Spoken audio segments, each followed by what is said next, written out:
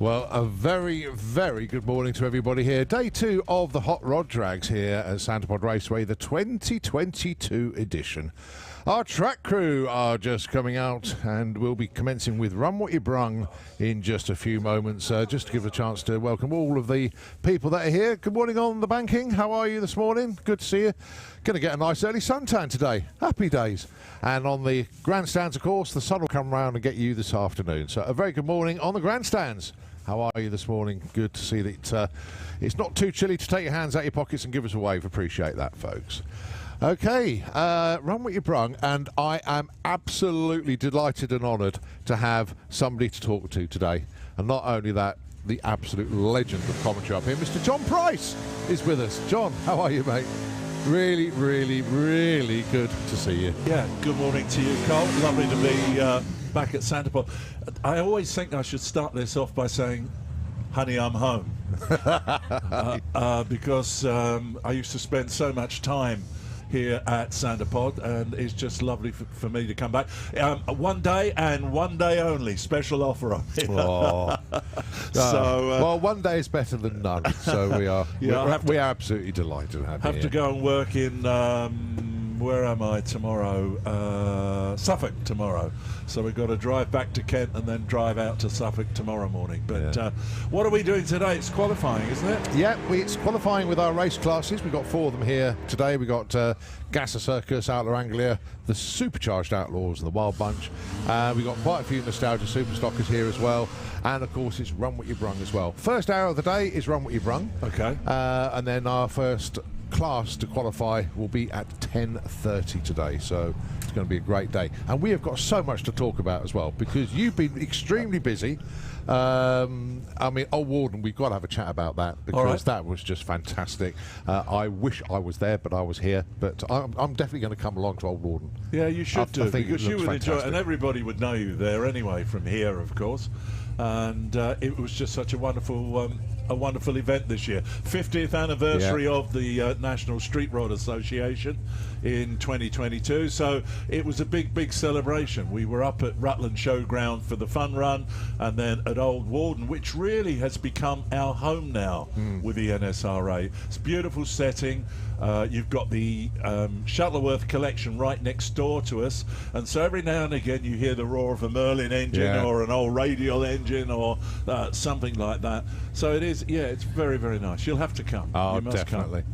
So. Right, going up the track at the moment, it's Lauren Malls with the Willis that she basically built herself. A little bit of help from Dad. But now Lauren, she set a PB yesterday, went 17:44. Absolutely delighted because that's quicker than her dad had driven the car, and she's almost matched it. 17:45 today. Yeah. She's got a bracket 17.4 home built Willis. Excellent job for Loz. So it's going to be one of those days.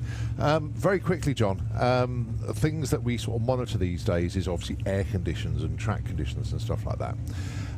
The DA is minus 400 this morning. It may start to climb a little bit. So basically, the air is incredible. It's going to give the cars more power, make them go faster. Okay. I mean, the track looks fabulous. Oh, spot on. Ian was out there with his grinding machine this morning. It makes the whole tower shudder when he goes along there. Knocks your fillings out. It resonates, doesn't it? Really quite extraordinary. But it all looks pretty fab, so it should be in for a great day's qualifying.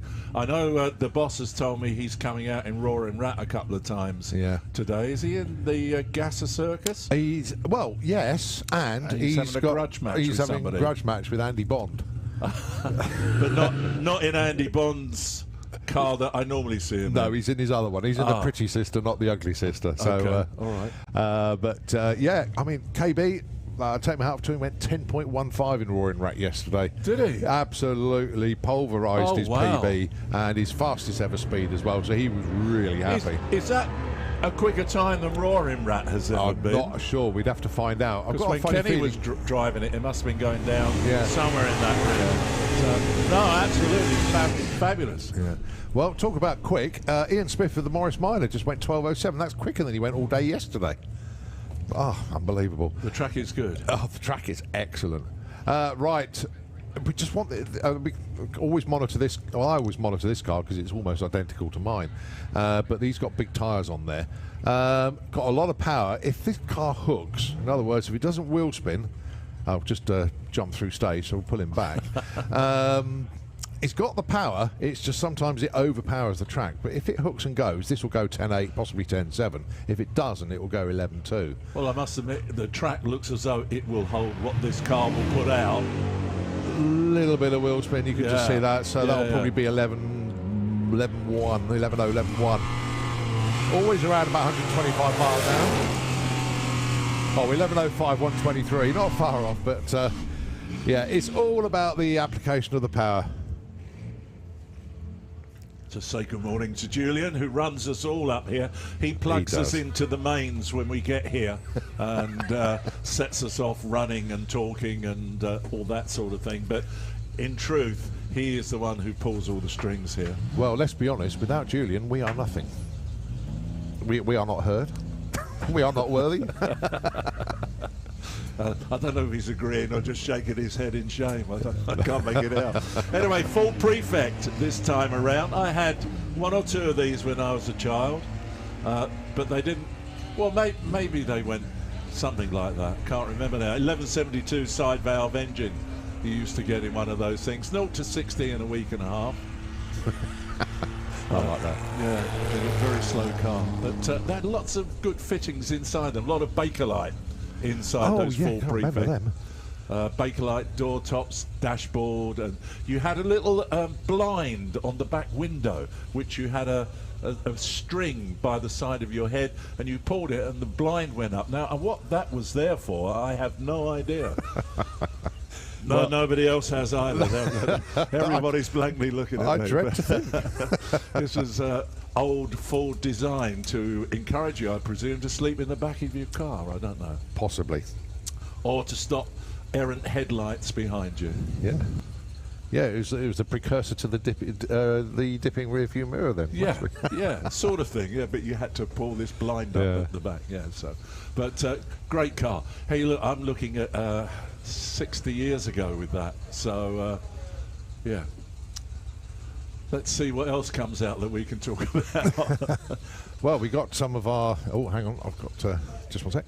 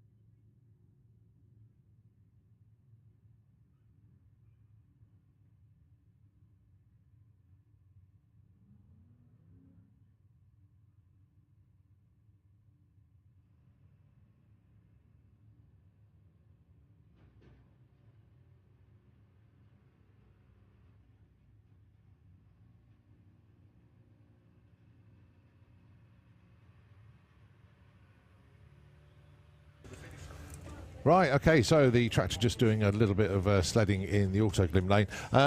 We've got some of the Nostalgia Superstock is in the lanes as well, but they are sort of intermingled because we're going to try and sort of do a bit of qualifying for them. But no doubt we can suss that out a little bit later on. The But absolutely glorious, glorious morning here for the Hot Rod Drags. Day 2 of 3. Just to give you a little bit of a taster on the timetable, basically. Obviously, we're in Run What You Brung at the moment. You got Circus will be the first class to be doing their qualifying at 10:30, followed by Outlaw Anglia. Then the Wild Bunch, and to wrap up the session will be Supercharged Outlaws. Run What You Brung will carry on after that, and then at 5 to 1 it will be Firestorm, the Jet Funny Car, which will take us into the lunch break. There will be a Cackle car start up in the show paddle, and then at 1:30 Circus will be doing their second qualifying session with the rest of the race classes.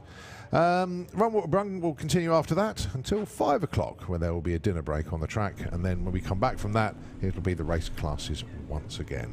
Run What We Brung will finish today at 7:30, and then we get ready for our evening session, if you like, with the Firestorm Jet Funny Car and, of course, the Crackle Fest. Just a reminder once again, we don't have fireworks this weekend, and we don't have Battle of Britain Memorial Flight either. So just bear in mind that those are a couple of changes to the schedule. What, no Spitfire? No. Oh, well, I'm off then. Don't forget, you can get your Hot Rod Drags merchandise, which is the event T-shirts and that. And, of course, it's your official 34th Hot Rod Drags merchandise. In fact, it's from the NSRA stand, which I believe is just by the crossing in the pairing lanes. Other classes, and there are other groups of drivers and cars here this weekend. And that's the modified 100E challenge. There's quite a few cars in there. Fantastic runs yesterday from Stuart Flitton. Went into, well, he always wanted to run a 9. And he skipped the 9.9s, went straight into 9.8s yesterday. Really? So he absolutely flew. And Scott Collin has bought his new ride up for him, the ex-Paul Aitken 100E. Right, that should be appearing today. So best of luck. What's that powered by now? Do you know? Do you know, I should know. He's told me, but I can't remember. Okay. But when you see it, can't remember quick. Everything, mate. Yeah. He's done a lot of work. The car's called Adrenaline Rush now. Okay. White with black graphics, looking good. Scott spent a huge amount of time in the garage at home getting it all done. There's quite a few of those now. I mean, there used to be just 1 or 2 100Es used to put in appearances. Fire Engine years ago, and then Paula and Stan, of course, with their car.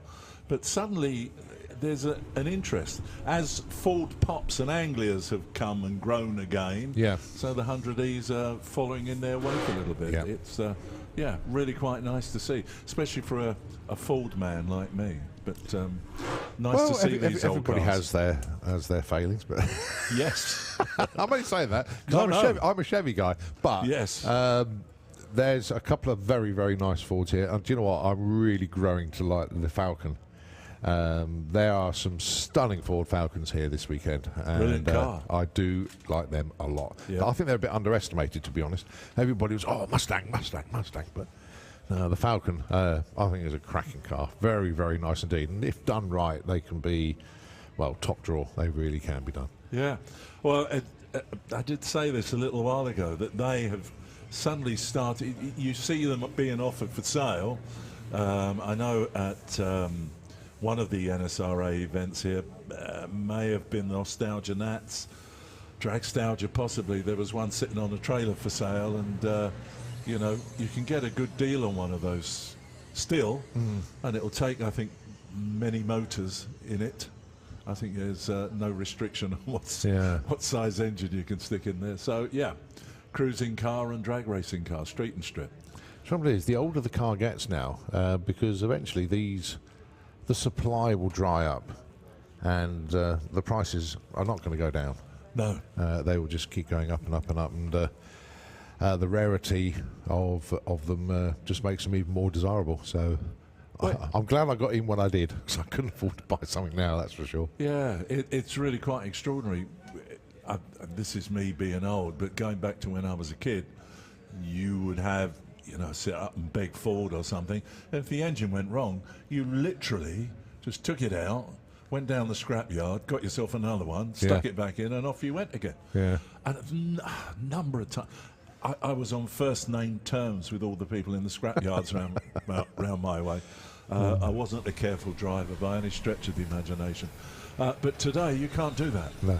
You know, if anybody was to suddenly find an old scrapyard for the from the 1950s, they'd be millionaires, I tell you, millionaires. Yeah.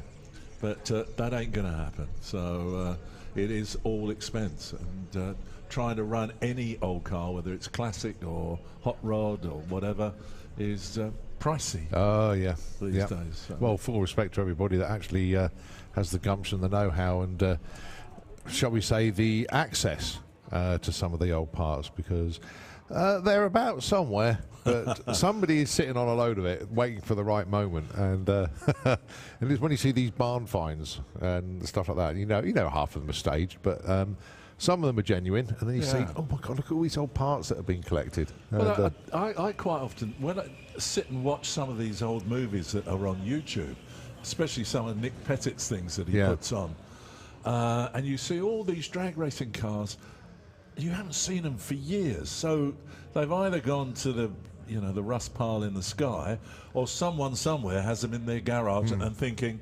tomorrow I'll get that out and I'll start it up. And I reckon that there must be loads of rods and drag racing cars sitting in people's garages around the country. I think you're right, John. I honestly do think you're right. And all these nostalgia shows that we put on here now, I mean, with Nostalgia Nats, Dragstalgia, Mopars, and then the Hot Rod Drags, plenty of room to show off what you've got. It's quite extraordinary. Anyway, the wafflings of two relatively old men. Here we go back on with Run What You Brung. Oh dear. And the great thing about Run What You Brung this weekend, when we see the cars for the first time, we go, oh, who's that? What's that? Haven't seen that before. And it is such a great mix of vehicles. It's that perfect box of chocolates. You never know what you're going to get till you bite into it. And this is really, really good. So you've got a Cuda over there in the Kestrel Beers lane. And that is one that's definitely driven up here today, without a shadow of a doubt. I can't believe he's putting the brakes on. I think that could be some electrical. Goes 1368 at 101. I was trying to recognise what was in the right-hand lane. And Autoglim. In the Autoglim Oh, lane. what the car was? Yeah. 350 small block in I think it's a Chevy. I can't remember. But this, the Hailing Island Garage team with the Duster. This car was just going quicker and quicker and quicker yesterday. Every run was like, oh yeah, great. Went 9.3 in the end yesterday, 145 miles an hour, I think it was. Wow. Looks as though it's built for biz, doesn't it? Yeah. I think they probably heard me say the air is amazing this morning. If they can get it into the 9.3s, maybe 9.2s. 9.41 this morning. They'll take that one. That's a good opener for the guys. Well done. But they've also got consistency as well, which they are absolutely delighted about. Well, an Outlaw Anglia coming through here on our Run What You Brung session. Unknown to me, Colin. Obviously going to be known to you. Now, then, there's the thing with Outlaw Anglia this weekend. It's the last round of their lifestyle championship. We've already had the national championship. Sorry, I've just got to swap this over because there's so many cars and so many teams being represented this weekend. So number 91. Spencer Tidswell. The Battle Axe Warrior. Gene's little boy. Yeah, going alongside Chris Coburn with the Willis. Well, that seems really set up nicely. The low 11s. Yeah, 11.02, that'll do. And not far behind was the Willis as well. My goodness me, look at this. This is a bit of a mix, isn't it? This left-hand car in the left-hand Kestrel lane. I'm trying to think. It looks like a mix of so many different early types of Ford. John, look at the spare wheel on the back. Yeah. There's no way that's going to replace any of the four that are on the car. No. No, I tell you that. But you see, but it looks good. Fords did a Model C, but this looks like it's a combination of many genres of Anglia, Prefect, Model C, that type of thing. Really quite extraordinary. How about the 67 Nova in the Autoglim lane? Very nice. Beautiful car. I think it's only its second ever outing at the track. So basically just getting used to the car and everything. Not here to set records or anything, just to have some good track time. When the car is sussed out, it will absolutely fly, but it's just gentle at the moment. Had a great conversation with the chap who owns it. Basically gone on the spectator banking and thought, I like the look of that, I'm going to bought it. Wow. And just there we go, 14.27, 94 mile an hour. And when he starts to really step on that car, that will really start to fly. Well, the Ford did well. Had that been out before? It's the first time I've seen it. 13.41, 115. And that was going a little bit sideways on the start line and corrected and then went on. So obviously there's a low 13 in there. Triumph Herald? Yeah. Looks as though it's built for action, though, doesn't it? Well, it looks like it's like a child's activity centre in the back, doesn't it? Wow. God, that's a serious bit of roll cage in there, isn't it? Yeah. Wow. And Chevy step-side left-hand lane, Kestrel Beers lane. I must get used to calling it, instead of left and right, Autoglim and Kestrel Beers. But man with Herald waiting for man with truck to approach. It's been pushed back, actually. Just hang on a sec, son. Yeah. So yeah, just a computer system reboot.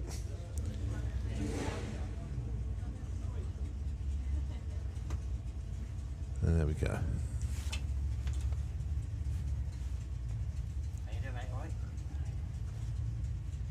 So system is nearly with us.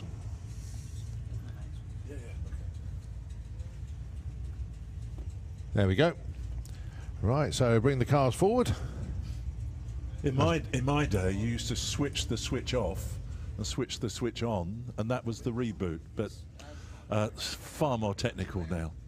So let's watch these two then. Run what you're bringing out there on the Saturday of the Hot Rod Drags.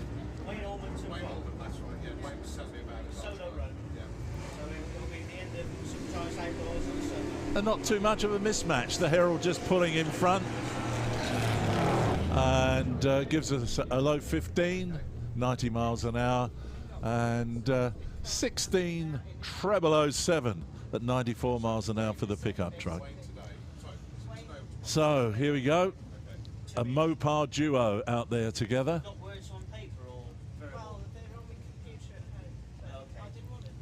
So if it was me, I would guess at a Duster in the left-hand lane. Colin's busy talking, so I'll just carry on. And one of these beautiful, I don't know, just a nod of the head to the NASCAR racing of the 60s. Dodge Charger, possibly. So let's see how we get on. But side by side, they look fairly evenly matched as well. And 11, a high 11, low 12. So very, very nicely matched indeed.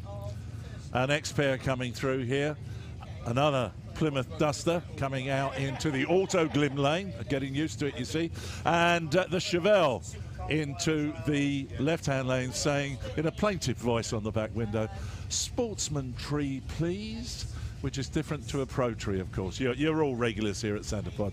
You know the difference, that Sportsman tree is amber, amber, amber, green, and Pro tree is all three ambers come on together, and then the green comes on. So let's see if he gets his wish, shall we? I rather imagine he will this morning. So GM plays Chrysler Corporation. Who's going to get to the top end first? What do you reckon? And it is a Sportsman tree. There we go.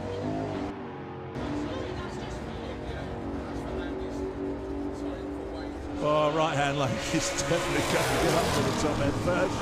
9.71, great run, 140 miles an hour, and a 12.64 at 111 in the left-hand lane for the Chevelle.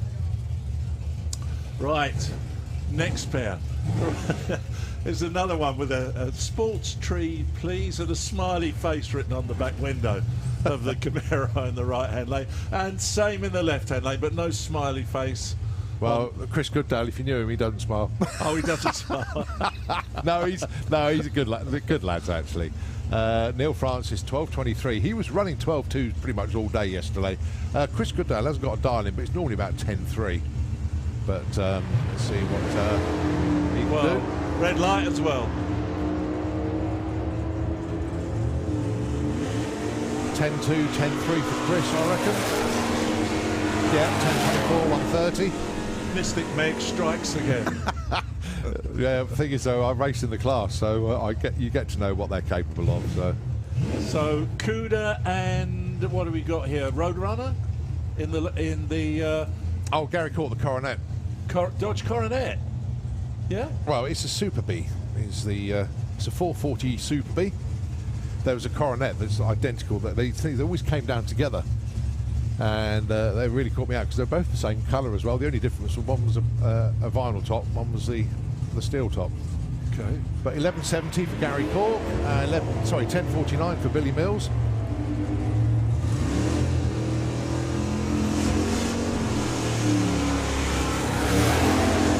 .44 breakout. 72 for Gary Cork. 200ths off. Nicely done. Every day's a school day for me, you know that, with recognising cars. Yeah. So you'll have to bear with it and just keep talking. So I'm going to say Mopar, left-hand lane, possibly a Plymouth Roadrunner, possibly you're now going to say it's old Scatterbolts. This is the car from the Watts shop. It's Phil Hobson. Right. New to him, this car. Car's been around for quite a while, but new car for him. Going alongside Glyn Bourbon, who used to drive old Scatterbolts. He's now got the olds. Doing very well with it as well. Absolutely flying. 987, nearly 140 mile an hour. And of course, Claire used to run that car. Claire Johnson and Ian Johnson used to run that. Sold the car this year, and Glyn's taking it on and absolutely loving it. And I think it was when you were last here at Dragstalgia. Glyn did the run, and the hood flew off. Oh yeah, I remember that. Yeah. Landed on the track, and there was no damage. Amazing. Put it back on.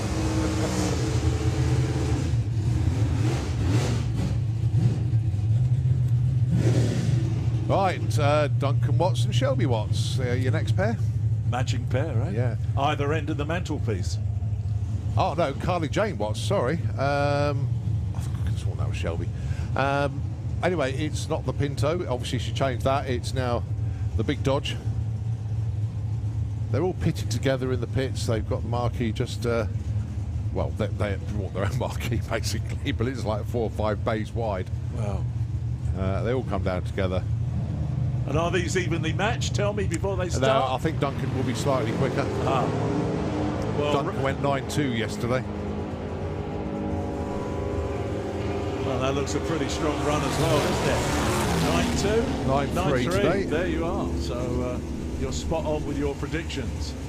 I've just got these numbers that I'd like you to look at for the old lottery tonight. Yeah, but I may be close, but I'm not spot on. And close in picking your lottery numbers ain't good enough. Oh, dear. Oh, dear. Right, Dave Simcock with the Challenger, going alongside, John Davison. He's been around for a long, long time as John, with the Roadrunner. Street legal, drives to the local shows, comes in, runs 10.4s on the quarter mile. And it, to me, reminds me of a Sox and Martin car. Yeah, well, it's exactly the colour scheme that you went with. Car looks great. And very evenly matched. Look, there's not going to be much between these two on the finish line. Just a hair's breadth. Yeah, but John was wide awake club off the line. Look, 0-2 off the line. So that was a good session, actually, for Nostalgia Superstock. Well done, guys. Into Run With Your Brung proper. And it took me a whole meeting, maybe more, to realise that the car in the Kestrel Beer Lane isn't a Willis. 39 Ford. 39 Ford. Ford? Yeah. My God. We had this conversation before, and I went out and I spoke to the guy with the car. Yeah, right, okay. Shows you how good my memory is. And well into the 11s as well. needs a massage. Yeah. How are you doing, all right? So let's see what they've got for us this morning. Obviously, we know the track is great. We know the air is great. They've certainly sussed out well, there we go, 11.69, 122 miles an hour. Let's just say it's sussed. It was struggling to get into the 11s before this weekend. Now it can't stay out of them. Done a very, very good job indeed. 13.50 at 101 in the Auto Glim Lane. Oh, and the pickup's back down again. So this is a 1960 Ford pickup.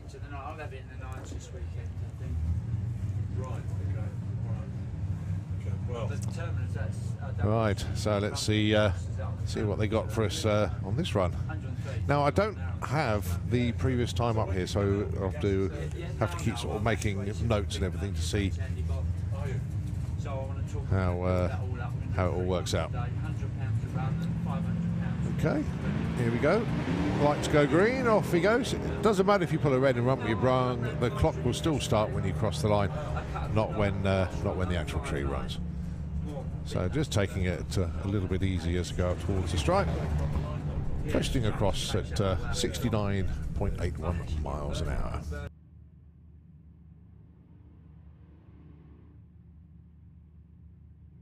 Right, just purely in Run What You Brung is the Ford that's appeared in Auto Glim Lane. And that's going to be a candidate for going in Outlaw Anglia. Let's say purely here for Run What You Brung. And going alongside, the first appearance of Sally Woolner with the Outlaw Street Camaro.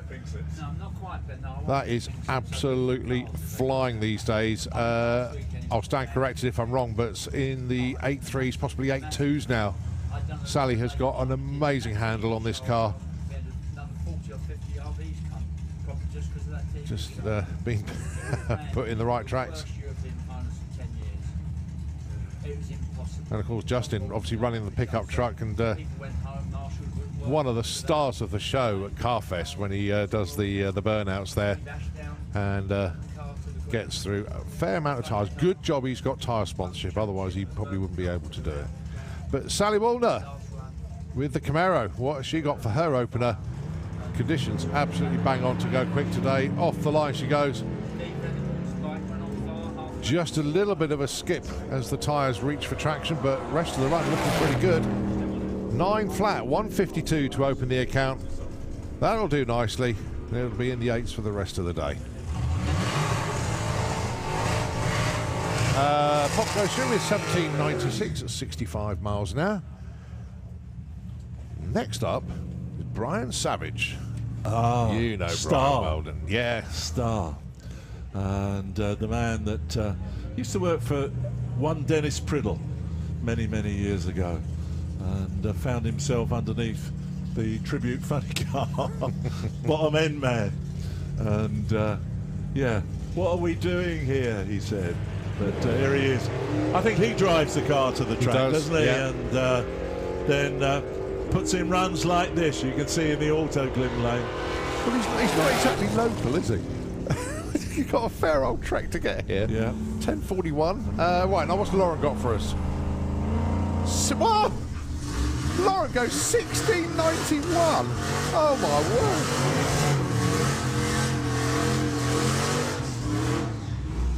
word. Lauren, that is outstanding. Her PB coming into this weekend was 17.63. She's now gone 16.91. Outstanding. Well, there we are. The Warburtons down there with Pretty Frock on the start line. I would come down in Colin's frock to join you, Rach, but he won't take it off. Thanks, mate. So, an Austin A40. Yeah, the naughty 40. Desperate to get into the 11s. The PB on the car is 11.97. Went 12.000 yesterday. What do you reckon? Gonna do it? Yes. Yeah, okay. Mystic Meg has spoken.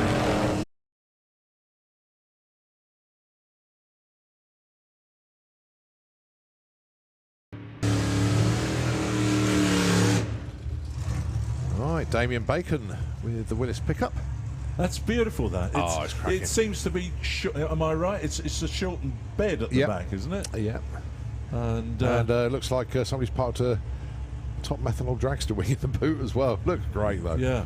And going alongside Graham Scrivens with the pop.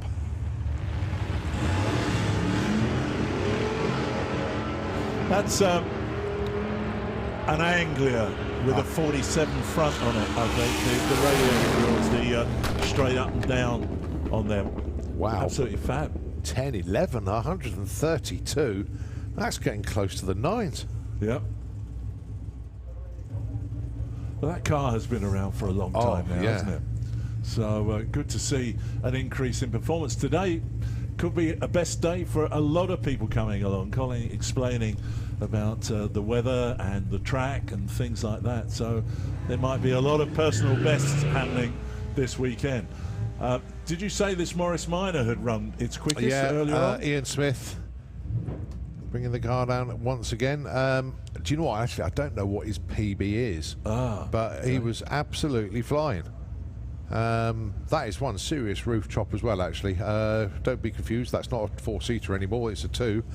He sits not quite on the back seat, but a fair way back. And a 65 105E Anglia. They first started making those in 1959, would you believe? True. Long time ago, isn't it? Older than me. I can't say they're older than me. My dad was making them when they were coming out. But yeah, that Morris Minor's doing very well, isn't it? 12.24, 112 miles an hour. And the 105E 15.27 at 86. So a Camaro against a Falcon. Yeah.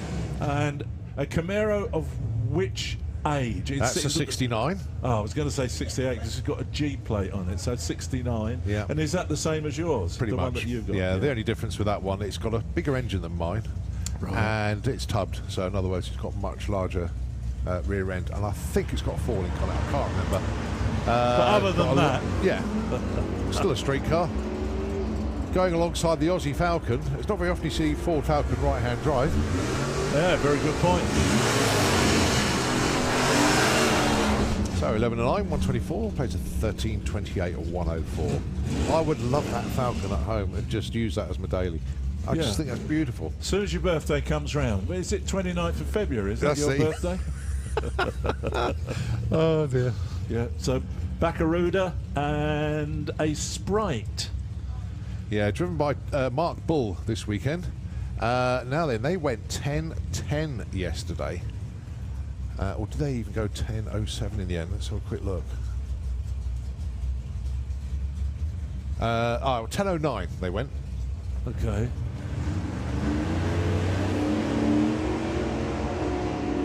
Going alongside Connor Hall.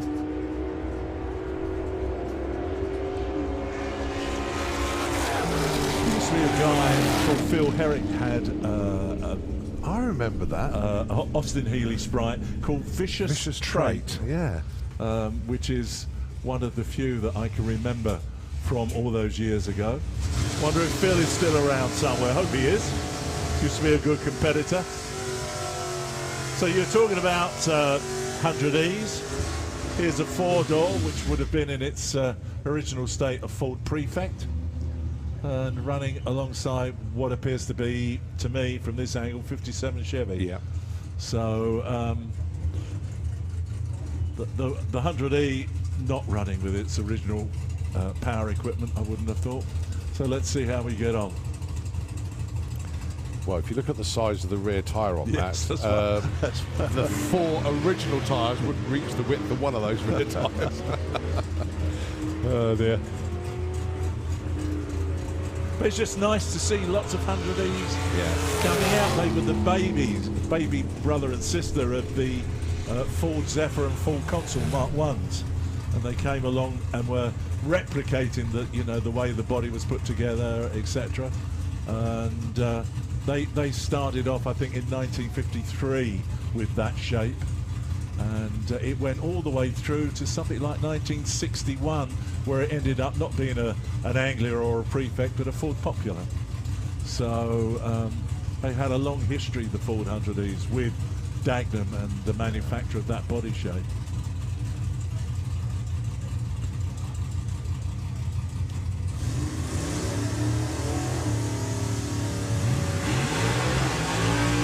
So this should be Stuart Litton.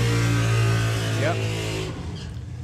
Now, as I say, Stuart yesterday, oh my word, he smashed his PB into Kingdom Come.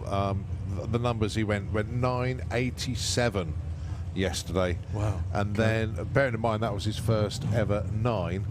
And then he went 983 after that. It was absolutely outstanding. So we're talking about the man in the auto lane, yeah? Okay. I'm not sure who that is in the other lane though, but no doubt I will get the information from Scott in due course. Now then, can we see a 9.7? That would be absolutely outstanding. Arrow straight run. Oh, 10.42, a little bit off pace this morning. Well, not much to choose between those two at all. 10.44, 10.42. This could be it. This could be the debut that with a. Oh no, it's a harmonica. Oh, look at these two. Oh, serious bit of stuff here. Right. Goodness me, you've got two very, very serious cars here. The car in the Autoglim lane I saw coming off the transporter this morning and sounded absolutely incredible. Not to be outdone though, one of our Outlaw Street guys is here as well. I'll have to get some radio. That's Jason, the Mark 1 Zephyr. Don't know his surname, sorry, so it is just Jason. You can see where the 100E was derived from, can't you? Yeah. And of course, well, a bit of a sway run there. But of course, the family famous for putting Mark 1s with big engines in Mark 1s were, of course, the Harris family, who come up here from time to time. Both of them in the 10s, 143 mile an Wow. hour the stripe. Goodness And me. that was waving the tail. It was, yeah. Probably Probably have a proper little tail wag. Yeah, very nice. So here we are again with another two-door Ford 100E, Ford Popular. Can't read it. I think it says Popular on the back. It's certainly not a Prefect. Prefect will be four-door. A Cuda in the left-hand lane. We've seen this one already this morning. So let's watch and see what happens between these two.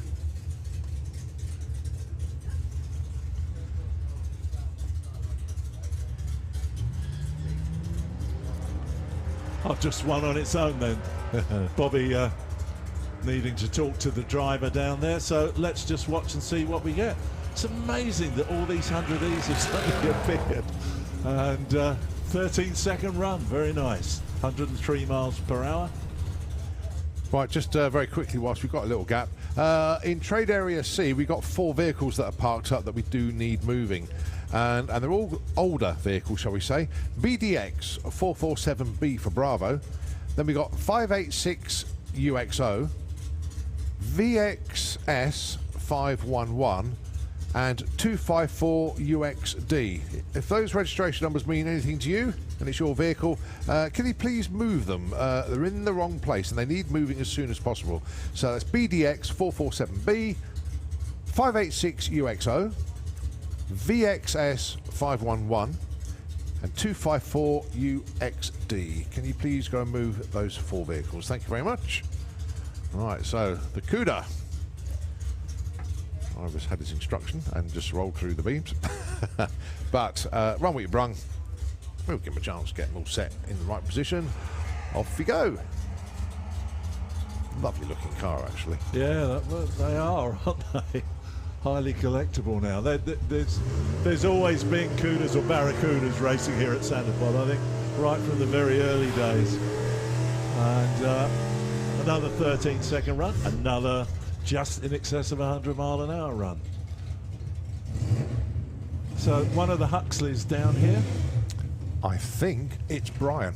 Yes, it is, because Mark Huxley, the normal driver of this car. Oh, and last weekend, European finals, Pro ET, 45 cars entered, 32 into eliminations. And who was the final?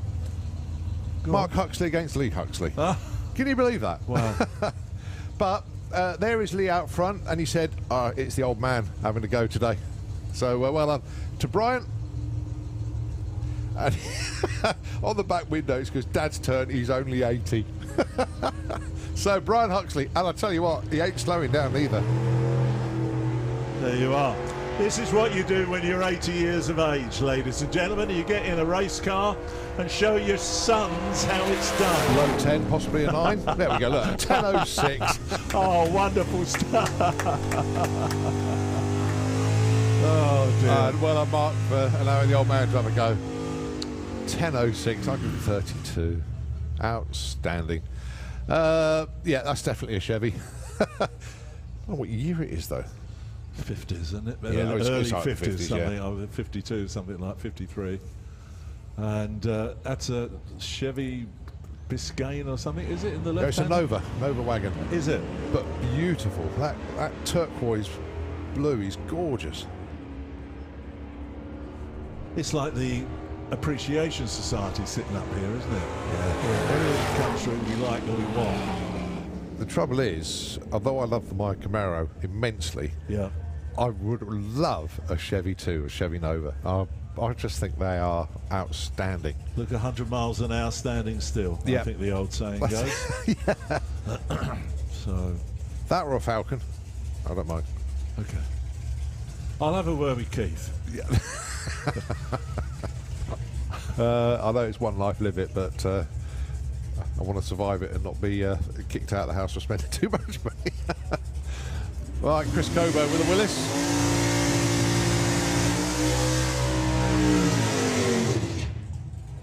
Going alongside, the star of Door Slammers a couple of years ago, Dave Mace.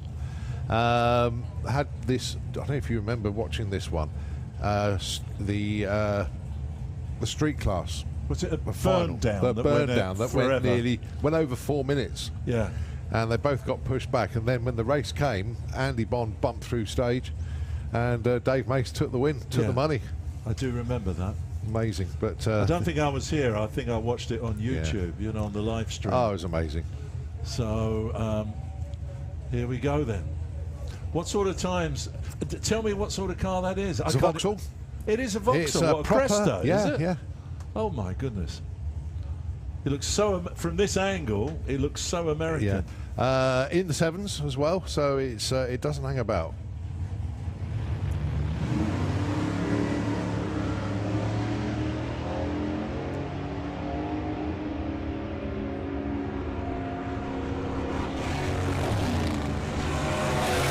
Well, 1067. Is that the first time you've seen the car this weekend? Yes, and I don't think it was Dave driving it, because that's Dave walking down the road. So I don't know who's in it, who's behind the wheel. Okay. But 1067, 117. Yeah, that's sometimes it's the curveball that's thrown at us. Is sometimes it's like, well, you can have a go in the car this weekend. Sort of thing. Hang on a minute. Who's driving it? So no, I have to say to you, no one's ever said that to me. Really? Yeah. Right. Here's the keys. Have a go. So we're back with the pickup truck and the Herald, the Triumph Herald. Yeah. I mean, they were years ahead of their time when they came out, weren't they? You know, with a flip front and things like that. And they used to be a famous hot rod back in the 80s, where I think it split in the middle and both the back opened up and the front opened up. Memory. You mentioned earlier on, obviously when we talked about the Sprite was Phil Herrick, but you remember Roger Moore when he ran the Herald? Yeah, I do. And didn't he take the Christmas tree did out? Indeed. Yeah, Yes. yeah. I think it was on your watch, not it before was. my It was time. on my watch. Yeah. Well, yeah, I do remember that. So now the left-hand lane looks like a Model Y to me. You'll correct me. Seriously, I won't correct you because that's before my time, mate. But I do notice Bob Main with the bird in the Autoglim lane makes his way down from Scotland. That is quick, isn't it? It's getting there. Oh, 11:23. Yeah. Bob goes 12:09. Yeah, it's got the Hot Wheels logos on the side of the I know. and everything. Right, another one of our nostalgia super stocks not running in the shootout. That's Jim Smith. That's Mr. Talker, isn't it? The van. Yeah. That's what it to my addled brain, that's what it looks like. I expect everybody's saying, no, it's not that. But it looks like that to me, Mr. Talker. Torquer. That is so cool. So Fulton's very much a part of the Anglia Ford Popular Brigade, of course. But if you think, when I was a kid, these were the delivery vans that took your bread and your meat and all that sort of thing around. Little Ford 500, Fulton 500 weight. Well, needed the rebar, that's for sure. Yeah, good run. Oh, yeah. Love it. Well, 11 seconds in the right-hand lane and 9 seconds, almost a perfect Supergas time in the left-hand lane. So, Willis, Chevy Gasser. Yeah. Simon Devos with the Frankenstein Chevy. And that's Phil Moore. Do you remember Lauren that just went into the 16s? That's her dad. That's Phil. He's been to all the hot rod shows. You know that car very well. Black and flamed Willis. Yeah. Mid to high 10s, I think, for Phil this weekend. Well, look at this. Side by side. Who gets there first? The Chevy does. Yeah. My goodness, but only just.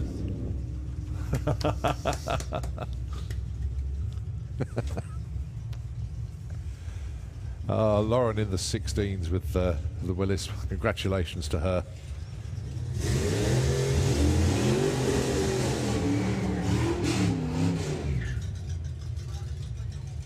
Right, so the 39 Ford back out once again. Cool. If that number plate exists for real, that's worth a few quid, isn't it? CAD 500. There is somebody in the design industry who wouldn't mind that. Yeah, well, that's very true, yeah. There used to be a comedian years ago called Cardew Robinson, before your time. Tall, sort of stooping back bloke, and he was known as Cardew the Cad. Yeah. So that would have been his as well.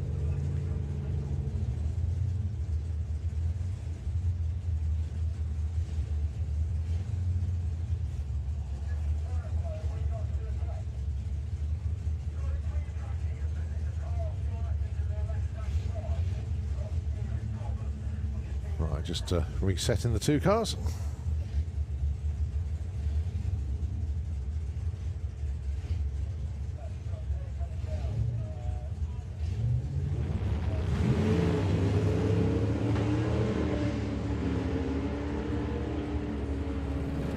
Good, side by side, aren't they? It Look is, at that. yeah.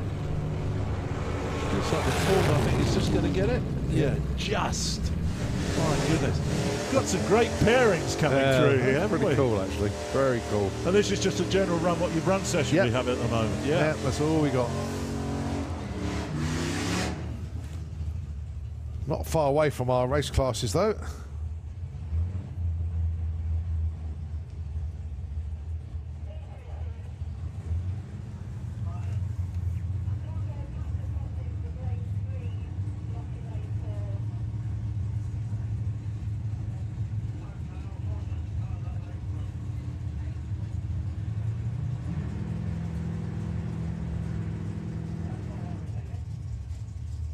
So Jerry Collier messaging. He says hello.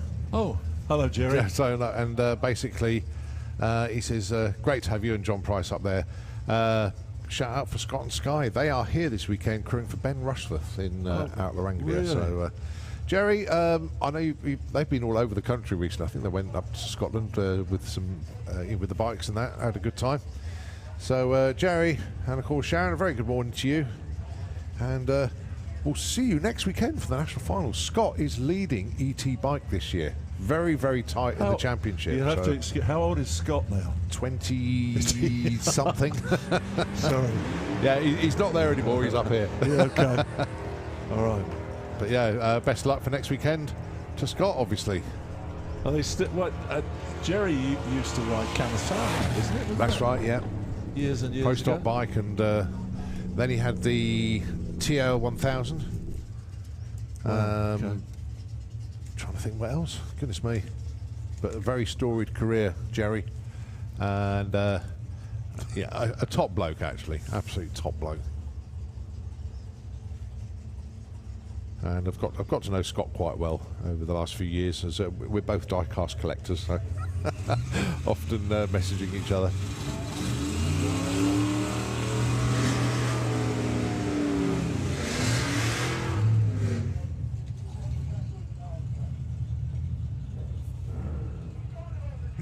Don't know that one.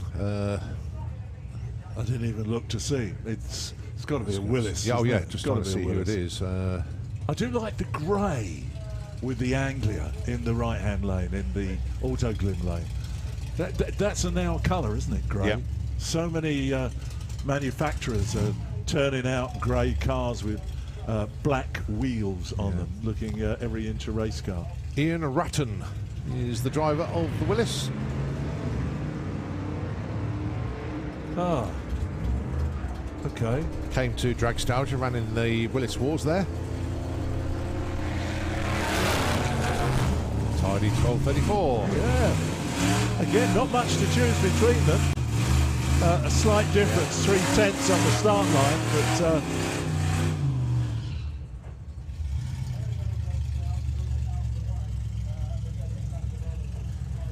All right, Richard Warburton with Prozac, the Willis. Actually parked right next to me in the pits, actually. is it? Yeah, well, I said, look, I don't want any of your late night shenanigans and partying and stuff like that. Yeah. It's obviously now where you get your frock from. Yeah, one of Richard's. And pitted right next to Richard is the Naughty 40. Went 12:07 this morning, 12 flat yesterday. Desperate to get to the 11s. Just going to very shallow stage the car. That'll do beautifully. That's in exactly the right spot.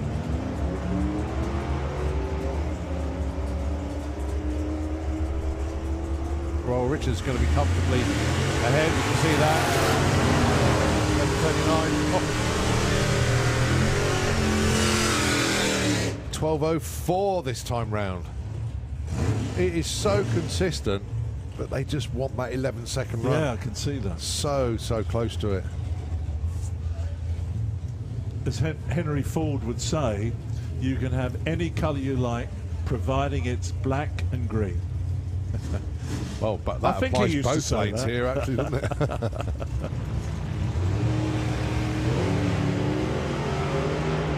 Well, Graham knocking on the door of the 10s. And the Hailing Iron Garage looking for the 9.2. 9.35, 142. Graham 10.08. Very close. We are getting very close to round one qualifying of Gasser Circus. They are not far away at all. Yes, left-hand lane, very nice. Ah, Chris Thorburn with the Mustang. So what's that, a 68, 69, something like that? I don't know my Mustangs as well as my Chevys.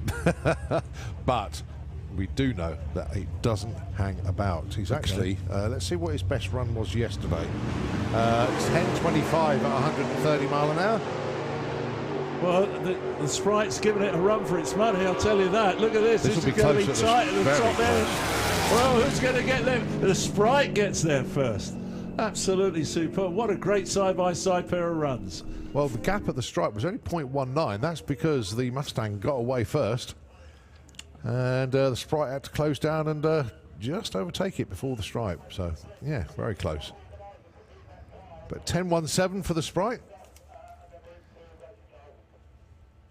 Just wonder if there is a 9 in there this weekend. 10.07 quickest so far. Right, I think the pause is because we're getting ready for Gasser Circus. Or will we see Star come round alongside the Buick? But to say, our race class is going to be kicking things off with Gasser Circus. And then it'll be followed by Outlaw Anglia qualifying. In actual fact, it is Gasser Circus up next. Then, of course, the Wild Bunch. We've got a good number of Wild Bunch cars here this weekend. And then Supercharged Outlaws. Gasser Circus run to dial in. And the interesting fact is that number one man in the points, which I believe is Ain't Misbehaving Sean Milsom, not here. He's gone down to Goodwood. It's a meeting down there. Simon Prest has gone down as well, so beautiful display of old cars down there. Yeah. So the championship will be decided this weekend, obviously, because it's last round of the championship. And I need to double check because Nick came up and told us all about it. So it's going to be a proper fight out, but I can't remember who the two drivers are. So apologies for that, but we will get that information. Interest for me was that I sat and watched a bit of Goodwood yesterday on the television, and they had some of the motorbikes going around, and my buddy Keith Hewan was doing the commentary on it, and then suddenly the other commentators left, and Ben Edwards came into the commentary box, who used to do the Formula One commentary, one of the best in my book, and there was Ben Edwards and Keith Hewan talking about old Austin 7s and things like that. And having known Keith since he was a Grand Prix rider, to hear him suddenly commentating on old British steel was really quite comical for me. But so we're enjoying ourselves here, they're enjoying themselves there, so it looked interesting. But certainly we've got the Gasser Circus coming round first of all. Pair of Chevys lined up to do battle. So what exactly are they doing? It's 3 rounds of qualifying, basically on dial-ins. So obviously, as we know, the closest to dial-in without going under it is going to be #1 qualifier, and that will set them up for eliminations for tomorrow. Okay.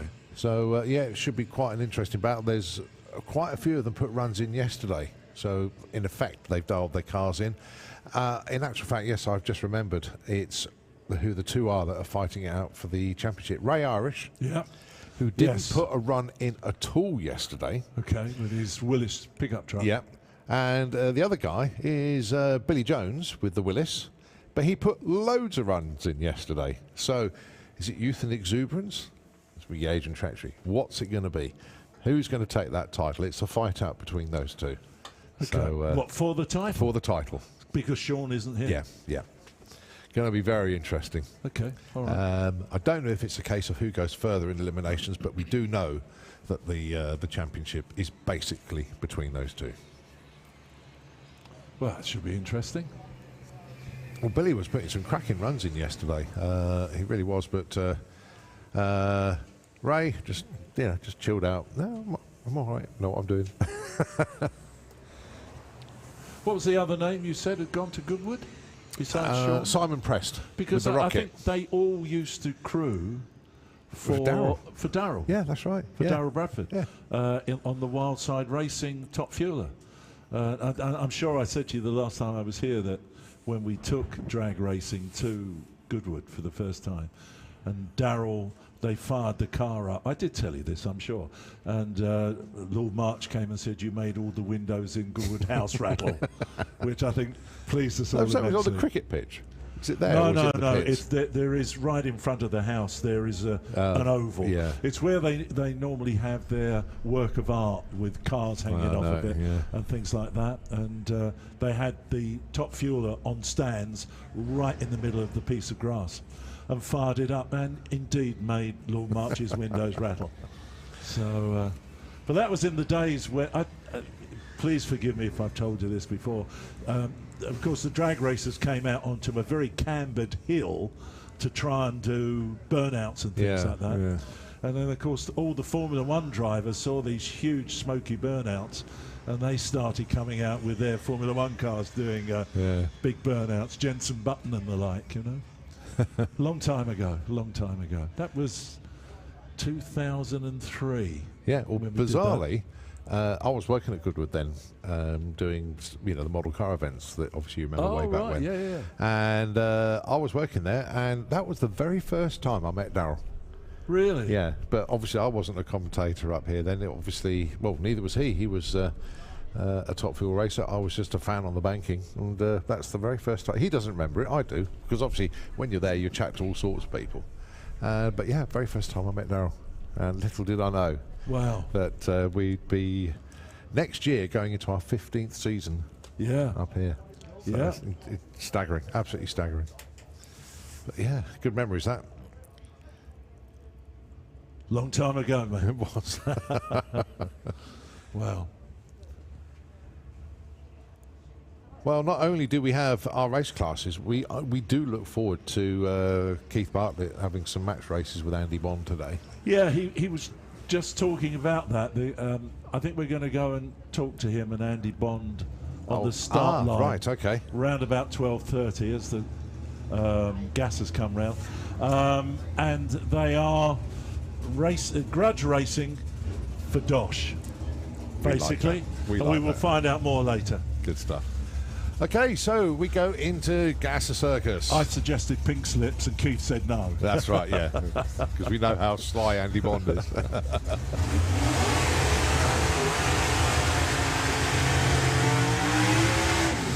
Right, first up then, Jason Pickett with the Cherry Bomb. Going alongside Adam Krasinski with Not So Mellow Yellow. Well, if you like your Tri-Chevys, you ain't going to get a better pair than this. Yeah, I noticed the name Gary's Speed Shop on the side of Mellow Yellow there. Is that Gary Healy? York. You know, for Gary's Picnic fame, I wonder. Could be.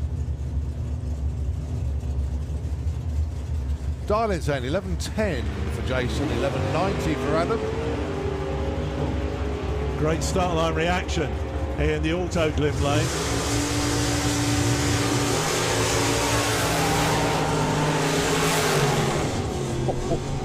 Massive breakout, 10.90, 12.62 for Adam. Yeah, but Jason breaks out by 2/10. Very nice.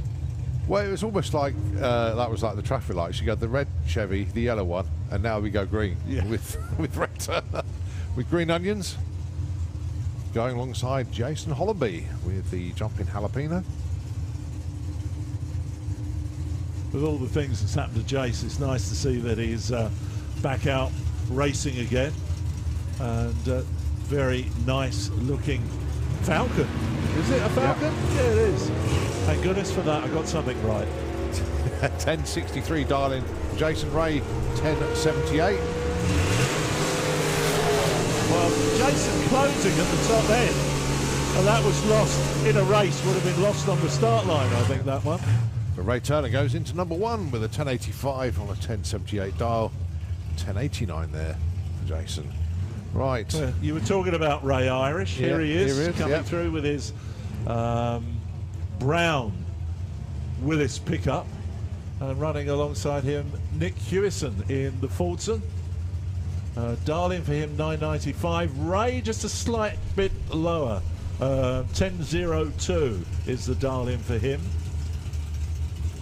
And Ray, I've known for years, always a run what you brung her. Ray Irish. Whoa. Wow, that was neat on the start line. Always a little twitch at the back. 10.02 he's looking for. Breaks out. No, he's right side, 10.13. Oh, yeah, right. sorry. Yeah.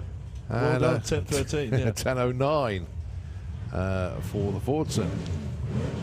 Right, Patrick Hobbs with the Falcon, alongside Tom Margerson with the Tinseltown Hustler. Dialing in 10.4. Patrick dialing in 11.28.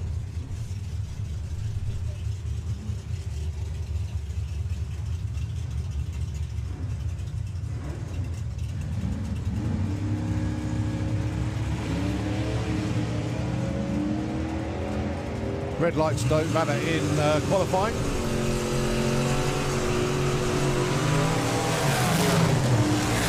Oh, 69. Oh, that'll do for number one for Patrick. 11.35 on the 28 dial-in. But there's still room to get them in there. There's still 700ths. Let's see what Simon Glenn can do. He got loads of run yesterday, did Simon. Mind you, Katie Booth did as well.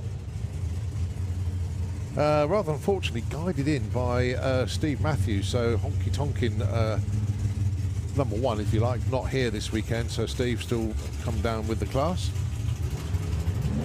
Well, the 840 pickup in the left-hand lane looks very, very smart. I'm not certain I've seen that before, Simon Glenn's car, but dials in at 1140. Katie Booth with a 1027, and she runs at 1028. Does that mean she's number one now? Oh yeah, loud and proud, just 100th off. Very good. Cracking run. So Billy Jones with the Willis in the left-hand lane, Darling in 1049. Chris Layram in the Anglia in the right-hand lane, Darling in a 1020. So not going to be too much between these on their Darlings. Should see quite a close side-by-side race here. But interesting, if it's, I'm sure it's the same Chris Layram who used to run the Falcon in, well, he's run it in Sportsman ET, he's run it in Nostalgia Superstock, but he's got himself a pop. But it's Billy Jones who's fighting out for the championship, don't forget. Oh! My God, just breaks out. What is that, 3/10,000ths of a second. God. Unlucky Billy. Well, it's a double breakout actually, but my goodness me, how close to that was to being perfect. Right, the car is for sale. This is Honky Tonkin number 2. Lee Pike and Jerry Denning share driving duties. This one is Lee behind the wheel this weekend, going alongside Paul Dominey. So what are they moving on to then? I don't know. But because, they've been around the sport too long for them to not get something else. Yeah, because there was Honky Tonkin 1 and now Honky Tonkin 2, which is up for sale. So there's got to be a plan. There must be. So running alongside the Austin A40 of Paul Dominey.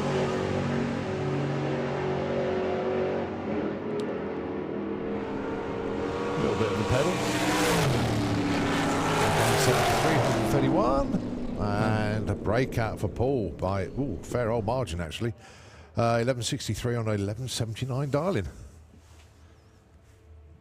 Right, so 14 cars through in Gas Circus. As we now look round the corner, I believe, Outlaw Anglia.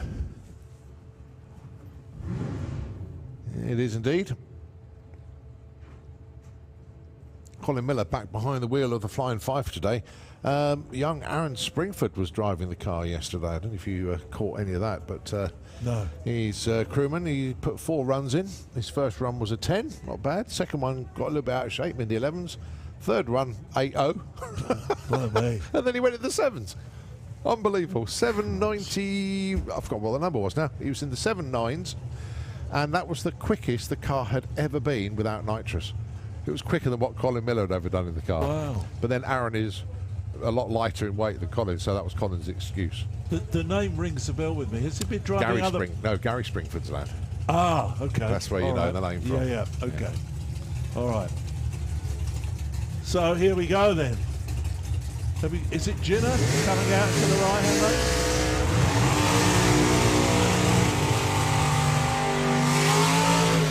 Yep. Yeah, the one and only Ginner going alongside Martin Payne, the Great Barbarian.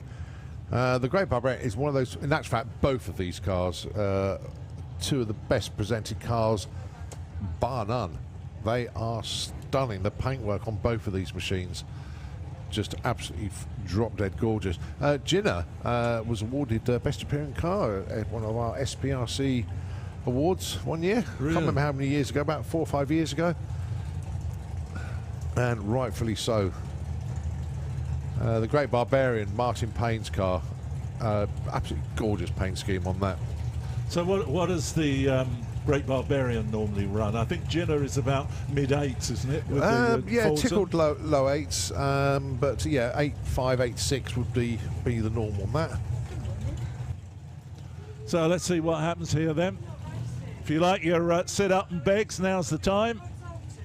So Martin Payne then with the Great Barbarian.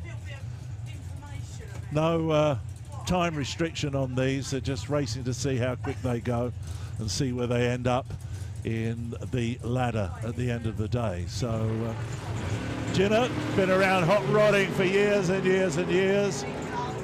Helped Alan O'Connor rebuild Al's Gas, or in actual fact rebuilt Al's Gas and Alan O'Connor. And an 8.3 for Ginner. Wow, absolutely beautiful. Well done, guys. Absolutely superb. Yes, yeah. So, congratulations to him. And a 9.52 for Martin Payne. 141 miles an hour, but Ginner 161 miles an hour at the end of that run. I'll check with Colin when Colin's finished talking, but I rather think that that is one of Ginna's quick, if not quickest, run. And Mick Taylor here with another Fulton, and paying homage to our late great friend John Moulton, who passed away a week ago. Rest in peace, John, it says on the roof of the car. And out there, Rob Brindle in the Kestrel Beers Lane. So let's see how we go with these two sit-up and beg vehicles. Again, it's car versus Fulton truck. Last time it was Ginna in the Fulton got to the top end first. Is it going to be Mick Taylor this time, who launches towards the wall, but then gathers up its skirts and runs for it? Great run. Wow. Get him a straight jacket. Goodness me. 850 and 163. All over the shop. Ginna just ran an 8:37. Wow. Is that his quickest ever? One of his quickest. Certainly one. I think. Sneaky suspicion he may have been in the 8.2s, but 8.37, certainly his quickest for a few years, without a shadow of a doubt. Brilliant. Absolutely brilliant. Outstanding. So here's our next pair. Yeah, Gary Hill running yesterday, going alongside Mark Bracking. Now Mark runs it on the street a lot. He comes a lot to the NSRA shows, doesn't he? Known Mark for years and years and years, yeah. And another man paying homage to Johnny Malt on the back of the car there. So that was a great sadness to me. Long-time friend. I've known Johnny Malt since I first came to drag racing, but there you are. On with the pops. And Gary Hill, the man certainly who gets away first. Mark Bracking, chase mode in the Beers Lane, but a 962. That seemed effortless for that car. That was. Absolutely effortless. And Mark Bracking in the mid-11s. But here's our next pair coming through. One of the Nixons, isn't it? In the yeah, that'd be lane? Rob. Rob Nixon. And out there in that very nicely painted green sit-up and beg car. Yeah, just waiting for the dial-in to come through. We haven't got one. Oh no, sorry, can't be dial-in. What am I on about? It's heads up. Shoot yourself in the brain. No. It's called sit next to John Price. You get all his illnesses. Well, they're not too bad, and they are treatable. Right, Ben Montgomery. Again, one was getting some runs in yesterday.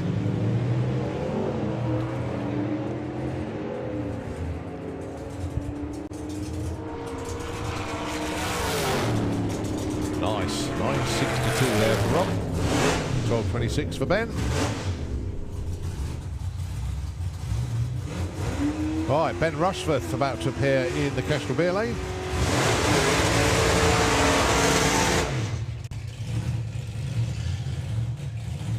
Now, is it one of this team have taken over the dyno shop? EDA. EDA. Yeah. Okay. And is that Ben that's taken it over? I believe so. Now, a short trip is the car. Well, Dave Pearce in the right-hand lane, known to his friends as Scuttle, and man from Sidcup in Kent, just up the road from, where I come from, and been around sit-up and beg cars for years, Dave Pearce.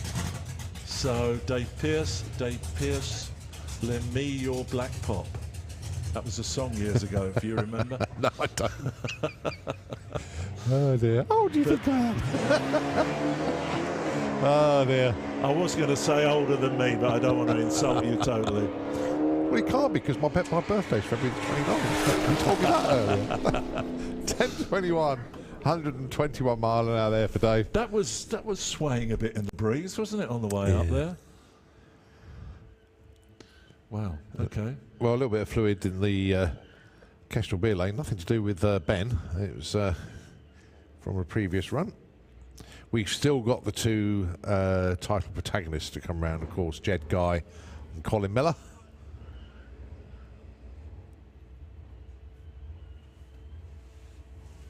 And of course, Colin did some serious engine damage earlier on this season and thought his year was done. But yeah, I remember hearing that. Yeah. Last week, they got the car fixed, and he appeared at the European finals, not running nitrous, just getting the car back on track. So what was he running in? Super Pro? Super Pro ET. Yeah. Pretty consistent 8.2s. And then, obviously, this weekend, obviously the car was working like clockwork. So hence Aaron was driving the car yesterday. Obviously no nitrous at the European finals. But today he's going for a championship. So he'll be going for it, I think. And when you see the various jets of nitrous, don't. Yeah. Yeah. Okay. If you imagine a garden water sprinkler, the ones that used to fan out. Well, that's basically Colin on the front of his car now. Be very interesting. That's right. He's head of the lanes. Ooh. Yeah. So we should be expecting him round shortly. Yeah, well, just giving Ben a chance as well.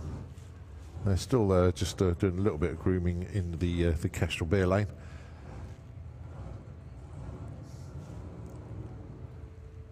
Yeah, should be very, very entertaining this session. There's Aaron Springford just walking around there. The man very proudly carrying a 7-second sticker on his road car now, as he hasn't got a race car to stick it on. But he had an absolute blast yesterday. He really, really did. There he is. There's the star of yesterday. Aaron, absolutely awesome yesterday, mate. Colin Miller says it's because you're a lot lighter in weight than he is why you went in the 7s. But well done, lad. It absolutely flew. Brilliant job yesterday. We're not quite sure what the instruction from Colin Miller was. I'll just run gentle 10s. And Aaron's gone, nah, I'm just going off into the distance. But yeah, he acclimatised himself very well indeed with the car. Wow. You just look too young to me, Aaron. Sorry, mate. It's like, maybe it's I'm getting old. Is that it? Yeah, absolutely. Yeah. Dear. No, absolutely exceptional. He will never, ever forget yesterday, without a shadow of a doubt. Right, okay, track is ready, so chance for Ben to come back forward. Now, that young lad you might not recognise who's just running along the side, that is Scott Collier. He's grown up a bit since you last saw him, just by Ben Rush. Morning, Scott. Good to see you, mate. He's concentrating. I think he's just put the earplugs in, actually. Yeah. So... And of course, Sky down here as well. No, you're going to have to help me here because I've got this is the ex-Alan Flavel car, isn't it? This one that Ben Rushford drives. Because Mark Flavel was here last week in his funny car. Yeah. Well, his brother, there used to be the two Flavels. When I first started up in York Raceway in the 80s, the Flavels were a big part of drag racing then.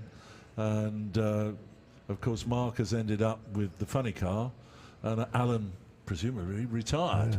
Yeah. But I'm sure this is Alan Flavel's. Right. And I'm desperately, maybe, was it called Pop Dragon? I cannot remember. Well, before my days. Yeah, so, before your days. Relying on your memory banks. Yeah, which is, relying on that is terrible. So, here we go then. This is the man that runs EDA, the Dyno Shop, up in Castleford, in Yorkshire.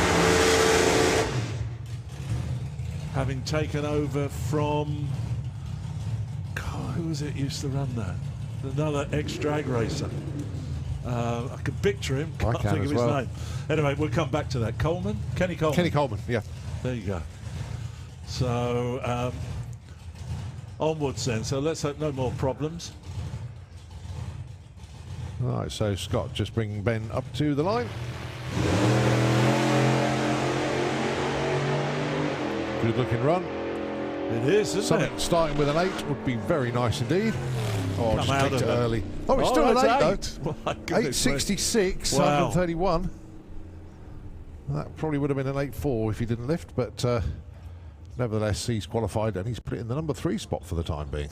But it's still Ginner, number 1, yep. At an 8.37. I'm going to hazard a guess here that might change. Could happen now. Yeah. Or not. Colin Miller being pushed.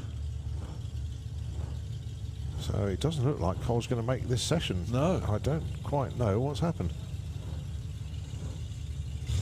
No, he's going back to the pits. Ooh.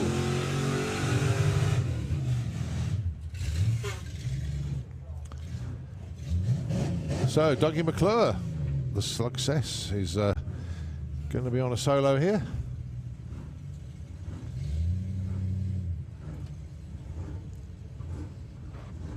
Oh, cheeky purge of nitrous there. Well, this is a fairly new name to me. Doug McClure. Sounds like an American TV cowboy actor. Oh no, it was Troy McClure, wasn't it? We obviously don't watch the same TV channel. No. Well, no, there was only one TV channel when that was on. Yeah.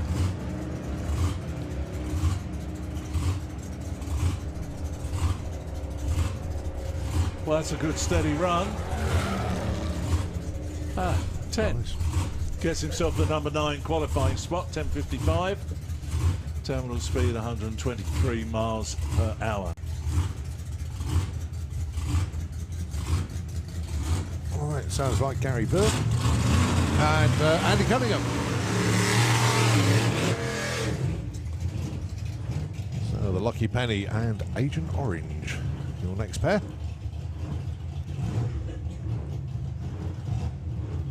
Is that what it's called? Agent Orange? Yeah. Is it? Yeah.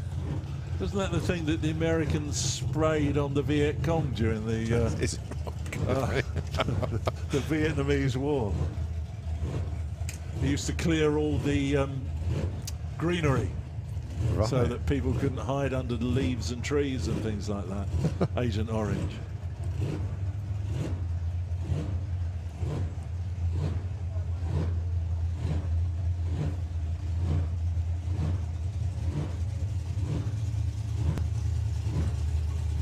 That sounds very much like a methanol engine. It does, just hunting for fuel on each rotation of the crank, isn't it? Yeah. So who should be the quickest out of these two? Oh, then, definitely Cole? Gary. Yeah. Yep.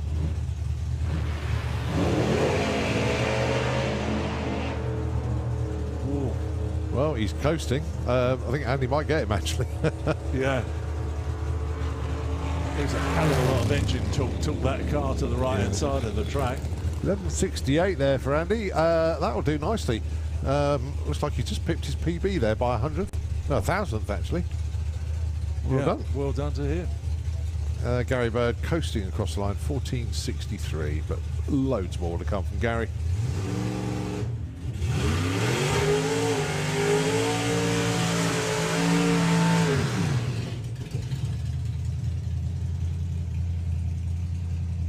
So, still Ginner, number 1. So we're up there, Rob Turrington with Anglia-Saxon and Spencer Tidswell. Gene's little boy. Is that Gene down there? I haven't seen Gene for years and years and years. Tilly's toy or something she used to drive, I think. Well, Spencer gets to the strider first, 160. There's number 6, Rob. Rob goes 11:17 at 119.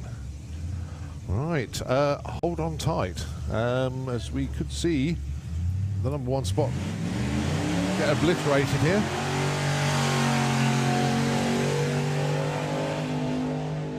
Oh, that's a proper burnout. Yeah, it is. Very nice too. Right, so Jed Guy, Shorty's hot rod.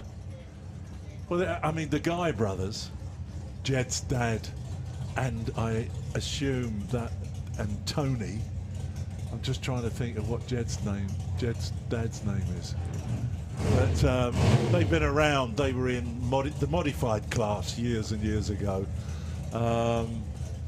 The Anglia and a Model B coupe, I think, the two Guy brothers used to race. And here we have the son of one, nephew of another, who was the first man into the sixes, wasn't he? He was indeed, yeah. In the UK, in the Outlaw Anglia division.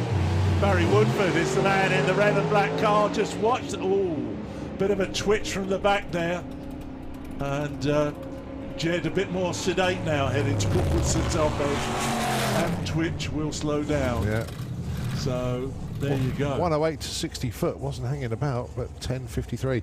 No, the the story that's building in Outlaw Anglia, obviously we've had Jed in the sixes. Colin Miller got into the sixes and did his engine. But we have our great friend in Australia that has run a six with his Anglia. He was the first, if you like. Got Colin Miller body on his car. That, of course, is John Willard. And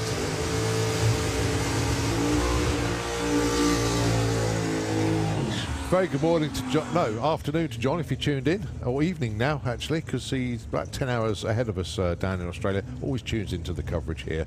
There's a GoFundMe page put up, and they're over halfway to raising the money to get John Willard's Pop to the UK to race. Wow. Yeah, John is desperate to get the car over here. We're desperate to have him here. And they put up, there's a Just Giving page, 10 grand they're trying to raise. It's gone over 5 grand already to get that car over here. And that would be outstanding. I wonder what the field of Outlaw Anglias is like in Australia. Not many of them at all. Yeah. At all. Okay. But John runs, I think, at Willowbank. This is his home track. Sure. But 6.7s, I believe, John is. I need to check his page.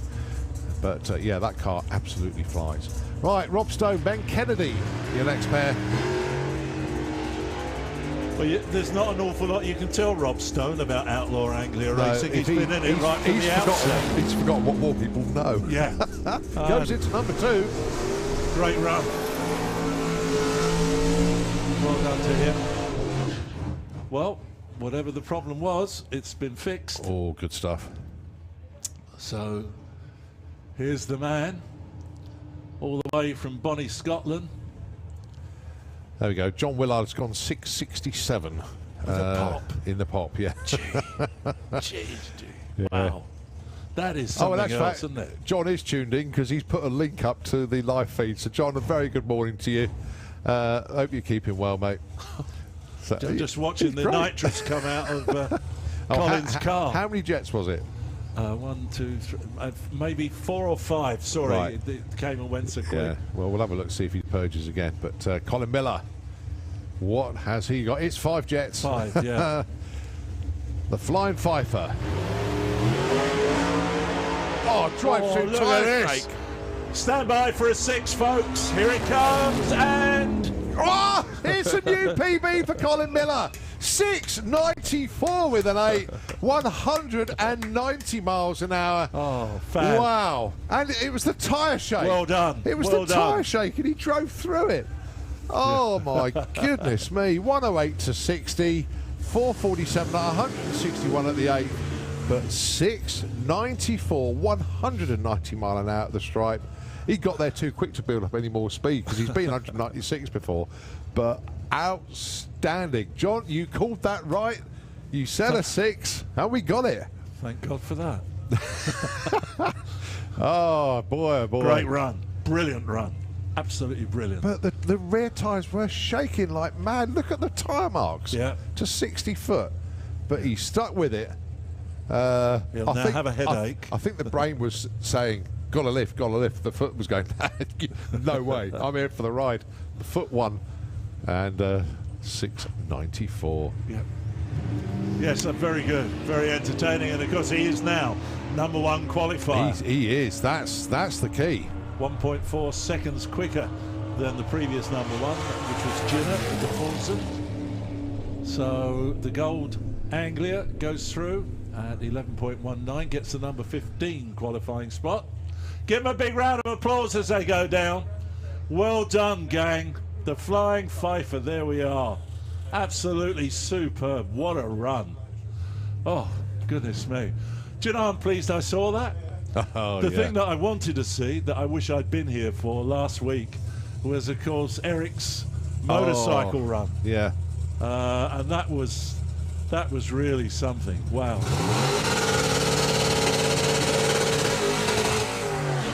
Yeah, the gold pot that went through was Pete Butler, but the wrong race number on the system. So Yeah, wonderful. Pete Butler going through. Right, this is Wayne Power. Yeah, okay. You got a picture of you signing?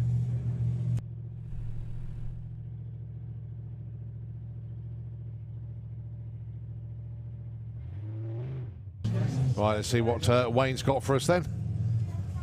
The Wrangler qualifying Q1. Oh, just rolled through stage then.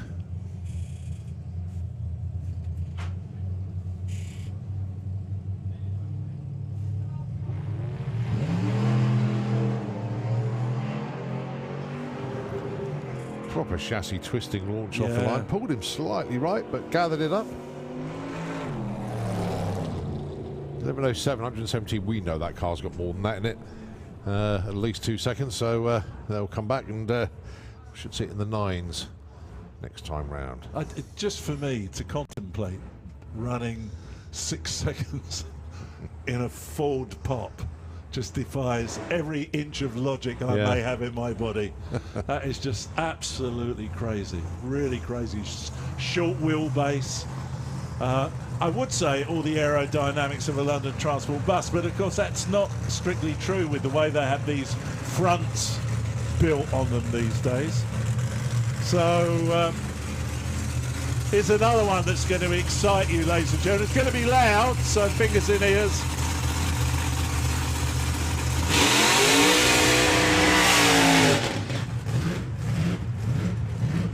This is Simon Barlow. Simon is a guy that turns up at hot rod shows every now and again and lets people sit in the car, and then every now and again he will fire it up and make a bit of noise, which is always quite nice.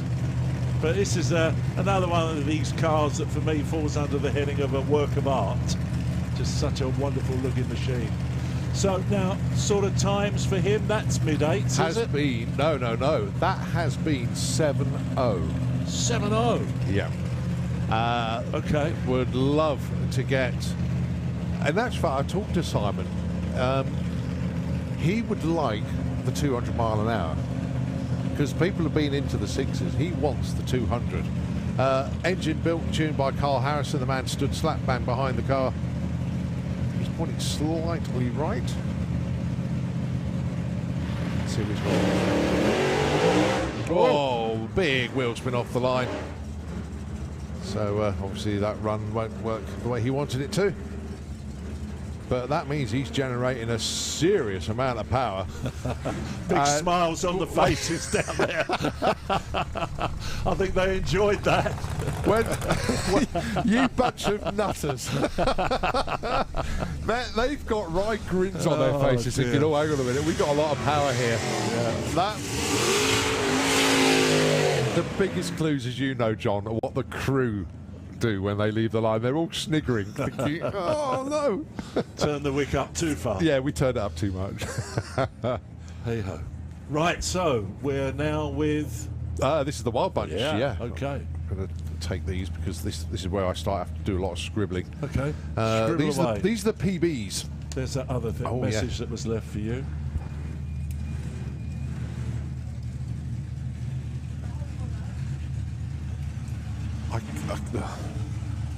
How can you believe what he's written here? Bearing in mind that Freddie ran 697, they put the funny car body on, went low 7s. Yeah. And he goes, after yesterday's shakedown pass, we're hoping for a full pull today. But what was yesterday? Love it. Absolutely love it. Well, here we go. Paul Tarry in the left-hand lane. Sorry, Kestrel lane with Triggers, Brung. I love that. And Steve Garner is the man with Sonic Attack in that slick shot dragster in the right-hand lane, looking very, very close to them. Almost identical start line reaction times for the pair of them. And how they do. 1080 for Paul, 1103 for Steve. That's given them both a headache. As, they were both running quicker than that yesterday. Right, a car that you know extremely well. Oh, yeah, of course, yeah. But with a new driver. Yeah. I was tossing and turning whether to wear my rough diamond cruise shirt up here today. Yeah. But then I thought, no, somebody might give me a spanner. Right. Which would be Now, terrible. what's very interesting, Alan Schofield with the Rough Diamond bought this car earlier on this year and had a larger roll cage fitted because he's a bit bigger than Dave used to be. Won the meeting back at Vintage Nationals, I think it was. And he's here this weekend. And unbelievably, the car's for sale. Oh, really? Yeah, he's putting it back up for sale. He's having a change of direction because he's also got the Scud Dragster, which he races in national competition. He bought this for a bit of fun. But if Alan's selling something, it normally means he's got his eye on something else. So it'll be interesting to see. But yeah, if you pop into the Rough Diamond pit, cracking. 896, 151. Ian Wild goes 1268, 111 in the Wildcat. But yeah, Rough Diamond up for sale. Well, it's interesting, you know, he won at an event here at Santa Monica, and Dave Gibbons, who used to own Rough Diamond, went down to the Brighton Speed Trials. I'm sure you've seen this on either Euro Dragster or on Facebook. And he took a class trophy driving a sort of 1930s racing car that belonged to one of his neighbours, and his neighbour didn't want to drive it and said to Dave, I mean, well, how big a carrot can you offer to somebody like Dave Gibbons? Would you like to drive this car? And Dave took the class trophy for that. Brilliant. So brilliant. Everything Mr. Gibbons turns his hand to, they're always good. So here we have a pair of slingshots here with the Wild Bunch. Well, apparently Dave Gibbons taught Tony Morris everything he knew, didn't he? That's so the story goes. Well, Tony had Rough Diamond for a while. Yeah. And he's a very... I didn't know that, but I'm quite prepared to believe it. It's the banter that those two have between them, isn't it? Oh, I see, yeah, okay. All right, Mick Glenno and Wayne Colliver, your next pair, the Jurassic Parts 2 dragster, put in one run this is yesterday. actually Mick Glenno. It is Mick, is yeah. it? Oh, wow. Well, Mick has been around drag racing ever since it started. The Glennos are the motorcycle family who's been around all that time. And runs through, he hasn't lost anything, has he? 9.22, well done the Glennos. And a 10.29 for Wayne Colliver with the Misfit slingshot.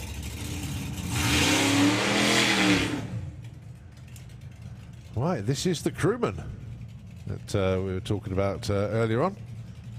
Going alongside the Little Faust dragster of James Ald. Yep, Dave Schumacher down there. Making his debut this weekend.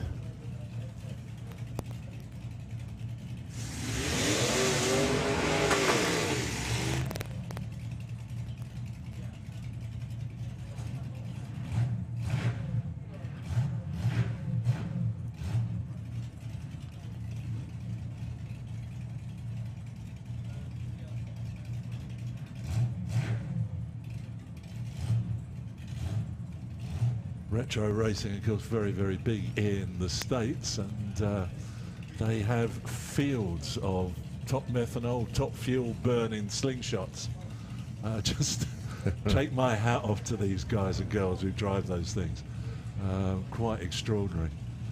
But keep the flag flying for the slingshots. That's the Wild Bunch.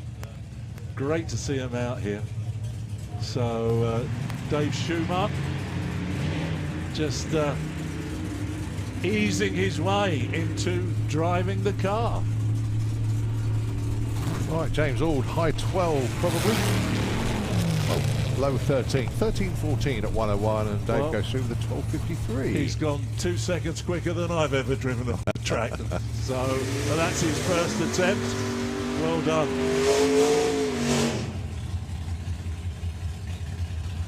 Right, Bobby Wright with the altered.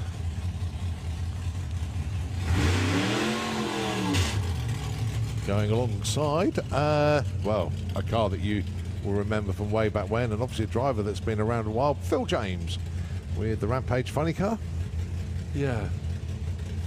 Yes, I did announce this a while ago as an ex-Page family car, and I was then corrected by saying that the chassis was built by somebody else. And that's right, yeah. There were lots of Page bodies, you know, the Monza and things like that. Now it's what you call an econo funny car, but it looks brilliant, I think. And runs 9.5 seconds. Hey, look at these two. They should just ease in a bit and hold hands going across the finish line, shouldn't they? Look at that. 0.9 between them at the stripe. Yeah. My God. Oh, that was lovely.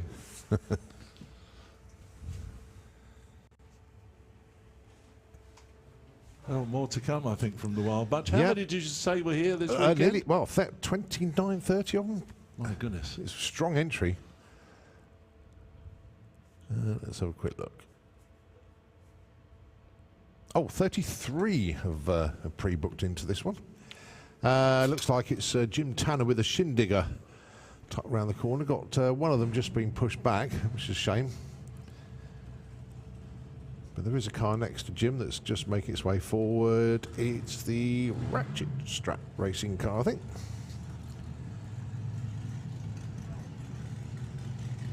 So more slingshots coming through, ladies and gentlemen.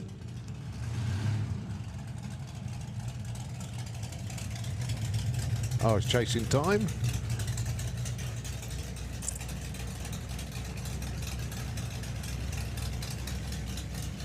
Of course, driven by Skippy.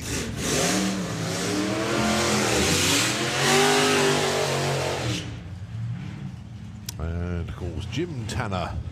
They're beautifully turned out, these cars, aren't they? They're fabulous. I mean, they're show cars as well as go cars.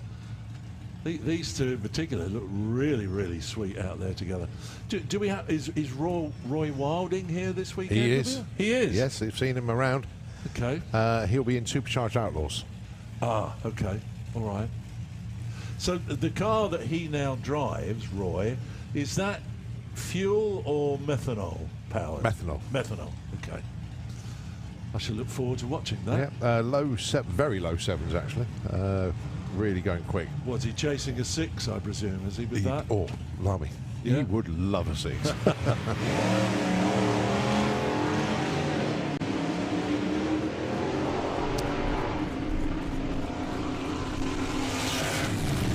Skippy goes through with a 10.04, pretty close to his PB of 9.88. Jim, 11.93, but 130 miles out of the stripe.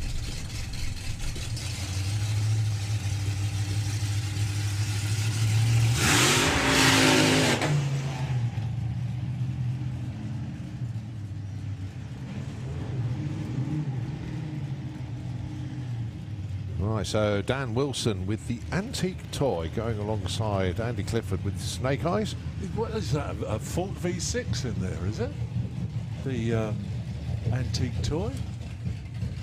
Or is it a? I mean, I can't see from here. I tell you what, I've got all the notes here from Claire. I do have to say that the central zoomy tube is. It's a small block bigger. Chevy in there. Yeah. Okay. So they've got 350 two block coming out into one pipe and then two separate pipes. Yeah. Okay.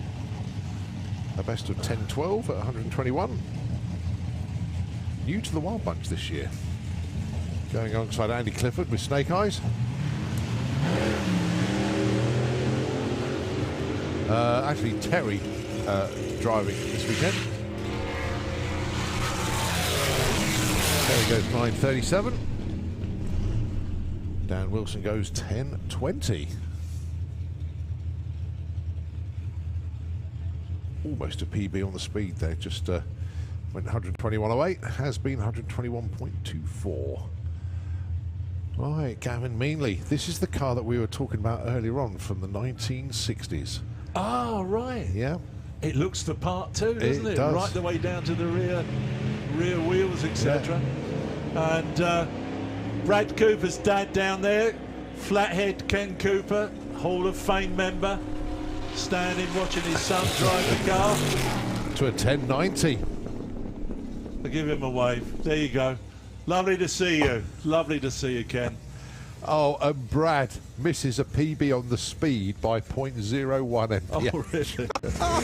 Oh, that was close.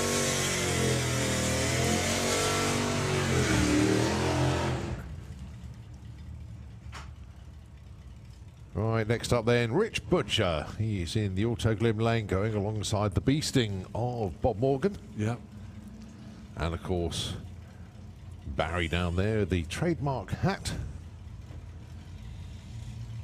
the trademark chap.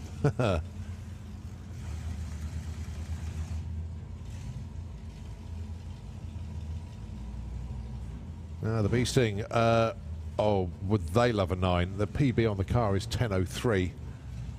But oh so close to getting to the 9s on a few occasions. But 10.03 is where they are at the moment. And of course, Rich Butcher has been in the low 12s. Let's see what they got for us today then.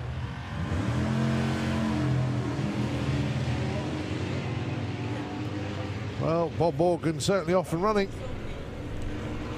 Be of sub 12 of subscription. Sorry, a 10 of subscription. 10.21 at 133 plays a 13.16 at 113.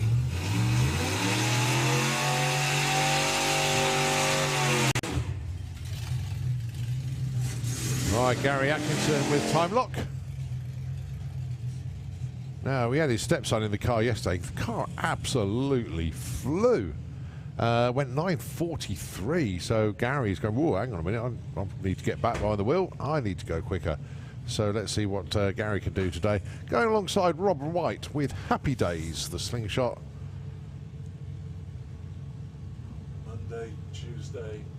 Monday, Tuesday, Happy Days. Yeah.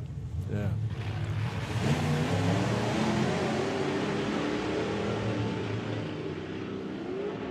Well, time lock not entirely happy on this one. So White go through with the 13.22. Oh, a little bit off pace for performance as well. So both get 13-second runs. Both can go way quicker. Oh, a car that evokes memories for both of us, John. Coming round the corner, of course, Gonzo the Great. Oh, yeah, you were telling me. Great day for him yesterday. Outstanding day. So there's Ian Lloyd down there, just bringing his son Alan out to the start line. And of course, when I first started, Ian was the driver. And I think it was when I started working at York Raceway. It was the first time I came up and met Ian. And he was very much into driving his car. And of course, Alan was the young lad that came along with him at the time. But Alan is now really coming to terms with this car. What did he run yesterday? Just 769. Wow. 171 miles an hour. New PBs for speed and ET. And I'll tell you what, they're not looking to go slower than that today. So it'll be a 7-something if it all goes well, but what have we got? Oh yes, beautiful launch. Oh, this is not Mr. Heartbeat. Look, all the way through, a little bit of a twitch on the back. 771. Wow, brilliant. Great stuff, guys. Oh, that is really lovely. It's 171 mile an hour again. Yeah. Ian must be so proud. They're doing something right with that car. Yeah. It's just so smooth. So this is Andy Jackson with Hammerman 2 here in the Auto Glim Lane. Now this is the engine's across the back of the car, isn't it? It's a transverse engine, not at the front of the car, but at the back of the car. And it's all one gear. Hey, well done. That's brilliant. Is that the best that the car has run? It wasn't far off. 10.88, 133 has been 10.7. But nevertheless, first run off the trailer. Yeah. And considering how long that car has been around, outstanding. This weekend, there's something about this weekend, John. I don't know what it is. But every year, Hot Rod Drags just brings out the best in everything. It's seriously, the last 3 years, especially, I think it's a natural fact, John. Obviously, we've had this COVID period. Everybody saw, let's just do it. Had a different approach to life. And I think the track racing community have really grasped hold of that and just going for it now. Not that they didn't before, but I think there's a slightly different approach these days. And I think that's what you're seeing. Oh, outstanding. Brilliant. A little bit of oil, unfortunately, in the Auto Glim lane. So, yeah, going to be doing a little bit of grooming. The tractor just coming out. So I'll tell you what, John, let's rest the vocal cords for a moment, because we haven't, unbelievably, in 2 hours. We've been waffling away. Yeah, so waffle is the right word, mate, I tell you. So let me just before you do that, yep. Let me just say a big happy birthday, 70th birthday for Slimmy, otherwise known as Ian Dawes. Ian Dawes has been around the hot rodding fraternity for years. Ian, kindest regards from all of us in the tower here, and he has a Henry J, a 1951 Henry J. He's had all sorts of cars through the time that I've known him, but happy 70th birthday. You're a youngster compared to me. We're going to take a break. Yeah. Nitro FM 96.2, the airwaves are yours, and we'll take it back when we continue qualifying here at the Hot Rod Drags.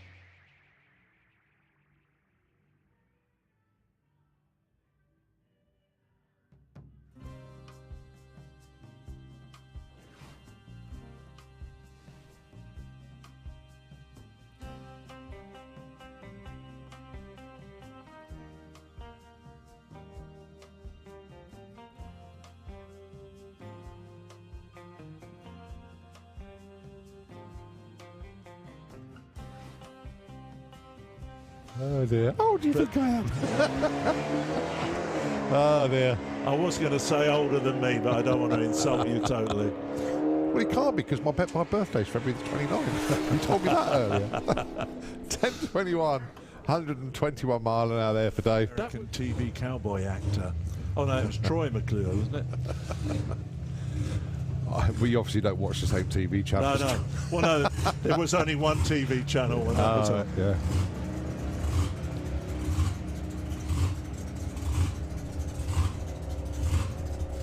Well, that's a good steady run.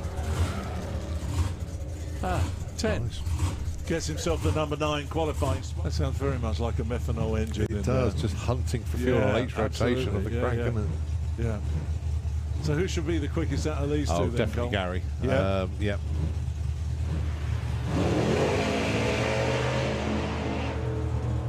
Ooh. Well, he's coasting. I think Andy might get him, actually. Yeah. There's a hell of a lot of engine talk. Took that car to the right-hand side of the track. 11:68 there for Andy. That'll do nicely. I've seen Jean for years and years and years. Tiddy's Toy or something she used to drive, I think. Well, Spencer getting to the stripe first. 9:60. There's number 6 from his division. Barry Woodford is the man in the red and black car. Just watch. Ooh, bit of a twitch from the back there. And Jed a bit more sedate now, heading towards the top edge. And twitch will slow down. Yeah. The Flying Pfeiffer. Oh, drive through look tyre at brake. this.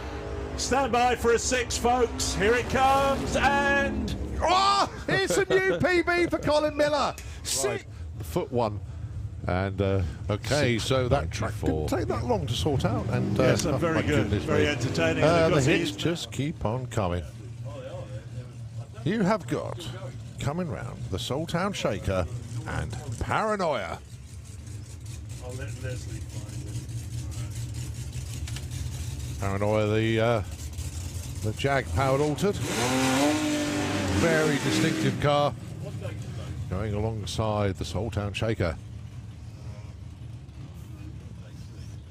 Keith Crampton smashed his PB to smithereens earlier on the season, but that was mainly due to a severe engine upgrade. And of course, Paranoia, the 3.8 litre Jag Straight 6. Paranoia, over the years, has put in many runs. The best for that car was 9.12 at 142 miles an hour. Keith Crampton set his PB this year, 9.42 at 143 miles an hour. So let's see what they got for us then. Their opening runs of the Hot Rod Drags.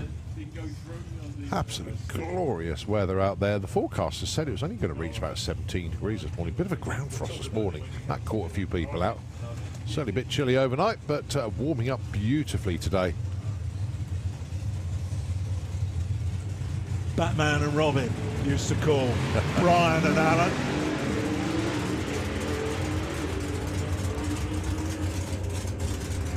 Well, Keith Crampton going to get there first.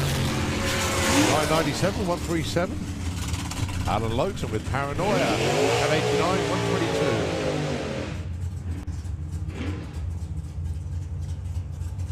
122. Right, Mark Coulsell with the ball breaker slingshot in the Auto Glim lane. Had an absolute blast last weekend at the European finals. Switched over to Super Pro ET. A lot of the Wild Bunch cars actually do run in the big classes. They come along, have a go in. Yeah, quite right. Super Comp, Super Pro ET. Just extends their racing season a bit more. Yeah.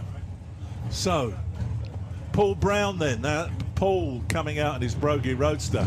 Paul I've known since he was knee-high to a grasshopper, I think. His mum and dad, Dave and Leslie, do a lot of work with the NSRA. They always arrange our cruises that we go out on. I don't go out, but everybody else does. And Paul is our two-seater driver here at Santa Pod. So when you see the rear-engine dragster come out, and it's got a passenger in it as well as the driver, Paul Brown is the man in the Kestrel Beer Lane, who drives that two-seater car. There you go.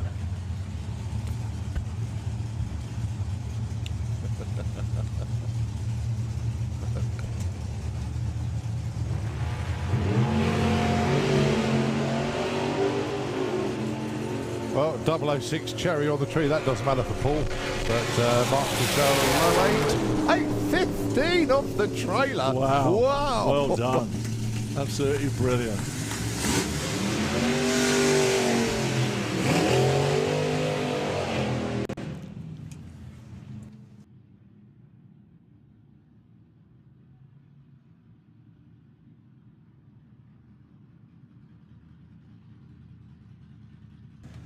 Wow, Mark Corsell off the trailer, 8:15, PB of 8:07. Boy, oh boy, that car is working well. Tuned by that man down there, Steve Cassisi. Did a cracking job with that.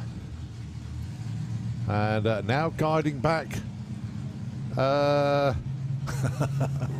Brown. I have to get it right for a minute. Because if you look at this, it really does confuse. Do they swap and change between the cars? They will swap cars next run. So these are brothers, the Brown brothers. Twins. Yep. And the way to tell them apart is Rob has the red crash helmet. Pete, although you can't see it because parachute pack's in the way, he's got a blue crash helmet. Yeah, but don't they swap crash helmets as well? No. That's too confusing. Just to confuse you. Yeah. Okay. And are they evenly matched, being twins? Oh, this is really interesting. If you look at the PBs, for example, in Rebel, Pete is the quicker, but Rob is the faster. And then when you go to Wrathchild, Pete is the quicker, Rob is the faster. So, yeah, it's pretty... But 8:56 there for Rob and 12:05 for Pete. But they do love their racing. Right, how about this then? Rory Hart with Braveheart, the little Opel Manta funny car. Cadet, sorry. Getting told off by Ian now. Yeah, can actually hear your voice, Ian, above the other sounds that are around. So, I even heard him as well when he shouted back. Yeah. Oh dear. Maybe we could have a commentator's I don't know why I game up here and not use the PA system. I don't even know why I said Manta. I had something else on my mind at the time. But Rory basically has built this car himself, and I think it's only the steering box that he didn't basically fabricate. But certainly all the chassis work was all his. But let's see how he gets on then.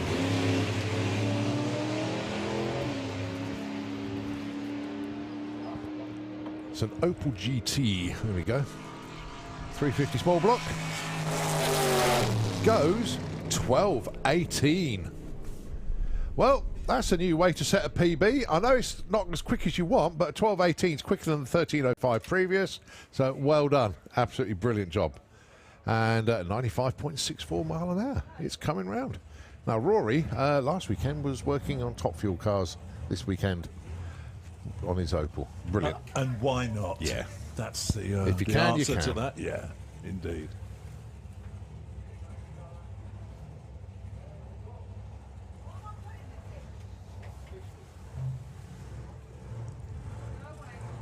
I've been looking forward to this immensely.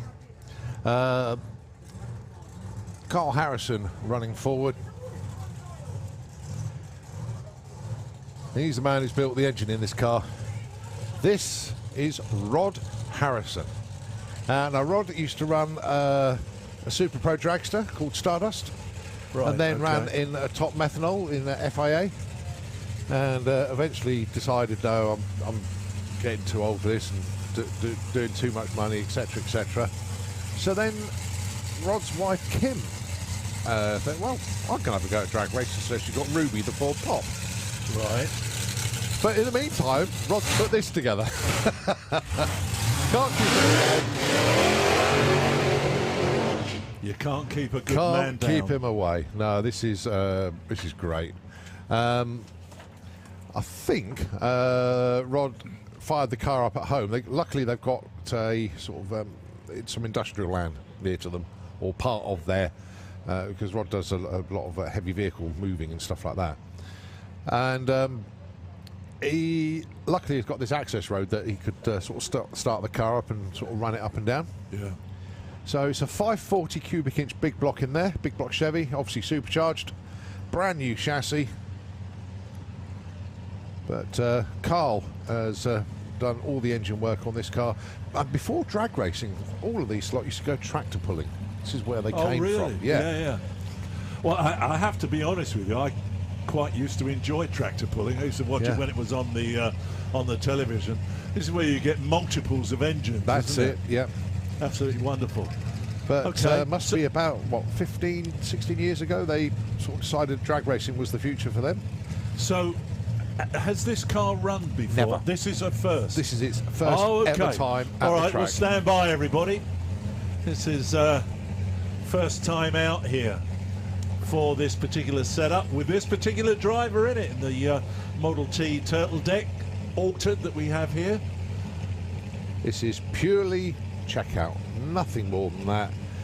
But not only is the car brand new, Rob needs to blow out the cobwebs himself, which will probably take him about a second. And he'll just along for the ride. So enjoy. Whatever happens here will be... it's a big engine for a short wheelbase, isn't it? Here we go. Wasn't even a second it took him to get used to it, was it? Well done, guys. Absolutely superb. Fantastic. That was really, really good. And they're all smiling. Kim's happy. Yeah, love it. That was outstanding. 560, 117 mile an hour to the 8th. He clicked it off by then. 1032 at 79 mile an hour at the stripe. And yeah, great stuff. Rod, you're back. And of course, now the fun really starts when they tune it to go quicker. But Carl's done a cracking job on the engine. Rod's done an amazing job putting it all together. Oh, just looking out the back here, the show and shine behind us here in race control looks pretty good. It's very it's full. jam-packed. Look at that. Yeah. And there's everything there, from early Fords to Chevys to you name it, it's out there. There's so... I like the little Austin parked in the far left corner. Can you see it? Yes, I can. The rust and the sort of pale cream colour. That looks really hot. So there's some super looking machines in there. But so if you take a break from the racing and you want to go and have a look around the show and shine field, it's all set out for you there. It's not a field, it's tarmac, but you know what I mean. And that probably stretches quite a way around the back as well, actually. So, yeah. And, of course, blessed with incredible weather this weekend for the hot rod drags. I'll say a little bit chillier, but hanging on to the sunshine, and can't complain at that at all. So, yeah, Supercharged Outlaws making their way forward now. They got the Haggis Hunter. A lovely title. Yeah, just tucked around the corner. Now, they've sort of pulled forward a bit. I hope they're okay to run, but driver's not getting out of the car, just making a bit of space in the lanes. But it looks like Purple Days is going to be the first to come round. Gary Park.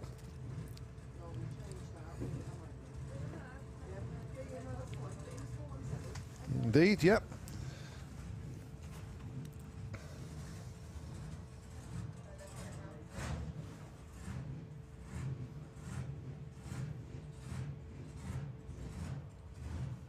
Someone's running.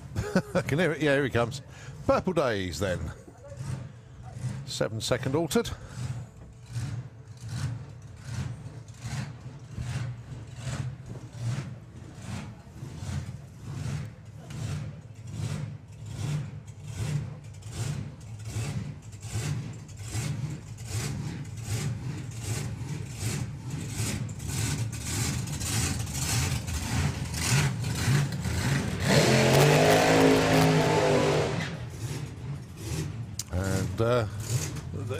The hunting of the engines was in unison there for a little while. Sounded absolutely superb. So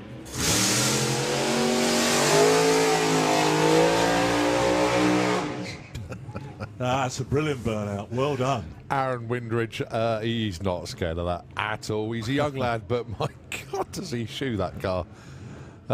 Gives it everything. You can hear them, the engines hunting as they're coming back here. Absolutely fab. Well, potentially side-by-side 7-second supercharged Outlaws here.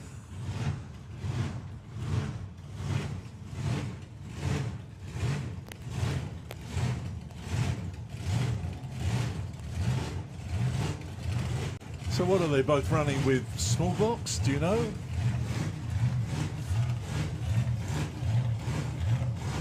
Oh, look at those engines. Yeah, It's almost like a symphony, isn't it?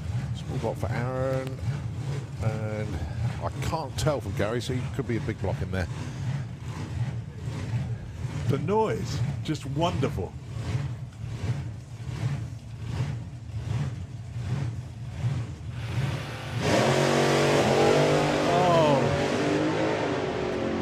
Well, this is all Gary Parks. That's straight for the sevens. 752 at 182. That'll do. Very nice opener. Unfortunate problem there for Aaron. His car left the line, but didn't go very far. Just coasted across the line. 16.07 at 78. And then we'll get that sussed and get it back down into the lanes. We've got John Milner coming round now. Actually, you're dead right. Well, Aaron Windridge, a 350 small block in his car.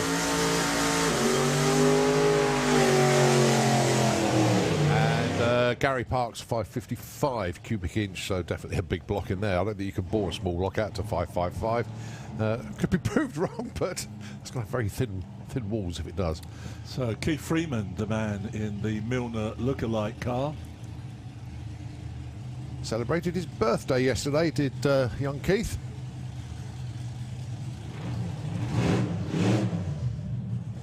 Look at that, went 9:33 yesterday as well.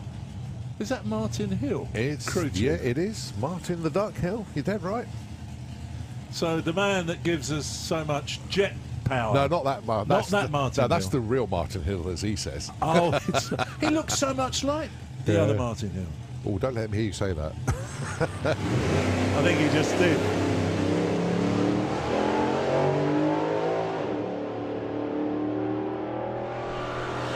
Well, what flavour 9 are we going to get?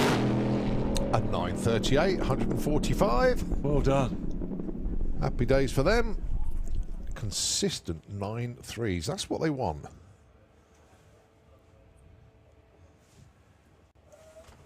All right, so we'll look round the corner then. Oh, curses.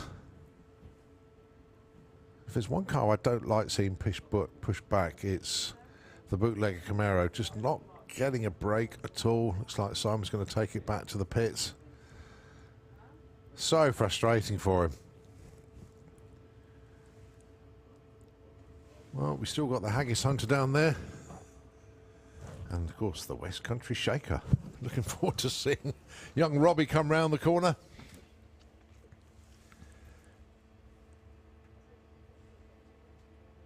Oh, that was yesterday's one. Get the right notes. But Robbie Grabham absolutely flew yesterday. 6.97 with Freddie's Revenge. And then they switched the body over to the Avenger and still put in a 7-second pass. Now then, the word from the team is that after yesterday's shakedown pass, they're hoping for a full pull today. I'm surprised that it wasn't a full pull yesterday. Pete Grange deserves a big thank you from the team, and that's exactly what they have put on here. Darren Rest from Power Race Graphics for the graphics. And a little bit of emergency welding this morning carried out by Jim Usher. So some big thank yous from Freddie's Revenge team. Jim from the mob. Is that right? Yeah, he's running. Jim Usher. I think he's in the lanes with the Hemi Hunter. But from one Hunter to another, it's the Haggis Hunter and, of course, the West Country Shaker. That Avenger body just looks absolutely beautiful. It does, doesn't it? Only 2 bodies were produced. One of them went to Dennis Priddle, of course, and the other one was the Hillbillies one. And this is the Hillbillies one. Really? Yeah. So that... What's that? Roland Pratt, was it? The Yes, Hillbillies? that's right, yeah. That's before my time. Yeah. Because... just trying to think. No, all right, well, I'll stay there. sometimes the information in my brain gets a bit scrambled, so keep mouth shut when not certain. Yeah, but that Avenger body does take you way back, doesn't it? But only 2 bodies were made from that original mold. Yeah. And to be honest with you, they were a horrible road car. I think they were a better drag racing car than they were a road car. Yeah.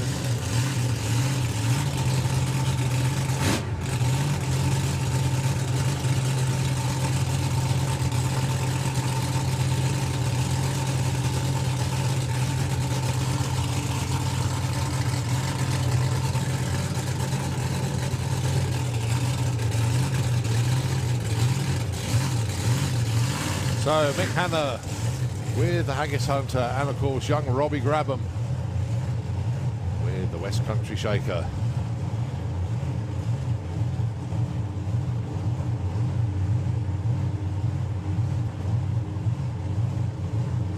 What did it run yesterday with that? 7.3.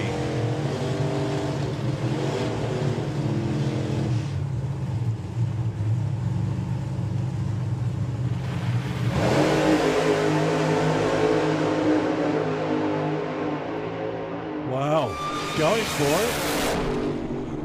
7.15. Well done. My goodness me. Oh dear, 194.7 miles an hour for Robbie. Mick goes 979.81 miles an hour. But my word, what a debut for that funny car body. 7.3 yesterday, 7.15 at 194 today. It works. Yes. It absolutely works. Bounces around quite a bit too, doesn't it? But kept it under terrific control. Yeah, 112 to 60 foot, 464, 154 at the 8th. And say 7.15 at the stripe. Amazing run. Absolutely amazing. Well, there's Jim.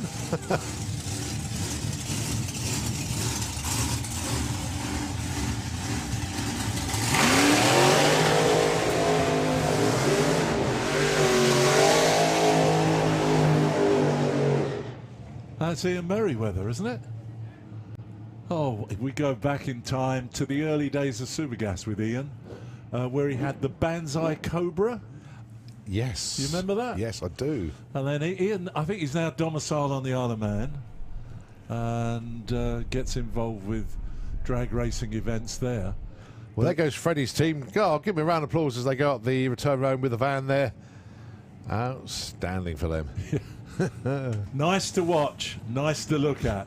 Yeah, superb. Heart in the mouth moments, yes. But when it's in the shutdown area with the shoot zone, the numbers up on the board, you go, oh, yeah, that was good. Very, very good. Right, well, going to be interested to see what happens here between these two. So,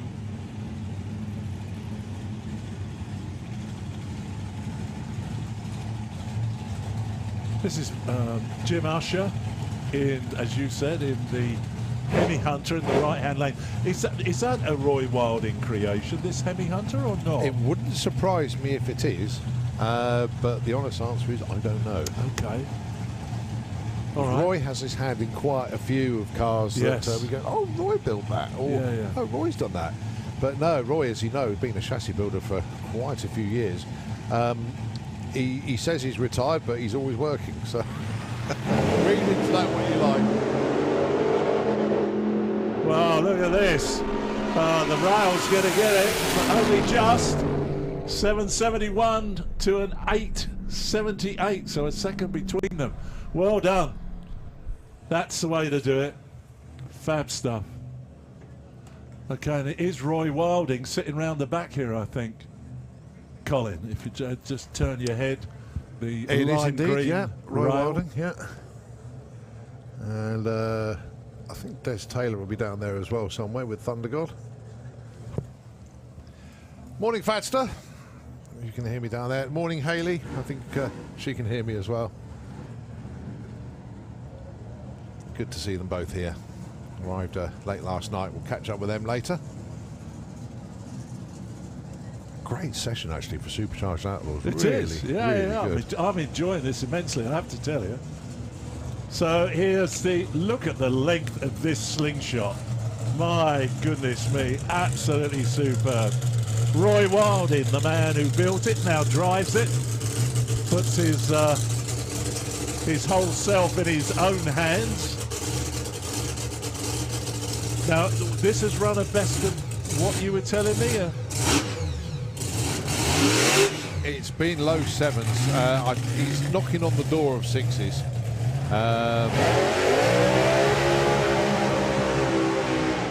Look at that. Wow.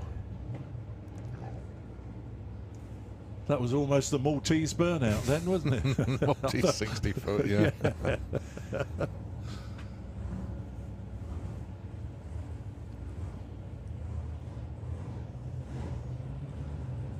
See if I can find out Roy's PB.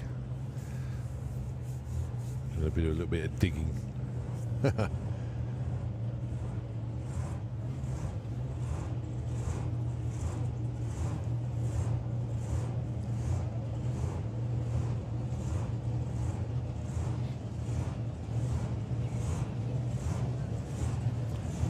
Yeah, just coming back from the burnout. Going to get himself ready for his first run of the day. It really is a superb piece of engineering, this. I mean, done completely old school. Driver sitting above the rear axle.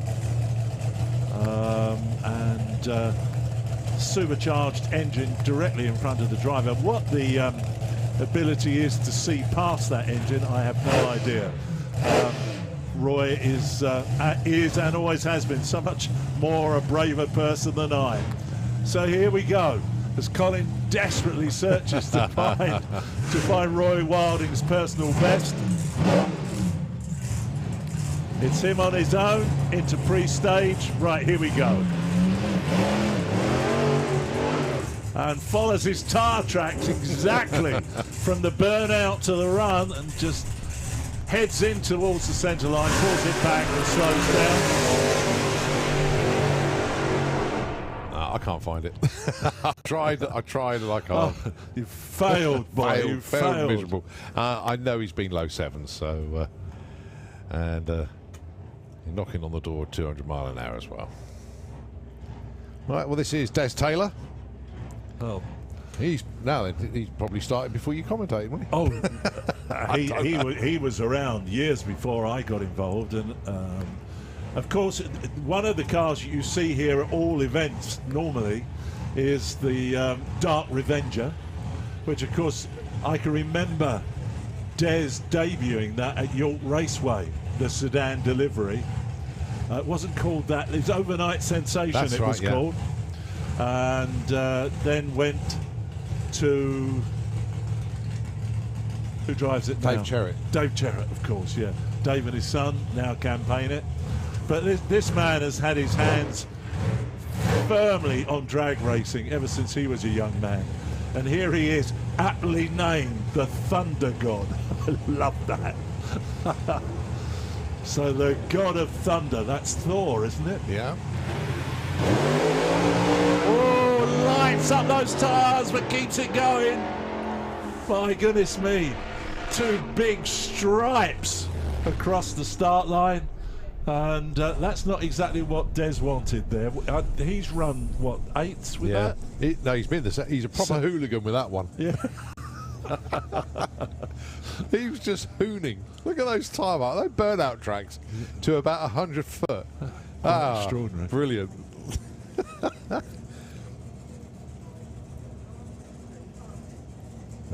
Excellent entertainment, as you say. Not the number he was looking for by a long shot. But no, Des has been in the sevens with the Thunder God. But as soon as those rear tyres lit up, there was no way he was going to get anywhere close to a 7, even an 8. I was surprised it still ran a 10, to be honest. But it was entertaining. Right, Joe Bond.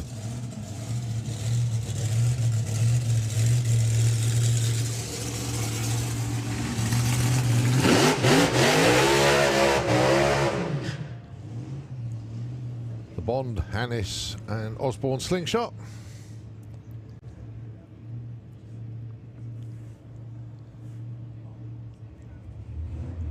Well, of course, Joe is, I always say this, Doug Bond's son.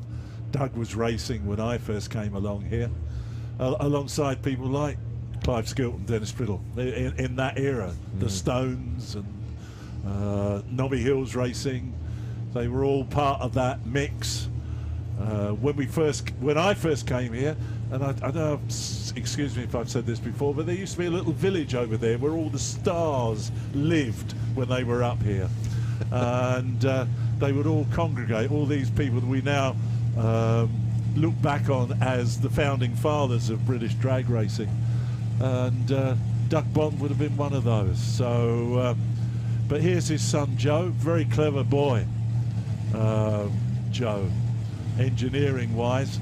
And Martin Hannis has been with the Bond family. It's Doug down there as well. Just suddenly spotted him, just watching on what his son does. Now, the last time I was here, there was a bit of a twitch in the middle of the run, which everybody took a sharp intake of breath. But this looks better, fully controlled. Oh, it's a 6, but what flavour? 6:28. Oh, look at that. Oh, wonderful. Wonderful. Dedicating it to Haley there. Well done, Mark. And Doug and all, congratulations. What a run. Oh, love it. Absolutely love it.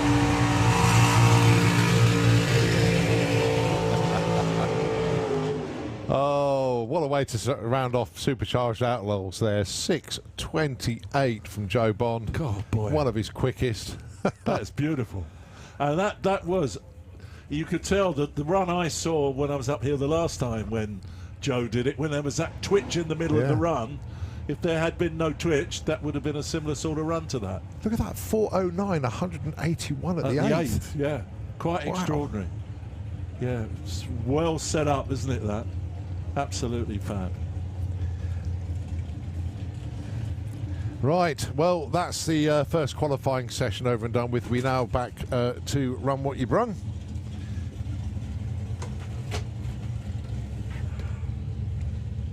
Thanks, mate. And well done to Joe Bond's team, going to collect him from the top end. It's the Wildcat. Blimey, this car's had an entertaining year, to say the least. But nice to see the car all straightened out now. Well, most of it. The roof's still a little bit creased. Still driving it like he stole it. Still hunting for the 7s. Oh, 802, 164, well down. And the team, so a year they don't really want to repeat. Actually took a bit of a roll up at Melbourne. They managed to get the car fixed and got it down to door slammers. Quite a story indeed. Not only that, got it straight back into the 7s when they reappeared. But good to see him here today. 802, if you like, off the trailer run from them. And they'll be back in the 7s later on. So, Brian Savage, and of course this superb Buick.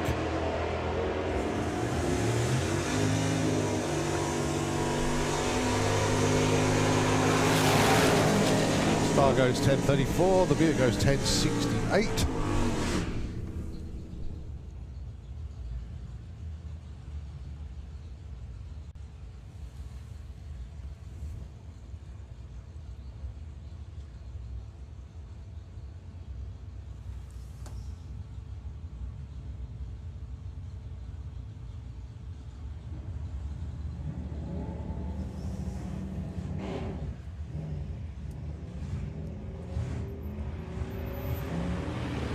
Quite sure what happened to the Chevy then, just wouldn't leave the line. But the Nova wagon going nicely. Almost like it looks like it's come out of Dr. No James Bond event during the 60s. But goes through with a 1576. But yeah, back to Run What You Brung for a while. This will take us up to our lunch break at 1 o'clock. So yeah, we've just got about 3/4 of an hour to take us up to there. And just before lunch, it will be Firestorm Jet Funny Car at 5 to 1. There will be the Crackle car start up in the show paddock at 1:15, and then it will be back on with qualifying for our race classes, kicking things off with the Gas Circus at 1:30.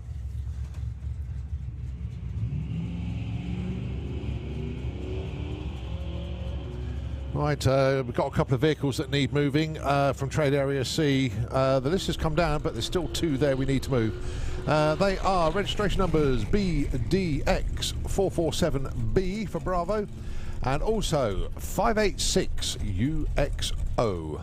Those 2 vehicles we need moving as soon as possible, please. So that's BDX447B for Bravo and 586UXO. Don't know what the vehicles are, but if you can get those moved, please, thank you very much indeed. They are in the wrong place, or causing obstruction, or both. So the Triumph Herald, bit of a hop, skip and a jump off the line.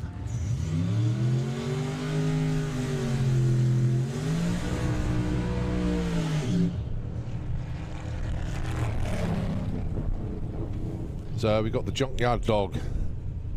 Another Buick. Good to see another one here. 71 Buick.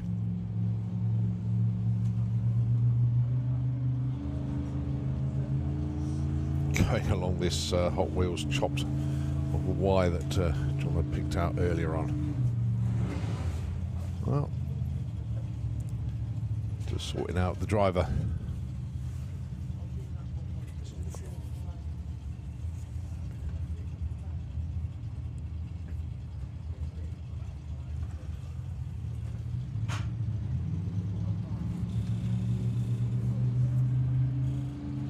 So bringing the Buick up to the line then. Get this run underway.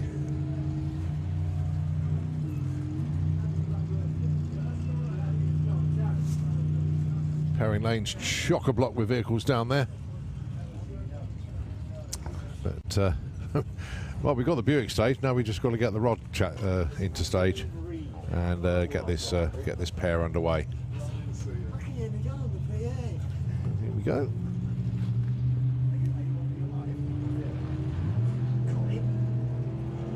Well, not hanging around 60 foot at all. 148. Nicely done indeed. 703 at 96, so that should turn into a high 10, low 11. It's a low 11. It's all the 11s. 11-11 at 119 miles an hour. And a 1620 at 88 for the Buick. Right, so I'm going to peep round the corner. Got the Morgan down for a run. And that beautiful Chevy stepside pickup truck.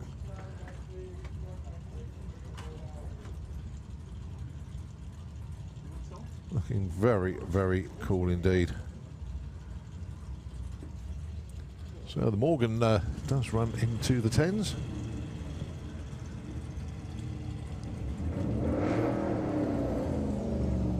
Just going to be running in the Kestrel Beer lane just for a moment whilst as we get sorted out. I've got one Mr. Bohannon here would like to have a word. I was just going to write this down. Yeah. Are there translations available? Harsh but fair, Colin. Harsh but fair. Love you, mate. All I'm here, I love you better. All I'm here for is to put a shout out for a Mercy Dash. I mean, it's got a battery charger that they don't want. We can borrow or we can buy. Can you see us in the Wild Bunch pit? Yeah. End of. Message ends, if that's possible.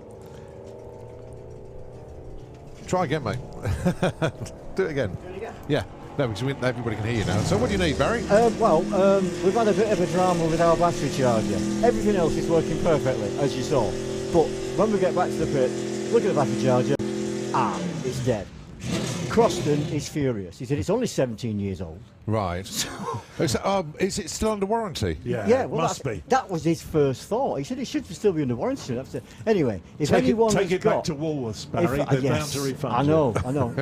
If anyone has a spare battery charger that they don't use, it might be sort of a backup that we could borrow, or better yet, if anyone's got for sale, come and see the Beasting pit up in Wild Bunch Pits. ever so grateful. I am sure somebody somewhere will have a battery charger around. So if that's possible. if somebody's got one, if you go and see the Beasting team in the pits, of course, Bob Morgan, Barry Bahanan, the guys would be eternally grateful. Thanks, everyone. Thank you, Colin. Good. Thank you. Oh, and it's great seeing my dad again.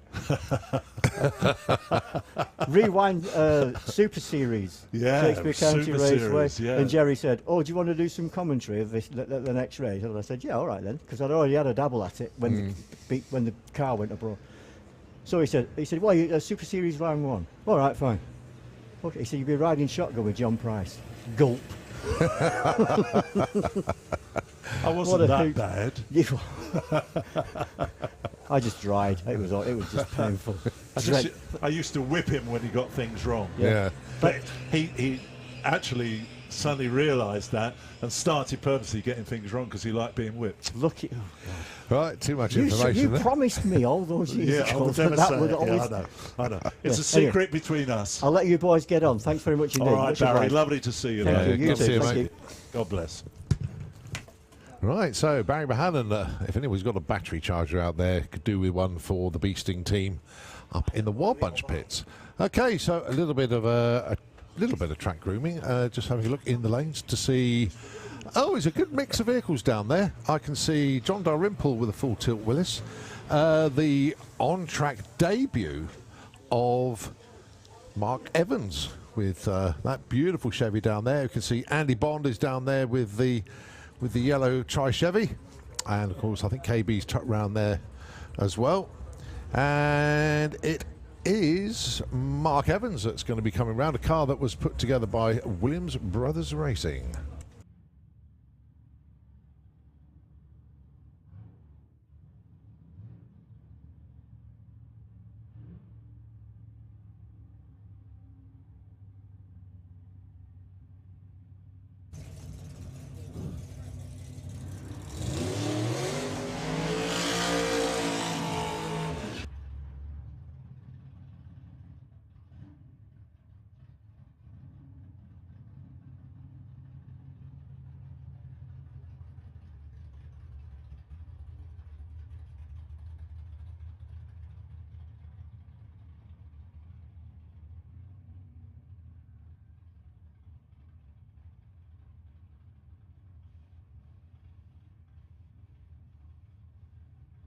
So John Dalrymple and well, they've actually put Nick Williams' race number on the back of it, but that is Mark Evans, the first time ever that Mark has done Run What You Brung, and will be looking to go into Nostalgia Superstock next year.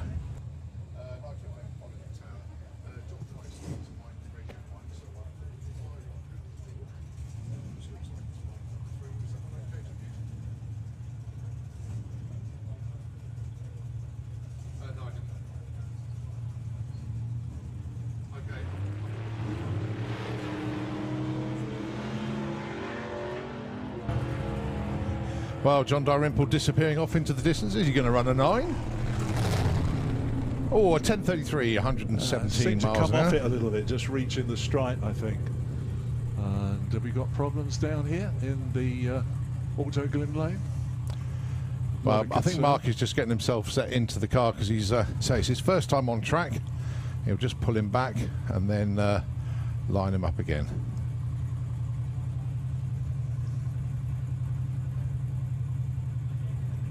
Or hopefully. No, just taking him back.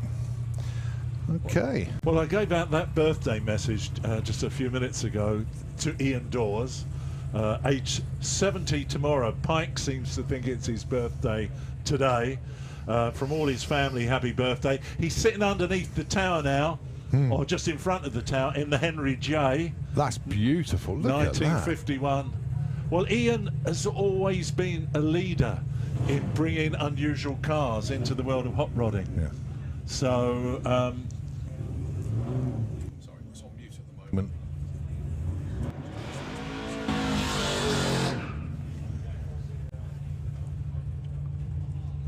Right, so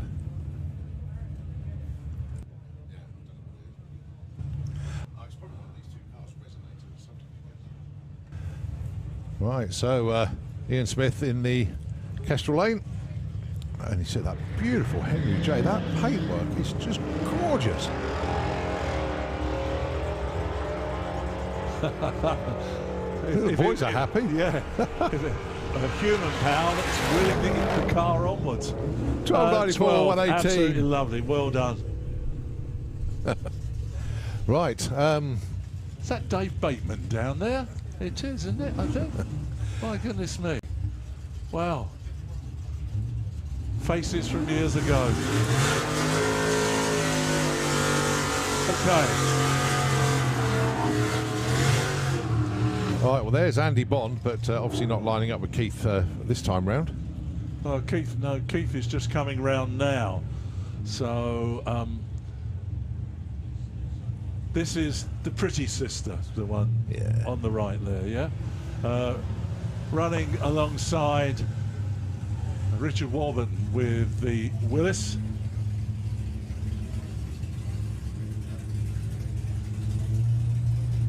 So is Andy Bond going to show his hand this time? 155 to 60. That looks plenty quick, that car, to me. That can't be that slow. 1062. It's running 10.6s like clockwork. Wow. Interesting.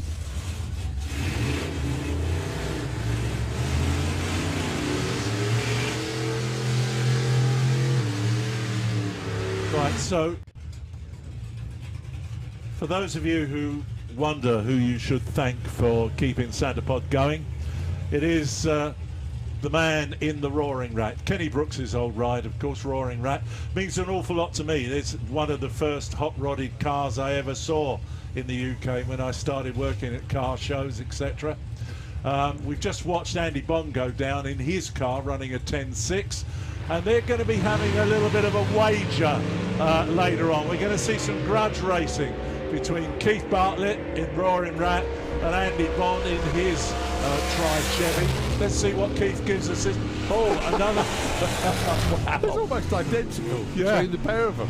Yeah, 1062. Quite extraordinary. Yeah. And in the other lane, a 1421, 93 miles an hour. But it's interesting, we are going to be talking to Andy Bond and Keith Bartlett before they get involved in these little wagers they're having and try and find out what's going on with them. So something...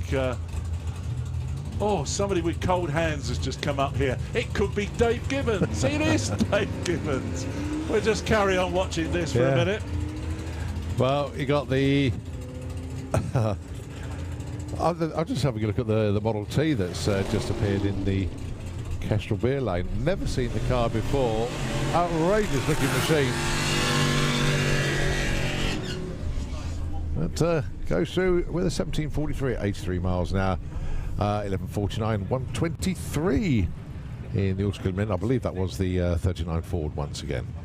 Right, okay, it is some of our cars from the 100Es. And that's Stuart Flinton. Boy, oh boy. Now he's in the nines, it's very difficult to keep him out of there.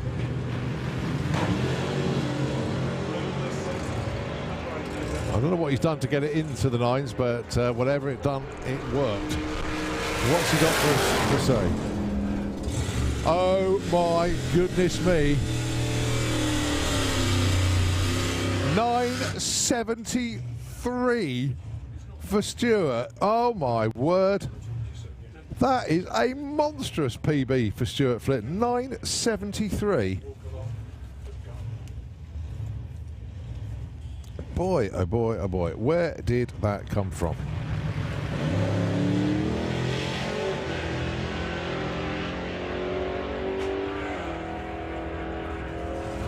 That is so sweet, isn't it?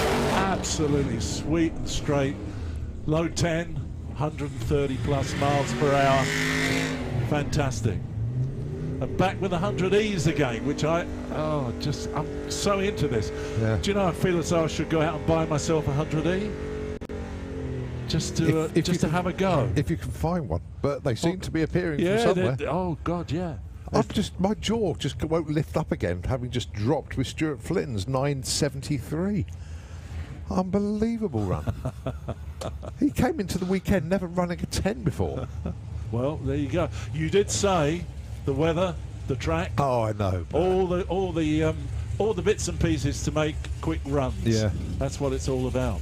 And that's what we've got today. It's absolutely fab. So the 200Es side by side.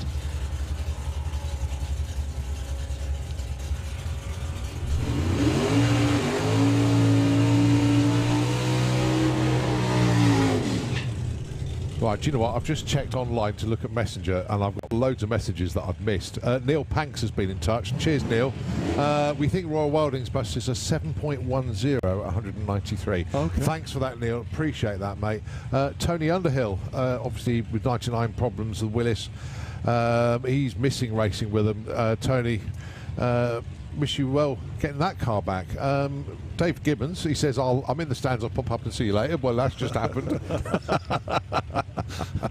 Dave said I should employ him. Yeah. Should employ him as his prompter. Yeah. As my prompter. Sorry, go on.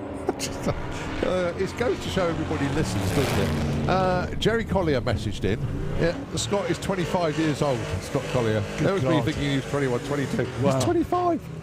Getting older. You have to remember I started here over 40 years ago.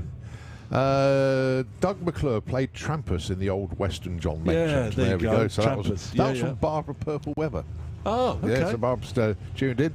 And our good friend from down under, John Willard, just reminding us that, he ran 208 miles an hour last time out on the 20th of August in these... 208? In the Aussie Outlaw. God, John.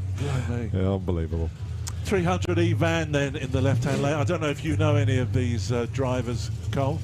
And then there's this unusual machine in the Auto Glim lane. It's normally Troy Bull that drives this. That's been in the 10s.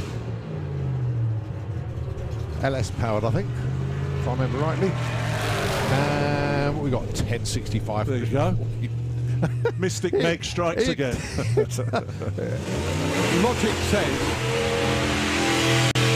that car shouldn't be that quick, but it is, and we love it. This is Mick Payne. It is, yeah. With the, what's it called? Retirement package, yeah. I said when I was up here the last time, Mick is the guy that for the last couple of years has looked after me at the Peterborough car show. Yeah. And I do take a bit of looking after, unfortunately. But he runs around and gets things done for me, and here he is. This has been up for sale for ages, this 33 Willis, hasn't it? Mick Payne's car. Isn't it? I don't know if it's a case of nobody's interested or if he's reluctant to let it go. Oh, could be that. Yeah. But him and... It's a sweet-looking bit of kit, though, isn't it? It's in the nines. It's in the nines, just on the outside of the nines. It has run nines, but 10:01, 132. Just reminding everybody how sweet that car is. All right, Mark Evans bringing that beautiful Chevelle up to the line. And Nick, Dan and everybody at OCS and Williams Brothers Racing put this car together. It was in a very sorry state, but it's drop dead gorgeous now. Drove it as a street car, and then change of plan. I'll tell you what, I want to go racing. So the mission is to try and get the car into the 11s. And I'll tell you what, for his first ever run on the quarter mile, that could be a 12 straight off the trailer. Yeah, 12.73, 99 mile an hour. That'll do. That'll do nicely. No, he'll just chip away at it.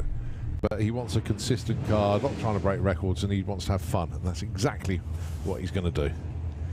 Right, I like these two. I really do. Well, can't go wrong with a 69 Camaro to start off with. I'm not that I'm biased at all. No, of course not.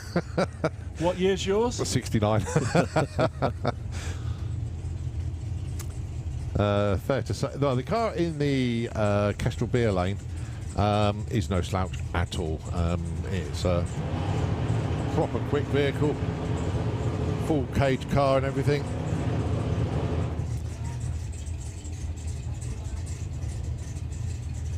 Going to be a solo then for the one in the Autoglim lane, and if it can hook, a little bit of wheel spin again, Yes. so that'll be an 11.0.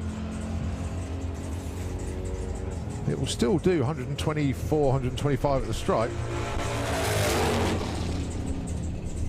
Oh, 123. Will you give me that? Yeah. 123.93. I think you can have that one, yeah. Free on the house, That's that one. it, yeah. 11.13. But no idea what happened in the other lane, because that car does not hang about. Seen that well, a couple of times. How evil and sinister is that looking? You can just see the plumbing sticking through the hood. I think the lights look cool. Yeah, they do. Very nice. All right, 33 Willis and the Falcon from the mid-60s.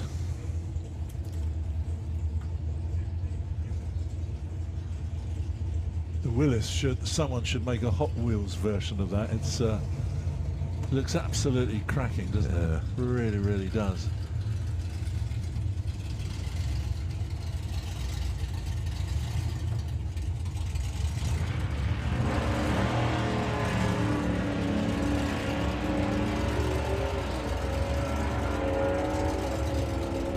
Well, that's going to be the best run for a while. Motor only, 11.23, 114. And the Falcon in the 14s.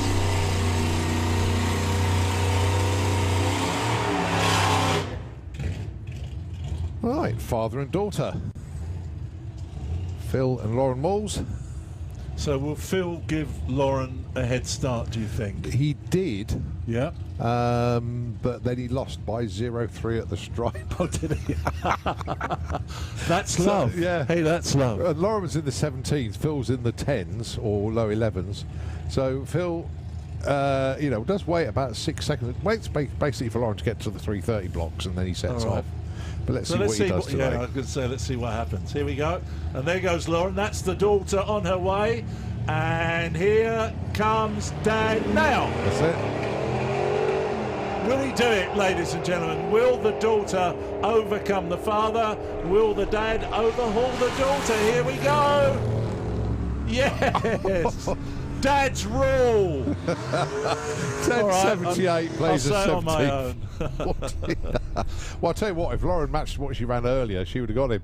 17.40 played at 10.78, but What was the difference? It's about half a second half on a second at the stripe. Yeah, to the dad. In entertaining and timed exactly right. So Right, let's see what the Camaro can do this time. And actually, it's not a 69, it's a 67, that one. Oh, even the rear lights are cool as well.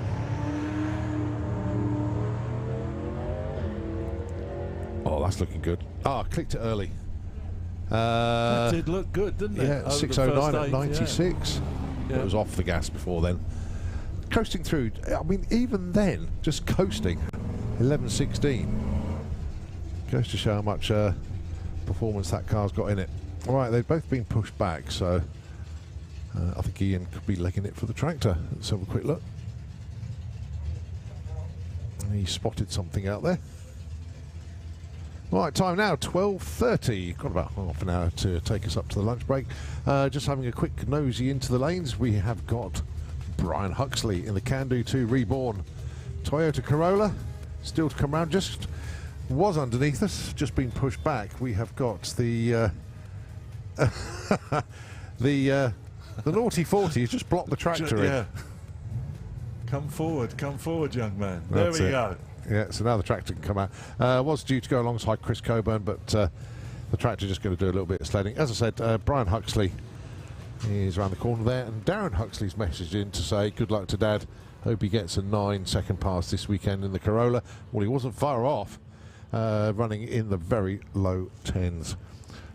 Simon Devos is down there with the Frankenstein Chevy, and there is a good mix of cars tucked in behind. But I tell you what, let's just rest the vocal cords for a moment, give the airwaves back to Nitro FM 96.2, and we'll take it back when we get running once again.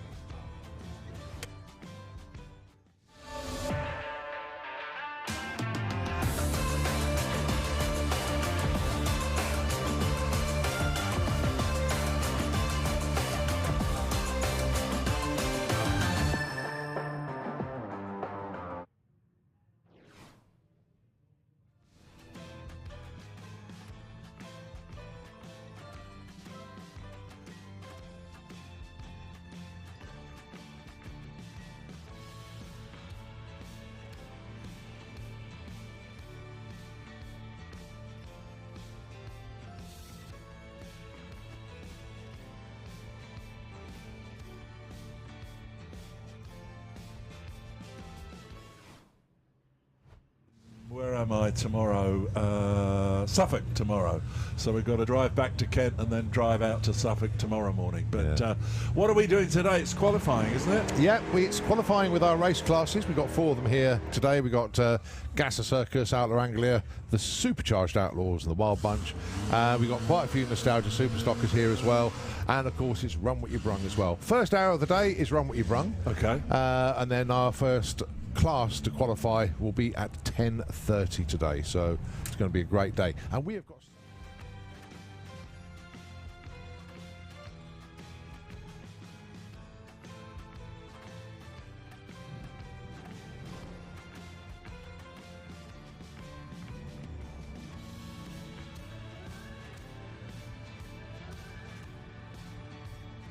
Okay, so that track prep didn't take long at all, and here we go once again with the Naughty 40 and Chris Coburn with the Willis. Now then, we really want this little Austin A40 to run an 11. It's been 12.0 today. It went 12 flat yesterday. What are we got to do to get it into the 11s? Trying everything they can. They've emptied the locker. They put it all in the car. Can it do it? Watching. Yes! Oh! Monstrous PB. Well done. 11.86. Oh, they got it at last. I mean, the car's PB was 11.97, so they've got 11.86. Now, I think, obviously, little like carb adjustments, just getting that sweet spot, and they've done it. One very happy campsite tonight for that lot. 11.86, well done. I was trying to think what size engine the original Austin A40s came with. Would it be an A series? It's sort of like 1200 or 1000 cc maybe? Something like that. Now you see Dave Gibbons will be sitting out in the grandstand somewhere and he will know the answer to that. He's probably got the original brochure. We can be so cruel, you and I. Oh, okay.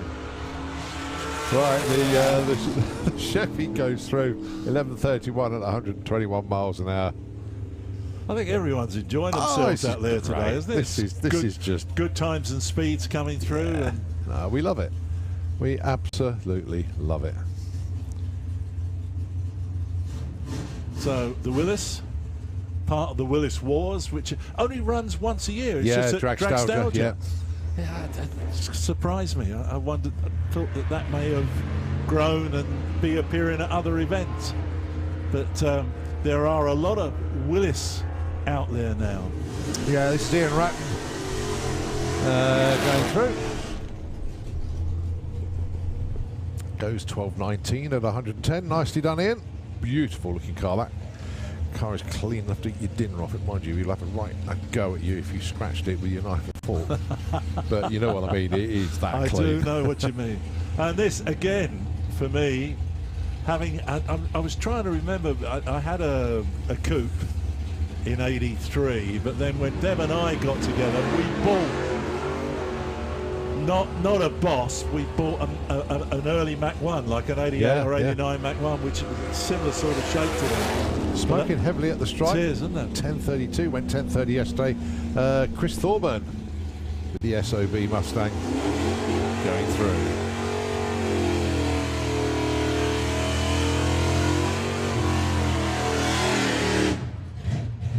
The big Buick. I do like this. I like it when there's a brand that comes to, like, we're so used to seeing the Chevys, the Fords, the Pontiacs, the Mopar, you name it. But you don't see many Buicks. No, this is a Buick GS. It's been around drag racing. The dad died, Mitchell, and it's now the son who drives it. Regular attendee at North Weald and part of the Essex Mafia, as I used to call them years ago, and got it running nicely, heading towards the mid-10s, and that is 2 tons of fun, that car. It's a really heavy car. So well done to the family. They race with the Taz boys quite a bit, you know, right, yeah. And that sort of thing. That's how I know them, and from my working at North Weald Aerodrome. But anyway, here we go. This makes me feel good because Brian is older than me. And the way he's driving this car, the old saying, drive it like you hate it, is exactly what Brian is doing. He's been around the sport forever. All his sons have followed him into the sport. So go on, Brian. Show him what an 80-year-old can do. Come on, give us a 9. Give us a 9. A smooth ride. Oh, just knocking on the door of the 9s. Well done, the Huxleys. You'll be back round again later on. 10:18, 131. Brian loves driving that. He really does. Right, so Mark 1, Zephyr 6. In the Mark 1s, of course, back into the 50s again. The smaller engine was the console, then the Zephyr 6, then the refined version of that was the Zephyr Zodiac.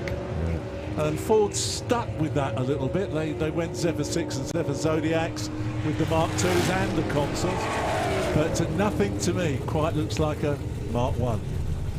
In the other lane with the Willis was Andy Crockett, going through with a 1082 128. Oh, it's doing good, Andy, isn't it? Yeah. Excellent stuff. But 946.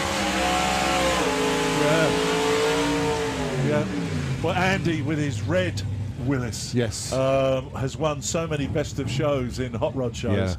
Yeah. Trucker from the Oxford area, and great friend of the late John Morton's. Yes. In fact, I got them together strangely because really? they're both truckers in the same area. So, well, we've seen one Mark 1. Should we have another one? Spoiled. I'd like to say here's one I prepared earlier, but I can't.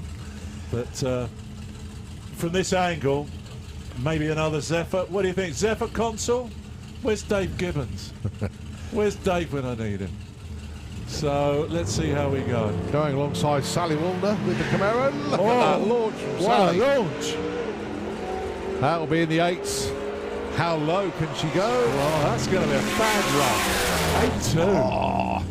Oh, even Justin's happy with that one. Yes. Yeah, well done. 8.24. Brilliant stuff. 166 miles an hour at the stripe. Outstanding from Sally. So here we go with the Willis pickup. Colin will know the name of the driver. Yeah, Damien Bacon. And then this is something like the Clampetts would drive. What is it? The Beverly Hillbillies. It's a state truck. That's about all I can tell you from here. I didn't even see the radiator. It looks like it's a Ford, I can tell you that. Model B radiator, it looks like.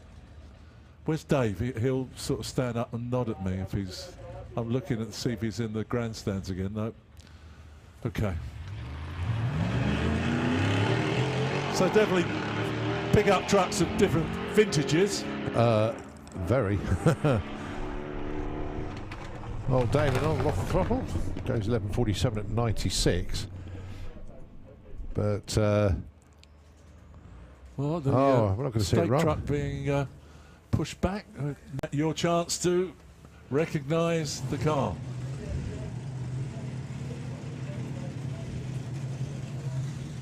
Yeah, how cool is that? Look at the side pipe. Okay. Brilliant. I'm not certain what's in there. With a pipe that big, I would have thought it might be a diesel. Well, I thought we might be able to submerge it. I don't normally get the exhaust pipe. That's awesome. I love it. Right. How about supercharged Daimler on nitro? It is Robin Reed. Now, unfortunately, the newer dragster of the two, the Spirit of Le Patron car, totally destroyed an engine earlier on this season, having gone into the 6.6s. Well over 200 miles an hour. So Robin being Robin, I thought, I guess get the other one back out. So a matching pair of these then? Yeah, well, this was the original one, and then they built the new car. Yeah. And I'm sure you've seen it, but it really is a scaled down top fueler. Yeah. It just looks outrageously perfect. I've got to say, I'm not certain that I have seen it. I'm saying yes, but I don't think I have. No, it's an absolute thing of beauty. Beautifully built, beautifully engineered, beautifully painted. It's just absolutely everything. Still Daimler powered. So, you know, it's 2.5 to 3 litre. It's a tiny engine. Well, yeah, I had the Mark II Jaguar equivalent, you know, of the... I had the Mark II Daimler Jag, which had the original engine of that goes in that one. And Russ Carpenter always said, well, your original engine will be about 120 horsepower, something like that. But tuning it this way, you're up to 1,1500 horsepower. And Russ, if you're watching, listening to us, I hope you're well. Hope you and Susie and the boys are good. Well, there you are. Really put some power down over the start line. The pipes went very wet very quickly, actually. 101 to the 60 foot, though. That left the line like it meant it, but unfortunately not what they wanted at the top end. But yeah, you just seen that raw fuel just come out of the header pipes. So what's happening with the other car then, Cole? I would imagine Robin they're trying to just it? put it. Yeah, the motor in that was very special. You know, all the latest gubbins, you know, even the supercharger, the whole thing was just like engineered to perfection. Not that that isn't, but this was like as best as they could possibly get to the it. nth degree. Yeah. Okay, and yeah, unfortunately, I mean, the car ran the numbers. There's no question about it. You know, it was in the mid-60s, but kaboom. And it's going to take them a long time to get that one all back together. Yeah. So fortunately, they got the other car, which did have problems before, but they'd already got that fixed, so hence that's why the other car is back. Well, the Patron thing comes from, of course, Robin's dad, Jim, who, as I say, back in time, Jim was a star here. Yeah. You know, the Patron ran in pro-comp alcohol, as we would call it now. Yeah. Brother Steve took over the driving of it. Eventually, I remember Steve driving the Patron, and then Steve, of course, went into Top Alcohol himself, and then into Top Fuel. Yeah. And moved to Australia. That's right. Or Australia, as we say. So, Anglia's pops of a different vintage. Here we go. The 50s in the left-hand lane, the late 50s in the right-hand lane.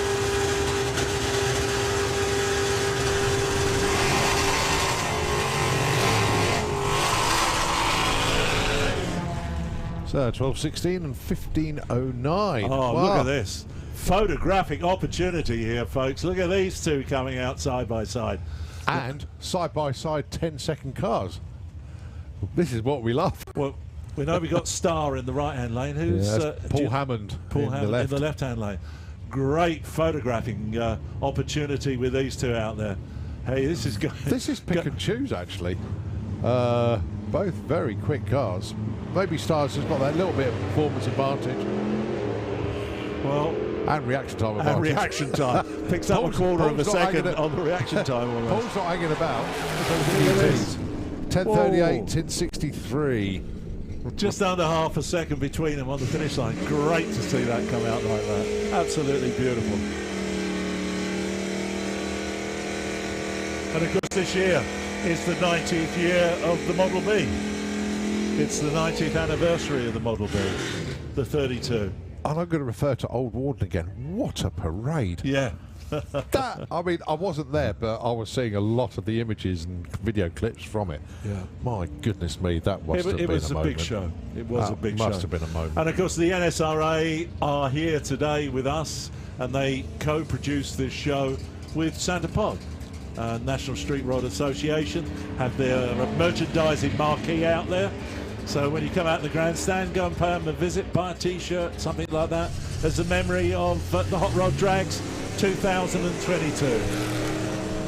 Right, the Morgan goes 11:73, 15:27 in the Kestrel Bay Lane. I actually just like you reminded me, I've got to go and renew my membership. September is the time I have to do mine, so yeah, I'll pop down and sort that one out. Well, here we go.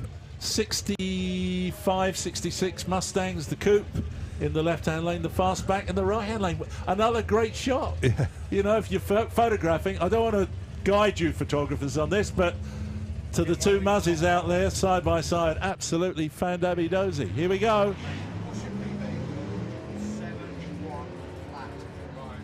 and very evenly matched, these two. Kestrel Beer, I think, is going to get to the top end first. Am I right or not? Yes, just. And a third of a second between them on the finish line, those two. And let's have a look. Terminal speeds, round about the same, 112, 110. Absolutely superb.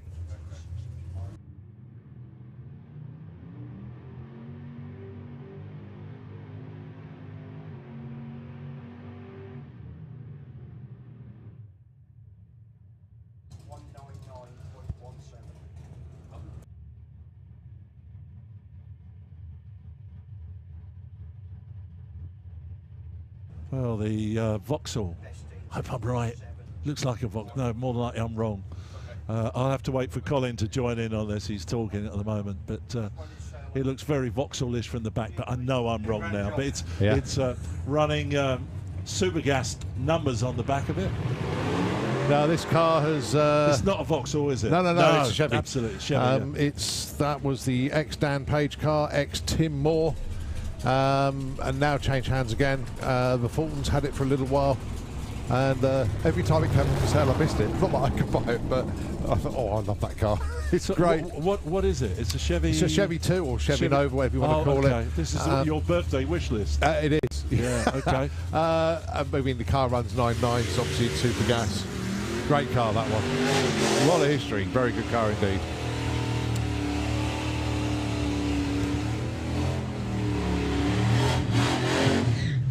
Right, Bobby Wright with the altered.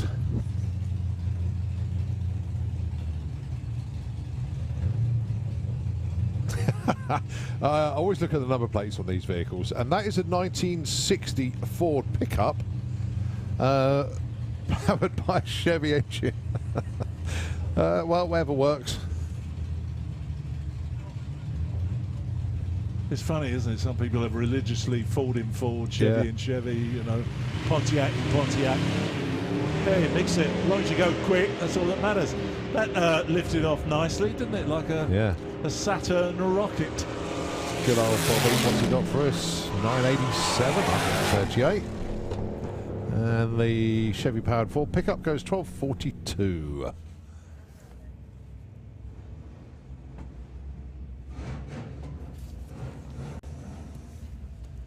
Well, you've just seen Firestorm come in front of the grandstands. He'll be taking us into the lunch break in a few minutes' time. But opportunity to still get a couple more Rumpy Brungers in.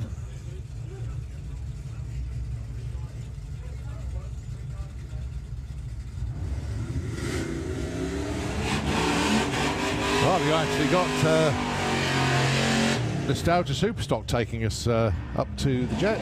And that's Chris Tyhurst going alongside Paul Singer.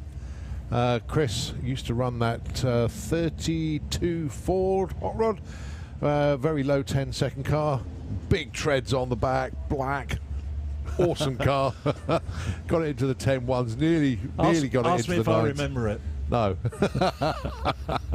But basically, he was watching what was going on in Nostalgia Superstock and goes, I want some of that. So he sold the Ford and got hold of this Chevelle. Drives it on the street, goes on cruises, having a blast with it, really is. So he's looking for a 12.4. Paul Singer looking for a 12.27. He gets a 12.30. Oh, 12.39 with a 5. Chris breaks out by less than 100th. I tell you what, the American Superstocks series, really, I love that. It's great. That was fabulous. It was Dragstalgia, wasn't it?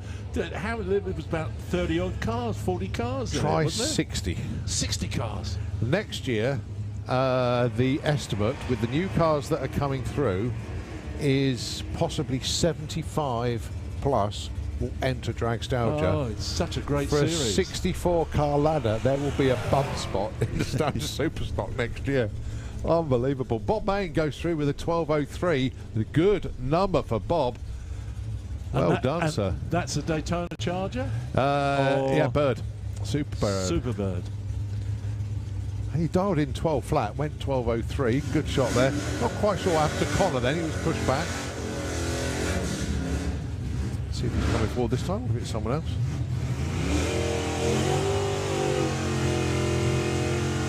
Right, Jim Smith with the Challenger. Going alongside when it appears from underneath the tower. Oh, that Camaro just looks absolutely beautiful. What year is it? That's a 60... Hang on. Well, no, it's not 69. It's a 60... I should know these. 68 or 67, one of the two. Okay. Which is the one that has the headlights that are hidden behind the grille? 69 RS. It's a 69 RS. Is that just the RS model that has that? Okay. Yeah, because mine's an SS, so I've got the visible lights, and it's the Rally Sport that had the covers. Okay. But then some will say, oh no, my SS had those covers, depending how you spec them, but yeah. Okay. So Mopar against General Motors. Here we go. Which one do you think's going to win, Carl? No, you didn't need bother to answer that. I know. I'll go with the red one. Actually, joking aside, they're pretty close. Jim probably might get off the line quicker. I mean, they've only like 0.05 on the dial-in difference. Not quite sure who's driving the blue one though. Oh, red light. It could be Roger driving the blue one, Roger Bannister, because we've got a few blue Camaros here this weekend. Jim goes 11.07 and the Camaro goes 14.48. Right, Gary Cork, he is in the Auto Glim lane. And Billy Mills with the Barracuda, he's dialing in 10.49. Gary dialing in 11.7.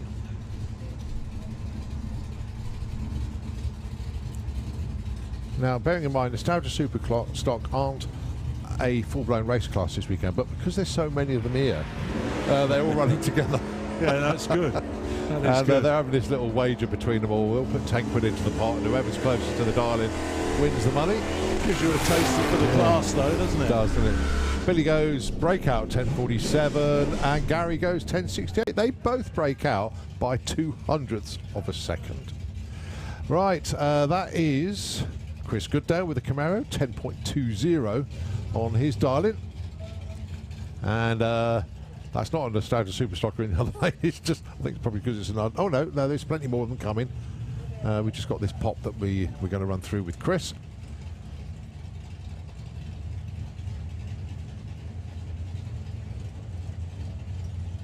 Thought we were going to start a burn down on the tree there for a minute. But, 0.06 on the tree there good for reaction Chris. Time.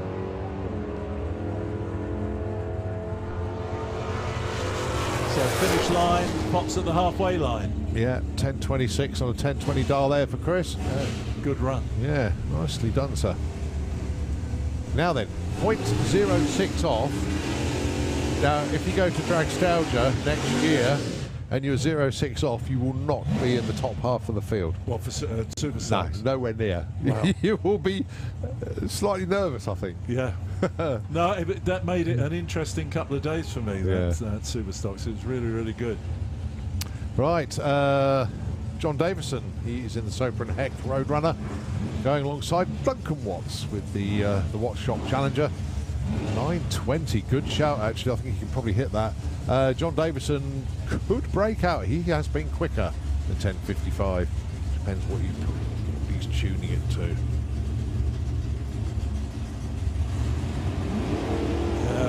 Start line reaction, better in the Kestrel beer lane, certainly gives him a little bit of a lead, but coming back in that right hand lane, takes the win. Absolutely superb. 9.20 darling, run to 9.39. And 10.55, they were both spot on, weren't they? Yeah. 10.60 well, run. closer for John, he was 0.05 off. Right, how about the pair of the Watts Shops cars? This is Carly Jane Watts. Going alongside Glyn Boardman. Glyn driving the olds, dialing in 9.80 and 10.70 in the Kestrel lane. So Carly away nicely. She's going to break out. Carly is definitely going to break out. By 9 thousandths of a second. One, is that right? No, yeah. Well, yeah. I thought she was going to break out by half a second, not by thousandths. Yeah. I was so close. 9.84, just 0.04 off for the olds. this lot are good. Phil Hobson and Neil Francis. Neil looking for a 12.23. Phil looking for 12 flat. Whole scalabolts in the Auto Glim lane, and proper rust and rat look for Neil in the Castrol lane.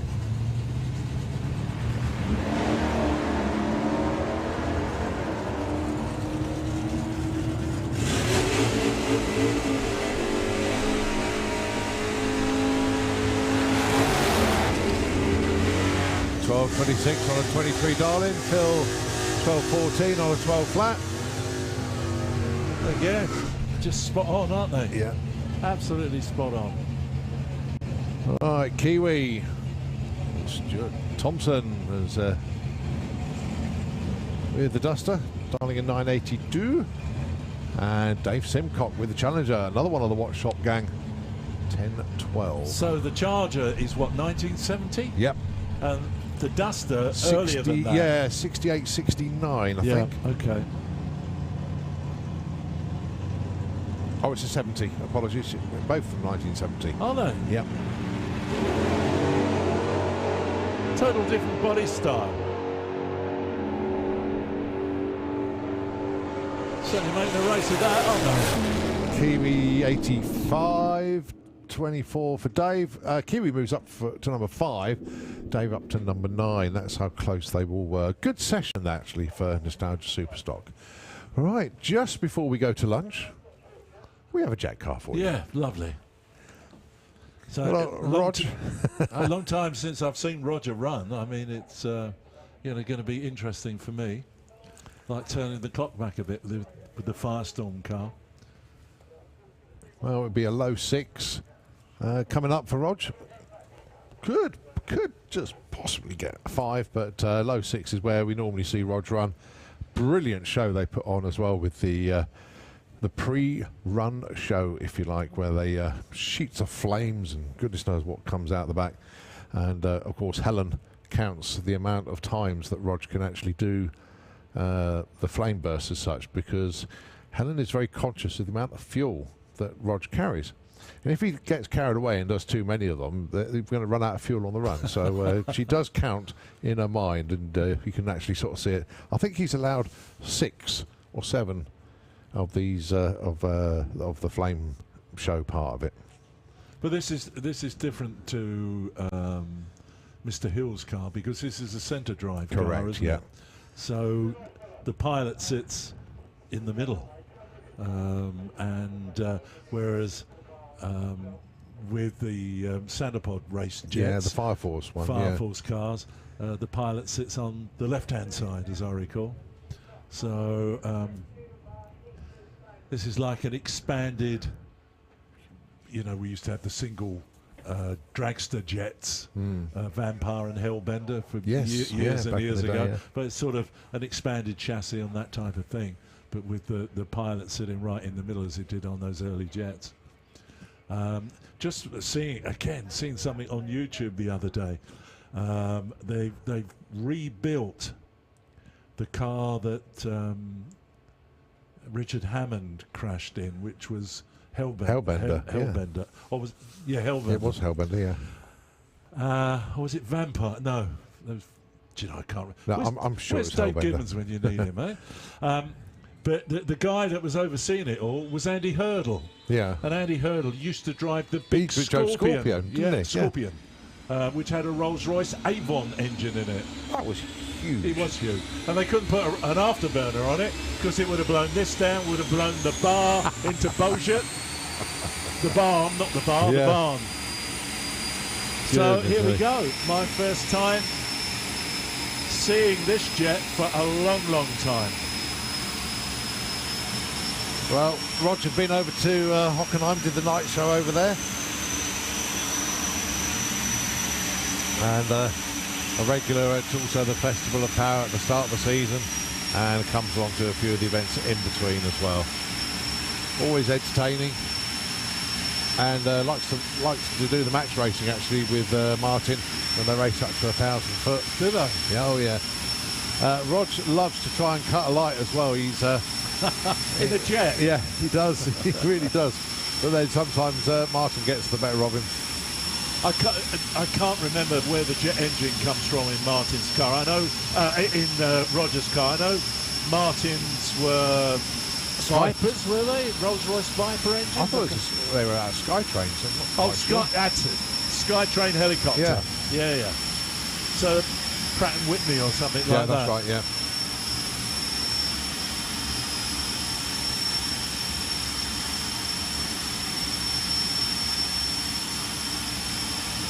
It's a General Electric J85 in Firestorm.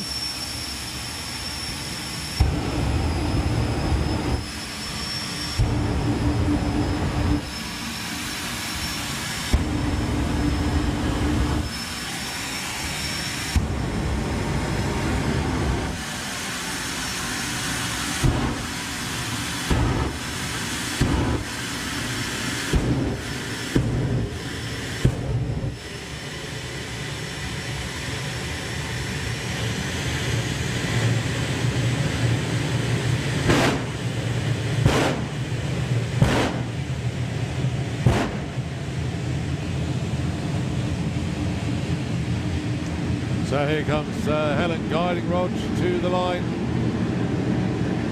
The Firestorm jet funny car going to take us into lunchtime.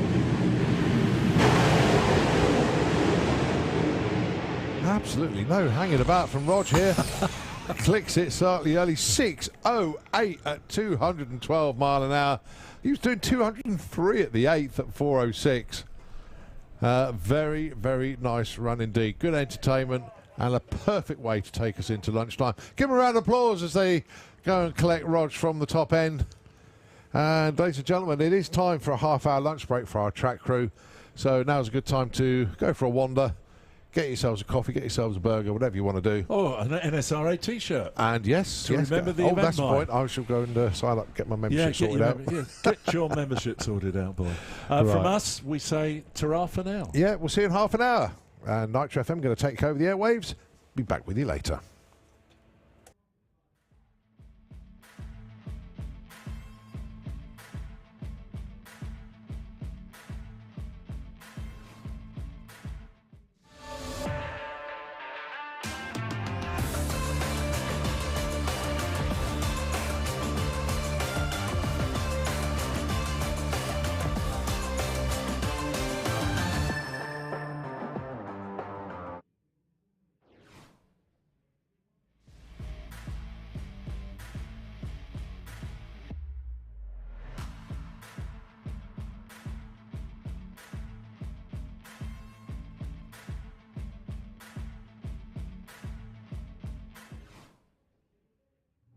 When the car is sussed out, it will absolutely fly, but it's just gentle at the moment. Had a great conversation with the chap who owns it. Basically got on the spectator banking and thought, I like the look of that, and would have bought it. Wow. Okay. Just there we go, 14.27, 94 mile an hour. And it is a sportsman tree. There we go.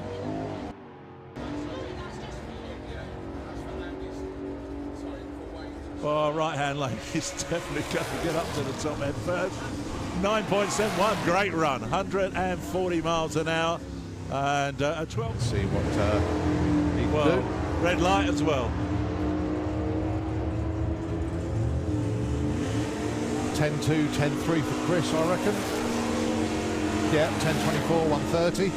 Mystic mate. T for Gary Cork. 10.49 for Billy Mills.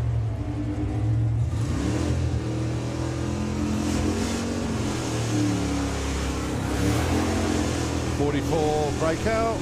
72 for Gary Cork. Took quite a while, but new car for him. Going alongside Clint Bourbon, who used to drive old Scalabolts. He's now got the olds. Doing very well with it as well. Absolutely flying. 987, 130, nearly 140 mile an hour. I think Duncan will be slightly quicker. Well, Duncan went 9.2 yesterday. Well, that looks a pretty strong run as well, doesn't it? 9.2? 9.3 today. There you are. So it, to me, reminds me of a Sox and Martin car. Yeah, you know? well, it's exactly the colour scheme that you went with. Car looks great. And very evenly matched. Look, not going to be much between these two on the finish line. Just a hair's breadth. conditions absolutely bang on to go quick today. Off the line she goes. Just a little bit of a skip as the tyres reach for traction, but rest of the run looking pretty good. 9 flat, 152 to open the account. That'll do nicely. It'll be in the 8s for the rest of the day. Yeah, he said. But here he is. I think he drives the car to the track, doesn't he? Yeah. And then puts in runs like this. You can see in the auto glim lane. Well, he's not exactly local, is he? You've got a fair old trek to get here. Yeah. 10:41. Right, now what's Lauren got for us? What? EB on the car is 11.97. Went 12.000 yesterday. What do you reckon? Gonna do it? Yes. Yeah, okay. Mystic Meg has spoken. Oh, 12.07. That's an Anglia with a 47 front on it, I think. The radiator grill's the straight up and down. I can't say they're older than me. My dad was making them when they were coming out. But yeah, that Morris Minor's doing very well, isn't it? 12.24, 112 miles. But other than that, yeah, still a street car. Going alongside the Aussie Falcon. It's not very often you see Ford Falcon right-hand drive. Yeah, very good point. So 11.9, 124, pays a 30. Okay.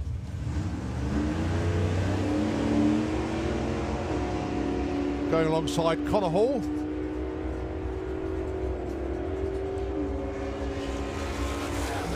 There used to be a guy called Phil Herrick had I remember that. 4 original tyres wouldn't reach the width of one of those rear tyres. Oh dear. But it's just nice to see lots of 100Es coming out. They were the baby brother and sister of the Ford Zephyr and Ford Consul Mark 1s. And they came along and were... We'll get the information from Scott in due course. Now then, can we see a 9.7? That would be absolutely outstanding. Arrow straight run. Oh, 10.42, a little bit off pace. Derive from, can't you? Yeah. And of course, well, a bit of a swaying run there. But of course, the family famous for putting Mark 1s with big engines in Mark 1s because the Actually, and I'll tell you what, he ain't slowing down either. There you are. This is what you do when you're 80 years of age, ladies and gentlemen. You get in a race car and show your sons how it's done. Low 10, possibly a 9. There we go, look, 10.06. Oh, wonderful. Gain or something, is it, in the left It's a Nova wagon. Is it? But beautiful. That turquoise blue is gorgeous. It's like the Appreciation Society sitting up here, isn't it? Yeah. Everything comes through we like and we want. The trouble is,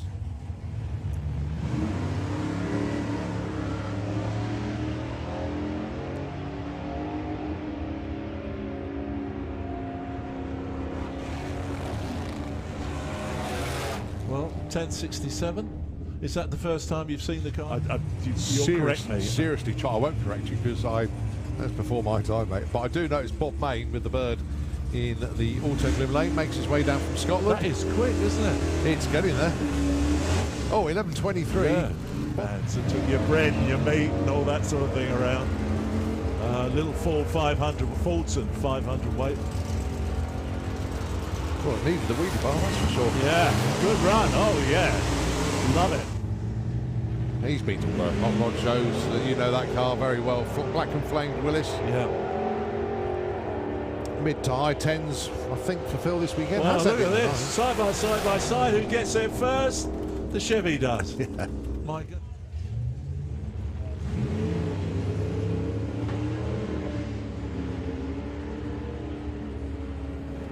Good, side by side, aren't they? It Look is. at that. Yeah. Looks like the Ford, I think, is just going to get it. Yeah, just. This year. very, very tight in the championship. You have to. How old is Scott now? 20 something. Sorry. Yeah, he's not there anymore. He's up here. Yeah, okay. All right. But yeah, best luck for next weekend to Scott, obviously. Are they what? Jerry used to ride Kawasaki, wasn't it? That's right. Yeah. Years and years Pro-stock ago. bike, and then he had the driver of the Willis. Ah. Okay. Came to Dragstalgia, ran in the Willis Wars there. Tidy 12:34. Yeah. Beautifully. That's in exactly the right spot.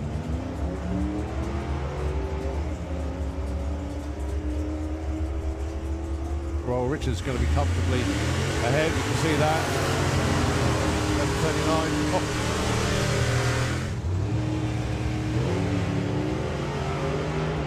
Well, Graham knocking on the door of the 10s, and the Hailing Iron Garage looking on the door of the 9.2. Oh, 9:35, 142. Actually, let's see what his best run was yesterday. 10:25 at 130 mile an hour. Well, the Sprite's giving it a run for its money, I'll tell you that. Look at this. This is going to be tight at the top end. Well, who's going to get them? The Sprite gets there first. Absolutely superb. What a great... Darlin saying 11:10 for Jason, 11:90 for Adam. Great start line reaction here in the Auto Glim lane.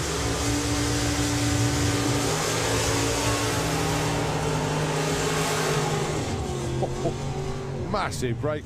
Falcon. Is it a Falcon? Yep. Yeah, it is. Thank goodness for that. I got something right. 10:63 Darlin. Jason Ray 10:78.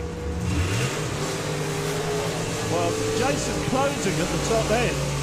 Well, and Ray, I've known for years, always a run what you brung her. Ray Irish. Whoa. Wow, that was neat on the start line. Always a little twitch at the back. 10.02 he's looking for. Breaks out.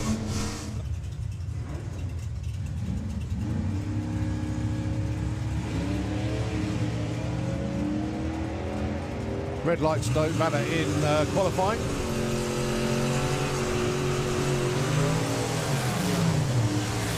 Oh, 69. Oh, that'll do for them. Well, the 840 pickup in the left-hand lane looks very, very smart. I'm not certain I've seen that before, Simon Glenn's car. But dials in at 1140. Katie Food with a 1027. And she runs at 1028. St. Chris Layram used to run the Falcon in, well, he's run it in Sportsman ET, he's run it in Nostalgia Superstock, but he's got himself a pop. But it's Billy Jones who's fighting out for the championship, don't forget. Oh. My God, just breaks out. What is that? So running alongside the Austin 840 of Paul Domini.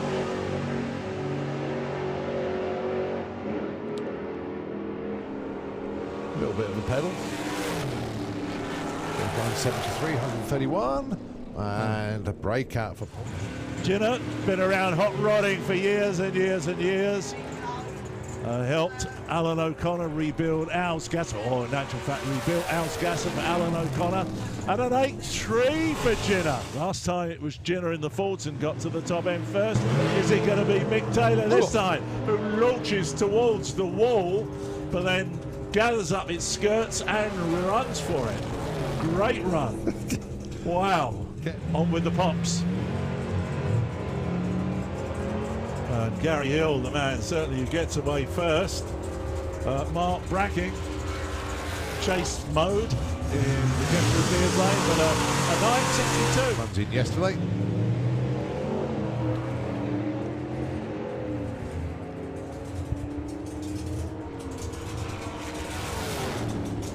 Nice, 9.62 there for Rob. 12.26 for Ben. Oh dear. Oh, do you think I am? Oh dear. I was going to say older than me, but I don't want to insult you totally. Well, he can't because my birthday's February the 29th. You told me that earlier. 10.21, 121 mile an hour there for Dave. American TV cowboy actor Oh no, it was Troy McClure, wasn't it? We obviously don't watch the same TV channel. No. Well, no, there was only one TV channel when that was on. Yeah.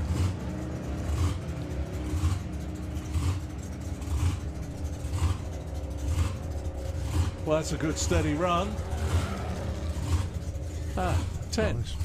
Gets himself the number 9 qualifying. That sounds very much like a methanol engine. It does, just hunting for fuel on each rotation of the crank, isn't it? Yeah. So who should be the quickest out of these two then, definitely Cole? Gary. Yeah. Yeah.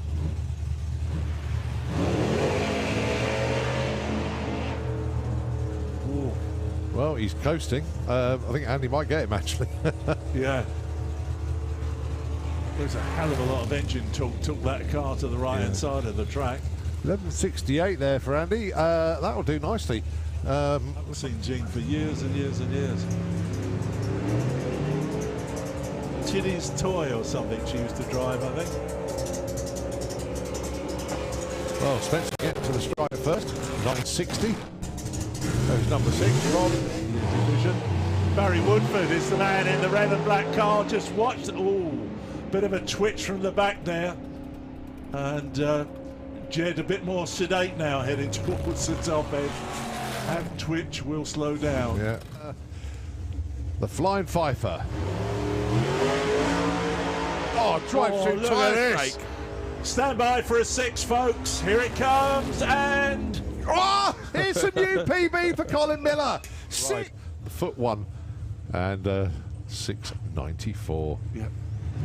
Yes, very good, very entertaining, and of course he is now number 1 qualifier. He is. That's the key. 1.4 seconds quicker than the previous number 1, which was Ginner with the Fulton.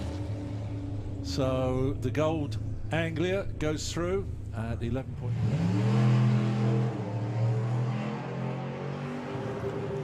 Proper chassis twisting launch off the line. Pulled him slightly right, but gathered it up. 11.07, 117. We know that car's got more than that in it. Stood slap bang behind the car. He's pointing slightly right. Let's see what he's got. Oh, big wheel spin off the line. So obviously that run won't work the way he wanted it to. But that means he's generating a serious amount of power. Big smiles on the faces down there. I think they enjoyed that. When you bunch of nutters. In the left-hand lane, Kestrel lane, with Trigger's Brung. I love that. And Steve Garner is the man with Sonic Attack in that slick shot dragster in the right-hand lane, looking very, very close. Almost identical start line reaction times for the pair of them. And how they do. 1080 for which he races in national competition. He bought this for a bit of fun, but if Alan's selling something, it normally means he's got his eye on something else, so it'll be interesting to see. But yeah, if you pop into the rough time of pits, it's cracking. 8.96, 151. Ian Wilde goes 12.68. Put in one run this is yesterday. actually Mick Gledo in here, is it? Oh, wow. Well, Mick has been around drag racing ever since it started. The Gledos are the Motorcycle family who's been around all that time. And runs through, he hasn't lost anything, has he? 9.22, well done. The Wild Bunch, great to see him out here. So Dave Schumacher just easing his way into driving the car. Right, James Ord, high 12 probably. Well, low 13. 13.14 at 101. I think. And runs 9.5 seconds. Hey, look at these two. They should just ease in a bit and hold hands going across the finish line, shouldn't they? Look at that. 0.9 between them at the stripe, yeah. My God. Oh, that was lovely.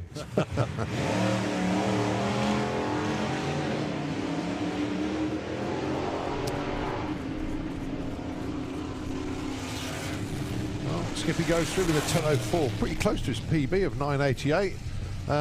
Jim, 11.90. Going alongside Andy Clifford with Snake Eyes. Actually, Terry driving this weekend.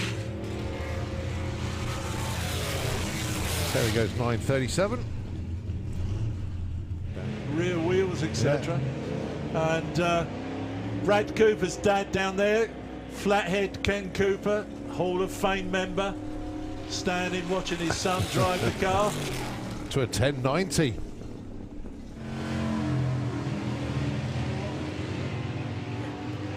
Well, Bob Morgan certainly off and running. Be of some 12 of some description. Sorry, a 10 of some description. 1021 at 133 plays a 1316. Something if it all goes well, but what have we got? Oh yes, beautiful launch. Oh, this is not Mr. Heartbeat. Look all the way through. A little bit of a twitch on the back.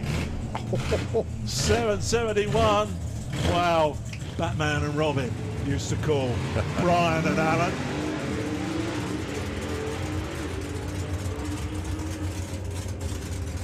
Well, Keith Hampton going to get there first. 997, 137.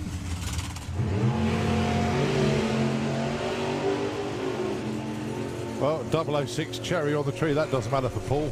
But Mark Michelle, low 8. 815 off the trailer. Wow. Wow. Well done. Interesting. If you look at the PBs, for example, in Rebel, Pete is the quicker, but Rob is the faster. And then we go to Wrathchild. Pete is the quicker, Rob is the faster. So, yeah, it's pretty... But 856 there for Rob. And let's see how he gets on then.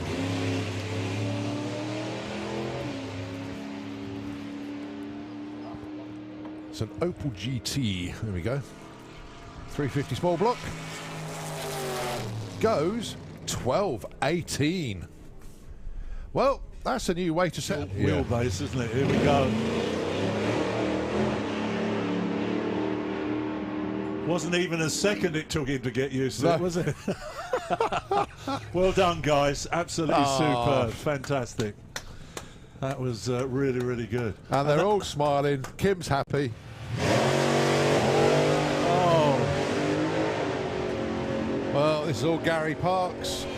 That's straight to the sevens. 752 at 182. That'll do. Very nice opener. Unfortunate problem there for Andy. Car left the line but didn't go very far. Just coasted across the line. 1607 at 78.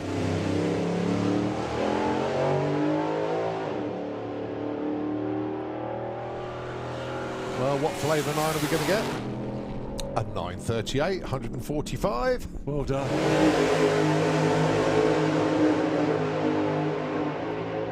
Wow. Going for it. 715. Well done. Read into that what you like. Wow, look at this. The rail's going to get it, but only just. 771 to an 878, so a second between age. Right, here we go. And follows his tyre tracks exactly from the burnout to the run and just heads in towards the centre line, pulls it back and slows down. Oh, lights up those tyres but keeps it going. My goodness me. Two big stripes across the start line. And that's not exactly what Des wanted there. He's run, which everybody took a sharp intake of breath. But this looks better, fully controlled. Oh, it's a 6, but what flavour? 6, oh, look at that. Oh, wonderful. Wonderful. But nice to see the car all straightened out now.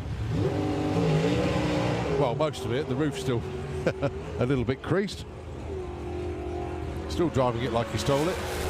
Still hunting for the 7s. Oh, 802, 164, well and down.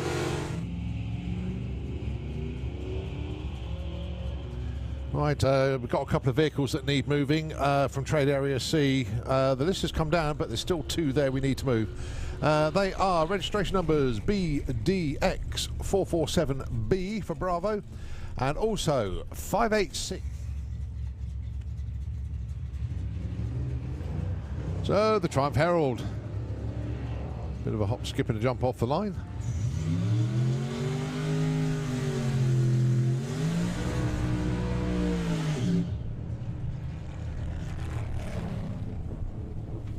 So we've got the junkyard dog. Well, not hanging around for 60 foot at all. 148. Nicely done indeed. 703 at 96, so that should turn into a high 10, low 11. It's a low 11. It's all the 11s.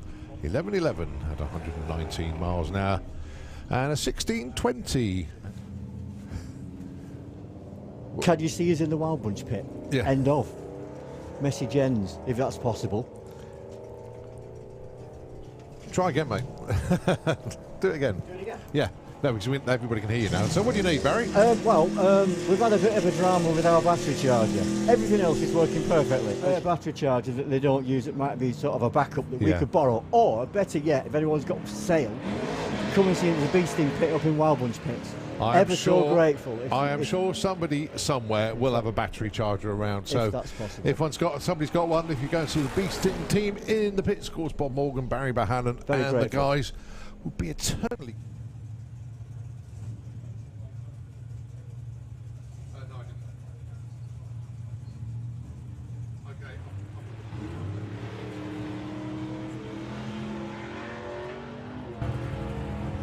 Well, John Dalrymple disappearing off into the distance. Is he going to run a 9? Oh, a 10:33, 117 seemed miles to come an hour. off it a little bit, just reaching the stripe. And he said that beautiful Henry J. That paintwork is just gorgeous.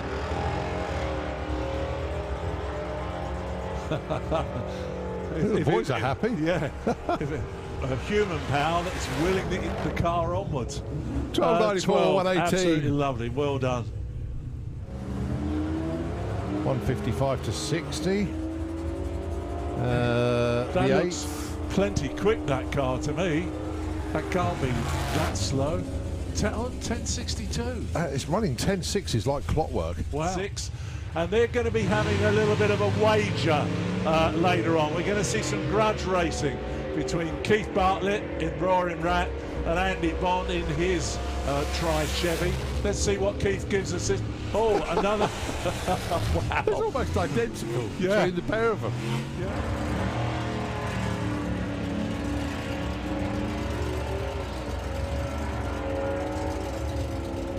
Well, that's going to be the best run for a while.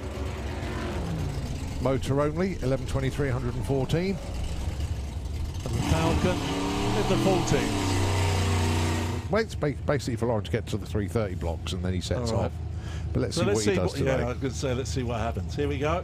And there goes Lauren. That's the daughter on her way. And here comes Dad now. That's it. Will he do it, ladies and gentlemen? Will the daughter overcome the father? Will the dad overhaul the daughter? Here we go. Yes. Dad's rule. 1078 plays a 17. On my own. Well, I'll tell you what, if Lauren matched what she ran earlier, she would have got him. 1740 played at 1078, but what was the difference? It's about half a second. half a second at the stripe. Yeah, to the dad. In entertaining and timed exactly right. So. Right, let's see what the Camaro can do this time. And actually, it's not a 69, it's a 67, that one. Cool, even the rear lights are cool as well.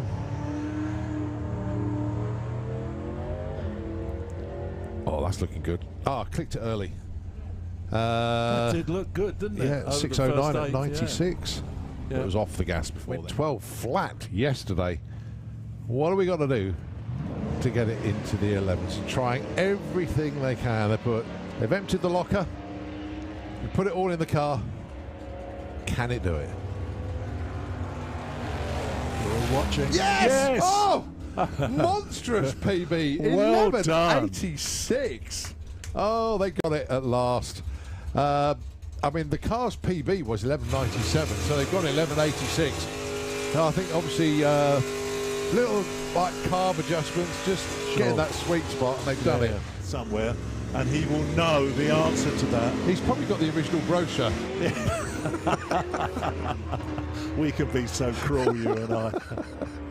Oh, okay. Right, the Chevy goes through 11:31 at 121 miles an hour. It's Dragstalgia. Yeah, that surprised me. I wondered. I thought that may have grown and be appearing at other events. But there are a lot of Willis out there now. Yeah, this is Ian Ratton going through. Got together. We bought not a Boss. We bought an early Mach 1, like an 88 or 89 Mach 1, which was a similar sort of shape to that. Smoking heavily at the stripe. It is, isn't it? 10:32, went 10:30 yesterday. Drag racing.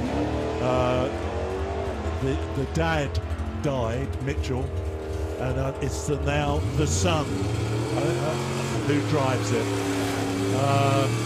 Regular attendee at North Weald, and like you hate it, is exactly what Brian is doing. He's been around the sport forever. All his sons have followed him into the sport. So go on, Brian. Show him what an 80-year-old can do. Come on, give us a 9. Give us a 9. A smooth ride. Oh, just knocking on the door of the 9s. Version of that was the Zephyr Zodiac. And Ford stuck with that a little bit. They went Zephyr 6 and Zephyr Zodiacs with the Mark IIs and the consoles. But nothing to me quite looks like a... Let's see how we go. Going alongside Sally Walner with the Camaro. Look at that launch from Sally. What a launch. That'll be in the 8s. How low can she go? Well, that's going to be a fad run. 8.2. Oh, even Justin's happy with that one. Yes. Yeah, well, with Santa Pod. National Street Rod Association have their merchandising marquee out there. So when you come out to the grandstand, go and pay them a visit, buy a T-shirt, something like that, as a memory of the Hot Rod Drags 2022. Right, the Morgan goes 11.73, 15.27 in the Kestrel line. Pontiac. Hey, mix it. As long as you go quick, that's all that matters. That lifted off nicely, didn't it? Like a Saturn rocket. Good old Bobby. What's he got for us? 987, 138. And the going on in the Nostalgia Superstock goes, I want some of that. So he sold the Ford and got hold of this Chevelle. Drives it on the street, goes on cruises, having a blast with it, really is. Very looking for a 12.4. Paul Singer looking for a 12.27. He gets a 12.30. Oh, 12.39 with a 5. The blue one, though. Oh, red light. It could be Roger driving the blue one, Roger Bannister, because we've got a few blue Camaros here this weekend. Jim goes 11.07. And the Camaro goes 14.48. Because there's so many of them here. They're all running together. Yeah, that's good. And they're having this little wager between them all. They'll put 10 quid into the pot, and whoever's closest to the dial-in wins the money. Gives you a taster for the class, though, doesn't it? It does, doesn't it? Billy goes breakout 10.40. Thought we were going to start a burn down on the tree there for a minute. But, 0.6 on the tree there good for reaction Chris. Time.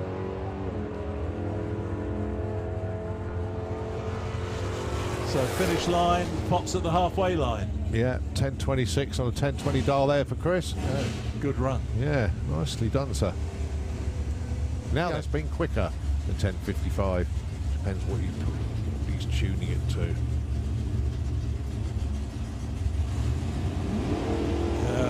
Start line reaction.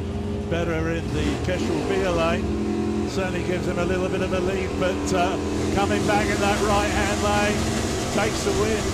Absolutely. Rust and Rat look for Neil in the Kestrel lane.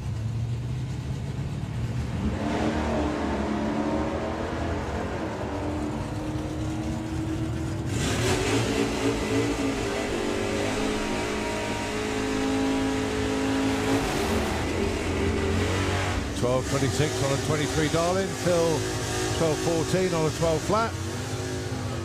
Oh, it's a 70. Apologies. Both from 1970. Are they? Yep. Total different body style.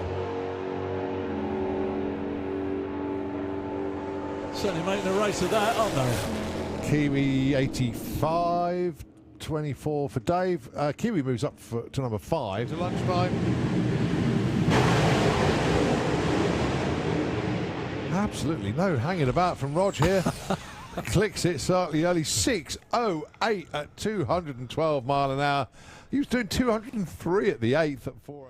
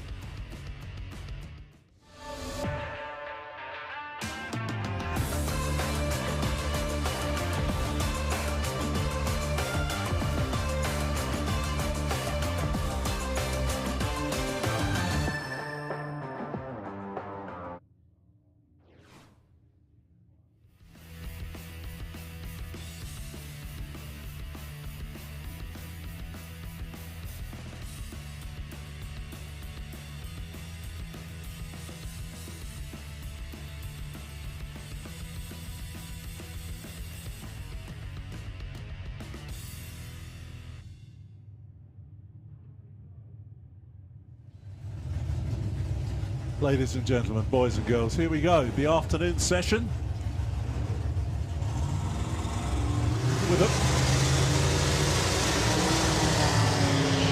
With the weather like this, I mean, it's perfect, isn't it? Yeah. I've just been out there on the start line. It's absolutely beautiful.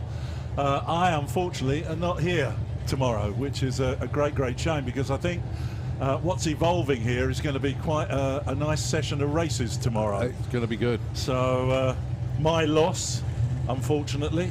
But you're still doing a car show tomorrow, so that's still pretty cool. Looking at this Camaro that's going through, Yeah. the car goes so fast that it melts the shoe whitener on the back and it goes streaming down the back window. How cool is that? You just made that up, haven't I you? did. I did. That is. I love the brake lights as well. That's really cool. Going alongside Simon Devos with the Frankenstein Chevy.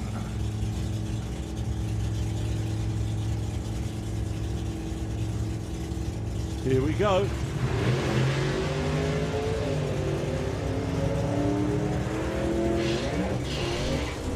Oh, little twitch to the right. Yeah, Oh, building that- up the boost. Actually, Yeah, as well. that is scalding cat, isn't it? Look at that. Wow. 956, 157 at the stripe. Simon gets there with a 1042 at 123. Now, this is the only sport in my head where you can come to a race meeting and you can see an Austin Healey Sprite racing a Simon Templar car. True. Where else can you go and see this? Both of them with unusual power plants, of course. Both of them painted in non-standard factory colours. But let's see what happens. Put your money on the Saint or the Frog Eye. Because even Saints have to kiss some frogs sometimes, you know. Very good. Look at this, tightening up at the top end. It is the Frog Eye who takes the win. 1007 as well. Very, very good run indeed.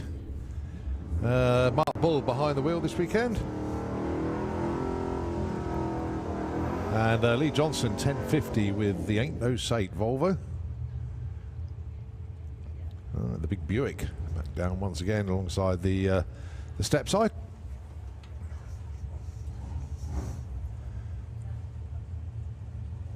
Well, that's similar to the white Buick. Isn't Very it? similar. The GS that's Yep. racing here as well. Because I don't see many of them, I know very little about them.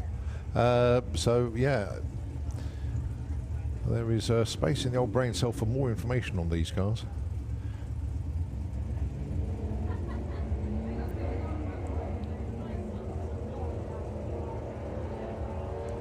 But that's the thing, John.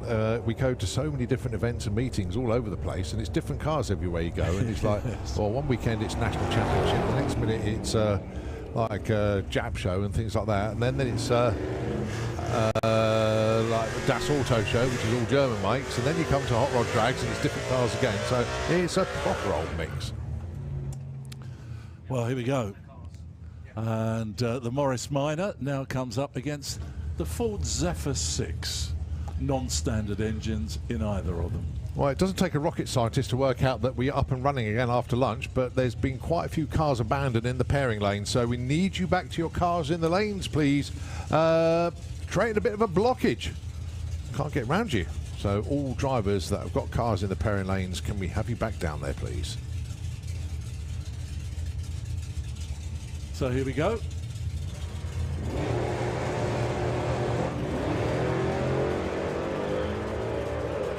Well, the Ford, given the British Leyland car, a little bit of a head start, and creeping alongside, is it going to be the Zephyr? It is.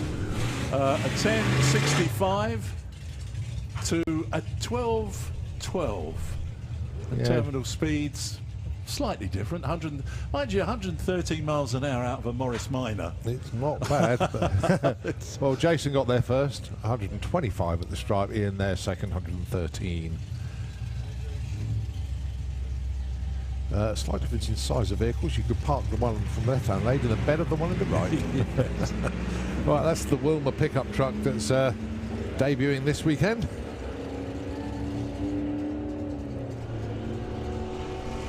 Well, it's Potland's going to get there first, isn't 13:34, place 14:65.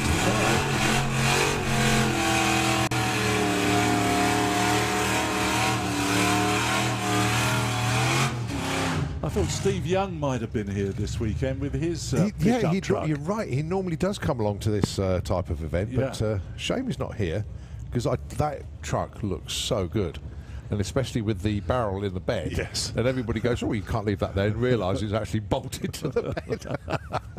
I do like that. Was it old Dog Racing or Old That's Dog Garage? yeah. Isn't it? I can't remember. Certainly Old Dog comes into it somewhere. So here we go. Richard Warburton in his Willis in the right-hand lane, and in the Kestrel lane. Do you know who's in? Yes, I do. Yeah, that is. I'm just getting it back on there. Ian Ratton. Ian Ratton. That's it. Well done. Last saw him at Drags Dowdra, I think, unless he came to Vintage Nationals for the Mopars. But 11:32 for Rich and 12:13 there for Ian. Right, next up is Mark Evans with his Chevelle, going alongside the Barracuda. Unfortunately, I don't know who's in that one. But Mark Evans taking this car. Well, it's still totally streetable at all, of course, but done a few changes, and now getting himself ready to take part in Nostalgia Superstock next year. Put in a very nice 12-second pass on his first run.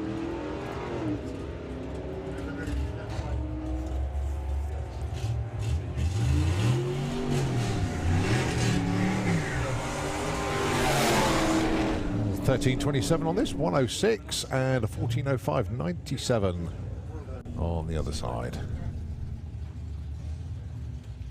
Right, we've got the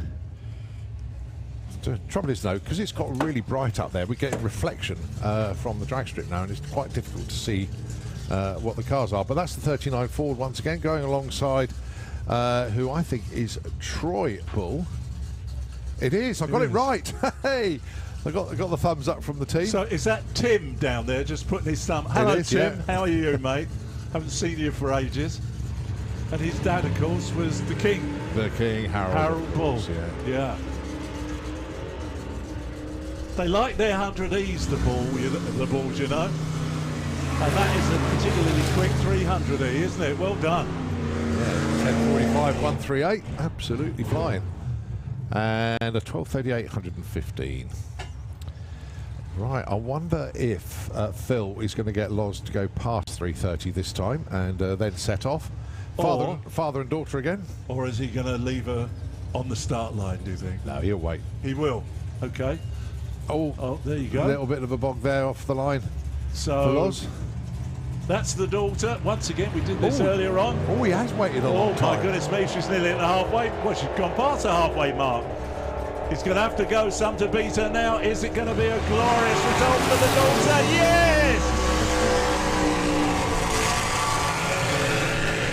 He was very kind that time.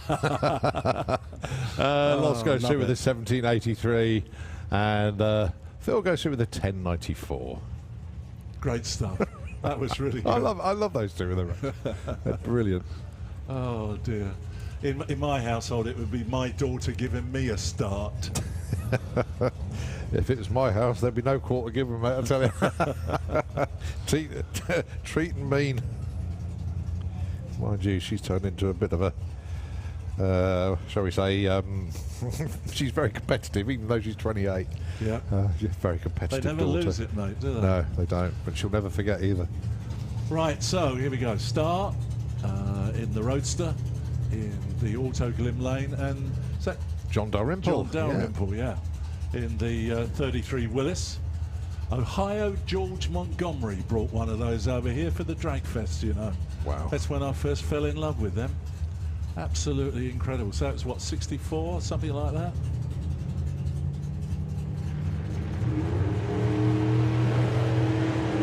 Well, Star away first, surprisingly, but John Dalrymple goes motoring by. I was going to say it's going to be close, but I think that's a convincing win for John. And a 9.6 to a 10.4. So about 0.8 of a second between them on the finish line. What were they like on start line reactions? 0.22 for Star, 0.54 for John, but then John's not in race mode this weekend, he's in cruise mode. Yeah. Still not hanging about in the 9s. No, so fastback Mustang, I don't know, 65, 66, something like that. Maybe even, yeah, 65, No, you're spot 66. on, it's a 65. Is it? And the Roadster, the other Roadster, out there in the left-hand lane. Well, Paul Hubbard on for course for another 10-second pass here, I think. 78, yep. Mystic make strides again. And a 12 for the fastback Mustang, which is, if it's a street and strip car, is in my book pretty good going. So 100E comes up against a Tri-Chevy. Don't know what it is from this angle. You may do, you may. I'd like to try and work out, I haven't seen the car, it is a 55, but in primer. Right. On treads as well, so no slicks under there. That's got a cage in it. I like it. Yeah, proper stuff. You want one of those as well for your birthday now, do you? So it's a Falcon, a 55 in primer. Yeah, a Nova. And a barn. Someone to put it on.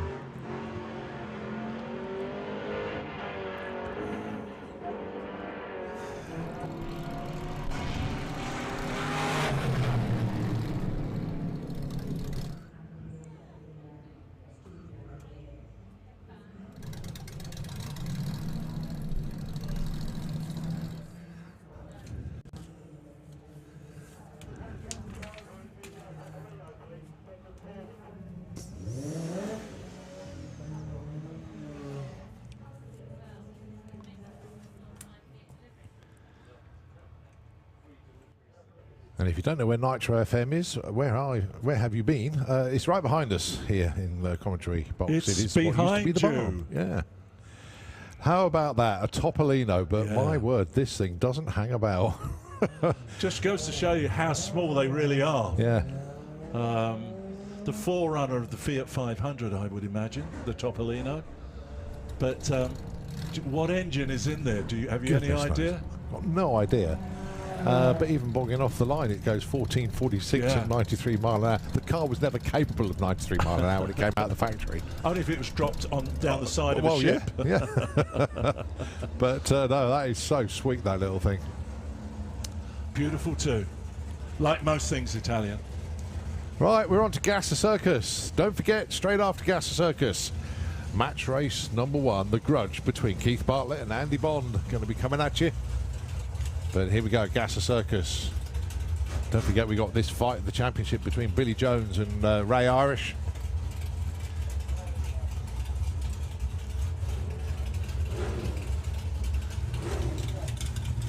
And we can see actually Roaring Rat and Andy Bond's Tri-Chevy in the lanes, ready to come round after Gas Circus. And I can see the two teams as well. I can see the Ugly Squad down there, and Dan and Nick Williams that are looking after Roaring Rat. They're all down there.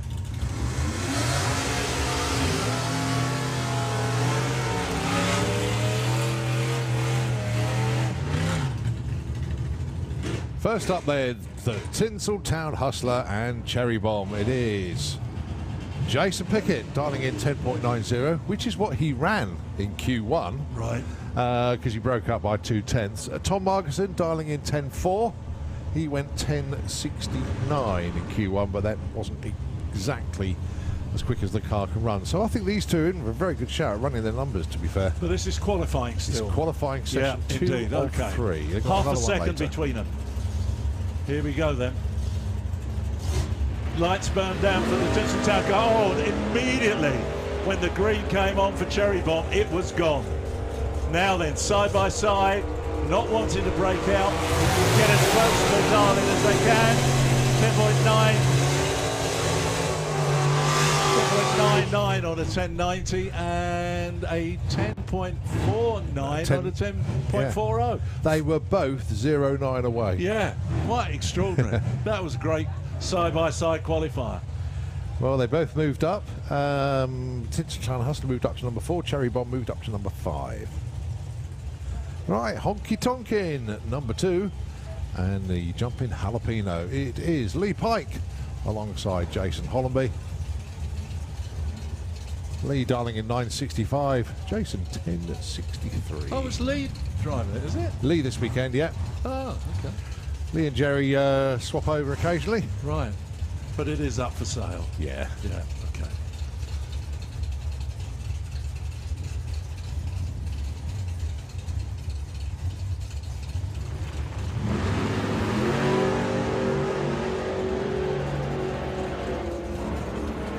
Pedal once again. Yeah, side by side, looking for 965 and 1053. What did we get? 1061. With a breakout for Jason by 200.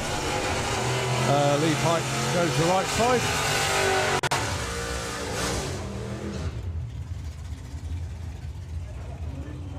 Right, well, here's one of your title protagonists. This is Billy Jones, who's currently number 12.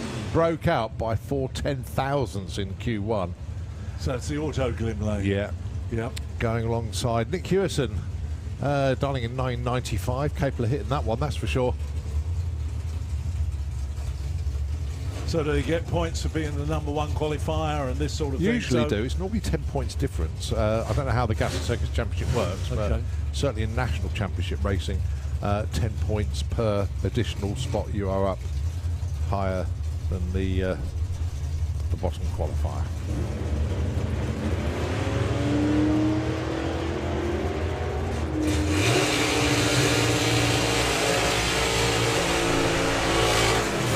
About right, these two, 10:02 and a 10:57, so closer to his dial-in was the man in the right-hand lane there. Well, Nick Hewis had just moved up to number 2 there, so good move there for Nick. Right, here's the other title fighter, Ray Irish, the Gas Junkie, currently number 7, dials 1011. Ray Turner with Green Onions, 55 Chevy, dials 1083. Before he had this, Ray used to drive an Austin A40 pickup truck, I think, wasn't it? I've got that in my head that that's what used to be Ray. Someone to come and tell me I'm wrong, I'm sure. But Ray Turner, a good reaction time for him. Ray a bit slow on the lights. Oh, look at that. If you want to win a championship, put a marker out there. Yeah. Darling, 1011, run. 1011 with a 1. That'll do. Ray Turner goes 1105. And that was on a 1083, so he's about a quarter of a second away from his, but Ray Irish was right bang on his dial in there. So promises well for him. But this is drag racing. Anything can happen within the next half an hour, I think they used to say. Yeah, that's right. Thunderbirds, didn't they? That's it. And of course, Ray Irish goes to the number 1 spot with that.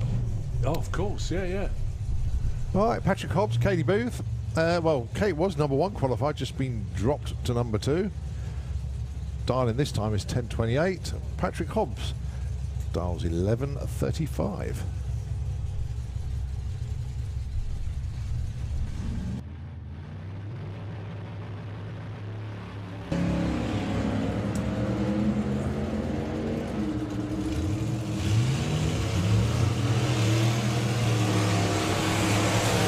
Looking 10:20, runs a 10:32. That's Katie Booth, and a dial-in of 11:65, breaks out 11:37. So next pair coming through. We've got the Simon Glenn's A40 pickup truck, and then an A40. You have to be careful what you say here. 2-door is usually a Dorset for Paul Dominy in the Kestrel beer lane. Quite often they alter the four doors to 2 doors, you know, which is a 2-door is always worth more than a 4-door, they tell me. But now they're all these A40s, Dorsets and Devons, are becoming very collectible. And I said the last time I was here, this was part of the big export push after the war to sell as many cars to the Americans as we could. And so the Austins and the Fords were all shipped over in their thousands to America. That's why you got so many of them involved in drag racing in the States. How about that? Simon Glenn moves up from 9 to 4. His 11.47, 11.45 dial doing him huge favours there. Paul Dominey goes 13.05 on that 11.65 dial, but he does move up one spot. That's because he broke out first time. All right, how about Adam Krasinski with that beautiful Chevy going alongside Chris Layram with the pop. They are currently 12 and 14 respectively. Adam looking for a 12.10. Chris 11.30. Well, Mellow Yellow was a song by who? If I can keep you awake long enough. I can't remember. He's listening to my voice and dropping off to sleep. Well, it's so soothing and comforting. Yeah, right. Donovan Leach was the name you were looking for. Donovan Mellow Yellow. So, which has nothing to do with drag racing, with mellow and ferocious. And how did they do? Well, 12.42 on 11.30. Chris Layram moves up one spot. Adam stays put with that 12.56 on the 12.10. No help for him. Right, well, I think this is the first of our... Is this the Grudge? I think it is. Yeah.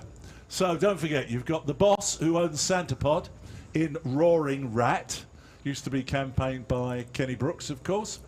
And then you've got the...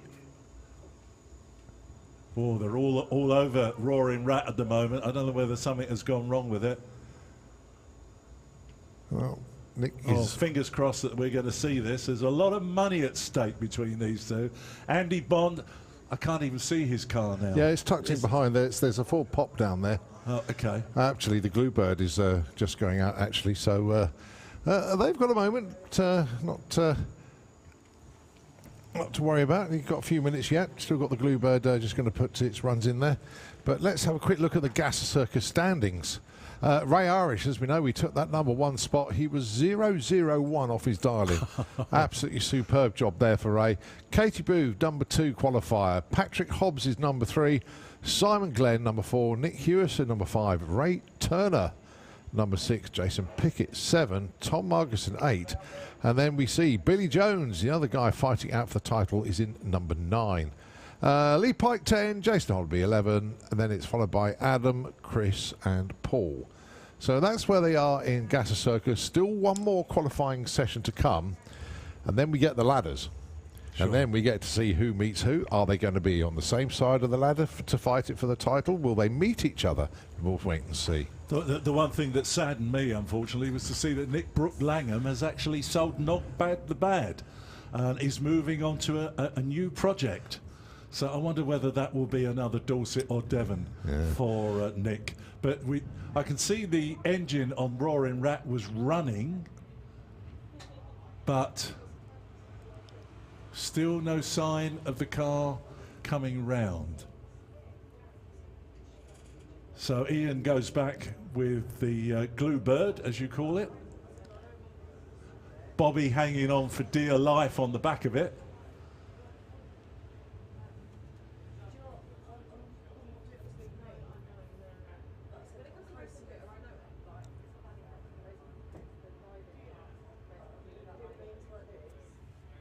Oh, this is going to be sad if we can't get that going.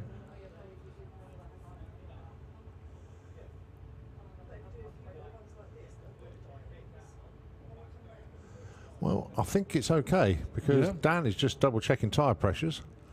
There doesn't seem to be any concern down there. They're just waiting for the Bluebird to come back, get in position. Oh, good.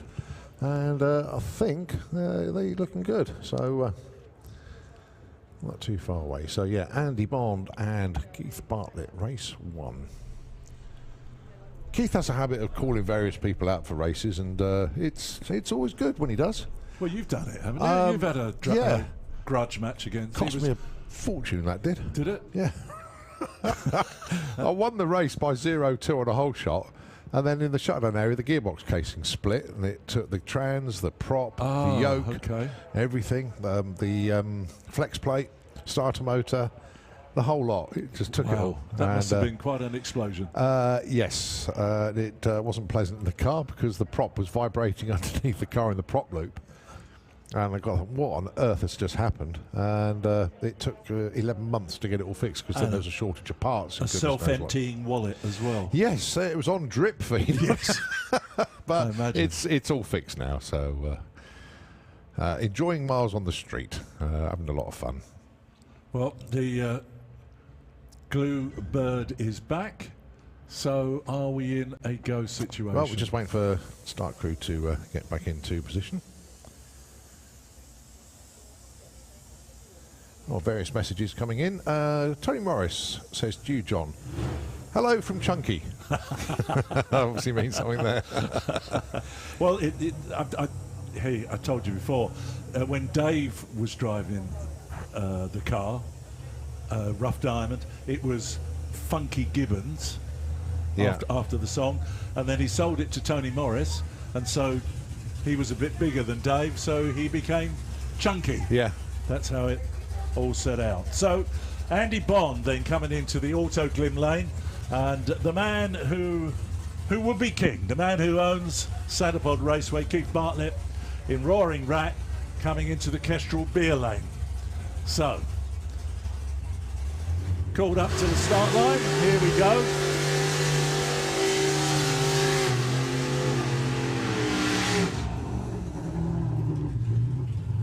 Now Keith has run at 10.1 with this, hasn't he? 10.1. The last time the two of them came out here this morning, they both ran 10.62, if I recall. Yep. So they're fairly evenly matched. So red car, Keith Bartlett. Yellow and white car is Andy. And Andy Bond is the man who's got that 6-second road car. So will any of that translate onto the car he's driving now? We'll have to wait and see. Who's best on the lights, I wonder? Andy Bond playing a little bit of a game here, being the last one in. He's in. Here we go. The lights will burn down, and away together. Oh, this is excellent stuff. KB's got his nose in front. Andy Bond shadowing him at the stripe. It is Keith Bartlett with a 10.33. 10.63 to Andy Bond. 1-0 to the governor. Okay. Andy Bond had an 08 light to Keith's 0.14 win margin at the stripe, quarter of a second. Yeah, but exactly KB, a quarter of a second, yeah. Gets the first. So it's the best of three. Yeah. So it could well be, it may be all over. They think it's all over at the time of the second race, but I can't see that happening. I'm sure Andy Bond must have a bit more in reserve than that. Yeah, he's playing. Do you think he's playing with Keith? I think so. Well, he's got a 10.63 bracket car. It's unbelievable. He'd be awesome in Pro ET with that car. Anyway, this is Outlaw Anglia. Aaron Bird and Pete Butler, your next pair. Or the first pair in this session, if you like. Pete goes 10.94. Aaron goes 14.37. So Aaron goes up to position number 22. Pete Butler goes up from 16 to 14 in the qualifying ladders. So our next pair coming through. Yeah, Gary Hill and Dave Pearce. Let's have a look then. Gary Hill currently number 10 on a 9.68. Dave number 11, 10.21. Now let's not forget Colin Miller, number 1 qualifier with that incredible 6.94. Jed didn't get that run in at all. No. So that's held as the target now, isn't it? Yep. 6.94. But let's watch these two. So Gary Hill in the Auto Glim lane, currently at position number 10. Scuttle, Dave Pearce in the Kestrel Beers lane, currently at number 11 in the qualifying. Is this going to change? I don't think so. Well, there you are, a 9.71. Does that change anything? No. It doesn't change position, but Dave was in the 10s going into the round. He's gone 9.8, so very, very nice improvement on ET, even though it didn't improve position. Big shout out once again to our very good buddy down under, John Willard. We know he's tuned in. He was certainly tuned in for the first session. Messaged me to say hi. But it's about 5 o'clock in the morning out there, isn't it? If we could get the Aussie Outlaw over here, and I know their plans afoot to try, well, the fundraising is going extremely well. Just Giving page that's been set up. I'll be chipping into that very shortly, actually. But this is Jinnah He is the number 2 qualifier at the moment. Ran a fantastic 8:37 in the Autoglim lane, but Colin Miller is down there. Number 1 qualifier at the moment, 6:94. There's only one person on the premises that can possibly beat him. Maybe 2, if Simon can really get that car flying. Right, so Ginner just edging in the Fordson van in the Autoglim lane. Here we go. Wow, that car is running so... Both of them are running so well. Ginner is holding his own there in the right-hand lane. Wow. Yeah. 8:44, 160. And I know what Colin was doing then. Go on. He ran 8:05 at 169.83. With no nitrous? No nitrous. He was seeing if he could beat Aaron's time from yesterday. He failed. Oh wow! Because Aaron went 7.9 at 171 mile an hour, and Colin's going, I'm not settling for second best with no nitrous. So he wanted to go see if he could beat it. Either that or his nitrous wasn't working, one or the other. But no, with normally, as you said, you get that fountain exactly. Out of it. We understand how these things work, Colin. We're not daft. So Rob Nixon is away first. The Kestrel Beers lane, being chased by Ben Montgomery in the Autoglim lane. Now, is this going to change anything? Because Rob Nixon's currently number 9. Ben is 19. Doesn't change a thing, does it? Yeah, well, Rob basically matched what he ran last year. Rob went 9.62 in Q1 and 9.63 in Q2. So, no change there. Ben went through with a 12.26. So, we've got Ben Kennedy in the Kestrel Beers lane, and we've got Ben Rushforth in the Autoglim lane. So it's a battle of the Bens. Who is going to be Big Ben? Yeah, who's going to be Big Ben and who's going to be Mr. Ben? That's it. Okay. Mr. Ben or Mr. Bean? Would you remember Mr. Ben? No, I'm going back to my childhood now. The cartoon character. Well, Ben Rushforth off the line superbly. Yeah. Now, he's already run an 8.66, and that was with a slight pedal as well. That was 8.73 this time round. Ben Kennedy, big improvement, 9.55, up from 21 to 8. Yes, good move, good move. Right, Mark Bracking with the East Coast Racing Anglia down in the Kestrel Beer lane. And who's he got? Coming from Dougie McClure. Or Trampus, as he's now going to be known forever, in the Autoglim lane.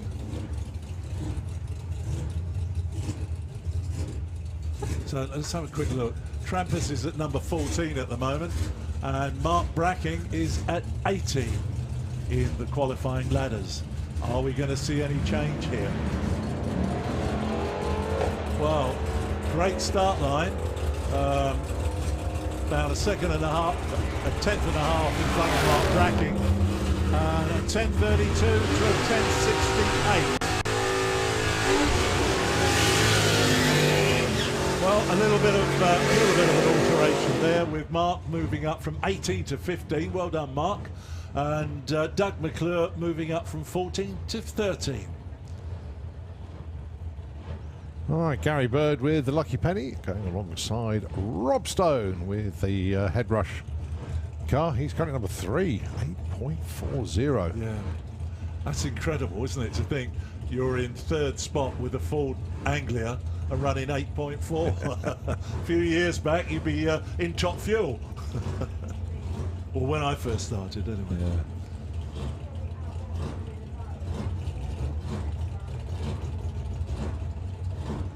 Well, let's not forget there's quite a few 7-second Anglias out there that aren't racing this weekend. Obviously, John Webster's Fast Company 2, not here this weekend. Yep. And Scotty Crookston's car, I know he hasn't got an engine at the moment, but Scotty's been in the 7s. Simon Barlow, we hope he can get into the 7s very shortly. And of course, Mick Taylor. Well, he could be in the 7s. Whoa! Whoa! Whoa! Has he saved it? He saved it! Oh my God! What a bit of driving that was! My God, them 4 wheels were off the ground there. Well, excellent job from Gary Wow. Bird. Wow. Rob Stone goes 8.36, and thank goodness he was out in front. Oh, heart-stopping moment. My goodness me.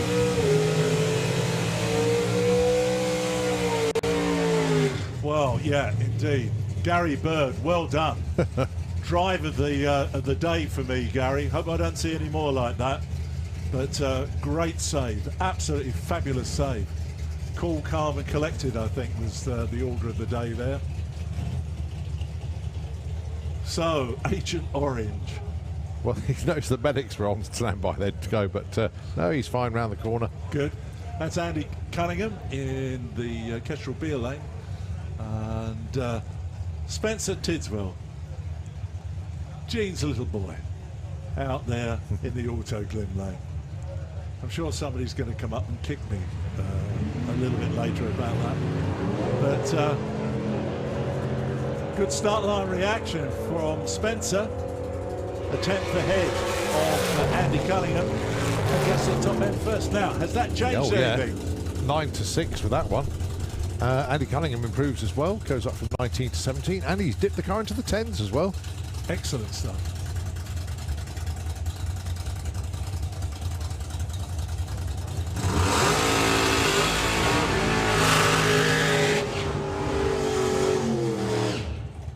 So the great Barbarian, he appears in the Auto Glim Lane. I think it's just the way the sun's glistening off everything at the moment. Yes, it's bouncing off the dazzling, racetrack isn't it? into the tower. Yeah. So yeah, Martin Payne, he's currently number 8. One place ahead is Rob Brindle, and he has appeared in the Kestrel Beer Lane.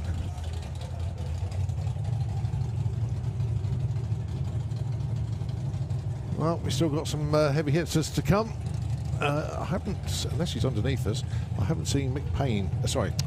God dear. He's talking about Mick Taylor. Sorry, wrong yeah. Mick. Well, and isn't Simon Barlow in with these as well? Yeah, normally.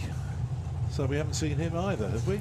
Yeah, I think that could be Simon's. Oh, yeah, no, there's still more anglers down there. Right, Rob Brindle off on a flyer here. Now he went 9.48. I think he's going to go way quicker than that here. 8.93 for Rob Brindle into the 8s. Awesome performance there. And a 9.59 for Martin Payne. He'd already been 9.52, but great move.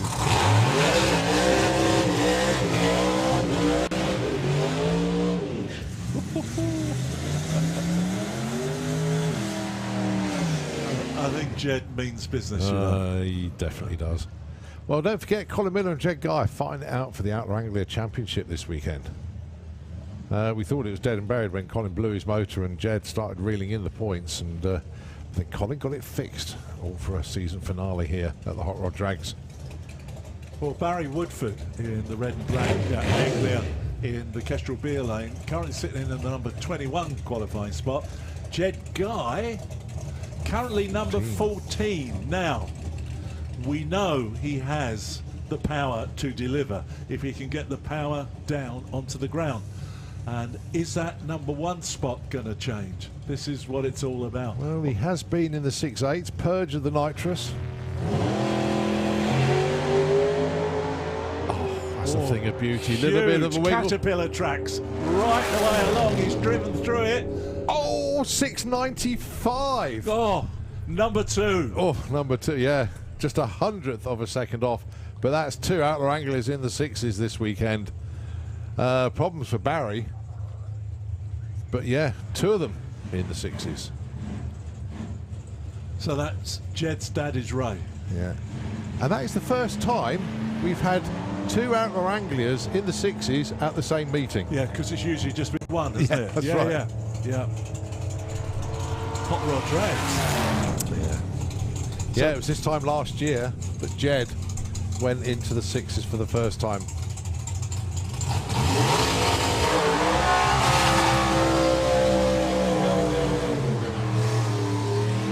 Right, this one should be in the 7s. This is, of course, Mick Taylor with Banshee. I don't know what happened there. Barry Woodford seemed to have recorded a 7-second time. and nothing has... No, that was his reaction time, actually. Oh, was it? Yeah, 7:54 reaction time. So, yeah. Looking in the wrong place. That's it. Oh, can you imagine when we get John Willard over here as well from Australia? That will be You're going to have wouldn't it? 3 6-second outwranglers. Yes, but you can bet your boots that everybody else is going to try and step up to be in the fight, aren't they? So, I know John's tuned in. Hello, mate. And it's got to it's got to happen. So for the moment, Mick Taylor in the number 5 spot has run an 8:50.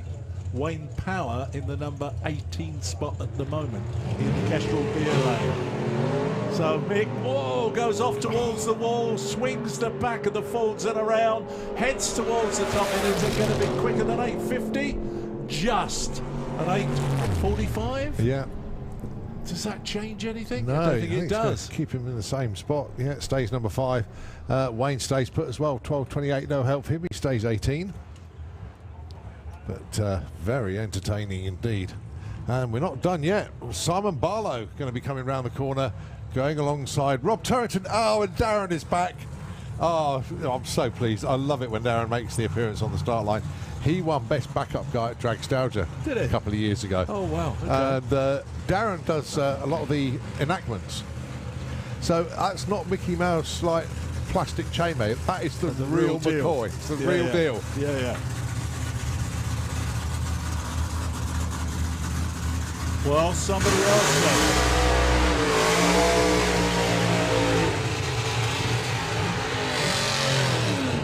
I think you can say that in the left-hand lane, in the Kestrel Beers lane, that burnout was put down with feeling. Oh boy, yeah. 2 big stripes there. So another man who could take over that. He's in 24th spot at the moment, Simon Barlow, with that all-orange Fulton. But I wonder whether he can slide in between Jed Guy and Ginner for the number 3 spot. He should be able to. Which means him running quicker than 8.3. Yeah. The car can run 7s, will when it wants to. But we know, having had a chat with Simon over the years, it has been 7. Oh, I think he is. Can't remember what the digits are. But he would love to be the first at 200 mile an hour. He really would. Well, Rob Turrington with the Anglia-Saxon in the Auto Glim lane. Here we go. Well, that's nice. Secure run there for Simon Barlow. This is looking good. 771, 177 miles an hour. So you're right, he's gone into the number 3 spot. Yep, snatches that away from Ginner. So at the moment, we've got the Flying Fulfer in the number 1 spot. Then we've got Jed Guy. Now we've got Simon Barlow. And then in 4th spot is Ginner with his Fulton. Good session for Anglia. It was a good session. God, I feel quite worn out having watched that. Real good racing. That's what you like to see. You know, when I worked uphill for all those years, the things that often I used to enjoy most was the qualifying. Yeah. I used to say to people, come on the final qualifying day, because that's when you see everybody trying so hard. And this has borne it out for me today. I've thoroughly enjoyed it up here today. It's been great fun, great racing, great save from that guy with the Anglia. Oh, I mean, that was, my goodness. Gary Bird. What a driving job that does. Yeah, how he got that back, I don't know. But well, there goes Simon Barlow's team, the Beast, going up to the pits to collect their man from the top end, back in the 7s. And they'll work on that and try and get that number to come down. But up next, I think it's going to be Rod Harrison, as Kim is down on the start line. Hi, Kim. Rod okay after the first one? I bet he was quite happy to go A to B, and yeah, it was good to watch.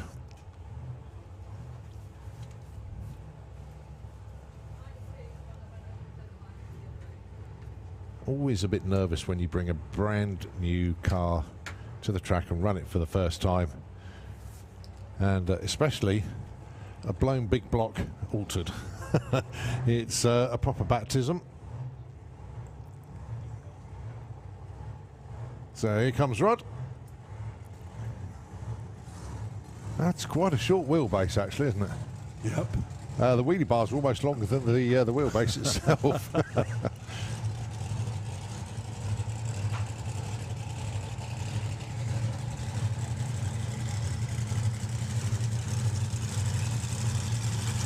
So built by Rod and Carl, and of course the rest of the team. And I know Andy and Lisa Raw are here. Very good afternoon to you. I know they'll be on the bank in a while. Is he on his own? Looks as though he is. Well, no, Carl just walking out as well. No, I meant there's no. Oh, yeah, he's running solo because it's like observed runs, if you like. No, there's me saying Andy Raw. He's actually down on the start line. I missed him walking around.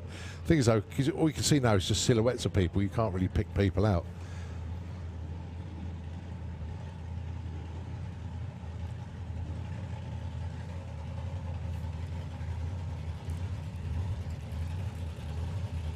So Rod's second run in the car.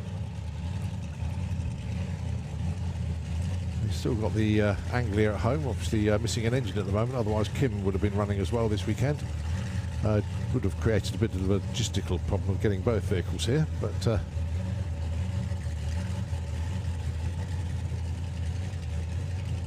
brings back memories for Kim when she was bringing Rod forward with the Stardust Dragster and of course the methanol car as well.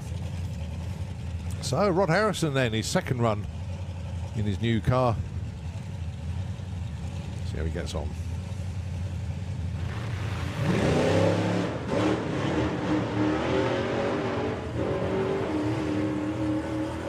Whoa.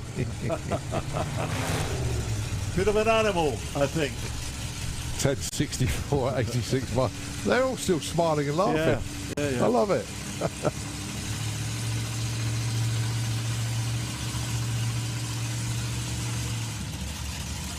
Right, we're into the Wild Bunch.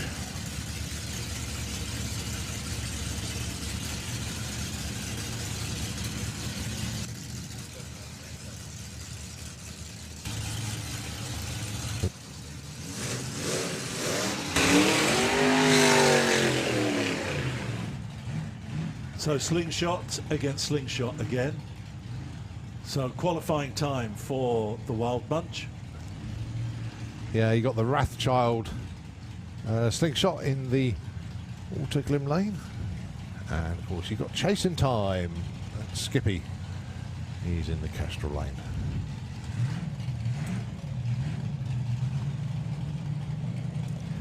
So we got Rob in Wrathchild this time.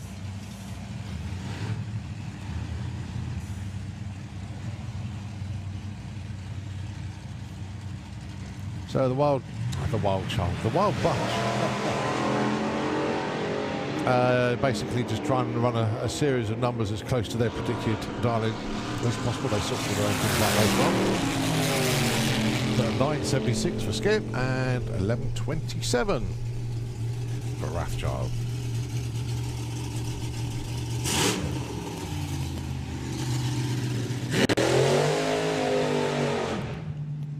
So this will be Pete Brown then in Rebel. And it's going to be James Auld with Little Faust, the dragster. And if you wonder what that crackling is, every time James comes to the start line, you get that. Yeah. It's something on the car that does it. Sure. And you do get that when you're watching it on the live stream as well, strangely. Just one of those. As he comes back, the clicking will get louder, then as he disappears off the racetrack, it will go completely. It's rather weird. Needs a television suppressor off of a Hornby 00 train set. Yeah. But it is purely that is noise suppression. You're exactly right, John.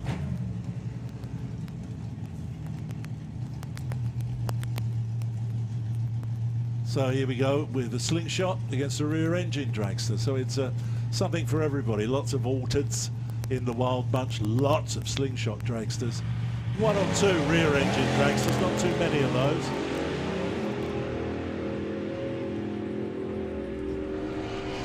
Well, they're a world apart, those two, aren't they? 8:55, is it going to be a 12? No, it's the 1336 this time. 102 for James. 855 at 155 for Rebel. Right, you got Triggers Broom and Wildcat in next pair. Paul Tarry and Ian Wild. So is that a Jaguar straight 6 in Wildcat? I believe so, yes. Yep. So it's interesting seeing the air bug catcher, if you like, sitting to the side of the engine of Wildcat. So presumably that's on top of the carburation system or something. Am I right? Well, certainly offset. Hopefully it's not. Well, no, his line of sight to the tree is not obscured. But if he's in the other lane, then you've got nothing to worry about at all. You can see the feet of the tree as well. So small block in the Triggers Broom car. But of course, when going back in time, as I have been, that's what I'm employed to do, Jaguars caused a majority of the altereds, etc., that were running at the time. I mean, we've got Paranoia here with us, which was a leading car in the altered division when I first arrived here. And they all used to race against their own indexes and things like this. So things have changed a lot.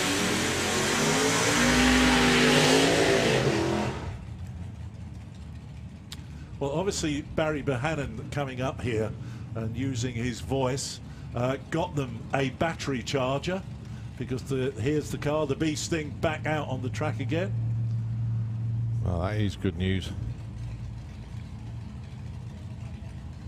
Going alongside young Bobby Wright with the altered, the 23 Ford Model T.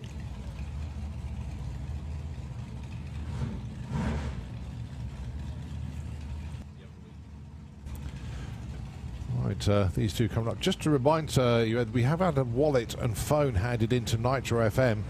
He is a member of the NSRA, so if you've lost your wallet and phone, pop into the radio station. Obviously, you need to tell them who you are, because they know who you are. They've got all your details. So, the two Bobs. First 977. 10p. And 1018 for Bob Morgan. So 0.4 of a second between them. Hardly anything at all.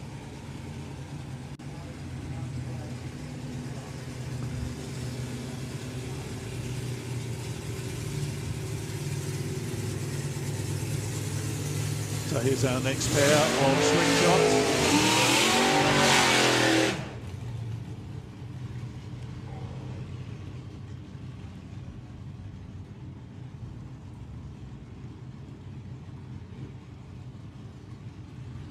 So Wayne Colliver with the Misfit, and of course Mick Gledo.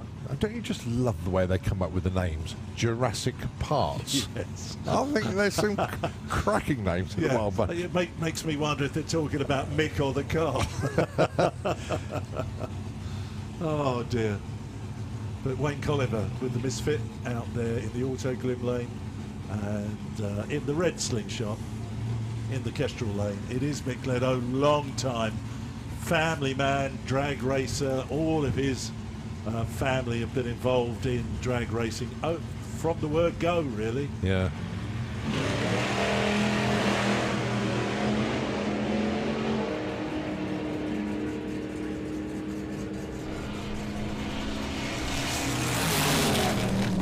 Gets there first with a 970. Nice job.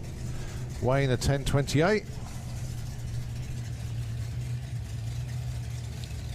So we can't tell you where they sit in the qualifying position. We don't know. Well, they don't do eliminations, the Wild Bunch. So they do when they come to championship racing.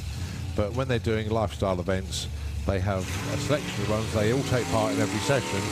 And then at the end of the day, Claire works out who's overall closest to their dial-in, who's had the best reaction time in the class throughout racing and stuff like that. Yeah. But what it does do, it keeps them all together right the way through eliminations day. Yeah. And so they all get together at the end of the meeting, have a little presentation. Well, that's a good thing, keeping everybody brilliant. Racing right until the end. Yeah, it's brilliant. Right, the most confused man on the premises is Vinny, who crews with Steve Garland. And the reason they're confused is because the car has a performance range of about a second each time it comes out. I mean, it's PB at 1066, then it goes 11.0, so it's all over the place. So they're struggling to tune the car to conditions and that, but they're having fun at the same time, so you can't take it away. Gary Atkinson with time lock. Well, the car is absolutely flying. You just want Gary to go as quick as the car now. Gary's PB is 962, but he put his steps on and it went 943. 962 and 977 and a 1078. So how does that look? Well, that's not too bad actually for Steve Garland. 1078 on that 1066 PB run from yesterday, so it's getting back to where it was. Good news for them. Gary Atkinson with the time lock 977. Yeah, pretty much where it should be. So a good run. Two good runs for them too.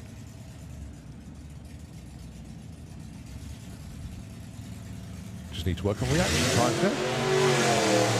Fair to say, it doesn't matter in outright qualifying, but the Wild Bunch do a slightly different thing. Right, that's happy days.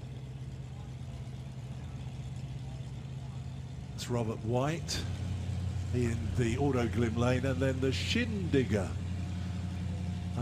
Shindig, sung by the Shadows back in the 60s, mainly in the 50s, 60s, early 60s, I think. But Shindigger, does that have some ulterior thing connected to it? Probably someone. It's probably run somebody over. I mean, obviously, a digger was a name for a dragster, but your shins, well, it's quite low down. But I like the name actually, the Shindigger. Right, Jim Tanner's quite a character in himself anyway, so very entertaining guy. Good driver as well. 1018, 137.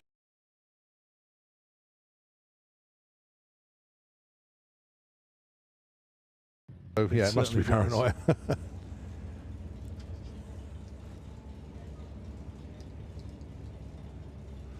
Well, in the early days of my life here, there used to be campaigned by Brian Thomas and Alan Lowton. Yeah. It then went on some travels. Somebody else had it for a while, the car. I know they tried to get it on nitro. I think they did run it down into the 8s at some point in time, which with a 6-cylinder Jaguar engine is quite extraordinary. Incredible. But then Alan managed to get the car back, Plymouth coupe body on the Paranoia. It really was a star attraction in the earlier days. You must remember from when you were on, watching it as a spectator. Yeah, I always remember Paranoia and obviously Gonzo always lining up side by side. And I think, if I remember rightly, Paranoia had the most famous front wheels in drag racing back then, didn't they? Yes, then spindle wheels. That's it, yeah. Yeah. So.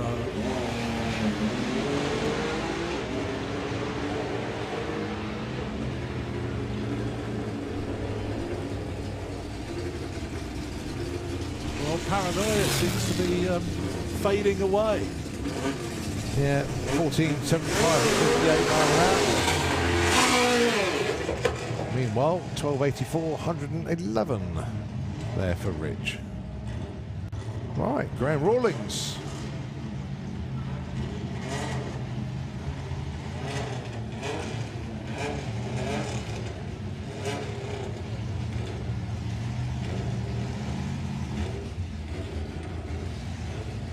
Qualifying session number 2 of 3 for all of our race classes at the moment.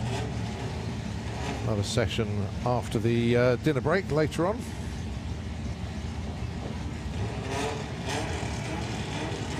So Graham Rawlings and Andy Clifford. Now Andy hasn't got a time on the board yet. Well, I say a time.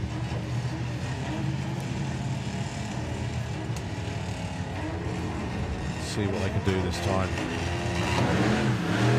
Oh, it's Graham with a problem. Oh, gets it going again. Now Snake Eyes pulling over to the left-hand side.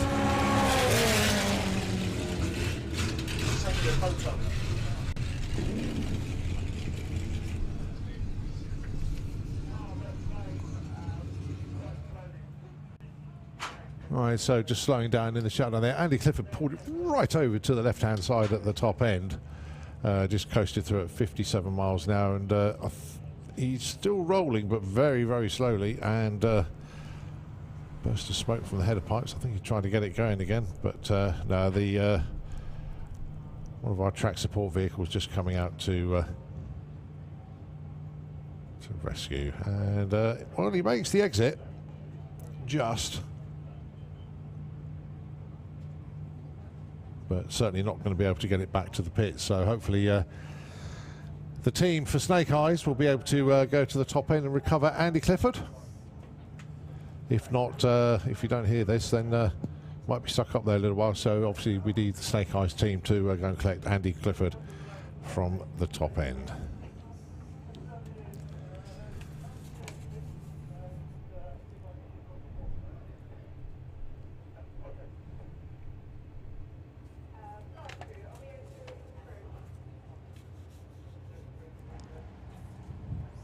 Just waiting from the nod from the top end.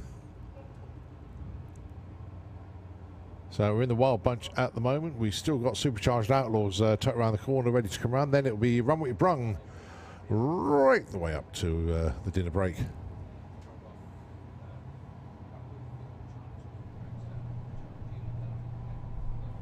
Time now 2:45 in the afternoon. Obviously after Supercharged, after the rest of the Wild Bunch, then Supercharged Outlaws, it'll be back to Run With Your Brung. A couple of hours of that, then dinner break. And if you get a chance, you need to go and have a look at that immense car park over there where all the hot rods and customs and everything are parked up. It just looks fantastic. There's a few there, isn't there?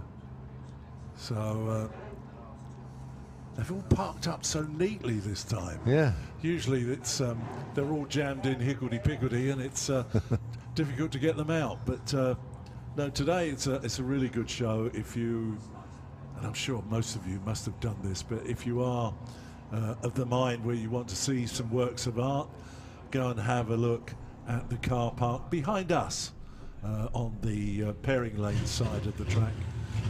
And lots and lots of vehicles there for you to look at. Right, well, the top end is cleared, so our next pair getting fired up. It is Gavin Meanley with the Charles Banks Special. Been around 60, well, nearly 60 years.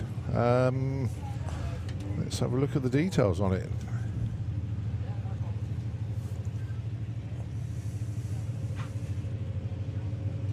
Yeah, 1966, that car PB'd. It was around a couple of years before that. Going alongside Bradley Cooper.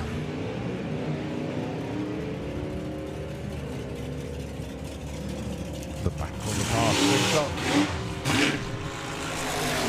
Brad goes 10.93 and 11.85 for Gavin. Gavin getting quicker. Brad Cooper not far off a PB actually. And he has PB'd on the speed though, 121.56. Well on 21.56.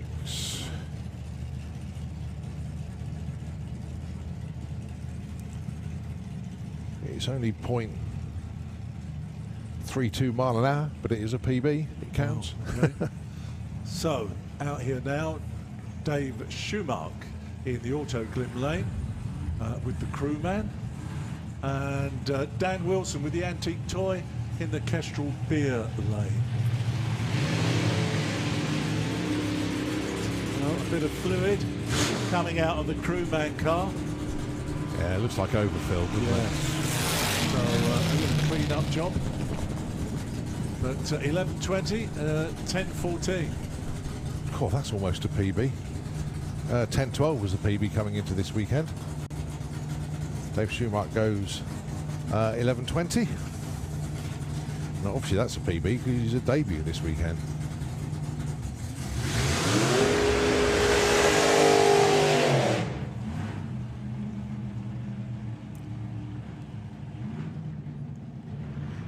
All right, Alan Schofield with the rough diamond altered.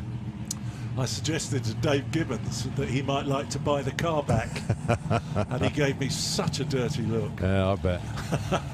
When you consider he'd sold it a couple of times, or no, sold it once to Chunky Morris, and then He'd ended up on top of a nightclub somewhere in Europe, on the roof of a nightclub. I'm tempted to say a strip joint, but I don't want to. And Dave brought it back. From there... What do you say? Do you say Dave was cruising the strip clubs and absolutely found Me, it? I'm not saying a word. Of course not. But No. Dave Gibbons brought it back from there, and he was just going to play with it. And of course, he built a whole new chassis, new body panels and everything. And then Alan bought it from Dave. But now it's up for sale again. So Rough Diamond is on the market, ladies and gentlemen. So if you're interested, go and see Alan in the pits. I'm sure he'll talk money with you. Yeah. And, well, don't forget the roll cage has just been enlarged, so it will take a larger driver now. 924, 152 on that pass.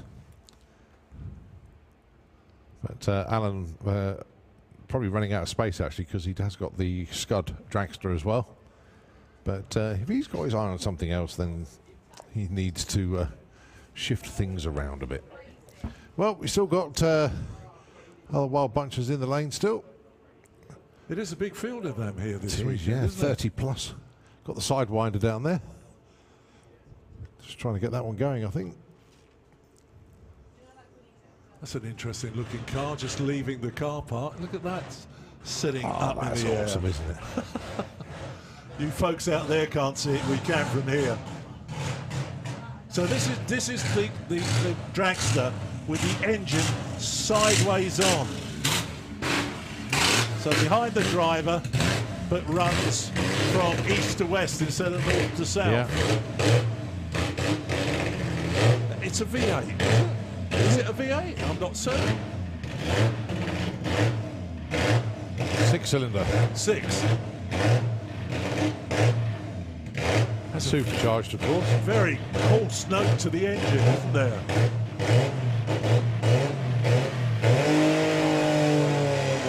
Well, he was in the 10s the last time he was out, I'm certain. The first time I saw this was, I think, at Dragstalgia. It wouldn't run properly at all, but there you go, another 10, 10.60. And 134 miles an hour. That'll do nicely. I think things are getting better. And talking of getting better, you'll shortly see Ian come walking along the wall in the Kestrel Beer Lane. And you've got two pieces of history coming out here together. Gonzo the Great and Rampage. Wow.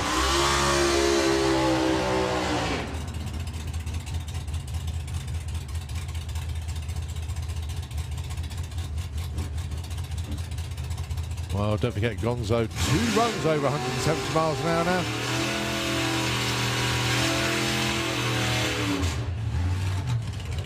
PB in the 7.6s. Still wants to be consistent though. That's what Wild Bunch is all about. Yeah.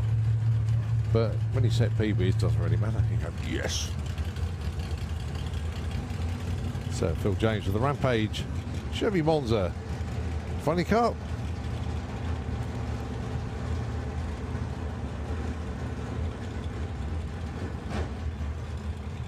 When you think of what the funny cars look like now, the fuel floppers, and then you think back to the 1980s, which this is a good example, the Rampage car, of what a top fuel funny car looked like.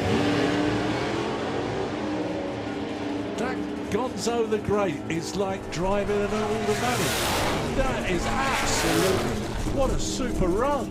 Super, that's another PB, 764 this time round. Oh my word, it is flying. Speed, yeah, that's a PB on speed as well. That is incredible. I think the car has reached terminal velocity. Yeah. Because 3 runs of 171 miles an hour. So I don't think the gearing will take it any faster, but it's getting there quicker. Yeah. 764 that time round. Oh, it's fabulous. It's working brilliantly. Yeah, but isn't it so super smooth? Oh, yeah. I always remember, used to talk to Gordon Appleton about Pro Mods, and if he'd had a good day, you'd say, how's it run then, Gordon? He goes, like a walk in the park. You know, and that's how it was to me, a walk in the park. Absolutely wonderful. All right, Keith Crampton, the Saltown Shaker, going alongside Mark Cousel, the ball breaker. Thomas down there doing his vlog. Is that vlogging with video? Can't remember what it's called now, but that's it, Thomas. I mean, I remember him. He was like here, like you. Remember the youngsters? Yes. Yeah, Thomas Junior dragster racer. Now he's actually driven the Misfit dragster.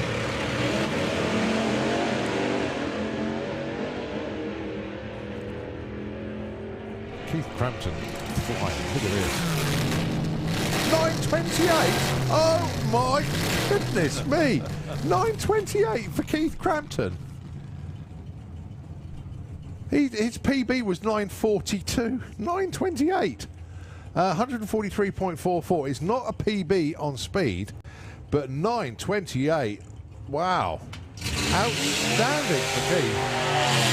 Mark Cousel, problems on the run there, went 14:21. That doesn't matter, but 9:28 for Keith Crampton. He's going to get that timing slip and go, what? Wow.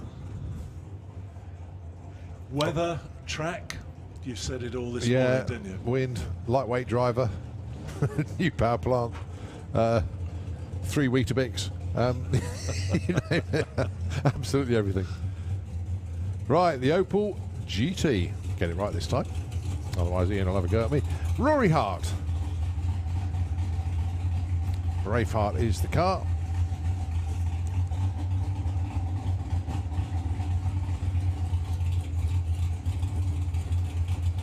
I think it's very cleverly done where they've got the Opel body over that chassis.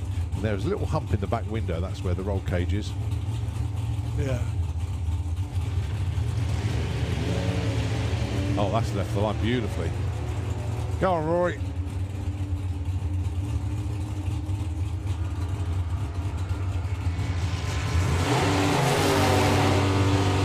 .31 at 98 miles an hour. Not quite as quick as he went earlier. He went 12:18, but nevertheless, I think that's a speed PB though, 98. Right, Paul Brown with the Barbecue Roadster, as we affectionately called it. Dave Day didn't like it, but Paul Brown. Is that the ex-Dave Day car? It is, yeah. So it's a Chevy. Is it a Yeah, Chevy? I believe so. Yeah, Yeah. Prague Roadster.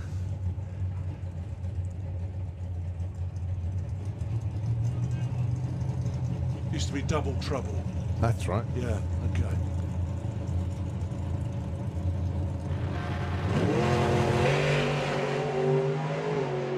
Oh, 5 on the tree. Oh, Paul, where you going, man? Whoa. Good save. Wow. Well, forget Okay. about the ET. That's a 10:57 at 75, but dinks the blocks at half track, and a good save. Very, very good save. I don't quite know how he got out of the groove like that, but No. Paul Brown, a very, very experienced driver. And I think that experience showing there, didn't panic, didn't overcompensate, knew he was safe to cross the centre line because there's nobody in the other lane. And yeah, good driving actually. Done well. Just begs the question what you just said. What went wrong? So unusual. Yeah. Oh, more to follow. Well, say dinked the block, but they just put it back in. So that's sorted. So easy now, isn't it? The blocks are... Do they used to stick them down back in the day? I think they did. Because they've got magnets now. It makes life a lot easier. Okay. All So, yeah, they just secured in position by magnets. We're just having a quick check of the track where Paul suddenly decided to go left. We can see the tyre marks as well, actually, can't you? You can from here. Just checking that there is nothing down there that would have caused the car to do that. Well, we've got Supercharged Outlaws coming up next. And did have a few messages come through, actually. So I need to recap on that because I know some of them were in respect of Supercharged Outlaws. So let's get a double check. I know. All right, here we go. Right, there's me saying Aaron Rendridge was driving the Altered. He's not, because he's at work. He's watching the live stream. Sorry. It's Paul Dale driving the car. Now, Paul Dale normally drives the acute angle. Right. But so he's having to go in the car. And Aaron will be back here tomorrow. So that's the news on that one. So thanks indeed to Aaron. The wonders of modern technology, yeah? Yeah. Who else has been in touch? Another guy wants to say hi to you. Great to hear you and John on the live feed. Brings back a lot of memories hearing John. Thanks for keeping me company while I get the bike ready for next weekend. From Jake Michelle. Oh, lovely. So, yeah, well, Jake's been in touch. Jake, if you're listening, love to Mum and Dad, of course. Clive Michelle was here when I first arrived. So another guy, you're popular today, and I've got a lot of time for this family. The Petleys, Gary Petley, oh, yeah, of course. messaging. Say hello to Mr. Price from the Petleys for us, please. Consider that one done. Love you back, boys and girls.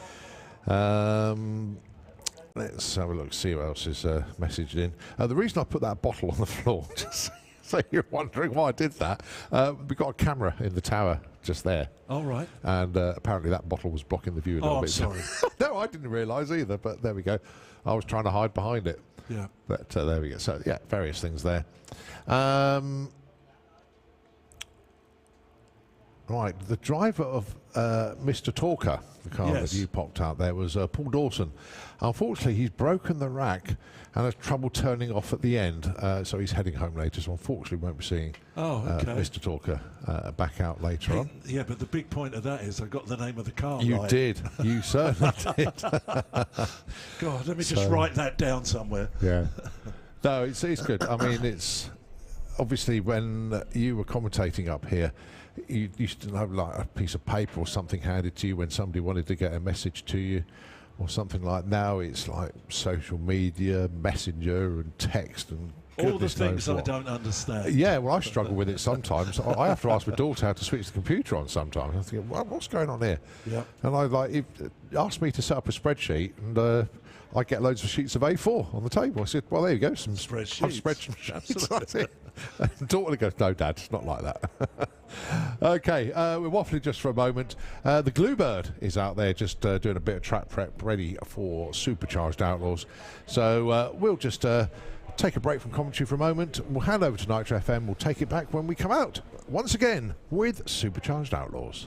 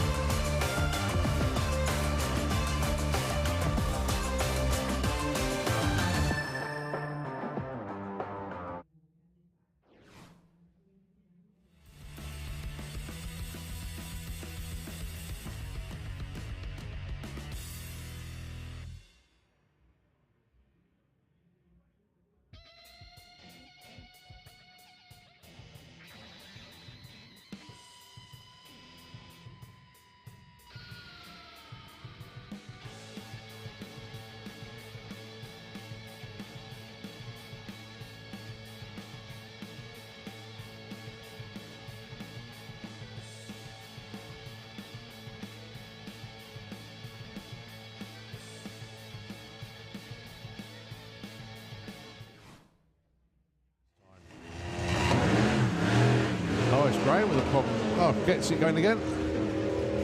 Now Snake Eyes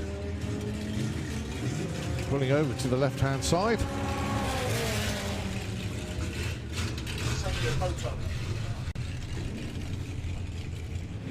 Going alongside Bradley Cooper.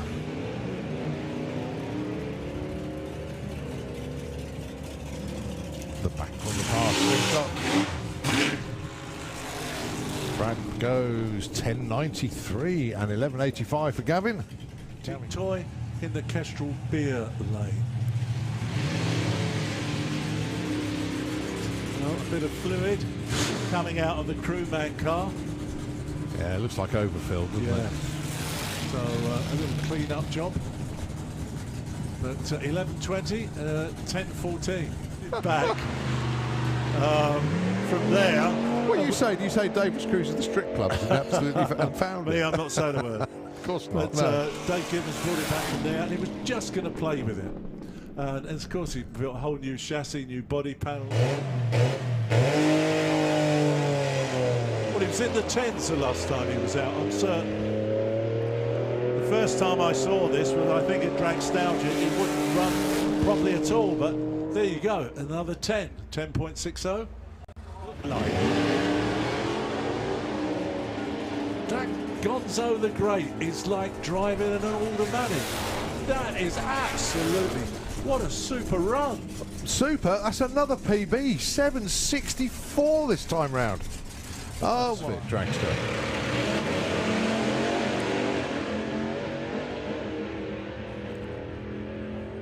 Keith Crampton flying, look at this. 928? Oh.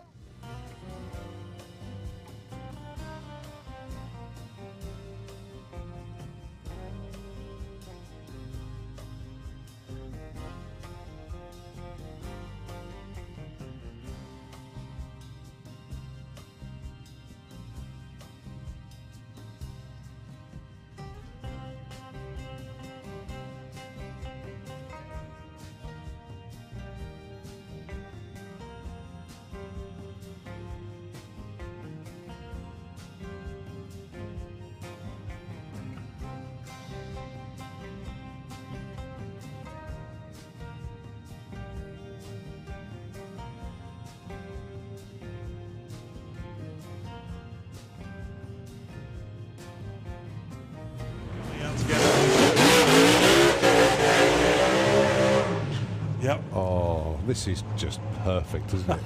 I think Joe meant that with the burnout. That was, again, a very hard, definite burnout there. Lovely. And, of course, Rob Graham with the Avenger funny car. This is how it used to be. 50 years of the NSRA this year. Where were you in 72 is the strap line for that. And I think this car would fit in just nicely, the Avenger funny car. That was about the early 70s, wasn't it, with this sort of car? I mean, before my time. Yeah. So I came here 81, and I never ever saw an Avenger when I... Seriously, was your first year here, 81? Yeah. No way. Yeah. Hey, I'm 25 now. Gosh, truth. I've been coming here longer than you. 78 was my first No, year. well, oh my word. I came here for the first Garage picnic as a DJ, and that was either 78 or 79. But not to watch racing, just the DJ. Right, here we go then. Joe Bond, an incredible 628 for his first run. Robbie Grabham, 7:15 in only his second pass with this body on the car. Yeah. These are our number 1 and 2 qualifiers, ladies and gentlemen, in the Supercharged Outlaws. Number 1, of course, is Joe Bond. Number 2 is Rob Graham. And last one in the one to win. Wow. Pulls the red light as well, Joe Bond, and hangs on in there. There's a hell of a driving job. Look at that.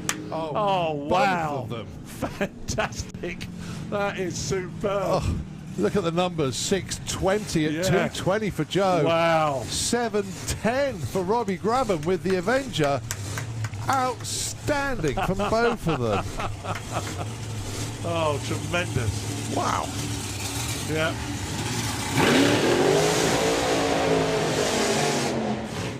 Joe Bond, a hair's breadth from a 6-1.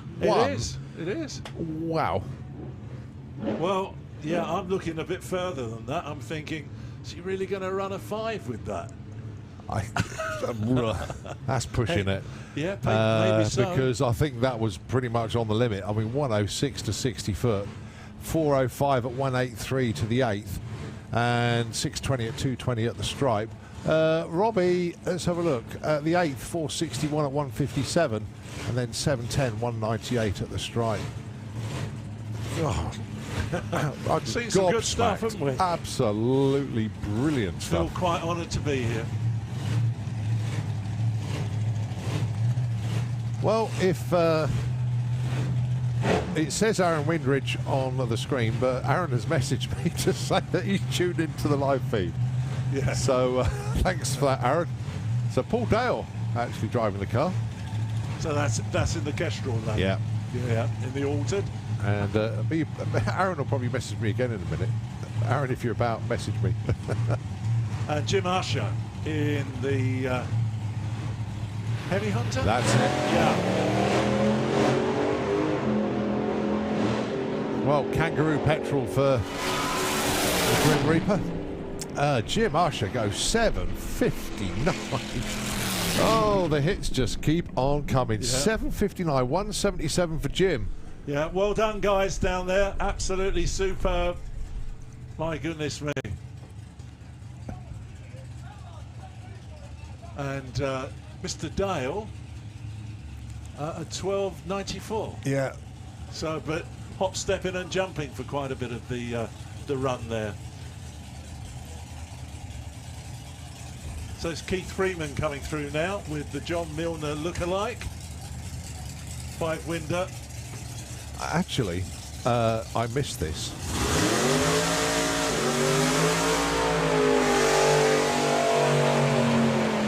Woo. Supercharged Outlaws have given me their darlings. Right? Right. Because they do their own thing. Robbie Grabham, guess what his darling was? 710. What did he run? 710. He hit his darling bang on. Absolutely brilliant. Jim Usher went 7:59. He predicted 7:65, so he wasn't better. far off. Yeah. Right, Keith Freeman here with El Loco. 9:35 is what he reckons. Paul Dale, we just saw him go through. He reckoned 8 flat, but it didn't quite work out for him there. So Keith is looking to knock off 300ths off of his previous qualifying time. That's right. He wants he's looking for 9:35. Okay. Well, he'd like to go 9:1 to be honest, but he'll settle for a 9:35.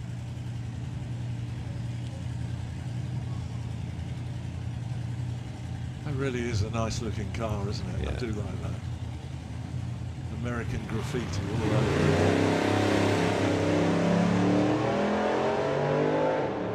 So 9:30, 7:35. No, 9:35. 9:35. And what does he do? 9:38. 9:38. So which was the same as before. Yeah, 300ths off. Yeah. That'll do. He'll take that. Consistency is the game. Roy Wilding coming round now. Plus, in the opposing lane, the Purple Days car. Yep, Gary Park, of course. Now, Roy Wilding. Roy Walker's here next weekend. Roy Wilding, he did come up. He confirmed that 7.10 was his quickest ET. His speed on a different run, his speed record. Let's let him do his burnout.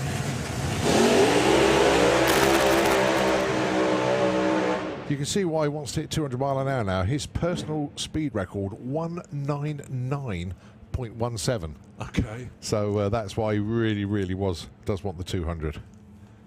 So we're talking about the car in the Auto Gloom lane. Yeah. That is Roy Wilding, after whom the Wild Bunch is named. Yeah. And he was the guy really that put all the original ideas together for this group of racers, and they've grown and grown and grown. So left-hand lane, just waiting to see what it comes up on the screen. I've still got Keith Freeman's name. Gary Parks, he is dialing in 7.50, so that's his target number that he's going to try and run to. Roy Wilding, no surprise for him, he's put that 7.10 PB as his target, so that's what he'd like to do.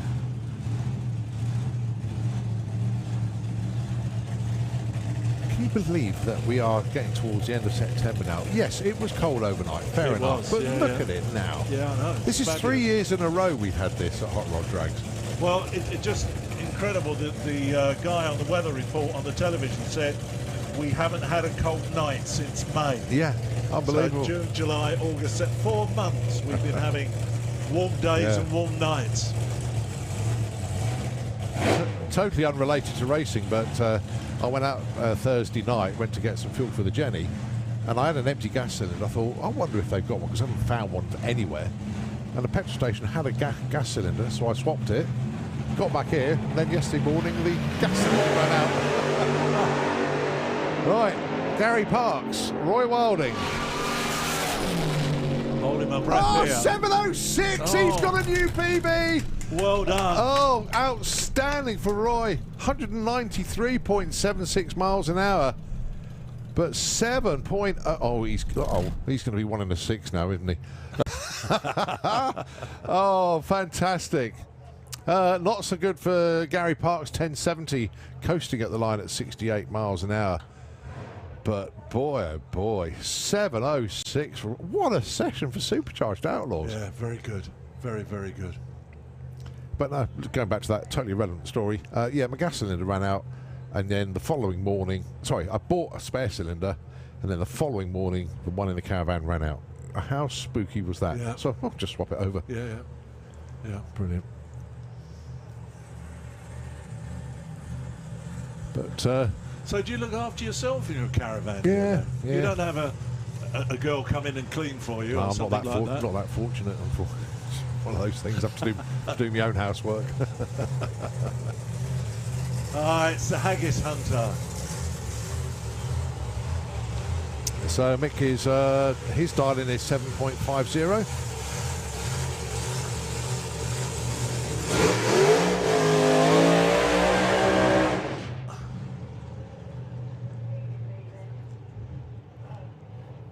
I'm assuming he's on his own.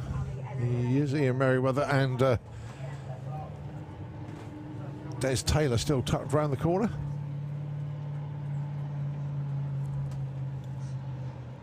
So yeah, Mick Hanna has the track to himself. Now then, earlier on he went 9.79, not really a representative run from what the car is capable of. Well, Gary Parks, the Purple Days team, going back to the pits. Fingers crossed it's all A-OK. He can come back down for the third run and give it large. But Roy Wilding's team in front. Wow, 7:06, tuning for a 6, I think. Suddenly realised that I insured this car.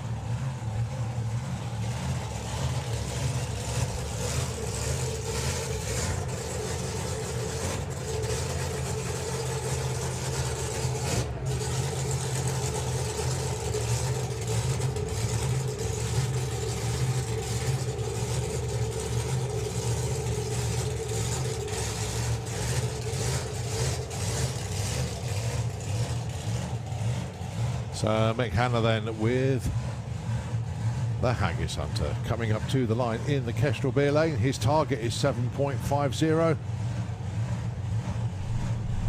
Beautiful looking car. It is, isn't it?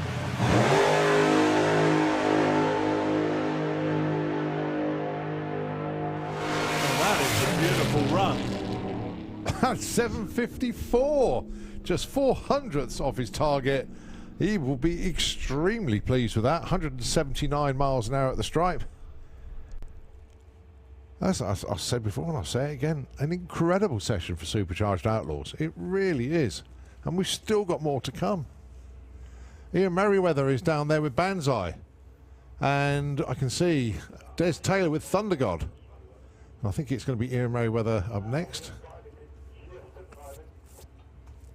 I'm not sure if we're going to see Simon Boot in this session or if he's tucked around the corner out of sight. And I think we pretty much had everybody else. Yeah, so these will be the last 2 or 3 then. Yeah, certainly it's Ian Merriweather has just fired up with the Banzai altered. Here he comes. Anybody going to join him? Are they trying to start the I love that name, Thunder God. Yeah. Hey, talk to me. I'm your Thunder God.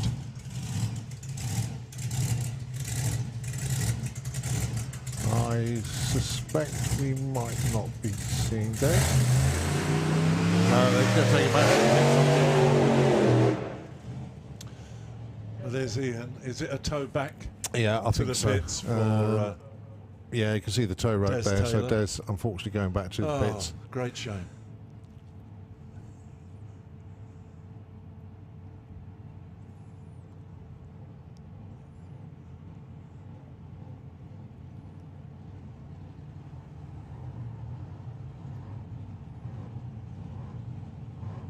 And it's, the one I'm looking for is Simon Boot to see if he comes forward.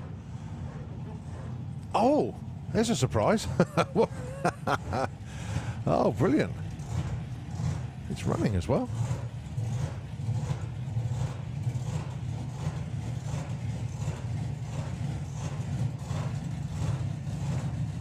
Well, give Des Taylor a nice round of applause, folks. Come on, he's always been around drag racing, tries his hardest, and unfortunately can't get the car out on the track for this session. Meanwhile, all eyes on Banzai.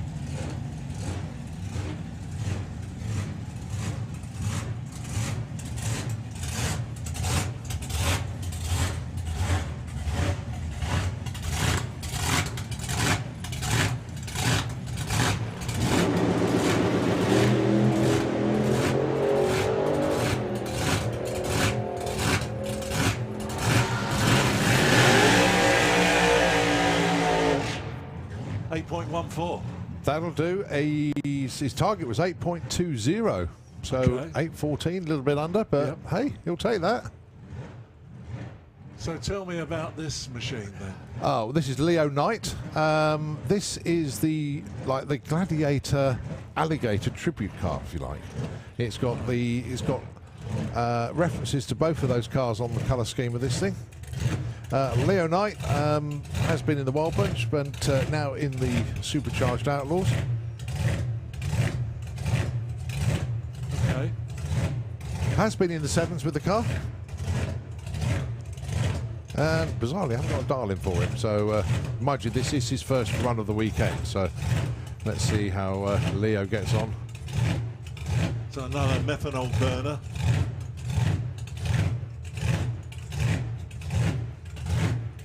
He's stuck in. Has he got? Yeah, I don't think he's got drive.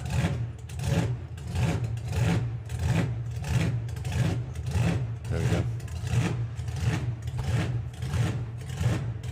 It's got these, you know, on the supercharger there on the top, the little bug catcher. There's little air holes that they block and unblock to allow more air into the mechanism.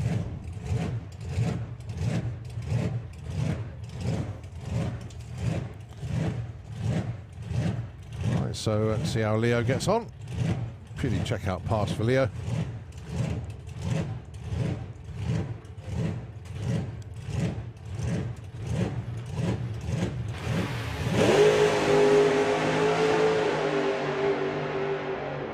That's a checkout pass. Yeah, he wasn't trying at all. Oh, great run. Oh, well done, boys and girls. Fantastic. 768, 160, pretty much arrow straight all the way. Yeah, I mean, the way the car was hunting for fuel, no burnout of note, as in there wasn't one. And yeah, went straight down the groove. Nicely done. Yeah. We just had a quick message come into the tower to get this one out straight away to Grandad Steve. It's a big happy birthday to you. And that's from Alfie, Tim and Gemma. So Grandad Steve, happy birthday, fella. Right, I don't think we got Simon Boot in the lane, so it is well, it's a shame we haven't seen Simon actually, because it's just, that car is just been a real pain for him to just to get it down the quarter mile, and when he does come down there's always a pesky little niggle that's preventing it, and so I really feel for him in the team. It will come right eventually. So what are we maybe on in the now third then? session. We're to run what you brung Run for what a you couple brung. of hours now, I think. Okay. Good old mix, and hopefully we'll be able to get the second running of the KB-AB.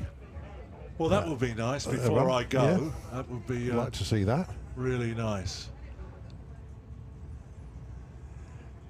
Andy is currently doing an engine change. He's putting the engine out of ugly system to this Chevy. KB's going, oh, that's right, I've got this. Oh, dear.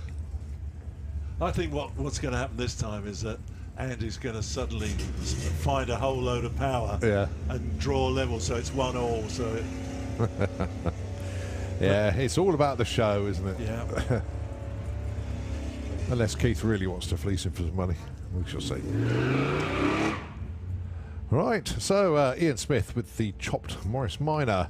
And apologies for not knowing who the owner or driver of the Triumph Herald is. But we're back into Run What You Brung, folks. And just doing a quick time check now. It is 3:25 here in the afternoon. And it is Run What You Brung up till 5 o'clock. So it's a good hour and a half session now. Wow. And there will be a dinner break.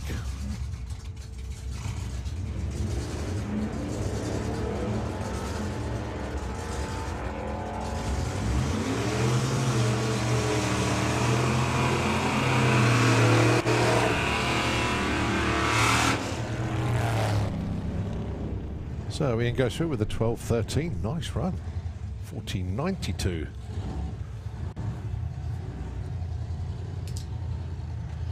All right, Phil Moores once again. And that is another Willis next to him, isn't it? It is, yeah. Yeah. Can't see which one it is though. No. It's not Lauren this time. The sun is... It's really glistening. Yeah. Actually. Drop this down a bit.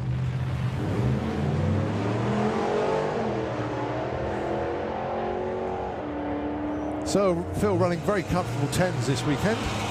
Dipped along one in the 11s. But this one a 10:31, 130 miles an hour.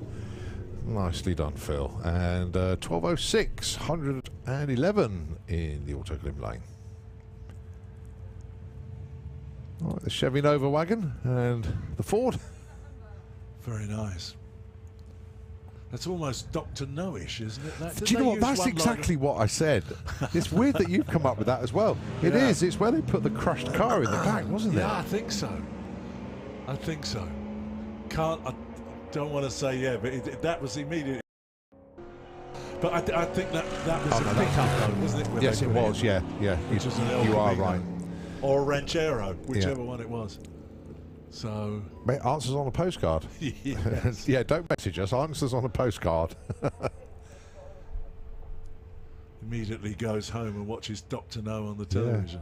Was it Dr. No? I can't remember now. No, it wasn't. It was the one with Pussy Galore in it, where they put the wasn't Goldfinger. Diamonds on Forever? Goldfinger. It was Goldfinger. Right. Yeah, with Kurt Frove. Yeah. And the late great Honor Blackman. Yes, of course. Playing Pussy Galore. Of course it is. Hey. The things you think of, in drag racing. Dr. No and James Bond and Goldfinger. Well, just a little bit of a clean-up going on in that left-hand lane. And then we'll be off and running yet again. So, as you said, it's Run What You Brung now for quite some time, isn't it? It is, yeah. Take us up to dinner break, actually, 5 o'clock. No excuse for anybody to say they didn't get a run in today. I think the track has been in superb condition. Nothing else I can say. The weather's been fab. The weather's been unreal. Yeah.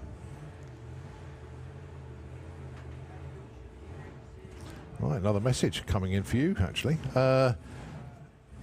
Sean Bow has messaged. I hope you're all well. If you could get the time, ask John if he remembers interviewing Roger Goring at the Extreme Wheels show in 2006 or 2007 and asking Roger a bunch of questions on behalf of a young 15-year-old boy. How much would it cost from scratch to build a jet car, etc.? Well, that was me. What a legend. Great to hear his voice over the PA at Santa Pod again. Hey, lovely. Nice Thank you so much. So cool, that, Thank you very much indeed. No. Wow. The trouble is, people remember so many things that I don't remember. Yeah. Which is the problem. Oh, look at this. Too much. Too much. Yeah. Well, that hasn't got the suppressors on it, has it? No, not one. Yeah. raid the Hornby 00 shop again for some suppressors. So this is Norm Wilden. Yes, it is. Yeah. The great Norm Wilden. Again, another man that was here and recognised as a star before I even started learning to talk about drag racing. I still can't believe that when I came along here, people just didn't show me the door straight away. Yeah. Because I didn't know anything about this sport at all. Some people will say, I still don't. Oh dear. No, just one that somebody else wants to say hi, actually. We mentioned them earlier, Dave and Elliot Day. Oh, hi Dave and Elliot. To me and John. Me and Dad are watching at home. We will both say hi. We'll see you tomorrow. So there we go. Won't see me, unfortunately. I have to go to another job. So this was a late booking for me to come along here to the Saturday of the Hot Rod Drags. I've got to tell you though, it's been such a fabulous day. I've thoroughly enjoyed it. Hope you guys out there have enjoyed it, guys and girls have enjoyed it as well, as much as me. I think Colin and I have both had a great time. Oh, it's been awesome. And seen some fab runs, absolutely fab runs. Got to be honest with you, I can't wait until Dragstalgia next year now.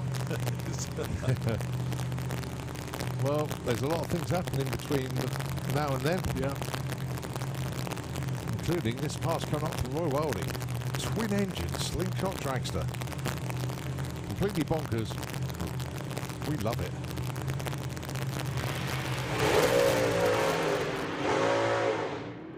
The talk of those two engines, you can see it. Yeah. Sliding the back of the car over to the left all the time.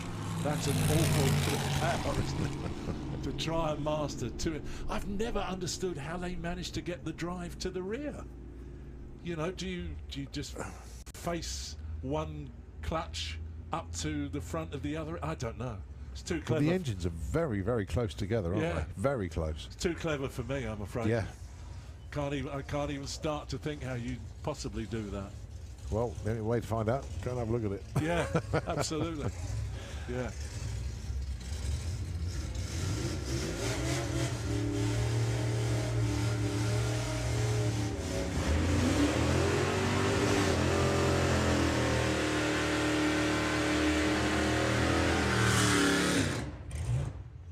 It's a Barracuda.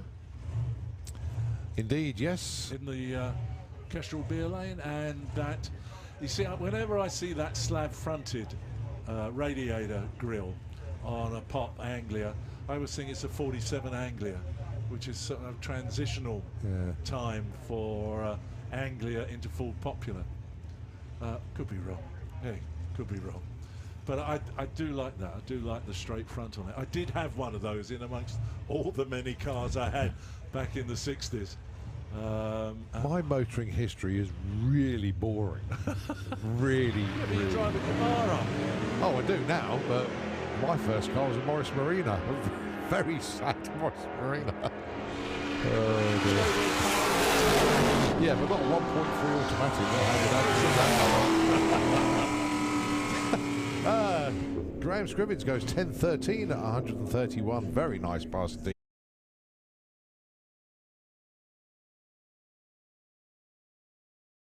Crackle Fest tonight. Oh, right, okay. That's interesting, isn't it? I'll leave you to read that Yeah. out later. Yeah, we'll do that. Yeah, that's definitely one for tonight. So, yeah, thanks for that, guys.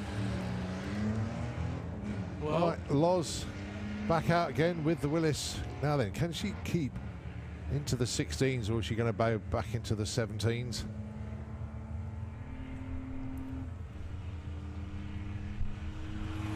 She's 17.54 at 76 mile an hour. That's not too bad. Just that I don't know what she did to get that 16, but not taking that time to slip away from her.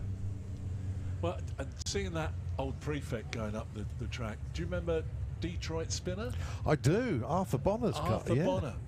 We used to say about Arthur Bonner's car, it had the fastest spider in all of drag racing, because there was a spider living in Arthur Bonner's car. It's probably still there. More than likely. Yeah, with a lot of offspring. Yeah, I believe the Detroit Spinner car, Xavi has got, I can't remember his full name now, bought that car, tried to get it all back together again. Nigel Taylor's the man to ask about that. He knows all about the Detroit Spinner. Well, his birthday boy then, Ian Dawes, out there in the Henry J in the auto-clip lane. Really putting some power down. He's had all sorts of hot rods you would love to own. Yeah. This guy. Built them, used them, sold them. There you go, 12 seconds. That'll do, Dave. And on with our 65, 66 coupe, Mustang coupe, notchback we used to call them. They call it the Smurf Tang, hence the blue colour. The Smurf? The Smurf Tang. Smurf Tank. Yeah. Smurf Tang. Smurf Tang. Got it. Okay, yeah. okay. Right. We sort of put the name on the back of it, going alongside this 69 Camaro. See what they got for us this time round.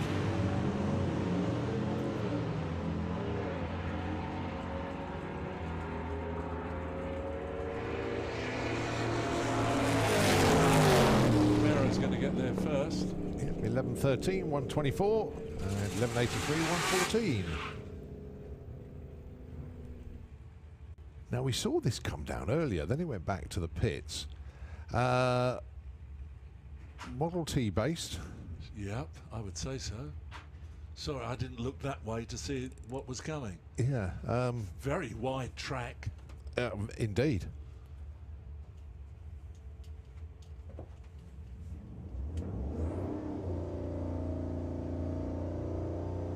Now, I'm just guessing here.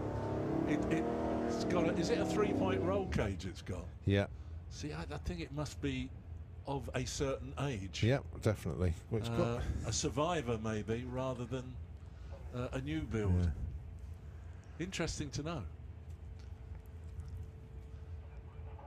Chevrolet stepside in the Kestrel beer lane.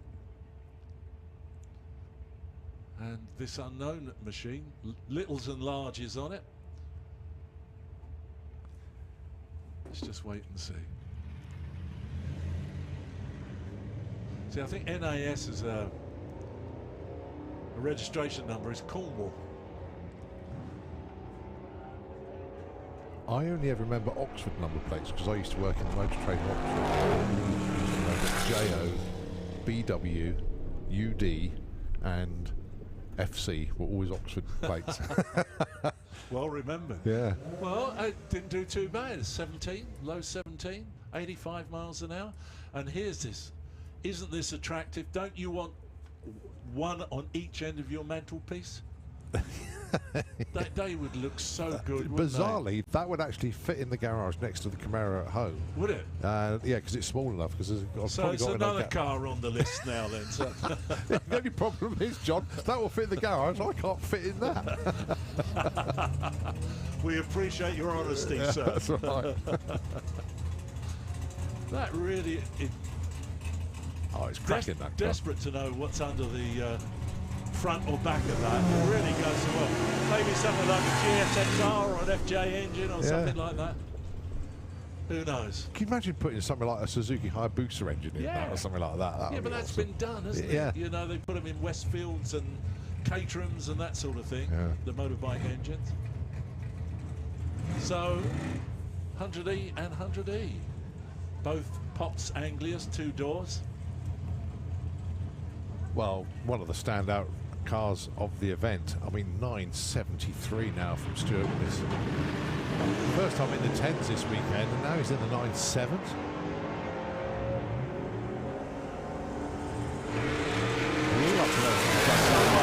These two. He's done They're it both again. 9s? Yeah. Oh, wow. And Stuart's gone quicker again, 972 this time. 138 miles an hour. So that could be a great race between those two, and just, you know, go from the start line, see who gets there first. Yep. Do not adjust your sets. You're not seeing double. You've got another pair of them.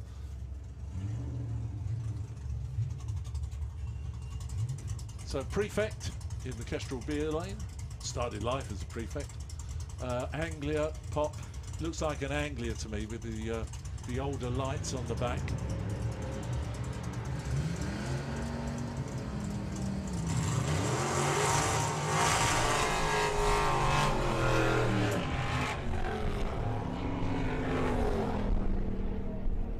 go, 12.17 and a 13.63. Well, Star back with us again. I mean, he drives that to and from the track, doesn't he, this car? And then has fun, races it, puts a hood up in case it rains and goes home. Yeah.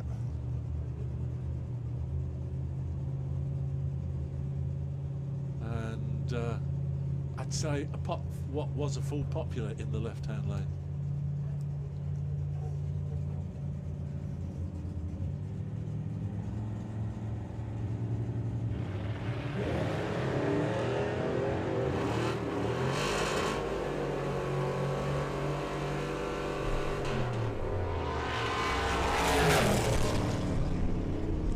.34, 128. Nice one from Brian. 14.41 at 91. Well, here's that. See, I haven't turned around and looked at the front of this car again. Oh my goodness me, I should learn to do that. How long have I been here? Oh, since about 9 this morning, wasn't it? Yeah, I think so. Right, Chris Coburn with the Willis. One of our Willis Wars competitors at DRAGS.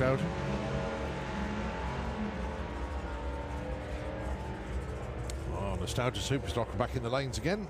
How many of the Willises do they get at the DRAGS? 20 or 30 on it. Do they? It's strong numbers. That's actually, I can go back and have a look, see how many were actually pre-entered.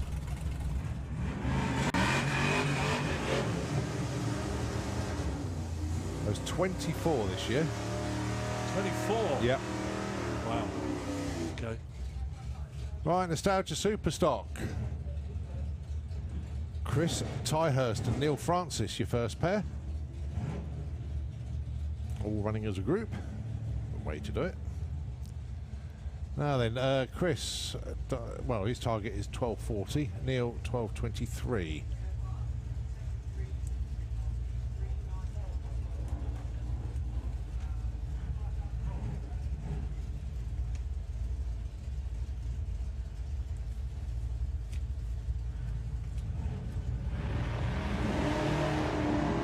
Oh, 03 lights, the pair of them.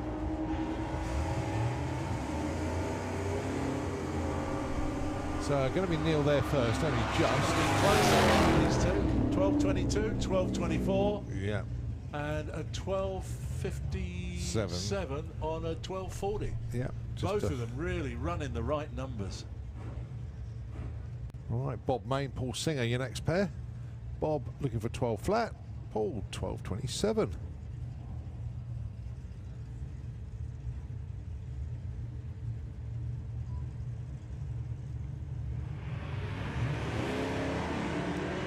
Well, we make a racer out of Bob yet. 06 light. He's a lovely character, he really is. What's he got for us? 12.13 against a 12.25 breakout for Paul Singer, just 200s under.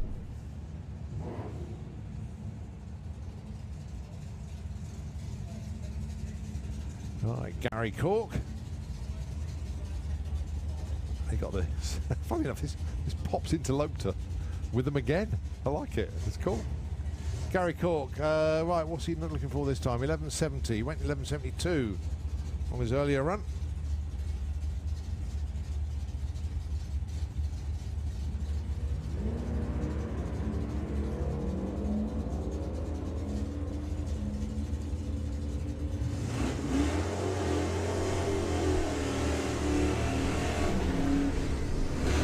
Or 11.87, a little bit further off than he was earlier.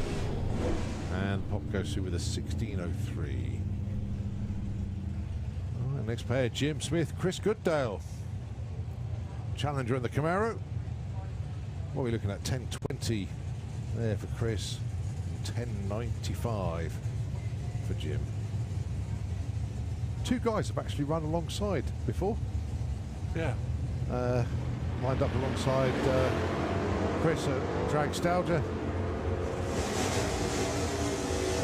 Last year. On their darling times, there's about a second between them. There's the Camaro, 10.26 on a 10.20 darling, and And 11.04 on a 9.20, darling. Is that no? Are we on this one now? Yeah. We're on the next one. Sorry. No, you're good. Right, Duncan Watts, 9.20 with the Watts Shop Challenger, and it's Kiwi with the Duster, 9.82.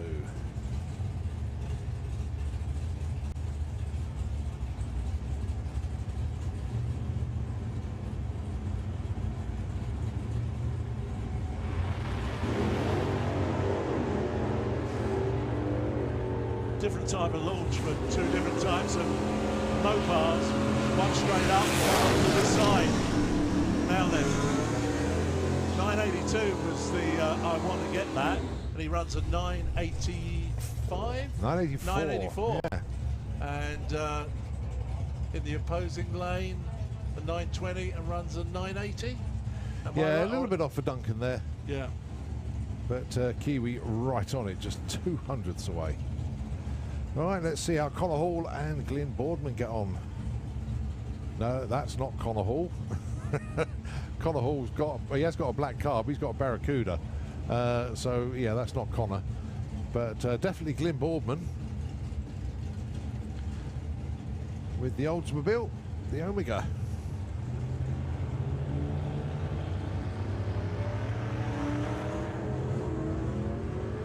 Let's get that Camaro to go through that. It's much better than when it went earlier. All the way through. What's this? 8.31, 164 miles an hour. Brilliant run. Right, that's obviously not one of the Nostalgia Superstockers. Right, this is. Right, Glyn Boardman. Darling in 980, went 984 earlier.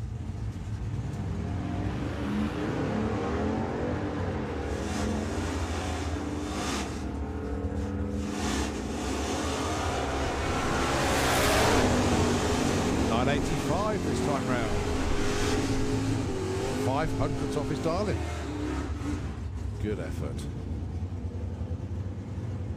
Okay, next pair coming through then. We've got Phil Hobson in the Kestrel Beer lane with a... Old Scalabolts. Yeah, but what is the car? Oh, it's a Dodge. Yeah. Dodge Coronet? Yeah. Coronet.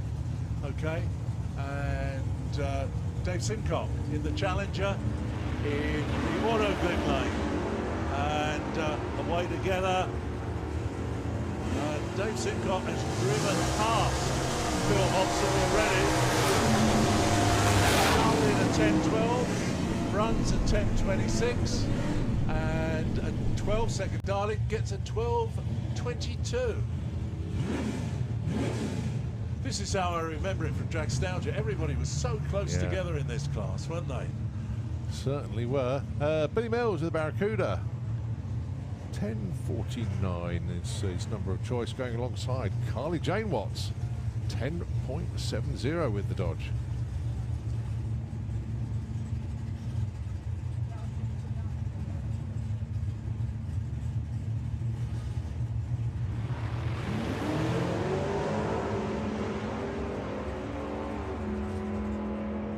Start line reaction better for Billy Mills. Dials in 10.49, runs at 10.49 with a 31 on the end of it, and a breakout there for Carly Jane Watts. So does that now mean that Billy Mills is #1 qualifier? He's closest out of the bunch to the Darling. So Billy Mills could be in the pound seats for the little pot that they put together for Nostalgia Superstock. How about John Davison? What's he got for us? 10.55 with the Roadrunner, going alongside the 11-second Camaro. When I say 11-second, 11 flat.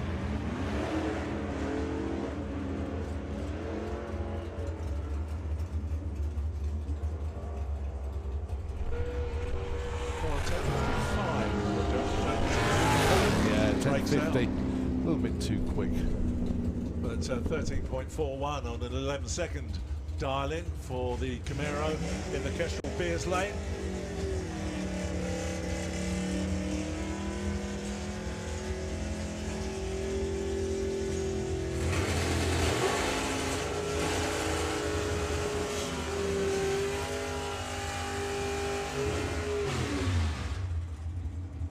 Well, I've said it before and I'll say it again, a car that certainly wasn't designed to go drag racing is the Morgan down there. But with clever engineering, clever application, this car runs in the 10s. Brilliant performances. Appears at a lot of the Run What You Brung lifestyle events, if you like, hot rod drags, vintage nationals, things like that. Yeah. And runs the numbers. Very impressive. Why the RAF roundels on it? What's the point of that? Do you know that? No idea. Just preference, I think. Well, it's like a camouflage scheme and RAF roundels on it. RAF, but he's got to get to the top end first. Yeah. 11:07 on that run. Look at the speed though, 127 miles an hour against the 11:55 at 120. Yeah.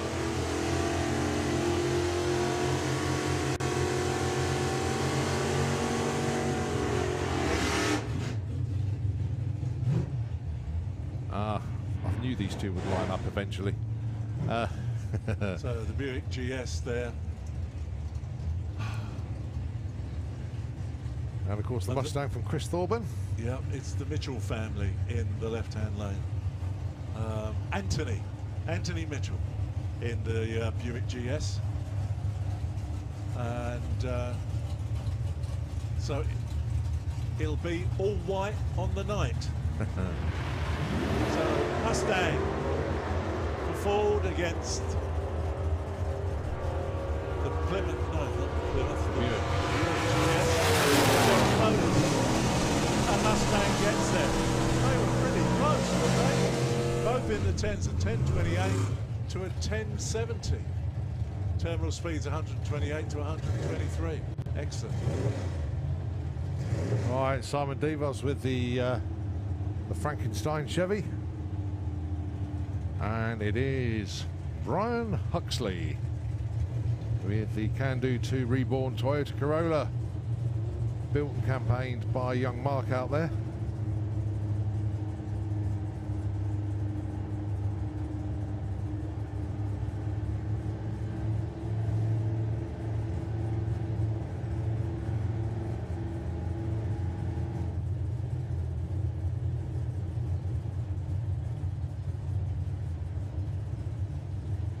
Well, whatever it was, it's it's quickly rectified. The window net.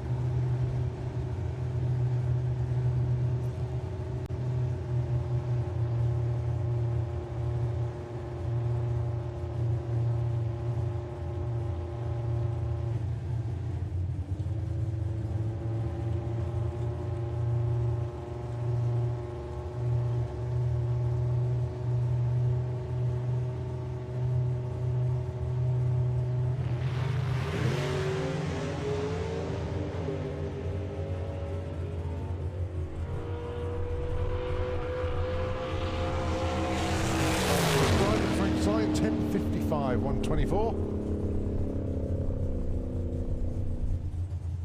Well, I take it Simon must be a relative of Nick DeVos, who's an NSRA man that I've known for a long, long time. It's quite an unusual name, isn't it, Yeah. DeVos, especially involved in hot rodding and drag racing. So maybe one of Nick's brothers. They're all involved somehow in engineering, the DeVosses. Right, Brian Huxley brings the Can-Do 2 Reborn Corolla up to the line. Off he goes. Low 10, even possibly a high 9. It's a 10.11, 131 miles an hour. That'll do.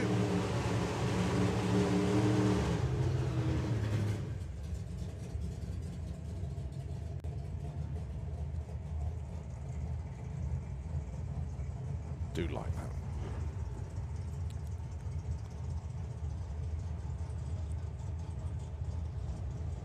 Is that the car you're craving after? Is it Yeah. one of those? Pete Clayton is the man who campaigns this car now.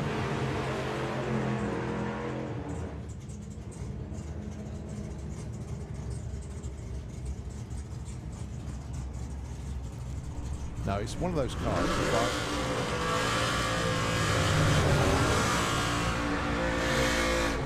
if I didn't have a Camaro, I'd probably have a Nova.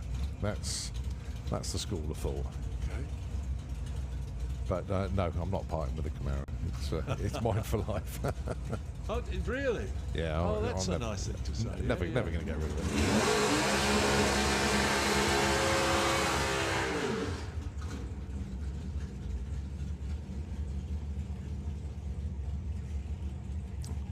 Right, Mark Bull with the Fright. And of course we got the 33 Willis X Street Eliminator car. Now, well, has a go in the Willis Wars as well. Dina Treat sometimes tunes into these meets and watches the car go up the track. And big nice Dina. So close those two.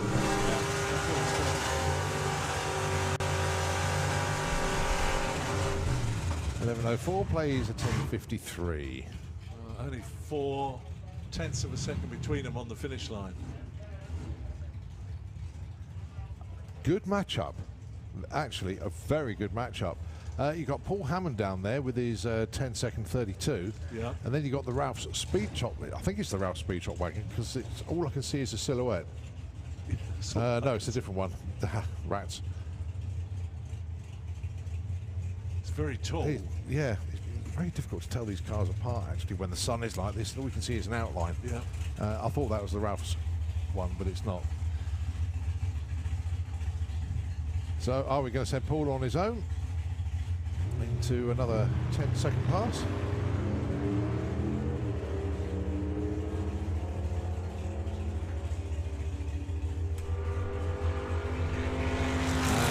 It is a 10.63 at 123 miles an hour.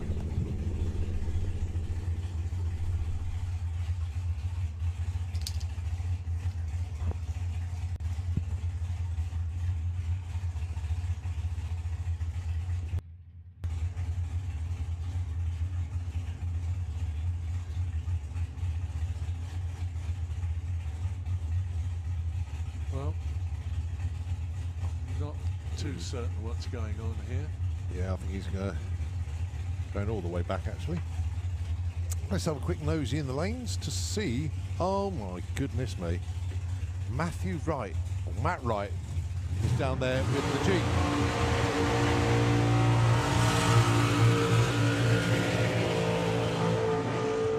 Oh, when you see that come round the corner, goodness me. This is a Deuce Coupe in my mind, but it's not been chopped.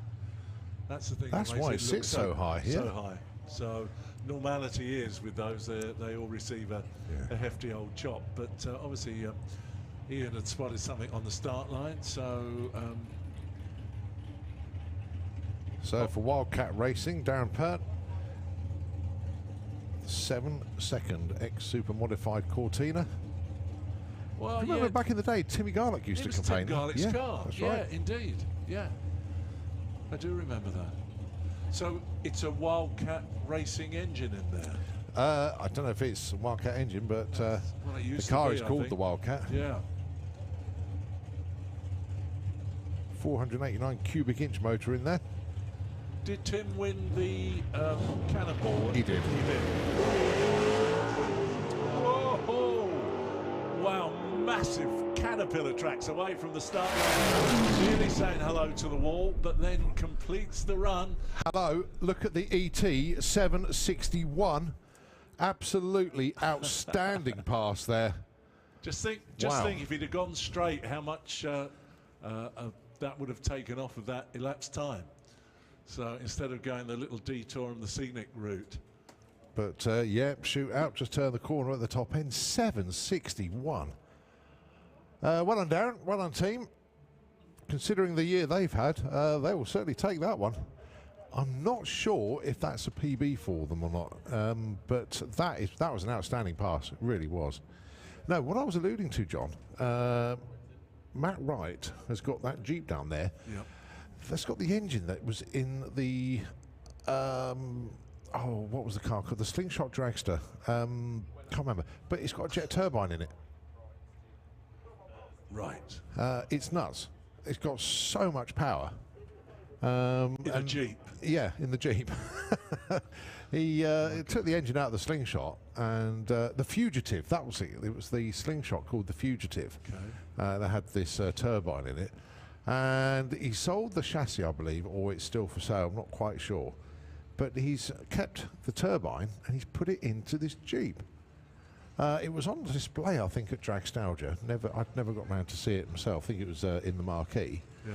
And he's brought it here to the Hot Rod Drags this weekend. But all you can see from here is like the rear tyre, and Matt sat in the car, and then you've got the Army Star on the bonnet. Sure. If you go further forward, that's where the intake is for the turbine. It's mad. But then, so's Matt. He's top bloke. He really is. Right, well, we get to see this unmolested, unchopped, old-school Ford coming up to the line.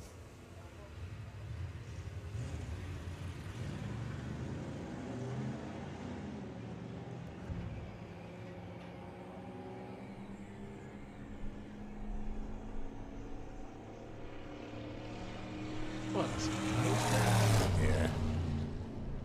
first run. I haven't seen it before today. 15.81, 93 miles an hour. More information. Yes. I love it when this comes in. Right, Tina Moore's been in touch. She says, good to hear you, and it's good to hear John. Lovely to hear John back in the tower. Darren's engine in the Cortina is the old Obsession engine. Oh, really? Yeah. So thanks, Tina, for giving us that information. Of course, that was the super modified Camaro back in the day. Okay. So, Tina, you're obviously tuned into what we're doing here.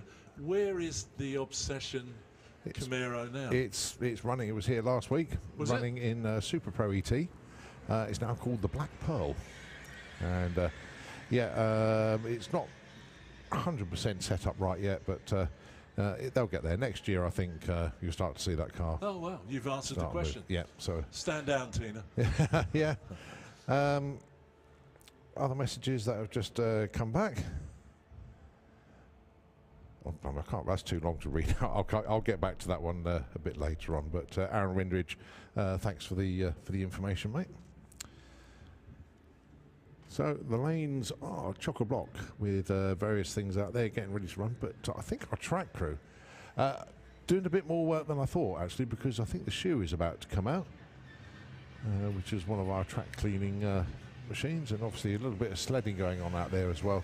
I'm just waiting to see if anything flinches out of the barn, and obviously looking to see where Ian goes with the tractor. He's going back out. Tell you what, and the shoes come out as well. So going to hand over to Nitro FM 96.2. We will take it back when we continue with Run What You Brung here.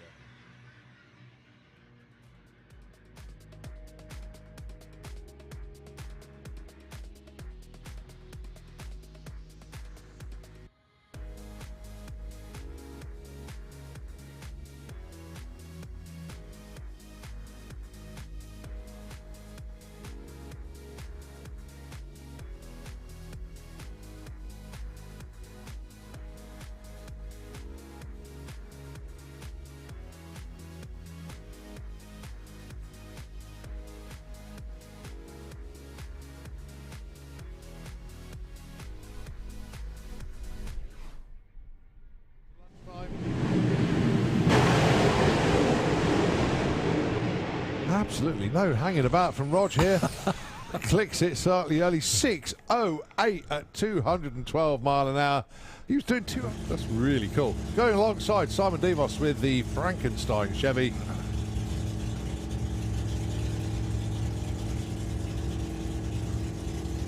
Here we go.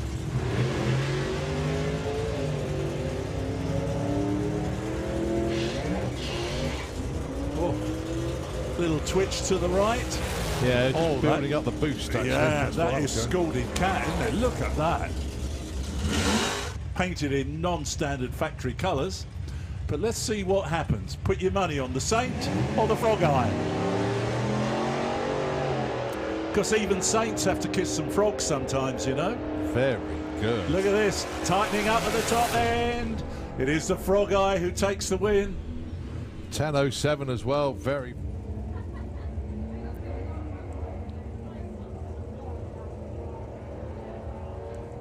But that's the thing, John. We go to so many different events and meetings all over the place, and it's different cars everywhere you go. And it's like, well, one weekend it's national championship, the next minute it's like a jab show and things like that, and then it's down there, please. So here we go.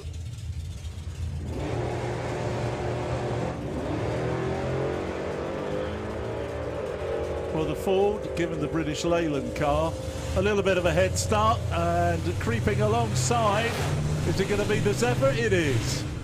A 10.65 to a 12. From left-hand lady, the better the one in the right. Yes. Right, that's the Wilmer pickup truck that's debuting this weekend.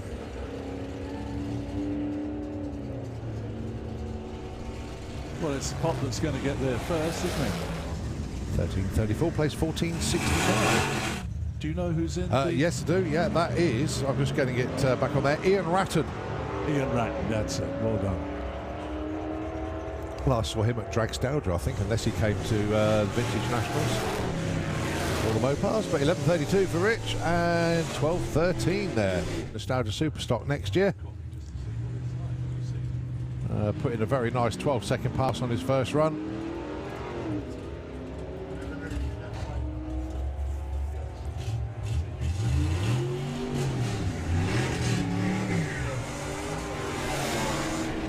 $13.27 on this, 106 and a 14.05.97 on the others. And his dad, of course, was the King. The King, Harold Bull. Yeah. They like their 100Es, the balls, you know. And that is a particularly quick 300E, isn't it? Well done. Yeah, 10.45, do you think? No, he'll wait. He will. Okay. Oh, there you go. A little bit of a bog there off the line. So for Loz. That's the daughter. Once again, we did this earlier on. Oh, he has waited a long time. Oh, my goodness me, she's nearly at the halfway. Well, she's gone past the halfway mark. He's going to have to go some to beat her now. Is it going to be a glorious result for the daughter? Yes! One of those over here for the Drag Fest, you know. Wow. That's when I first fell in love with them. Absolutely incredible. So it's what, 64, something like that?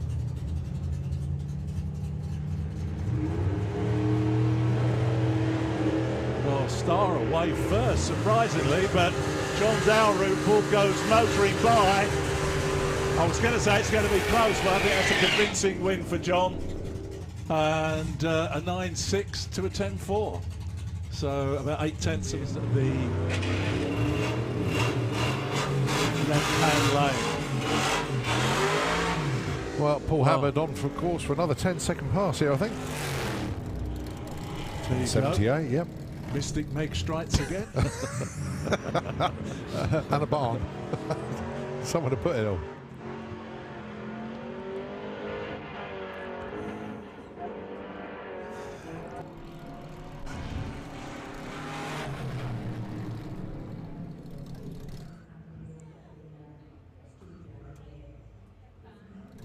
Well, Just go. to come round the corner. Don't forget, you still got that amazing car show that wasn't planned but has turned into one. That really does look good over there. Something for everybody over there. So we're back with that Run What You Brung session, aren't we? Matt's car was so quiet you hardly heard it. I didn't. Yeah. I just saw the back of it go by as I came out.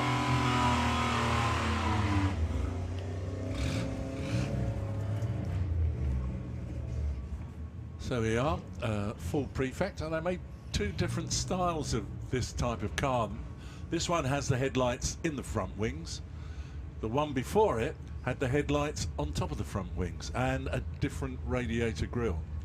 Just to bore you silly with things about Fords. Yeah, but these are things that I don't know. You're too young. It's all information. I know what I was going to say to you. Where's your chum with the blue Model Y Ford? Andy Parks, is it? Andy Park, funny you should say that. He's up on the banking. Oh. Well, he did post on social media earlier on, and I think I roughly know where he is on the banking. Andy Park, give us a wave if you're up there. Oh, I knew where he was, but he now thinks you're stalking. yeah, Andy Park with that brilliant 9-second car. Yeah. But obviously he normally takes part with Supercharged Outlaws. But he did post on Facebook earlier, and he was at the top of the banking. See, Model Y Fords were the first cars that I ever had. So in the early 1960s, I had 3 of them. Yeah.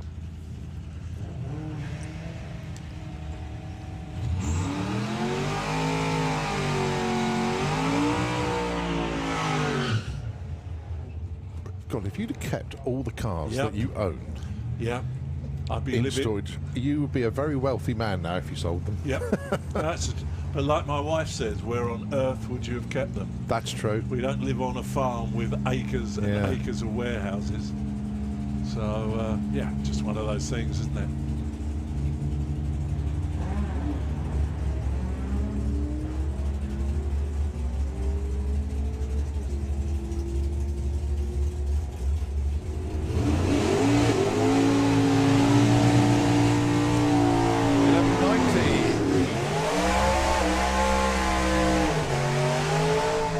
And a 15.03 for those two going through. So, Mark 1 Zephyr, or Consul. I hazard a guess it's a Zephyr, but hey-ho. I'll hazard a guess it's a 9-second car. And in the Autoglim lane. That's a 7-second car.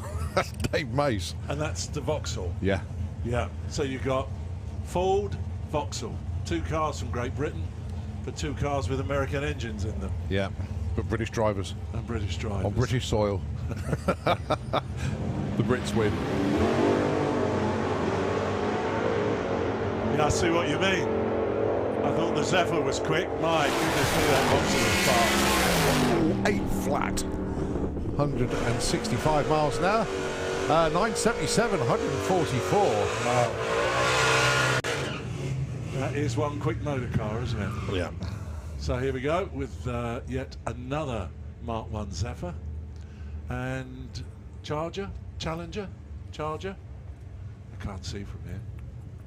Yeah, we got this silhouette thing. It's a Challenger. Okay. Seen that car driving around a little bit actually. Street legal.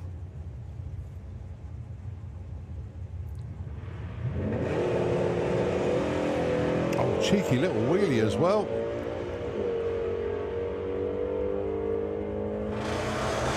That's got to be in the 9s as well, surely. Oh, 1061, 124. Place 1370. Yeah. Quick car, isn't it?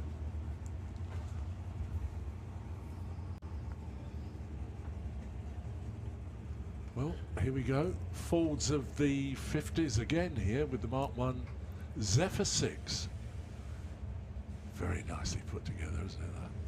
And 300e panel van.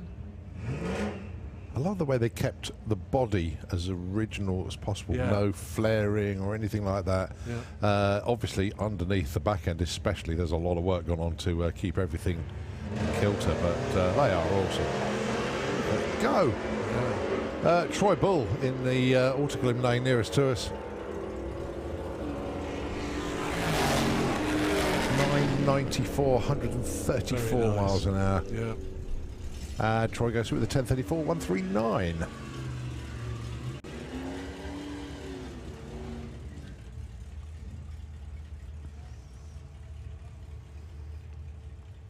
Oh, no, one of those Buicks. And that's Rich Butcher with his Wild Bunch slingshot.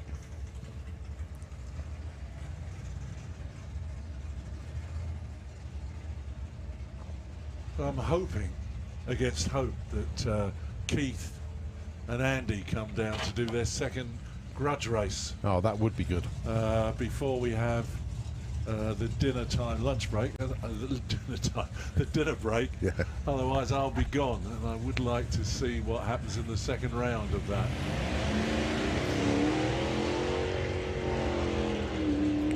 It purely depends how long the engine swap takes for Andy Bond, really, I suppose, doesn't it? Yeah. I'd like to see that happen. Rich goes through with a 13.22 at 114. And alongside a 16.24 at 88.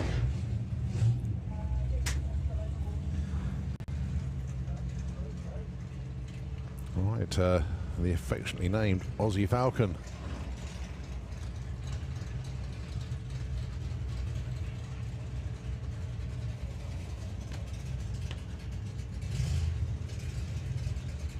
Those round rear lights are very Cortina-ish, aren't they? Do you know what? I'm just looking at that Falcon. I don't know what powers it, but the car is just so cool. Do you know what? I wouldn't care if it had a 2-litre 4-banger in there. Just to drive that on the street as a daily. Listen, since I've been here, you're up to 8 cars you want for your birthday. Well, I'll tell you, you're either a very greedy person or we're paying you far too much money. No, as I say, birthday, people have to buy them for me. Oh, okay. I can't afford to buy 8 cars. Oh, dear.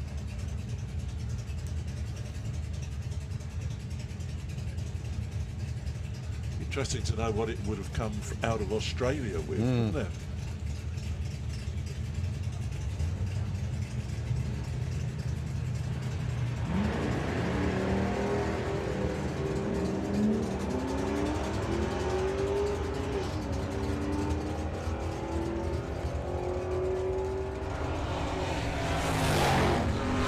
Truck goes 12.90 at 104 and 14.55 104 for the Falcon, both of them 104 miles an hour. But people need to realise just how quick 12.90 is. Yeah. I mean, you're talking like BMW M3 territory there, if you like, from like modern saloons, if you like. 2 seconds quicker than I've ever driven on the track here. That's the way I gauge everything.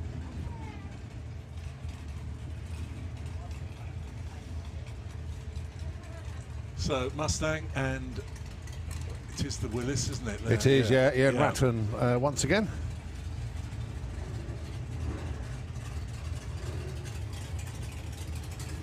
And the Smurf Tang, as they affectionately call it, on the back of the car.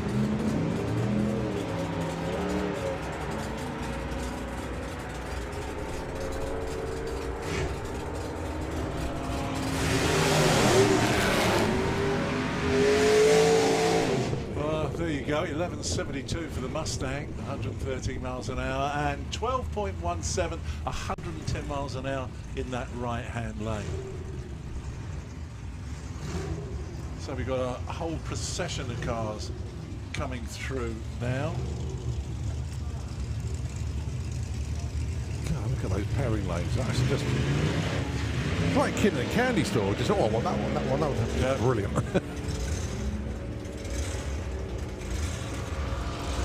So Bobby White going through with the Alta, 977.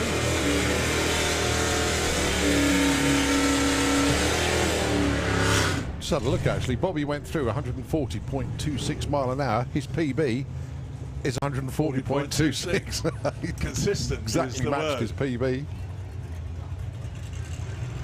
All right, Graham Scrivens going alongside Sally Walnut. Now Sally, what a run she put in earlier.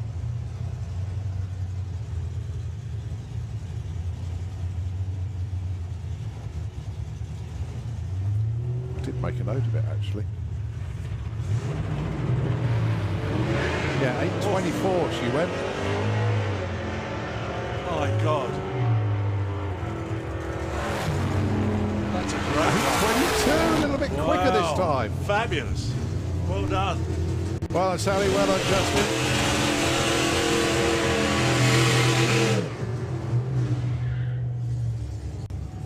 Found 200s between the two runs. So Hillman Husky in the Kestrel Beers lane. Not your standard Hillman Husky, I hasten to add. And then you've got Mick Payne out there in the Autoglim lane with his 33 Willis. So I don't think I've ever seen this Hillman Husky run. I think I've seen it, but maybe at a hot rod show. Well, he's got a little sniff of gas in there as well as Colin Wood.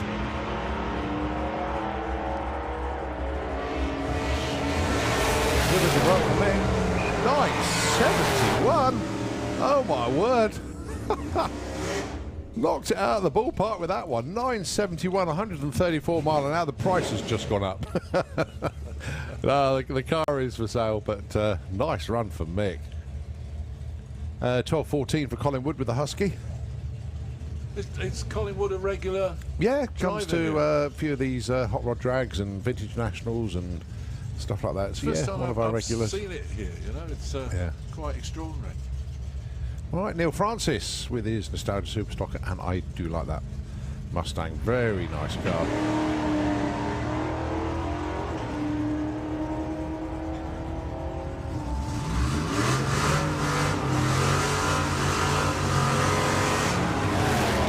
Neil goes 12.17, the Mustang goes 12.99. You're saying about the Husky was somebody called Wood. Yep, Collingwood. Collingwood. We used to have, when I first came along here, watching the Naughty 40 come out here, we had a guy with a red Austin A40 called Heavy Breathing. Yes, with yeah. John Wood. Do you remember him? Yeah, name rings a bell. Just wonder if there may be some name connection there. I know Yeah. Wood is a reasonably common name, but you don't know in the sport. So, Richard Warburton.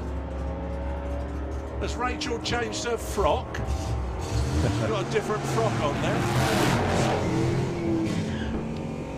11.34 plays 12.06. But the Naughty 40 has PB today in the 11s. 11.8s. Fantastic run for them earlier.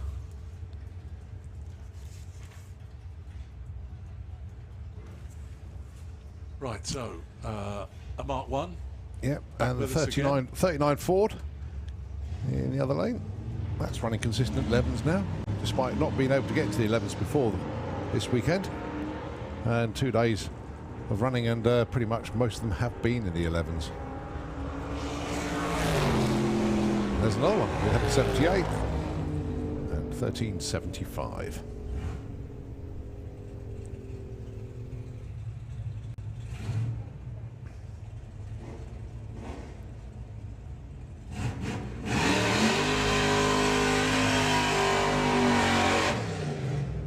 I think what's been so good today, John, is obviously you've come up for the day, but my goodness me, you're going to take some memories away from today. There's been some awesome runs. Oh yeah, it's been great. I should be talking about it all day tomorrow. That's a good point. That's the Good point. the interesting thing. So All right, Chris Tyhurst and Mark Evans. And Mark would love to get an 11. I think he's going to be in the 12.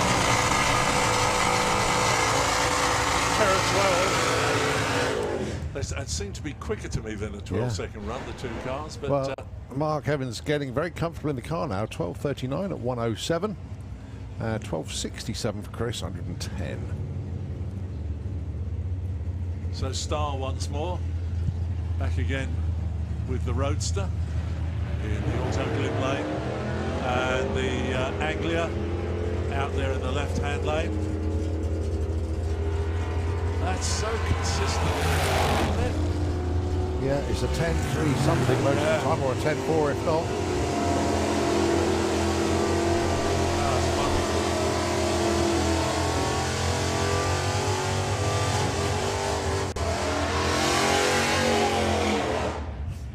So, Oh dear. so Anthony Mitchell, Anthony yeah. Mitchell now with the Buick GS. Now that I've remembered his name. But his dad used to race this all the time. And if you look back at some of the films on YouTube, you'll see this car come out with his late father in it. So it's great when you get a family continuity, you know, Yeah. offspring take over from your dad. Very good matchup with Chris Thorburn here. Yeah. Almost identical to 60 foot. Chris stretching the race slightly at the stripe. Yeah. 10.19 plays 10.57. That's the quickest run of the weekend actually for Chris though. Well done. Well, 10.57 and a 10.19, yeah, pair of good runs. is interesting.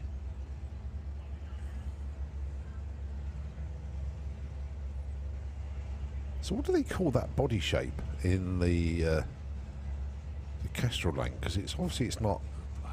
It's like a rag top over the back of it, isn't it? It's like yeah. I've got to say I'll pass. I really don't know. Different. It's someone's cut the lid off, haven't Yeah. they? Seemingly. Whereas in the Auto Glim lane they haven't. Yeah, that's pretty much original body shape, isn't It it? certainly looks that to me, yeah. The trouble is with all of these things, you try and recognise cars, and it's like with Model A's and Model B's. And you had a Model A, and you wanted to put your running gear in it, but you put Model B rails underneath it, you know? Yeah. And then maybe, even though it's a Model A, we'll put a Model B radiator grille on the front. Yeah, yeah. And it's like trying to look through these. I do this quite a lot at home. Nobody would believe that. But I look at pictures trying to spot what cars they are. And then you read the write-up alongside it, and you realise that you're so wrong because it's people who've customised the cars. Yeah. 12:47 in the Auto Glim lane, plays a 16:38 the other side of the racetrack. Well, we keep looking in the lanes, hoping that we're going to see a red car and a yellow car up here, but I don't know if we're going to be that fortunate. But they are supposed to be having 3 runs today. Yes. So I'm hoping that they come out and do their second run before I go. And then you all have to phone me and tell me who shelled out the money. Good point. Very good point.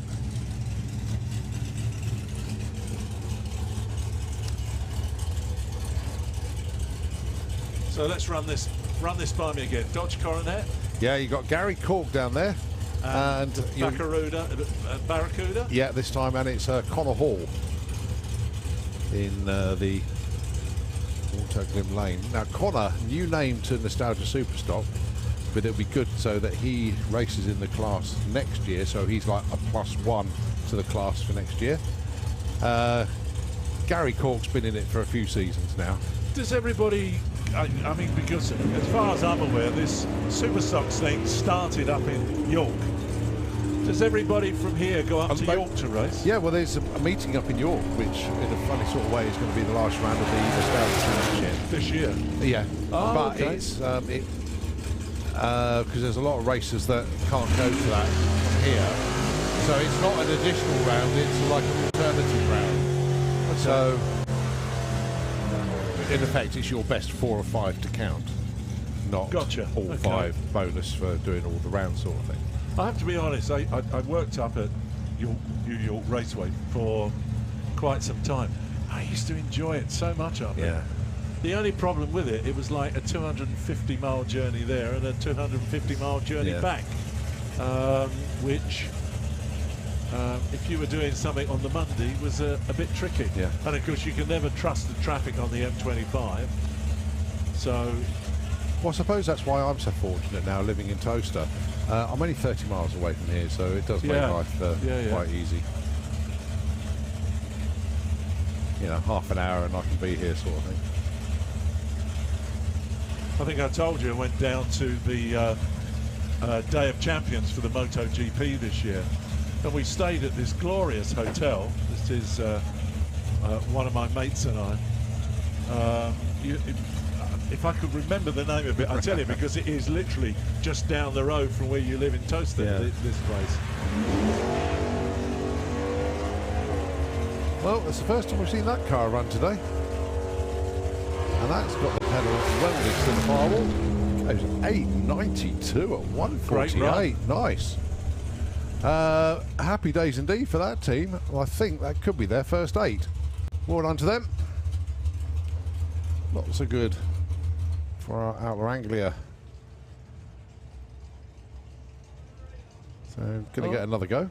Well, yeah, apparently.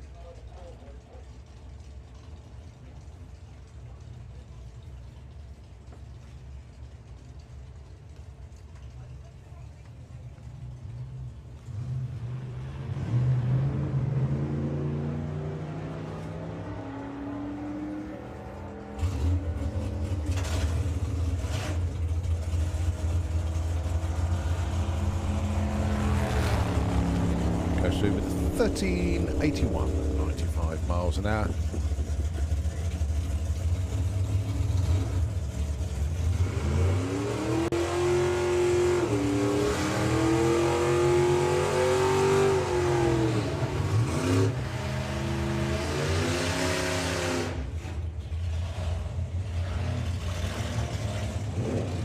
So Brian Huxley back round again with the Toyota Corolla in the Auto Glim lane, and then the Saint car out there in the left-hand lane.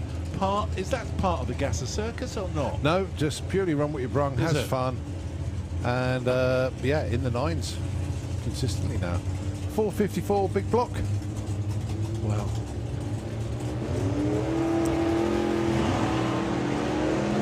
Right, let's have a look, see how Brian Huxley gets on. 10 O's. Oh, 10.06, 131. Well done. He does well, the old man, doesn't he, Mark? He's absolutely superb. Give him my love when you see him next time.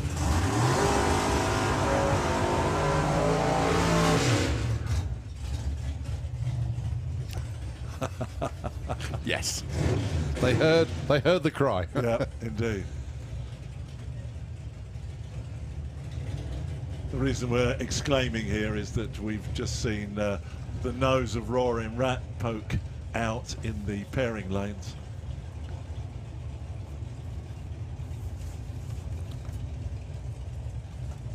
Right, the Hailing Island Garage squad back down for another run. The car is just superb this weekend.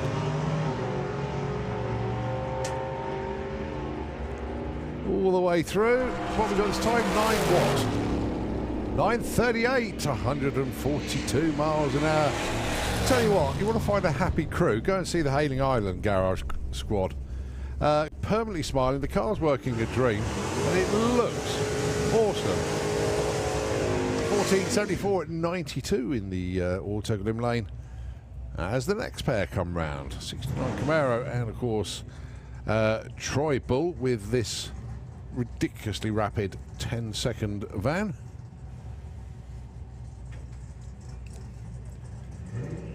Tim says, go get 'em.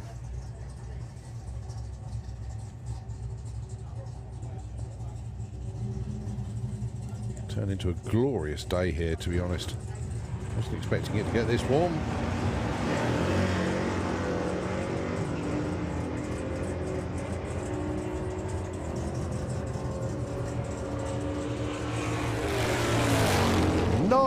.98, 138 miles an hour at the stripe. That is an awesome run. Brilliant, brilliant job. 1089 for the Camaro.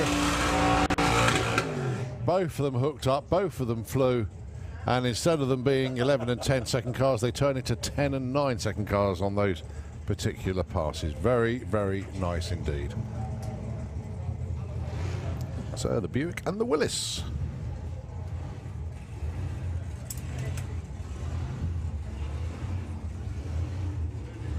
Would have been nice if the two Buicks had come out together. Yeah, but then I think that's a good matchup actually between Anthony Mitchell and Chris Thorburn. Those two really do line up well, the Buick and the Mustang. Yeah, maybe that Buick is not quite as quick as Anthony Mitchell's. Well, here's part two then. Oh, this is it now. Yeah, of our who's going to take the big money home contest. We've got the boss, Keith Bartlett, coming through into the Auto Glim lane. One up in the trio of runs they're going to put in. And Andy Bond sitting there in his 55 Chevy, the yellow and white one. And he's one down. So is this going to be an equaliser, this one? Is Andy Bond going to take a win and therefore go into the third round for the big money? Or is Keith going to make it a two-win-win? Yeah, we'll have to see. 57 Chevy Roaring Rat, the red car out there in the Auto Glim lane.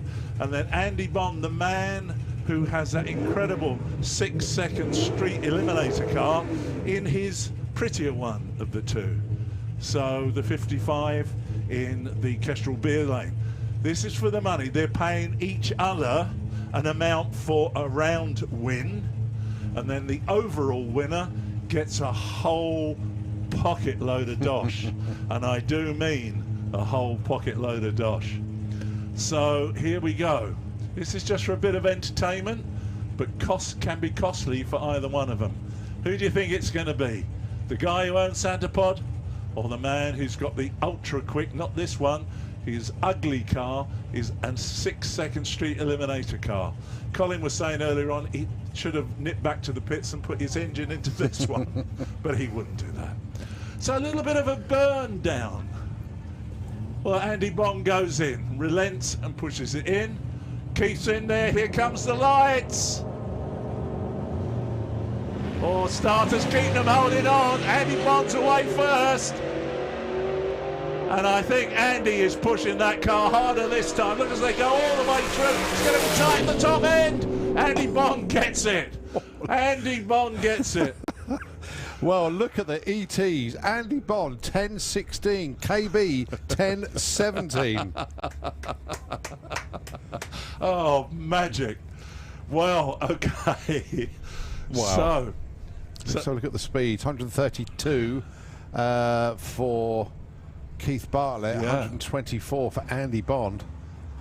Very good. They were neck and neck at the 8th, 646, 647. Their 60 foots were identical at 148. That's incredible. Yeah, that was an excellent, excellent race. So it goes down to a decider. Yeah, you'll have to phone me. I'll and have to tell let me. you know, won't I? Yeah. So the scores have been evened, sorry. So that means they paid the money that Andy gave Keith in the first round. Keith has now had to give Andy back. But then the third one is the per round fee that the winner gets, plus the huge, huge cash bonus. So, I mean, oh dear, That was dear. good. Excellent race. Yeah. They are closely matched, aren't they, those two? Yeah. I think Keith may be at the... I think Keith's flat out. Yeah. That's what I was trying to say. I think Andy's Andy's played a good game of poker. Yeah. Yeah, that's in my head too, exactly that. You know, it's not sandbagging, but maybe not pushing his car as he can do. Yeah. So you will see, and you will let me know. Yes. So if not, tune into your dragster later on and you'll find the result, or you can go onto YouTube and look at the live feed a bit later on. Simon nodding. Yeah, tune into Euro Dragster.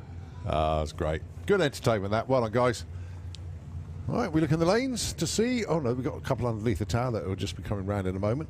Looking in the lanes, good mix of vehicles down there, including John Dalrymple. I can see Mark Evans down there. I can see Mark Bull. I can see the Smurf Tang is down there as well. And the Husky has made its way back down as well. Good mix of vehicles. I know a lot of them you've seen already, but it is one with your brung, and we don't want to oversubscribe it. Otherwise, the guys and girls won't get as many runs as they would want. No. So you limit it, and then they can all do laps and get a few runs in. So that's the way we do it. But not only that, the runs are so good and the cars are so cool. Don't mind watching them a few times. At all. So it's the Herald and the Prefect. It almost sounds school-like, doesn't it? It's the school, the like Prefect and the Herald. Yeah. So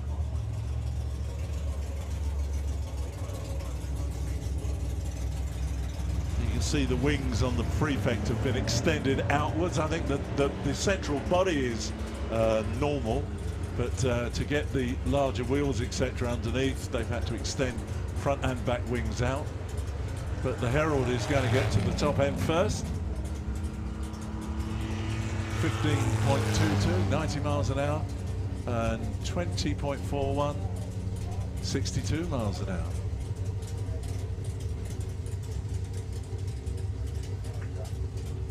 Still getting messages coming through. Matt Seamarks. Good afternoon to you, Matt. A former junior dragster racer. I remember he him. should have been a at little 100. boy. Yeah.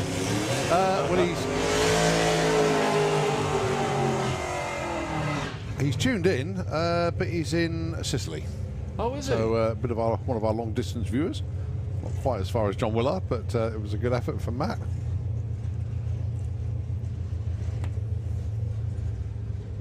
Right, side by side, Willis, and it is John Dalrymple with the full tilt version.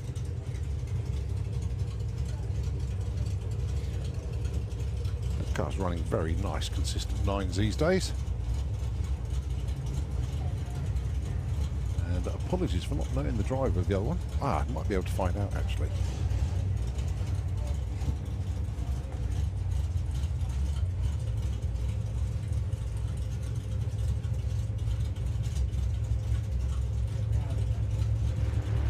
Yeah, Andy Crockett, sorry. I thought it was the other one. Yeah. That's down to me. I should have spotted that. Andy Crockett, yeah. Oh my word. There's me saying John Dalrymple, consistent 9-second car. He's just gone in the 8s. Well done. Well done, gang. for John. Absolutely superb. Well done, JD. Andy Crockett goes 10.27 at 136. That in itself is a quick motor car. Yeah, the hits just keep on coming. Right, 39 Ford. Yep. 11-second car. The Fright, low 10s. Love to see a 9 appear for them this weekend.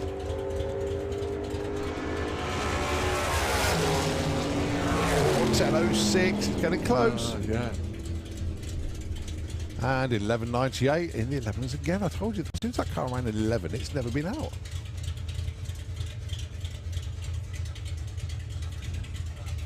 Oh, we've got about 20 minutes before dinner break on track.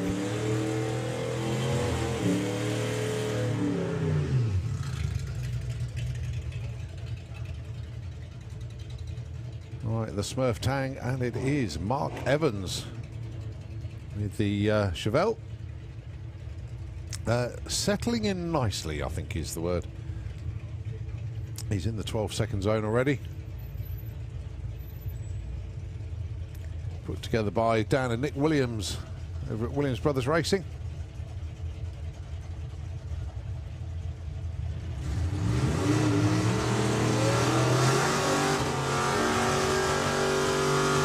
Well, the Mustang away far quicker. And top end, they're quite close together at the top end. Both in the 12s, aren't they? Yeah, Mark was the 12.36. The 12.06 for the Mustang. Yeah. Well, I haven't seen it before. Here it is again, the little Hillman Husky. Roots Group car, of course. Yeah. Just letting the smoke out from the burnout. Yeah. That's quite a lot, actually. I'm just trying to think whether that original design was in the 40s or the 50s. More than likely early 50s, I would think. The Hillman Minx, that was the origins of the Husky, the estate car. Everybody used to build an estate car, didn't they? Yeah. You know, it's most people did. But to see it come back and run like this is phenomenal. That is absolutely sweet. They're straight as a die. 11.56 at 118 miles an hour. Very well, nice. you got the Naughty 40 that's appeared once again, and you just thought, oh, that'll be the smallest car here. No, it's the Topolino in the other lane.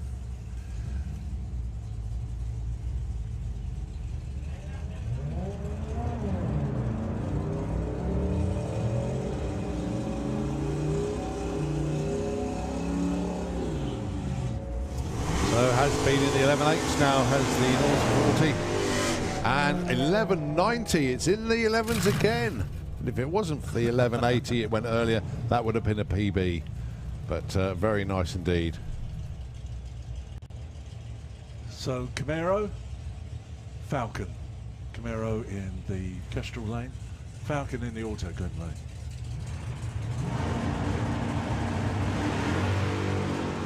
Big wheel spin again off the line. So that will still keep it over 120 mile an hour, but put it in the 11s. I'll tell you, this track has been absolutely fabulous today, hasn't it? Spot on. Couldn't have asked for any more.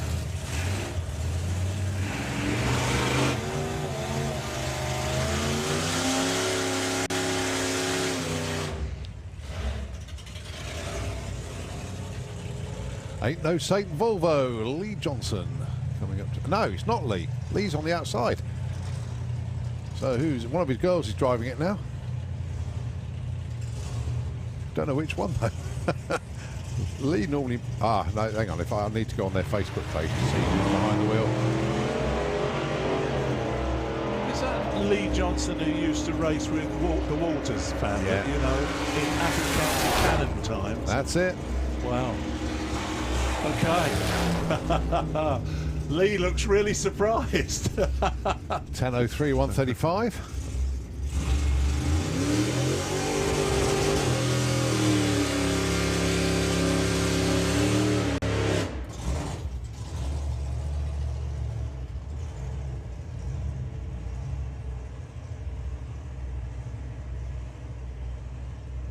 So Anglia and Herald.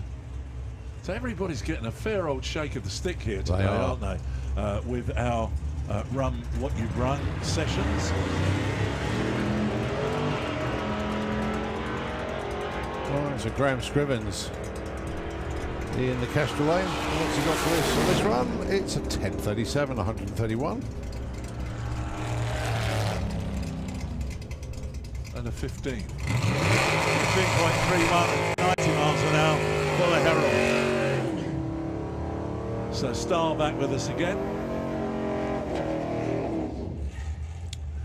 And the Chevrolet pickup truck. The amazing thing with these trucks, I love them. They're a sort of an icon now, aren't they? So many people have these trucks, bring them in, they keep them normal patterned, or they have them resprayed and things like that. The only thing is, for me, is that there's not an awful lot of room inside it for a commercial vehicle, you know? It's all style over function, really, wasn't it? Well, I think they've become style icons, you know, the years that have gone by.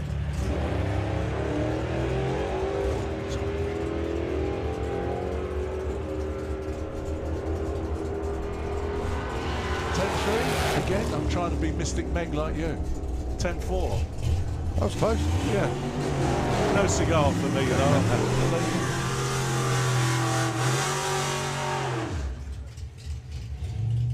And the 39 Ford coming up against the Willis.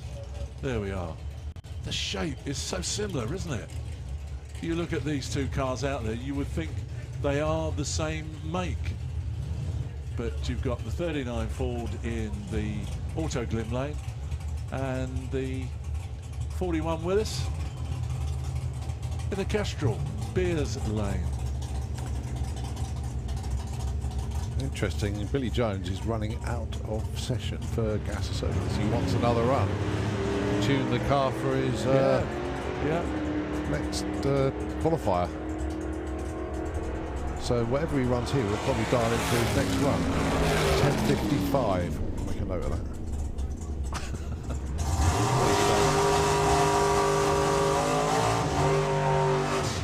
And 12:18 the other side. Yeah.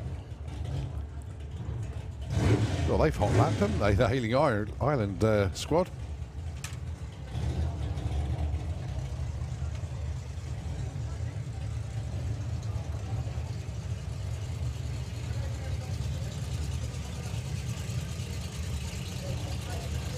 Great paint scheme on the car, isn't it? Looks superb, actually. Really does. And that metallic green, they've done the wheels to match, basically. Very nice. Obviously a rolling advert for their company.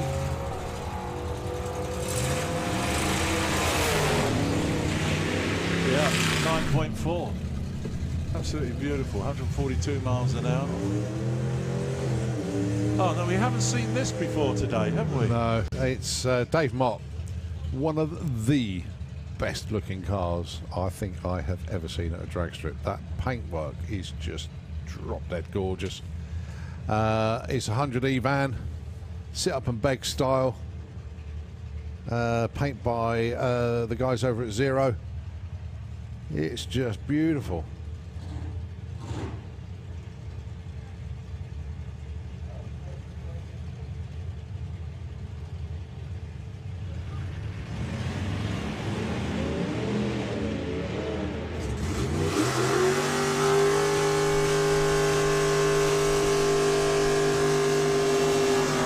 Mustang goes through with 11.94. What's Dave got for us? 12.99 at 1:04. His first run of the weekend.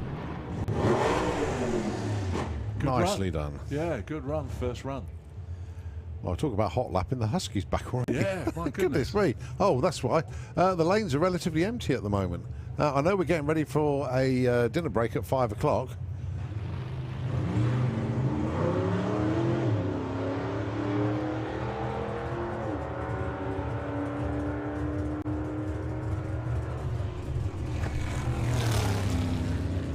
.53 at 94.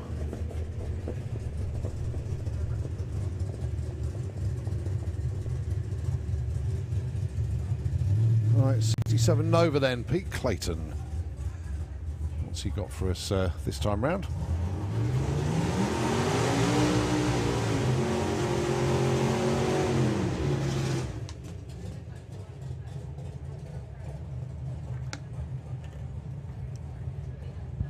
In a funny sort of way, you want to see that when it's all tuned and working properly, going alongside the Hailing Island Garage. Yes.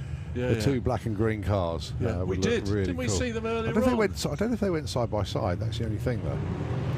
I'm sure I said you can have any colour you like, provided it's black and green. Well, Pete got the hammer down this time. Or clicks it slightly early, but that is a good-looking run. 10.37 at 91 mile an hour. That would have been in the nines. Didn't lift up before the stride, but I think that was planned. So well done to Pete.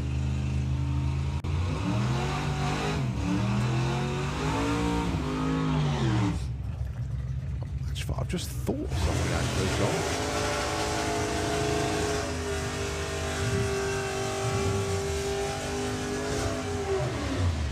I wonder if he's licensing. Just thought about that. Pete Clayton. Because he may be going through the licensing process actually, so I will find out. Let everybody know tomorrow.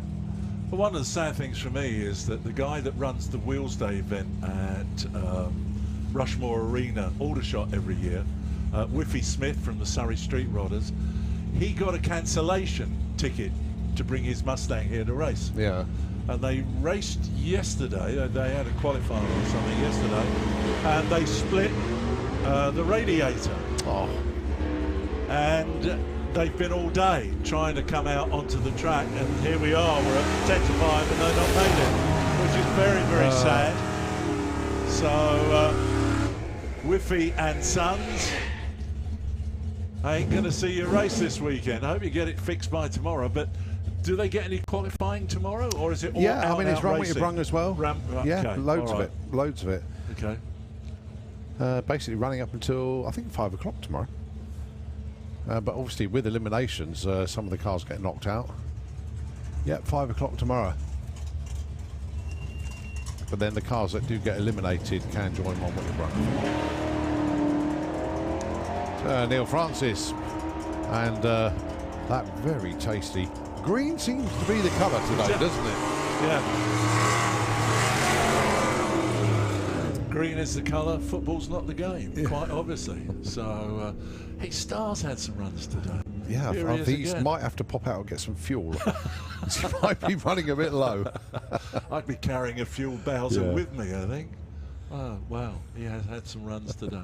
So what's coming up later dinner on today, other than dinner? Yeah, we do have another round, our final round of qualifying, actually, for our race classes. Right. So Supercharged Outlaws, Outlaw Anglia, Wild Bunch, and Gasser Circus. Got one more qualifier to go. That is after our break at, 5:30, when they're due to hit the track once again.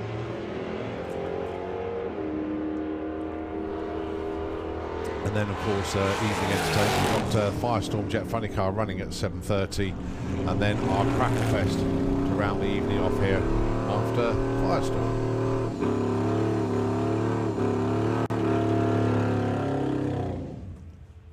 And just to let our good folks know, we will be observing a period of silence just before the jet car runs this evening in respect. Yeah. So yeah, just to bear that one in mind, just to before we get into our final part of the evening, we will be holding that silence. It was a sad week, wasn't it, last week? With it was tough. Losing the Queen and losing John Morton, and I felt for all the people, I don't know whether you watched it on the television, who were queuing outside all night last night to go past the Queen's coffin. 12-hour queue. Yeah, it's quite extraordinary. Yeah. Today they reckon it was a 24-hour queue. Yeah, well, they've asked people not to join the queue now, haven't they? Well, I think they've got to. So they're moving it tomorrow morning. But no, it's just extraordinary. I was 6 when her dad died, the Queen, and my dad bought a television for the coronation in 1953. Yeah. Don't want to be, you know, sound outlandish, but you know, a television in 1953. We were on a council estate, and we were all kids and all in there watching it. Yeah, so I bet. yeah, so very sad.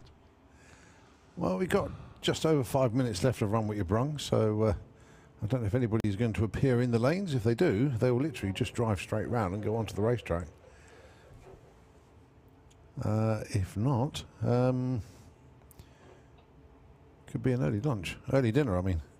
As, oh yeah, no, we've got someone coming down, and today's lucky driver is, as we wait to see who it is.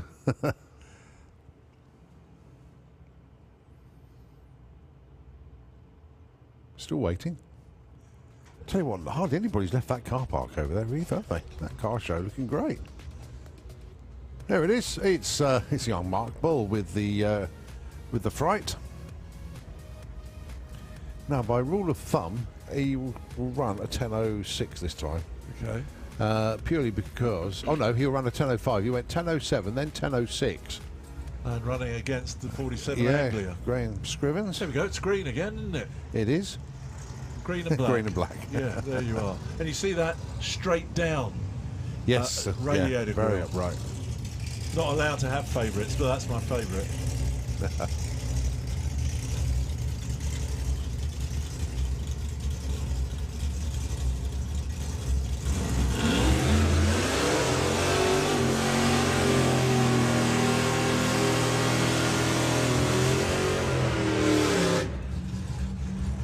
I reckon if Phil Herrick was around, he would absolutely love this Sprite. My memory says it runs quite a bit quicker than Vicious Trait used to. It doesn't look as though it's going to run quick. No, it doesn't. But it does, and it runs straight. Sticks to the ground like glue. Yeah, absolutely super. Well, they both are, aren't they? Yeah. Look at this, side by side. Who's it going to be? The Anglia or the Sprite? It's the Sprite that gets there. What's between them? 0.06 of a second between them on the finish line. Well, I said it would be a 10.05, but he ran 10.07, 10.06, 10.06. Nearly got 10.05. That's extraordinary. Yeah.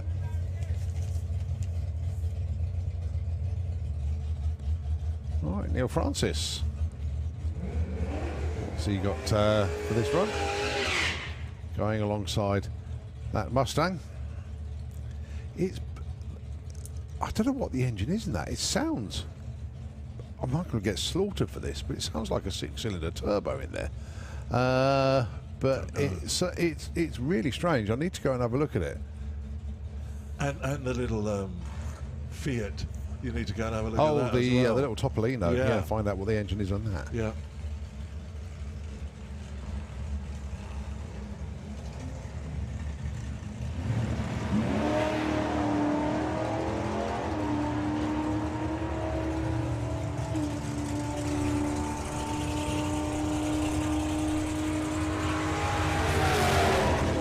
.12.11 plays a 12.22. Quite closely matched those two. Indeed. Start line reactions were a little bit different. Right, a few more cars to go through before the dinner break.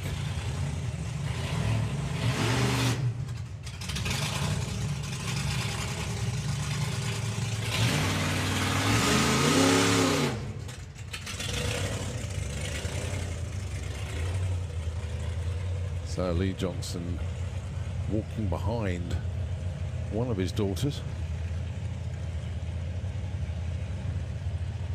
Just went 10-0.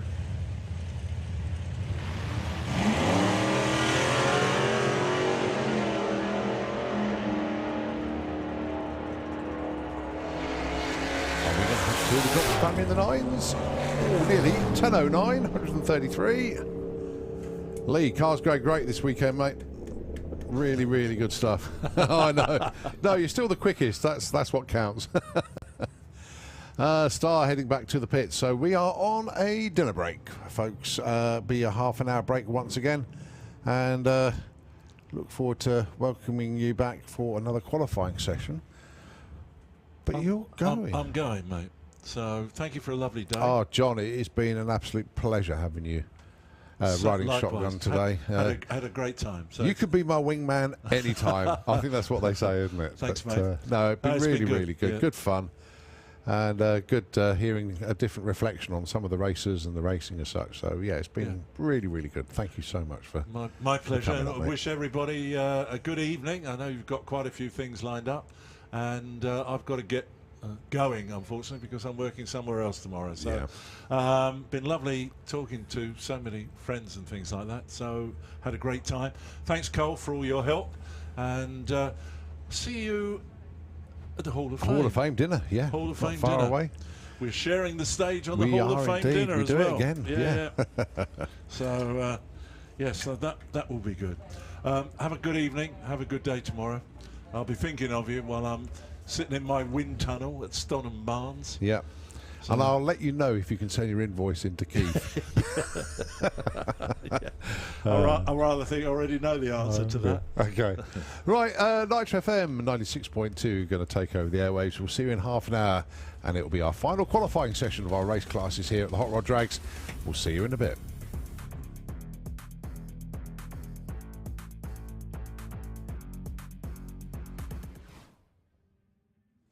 Really cool. Going alongside Simon Demos with the Frankenstein Chevy.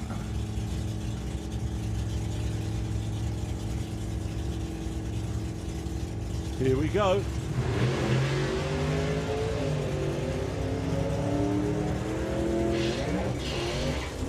Oh, little twitch to the right. Yeah, just building up the boost actually. Yeah, That's what that I is was going. scalding cat, isn't it? Look at that. Painted in non-standard factory colours. But let's see what happens. Put your money on the Saint or the Frog Eye.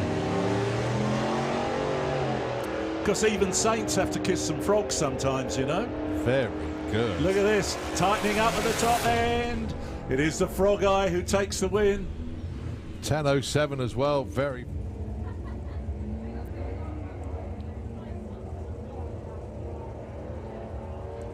But that's the thing, John.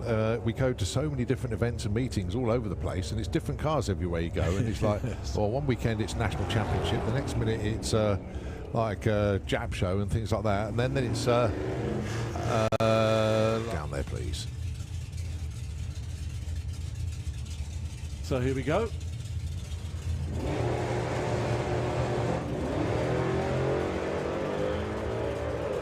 Well, the Ford, given the British Leyland car, a little bit of a head start, and creeping alongside, is it going to be the Zephyr? It is.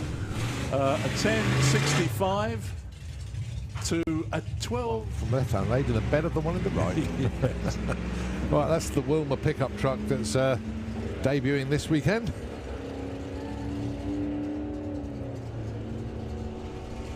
Well, it's the Pop that's going to get there first, isn't it?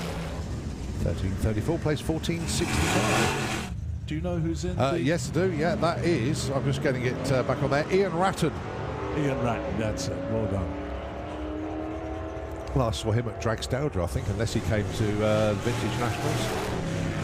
All the Mopars, but 11.32 for Rich and 12.13 there. Nostalgia Superstock next year.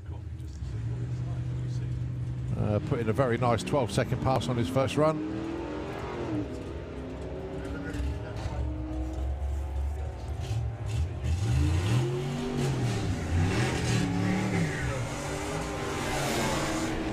$13.27 on this, 106 and a 14.05.97 on the other side. And his dad, of course, was the king.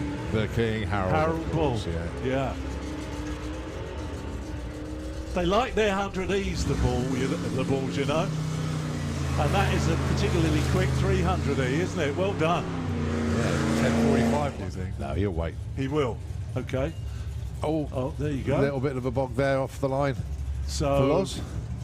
That's the daughter. Once again, we did this earlier on. Oh, he has waited a long time. Oh, my goodness me, she's nearly at the halfway. Well, she's gone past the halfway mark. He's going to have to go some to beat her now. Is it going to be a glorious result for the daughter? Yes! One of those over here for the Drag Fest, you know. Wow. That's when I first fell in love with them. Absolutely incredible. So it's what, 64, something like that?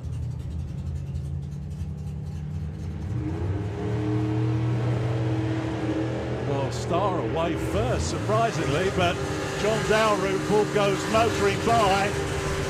I was going to say it's going to be close, but I think that's a convincing win for John. And a 9.6 to a 10.4. So about 8/10 of the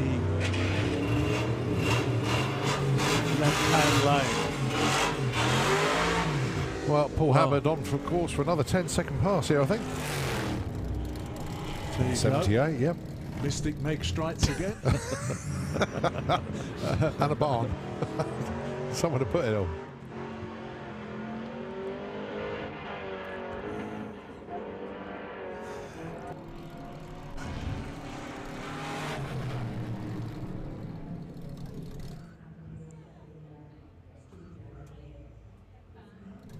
Well. Just goes to show you how small they really are. Yeah. The forerunner of the Fiat 500, I would imagine, the Topolino. But what engine is in there? Have you any idea? Got no idea. But even bogging off the line, it goes 14.46 at 93 mile an hour. The car was never capable of 93 mile an hour when it came out. Lights burned down for the Tinseltown car. Oh, immediately when the green came on for Cherry Bomb, it was gone. Now then, side by side, not wanting to break out, get as close to their darling as they can. 10.99 on a 10.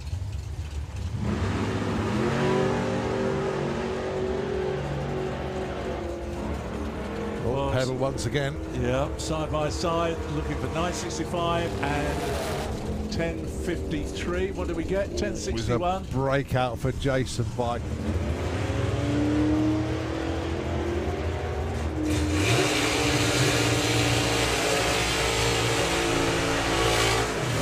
About right, these two. 10.02 and a 10.57 used to be right. Someone to come and tell me I'm wrong, I'm sure. But Ray Turner, good reaction time for him. Ray a bit slow on the lights. Oh, look at that. If you want to win a championship, put a marker out there. Yeah.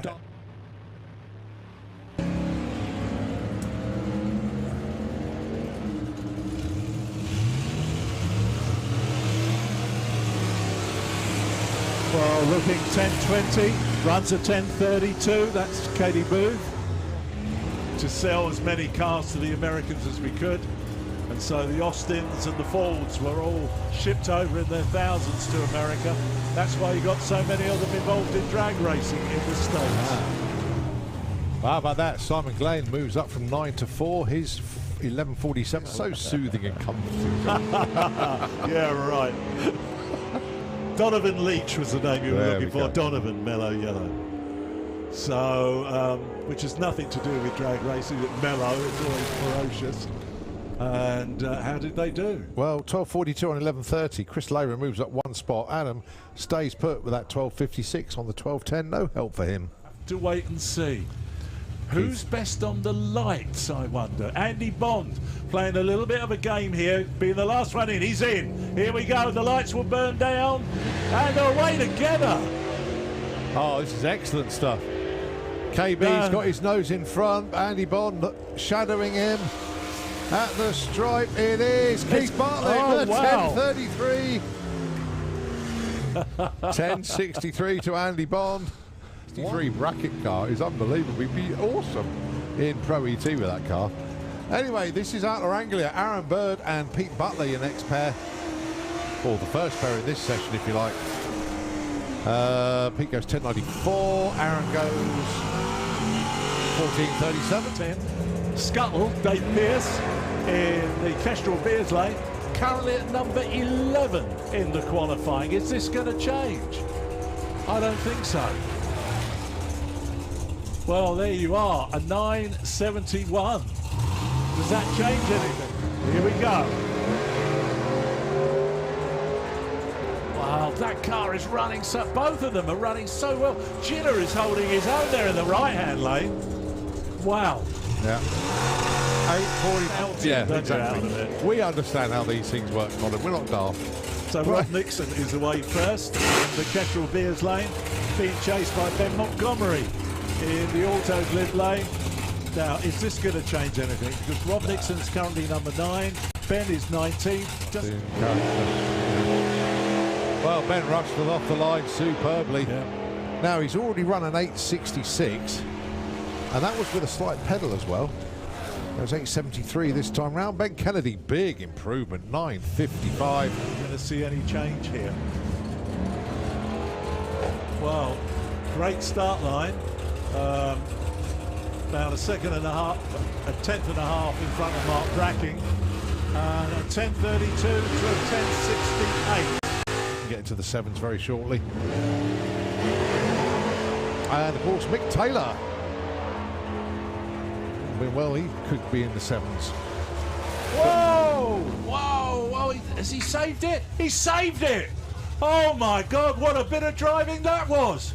My God, them 4 wheels were off the ground. A little bit later about that, but good start line reaction from Spencer. A tenth ahead of Andy Cunningham, and gets the top end first. Now, has that changed anything?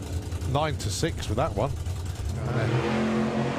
Right, Rob Brindle off on a flyer here. Now he went 9.48. I think he's going to go way quicker than that here. 8.93 for Rob Brindle into the 8s. Awesome performance there. Oh, that's a thing of beauty. A little bit of a wiggle. Caterpillar tracks right the way along. He's driven through it. Oh, 6.95. Oh, number 2. Oh, and that is the first time we've had 2 Outlaw Anglias in the 6s at the same meeting. Yeah, because it's usually just been one, isn't it? That's right. Yeah. Hot Rod Drags. Yeah, it was this time last year that Jed in the Kestrel Beer Lane. So Mick, goes off towards the wall, swings the back of the Fords and around, heads towards the top end. Is it going to be quicker than 8.50? Just an 8.45? Yeah. Does that change anything? No, I don't think it does. Keep him in the same spot. Rob Turrington with the Anglia Saxon in the Auto Glib Lane. Here we go. Well, that's nice. Secure run there for Simon Barlow. This is looking good. 7.71, 177 miles an hour. So you're right, he's gone into the number 3 spot. Yep.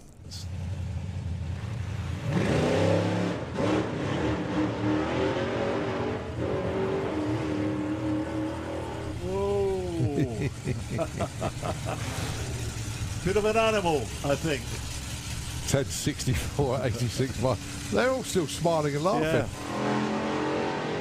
Yeah. Basically just trying to run a series of numbers as close to their predicted dial-in as possible. They sort all their own things out later on. But a 9.76 for Skip and 11.27. 1 or 2 rear engine drags. There's not too many of those.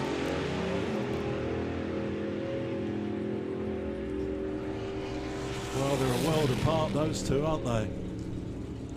8.55, is it going to be a 12? No, it's a 13.36 this time, Tree, as well. It's a small block in the Triggers Brung car. But of course, when going back in time, as I have been, that's what I'm employed to do, Jaguars formed a majority of the Altereds. They know who you are. They've got all your details. So, the 2 Bobs. That's right. going to make the first 9.77. 10p. And 10.18 for Bob Morgan.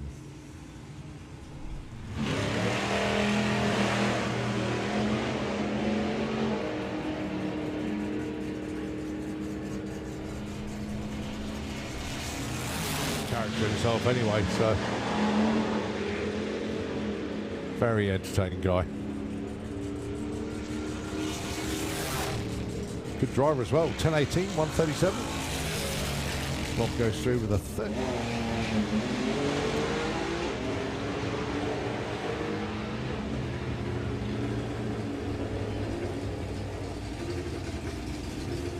Well, paranoia seems to be fading away. Yeah, 14.75. Oh, it's Graham with a problem. Oh, gets it going again. Now Snake Eyes pulling over to the left-hand side.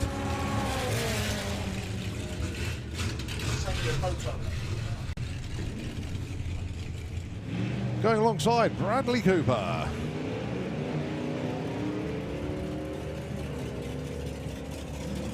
The back on the pass. Shot. Brad goes 10.93 and 11.85 for Gavin. Toy in the Kestrel beer lane. Oh, a bit of fluid coming out of the crewman car. Yeah, it looks like overfilled, doesn't it? So a little clean-up job. But 11.20, 10.14 back. From there. What do you say? Do you say Davis Cruise at the strip club is absolutely unfounded? Me, I'm not saying a word. Of course not. But No. Dave Gibbons brought it back from there, and he was just going to play with it. And of course, he built a whole new chassis, new body panel. Well, he was in the 10s the last time he was out, I'm certain. The first time I saw this was, I think, at Dragstalgia. He wouldn't run properly at all, but there you go, another 10, 10.60. That Gonzo the Great is like driving an automatic. That is absolutely, what a super run. Super, that's another PB, 7.64 this time round. Oh, bit dragster.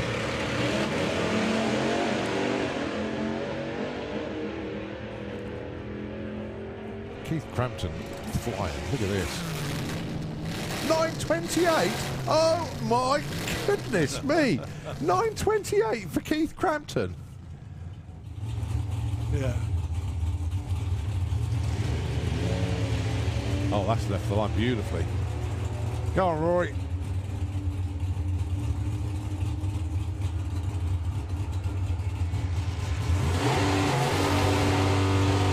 .31 at 98 miles an hour.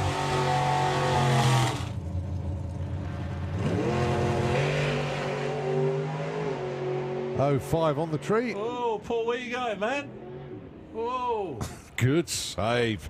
Wow. Well, forget about the ET. That's 10.57 at 75, but dinks the blocks at half track. 6.28 for his first run. Robbie Grabham, 7.15 in only his second pass with this body on the car. Yep. These are our number 1 and 2 qualifiers, ladies and gentlemen, in the Supercharged Outlaws. Number 1, of course, is Joe Bond. Number 2 is Rob Gray. And last one in the one to win. Wow. Pulls a red light as well, Joe Bond, but hangs on in there. There's a hell of a driving job. Look at that. Oh wow. Both of them. Fantastic. That is superb. Oh, look at the numbers. 6.20 at 2.20 for Joe. Wow. 7.10 for Robbie Grabham with the Avenger. Aaron will probably message me again in a minute. Aaron, if you're about, message me. Jim Usher in the Heavy Hunter? That's it. Yeah. Well, Kangaroo Petrol for the Grim Reaper. Jim Usher goes 7.59. Oh, the hits just keep on coming. Yeah. 7.50. So 9.30, 7.35. No, 9.35 is 9:35. And what does he do? 9:38. 9:38. Sunday morning, the gasoline ran out. Right, Gary Parks, Roy Wilding. Holding my breath Oh, here. 7:06. Oh. He's got a new PB. Well done. Oh, out.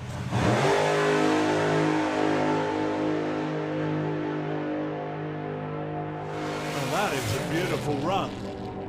At 7:54. Just 400ths off his target.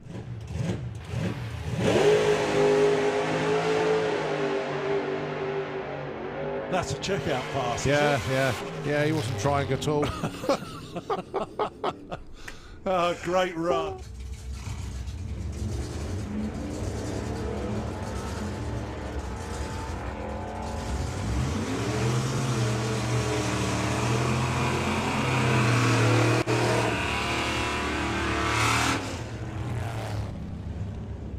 So Ian goes.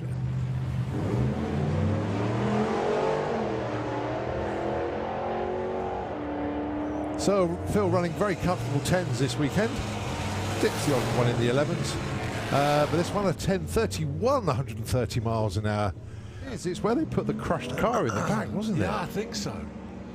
I think so. I don't want to say yeah, but that was immediate. But I think that was a pickup though, wasn't it? Yes, it was. Yeah. Which was an El you are Camino. right. Or a Ranchero, whichever one it was. So. Mate, answers on a postcard. Yeah. Well, the talk of those two engines, you can see it sliding the back of the car over to the left all the time. That's an awful bit of power, isn't it? To try and master to it. I've never understood how they managed to get the drive to the rim. Oh, I do now, but my first car was a Morris Marina. A very sad Morris Marina.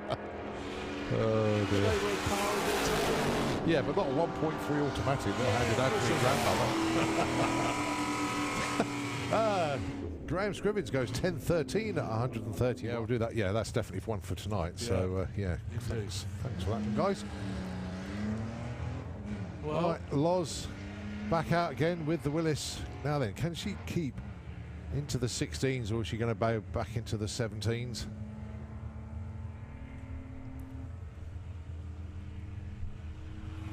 She's 17.54 at the 76 mile an hour. That's not too bad. It's just that I don't know what she did to get that 16. But really putting some power down. He's had all sorts of hot rods you would love to own. yeah. This guy. Built them, used them, sold them. There you go, 12 seconds. That'll do, Dave. What they got for us this time round?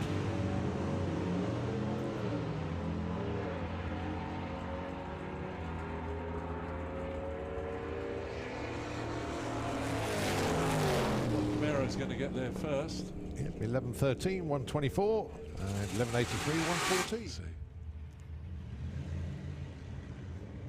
See, I think NAS is a registration number is Cornwall. I only ever remember Oxford number plates because I used to work in the motor trade in Oxford. And we always used to know that JO, BW, UD. Yes, now then. So. The only problem is, John, that will fit in the garage. I can't fit in that. We appreciate your honesty, sir. That's right. That really... Oh, it's cracking that. Desperate to know what's under the front or back of that. It really goes so well. Maybe something like a GSXR or an FJ engine or something. Stuart with this. First time in the 10s this weekend, and now he's in the 9.7s.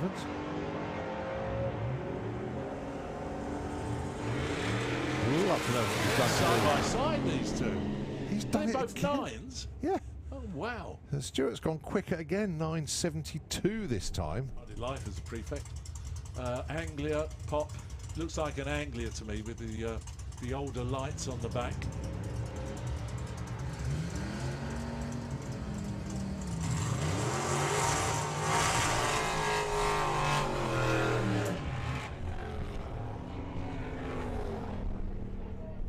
There we go, 12.17 and a 13.60.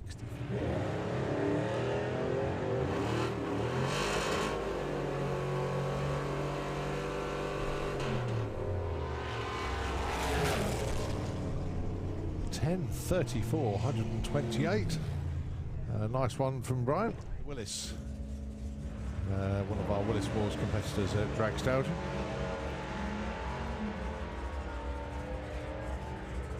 Oh, Nostalgia Superstock back in the lanes again. How many of the Willises do they get in Willis Wars and the DRAGS? 20 or 30 on it. It's strong numbers. That's actually, I can go back and have a look, see how many were.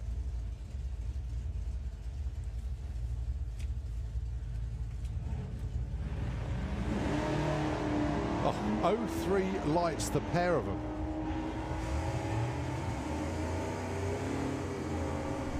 So going to be Neil there first, only just. It's going to be close, I think, these two. 12:22, 12:24. Yeah. And a 12:57 on a 12:40. Yeah.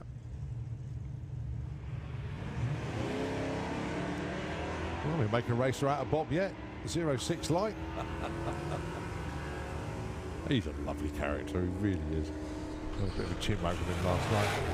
What's he got for us? 12:13 against a 12:25 break.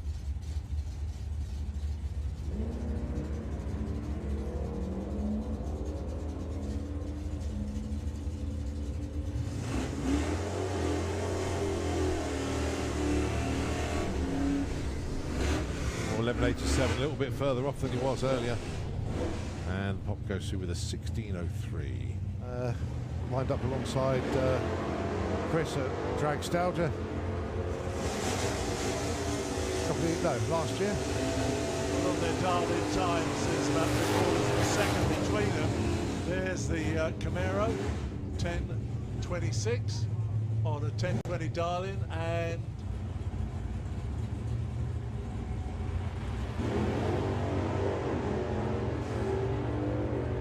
different type of launch for two different types of Mopars, one straight up, one onto the side. Now then, 982 was the I want to get that, and he runs a 985? 984. 984. Yeah, the Omega.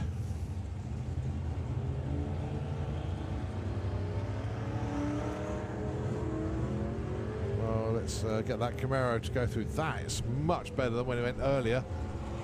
All the way through. What's this? 8:31, 164 miles an hour. Brilliant run.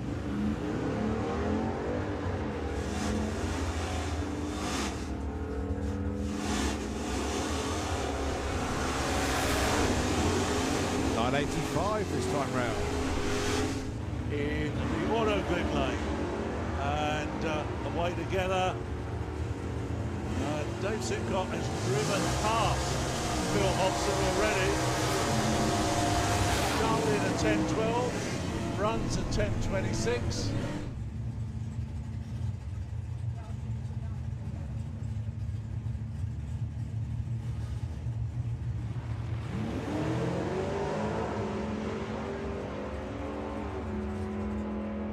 Well, start line reaction better for Billy Mills. Euro Glen Lane. Dials in 10:49, runs at 10:49 with a 31 on the end of it, and a breakout there for Carly Jane Watts.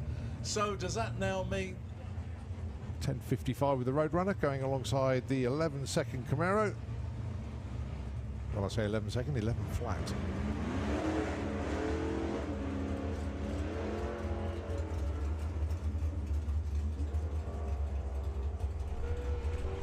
Well, 10:55 is what Davidson is looking for. Yeah, 10:50. A little bit too quick. Nationals, things like that. Yeah. And runs the numbers. Very impressive. Why the RAF roundels on it? What's the point of that? Do you know that? No idea. Just preference, I think. Well, it's like a camouflage scheme, and RAF roundels on there, like it's a tribute to RAF. But he's got to get to the top end first. Yeah. 11:07 on that run. Look at the speed though, 127 miles an hour. So Mustang for Ford against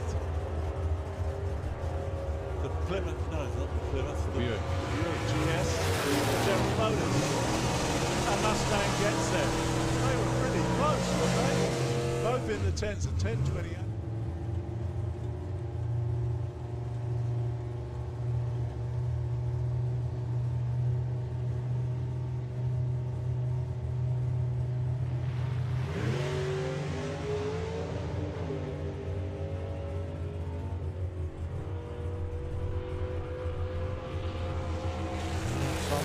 right with the Frankenstein, 10.55, 124.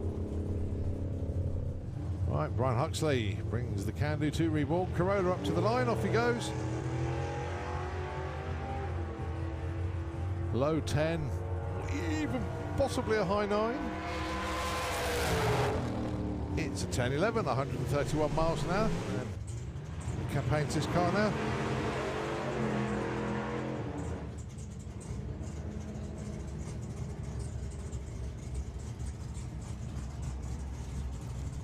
No, it's one of those cars.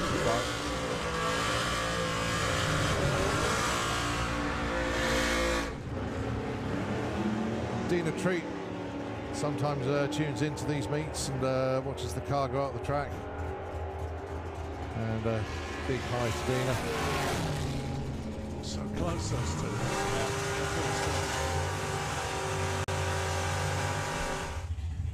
So are we going to send Paul on his own into another 10-second pass?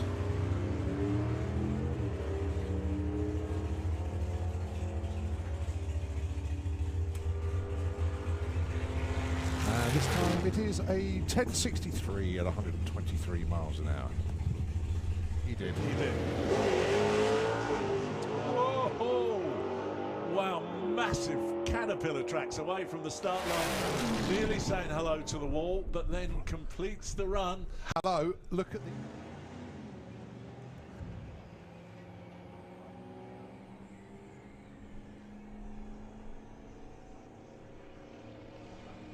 Well, that's okay, isn't it? Yeah. First run, I haven't seen it before today. 15.81, 93 miles an hour. More info? You're too young.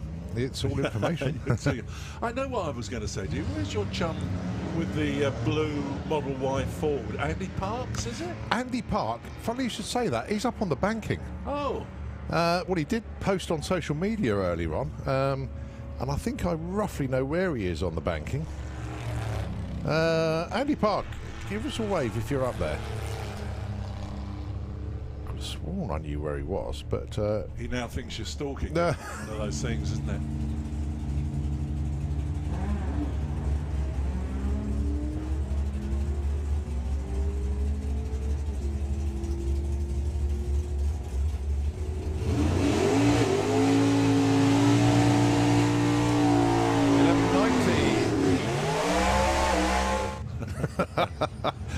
The Brits win.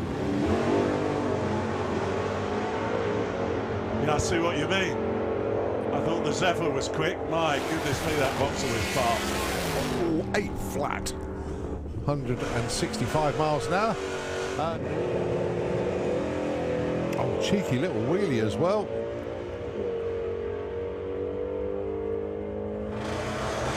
That's got to be in the 9s as well, surely. Oh, 1061, 124. But they are awesome. Go. Troy Bull in the Autoglim lane nearest to us. 994, 134 nice. miles an hour. Yeah, would like to see what happens in the second round of that.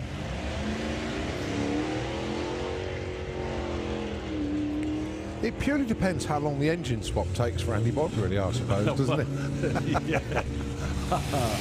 I'd like to see that happen. Rich goes through with 13.22 at 114.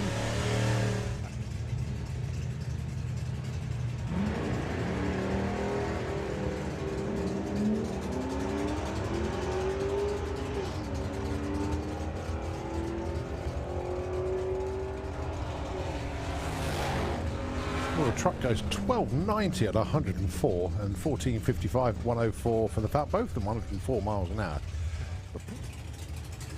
And the Smurf Tang, as they affectionately call it, on the back of the car.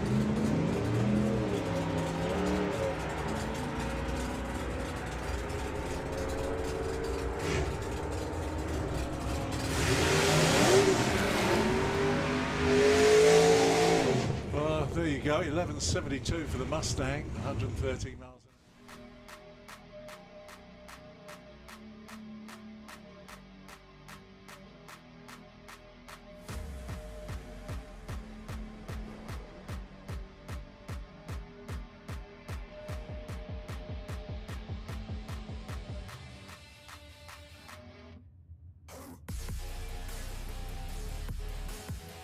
we continue with our qualifying action here at the Hot Rod Drags, but just before that, I think we got a couple of the Runway Brung cars just to get through that were sort of basically head of the lanes, just to clear them, and then we can get into the session good and proper. This is Mark Evans with the Williams Brothers Chevelle, going alongside that very nice Mustang that I said sounded like a 6-cylinder there, but trust me, it is V8, but side exhaust.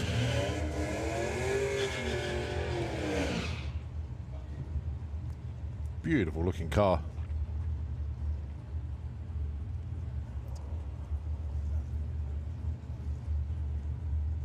So as Mark Evans gets acclimatised to, it's not his new car, it's the new setup on his car. He's had the car a few years now, but has been through the Williams Brothers workshops and been set up to run in Nostalgia Superstock next year. But here he is, testing this weekend. It's the first time he's driven it with this shifter, this seat, these wheels, these tyres. Everything that's in there has been changed to turn it into a stocker. Running in the low 12s at the moment. The Mustang going very nicely indeed, running good numbers also in the 12s. So 12.22 place 12.43 there from those two.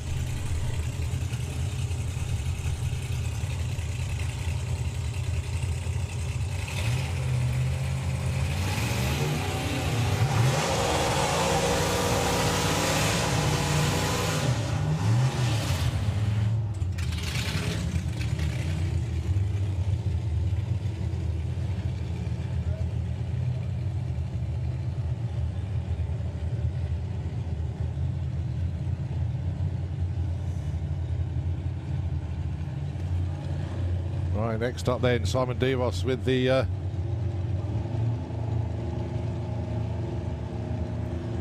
Chevy, and it's Ellie that's in the hot seat of Ain't No Saint, the Volvo. L.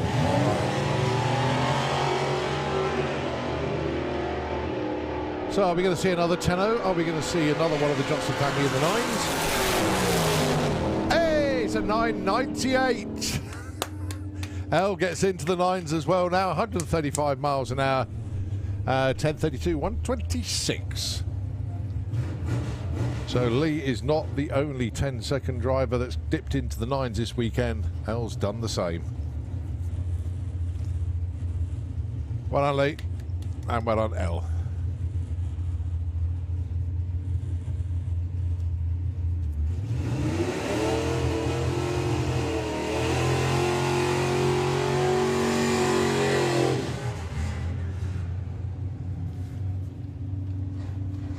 Right, Chris Thorburn and Troy Bull. And then after that, it'll be Gasser Circus, their last qualifying session.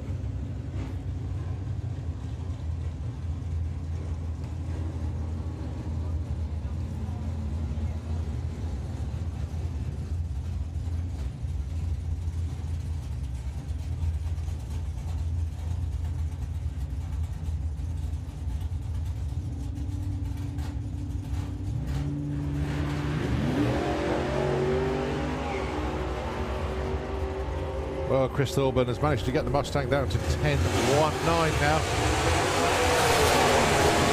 10.29 on that pass. 10.22 for young Troy.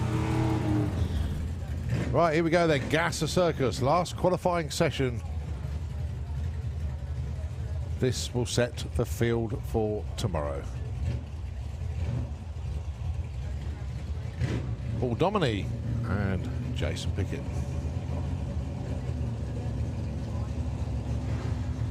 Just wait for the Darlings to come up on the boards.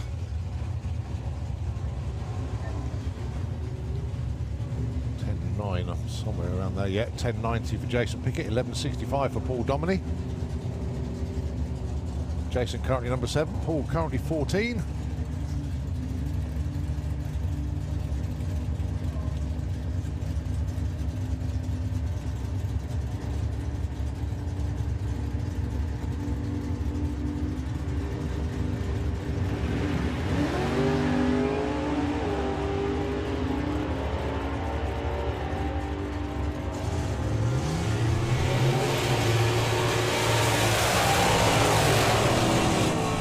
Jason Pickett goes up from number 7 to number 3 with that one.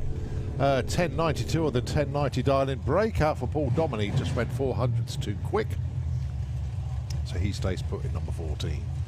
Right, Simon Glenn with the straight shooter going alongside the jumping jalapeno of Jason Hollenby. Simon currently number 5, Jason 11. The dial-ins then. Simon 11.45, Jason 10.60.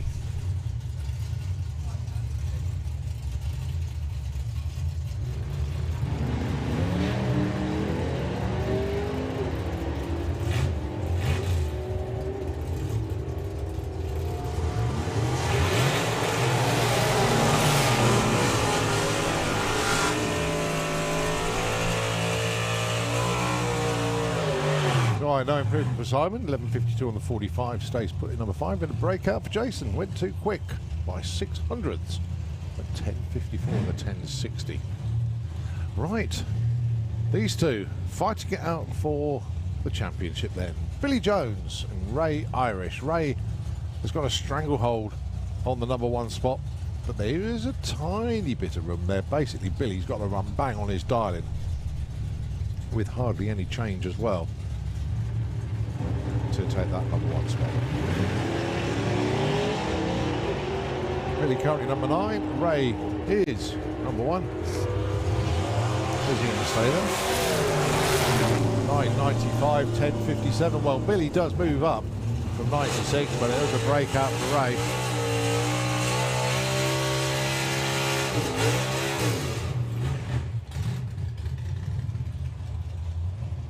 Adam Krasinski and Nick Hewison. Nick darling in 9.95. Adam 12.50 with a not so mellow yellow.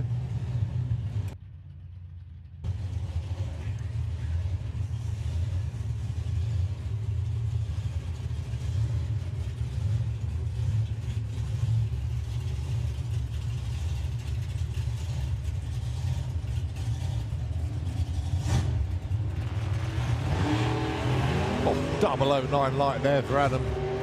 Wide awake club. It's going to be Nick gets to the strike first. 10.33. Adam goes 12.59. So Nick stays put at 7. Adam moves up to number 9. Honky Tonkin number 2. With Lee Pike behind the wheel. Currently number 11. Katie Booth currently number 2. With the Mighty Mouse. 10.30 placed 9.7. Now Honky Tonky 2 Chevy is up for sale. Makes me wonder what the next project is for the guys.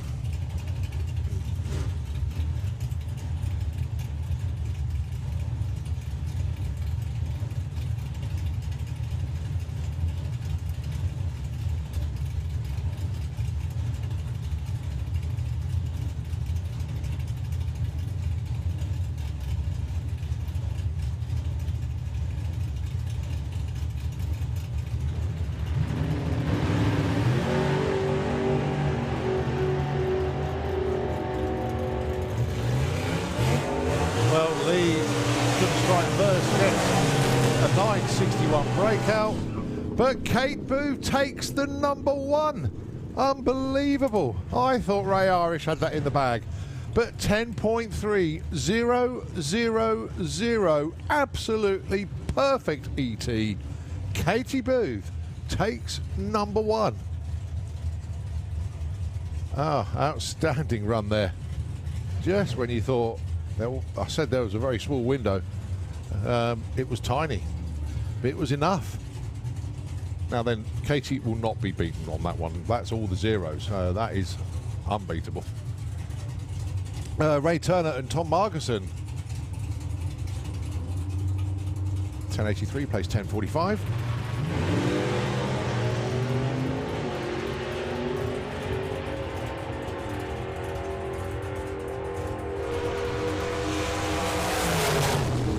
.51 plays 10.82. Or breakout by Ray Turner by 100th of a second. Tom does move up from 10 to 7 though.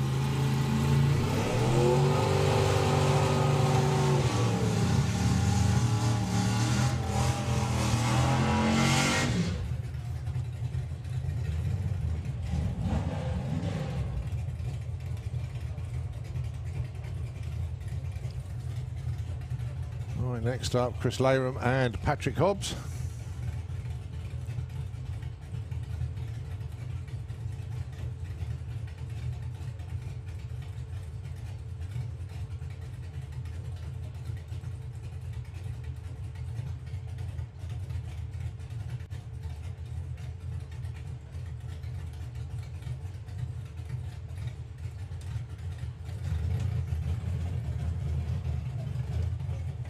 So Patrick dialing in 11:33. Chris dialing in 11:30. Last qualifying session of Gasser Circus.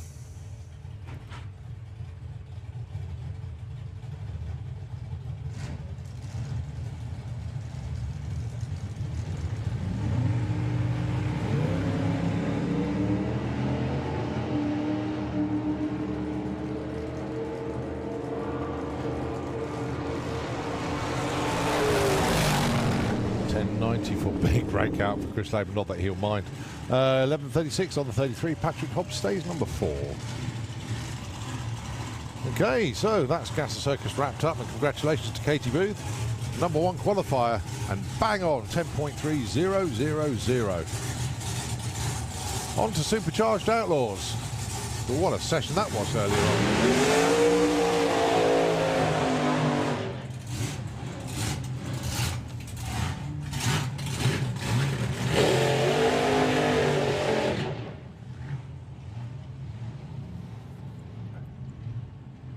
So it's Purple Days in the Autocad Ring, and of course it's the Hemi Hunter. Jim Usher, fresh from his PB last run, went 7:59.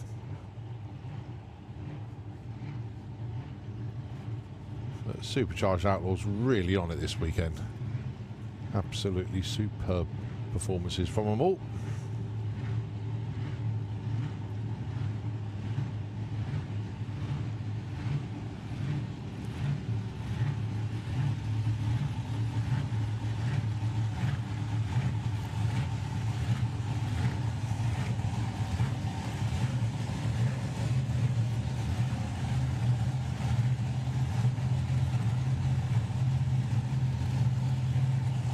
So, are we looking for repeats then? Jim Usher.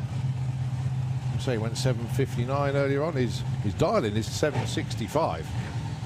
So he went a little bit under. Gary Parks looking for 7:50. He went 7:52, so he's right on his numbers. Good to see side by side. 7.5s again. Let's see.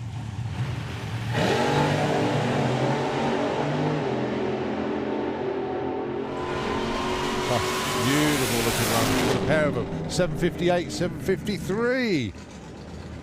Jim Usher, another PB. Congratulations to Jim. Another great run for Gary Parks. They're all on it this weekend completely. But well done to Jim. Another PB.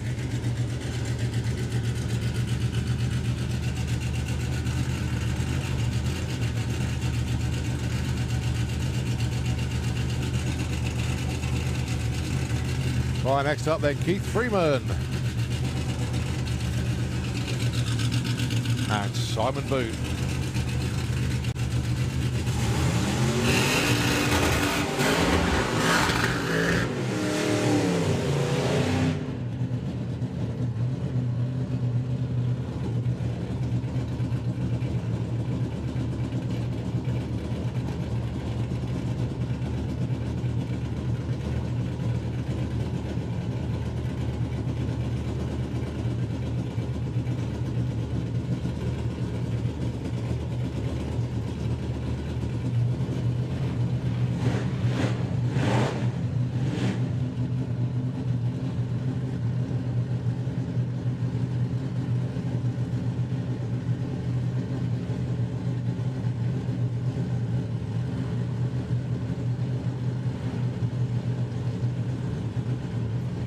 So Keith Freeman then looking for something in the 9.3s. Simon Boot, well, he dials in 9.5. Just A to B for Simon will be really good.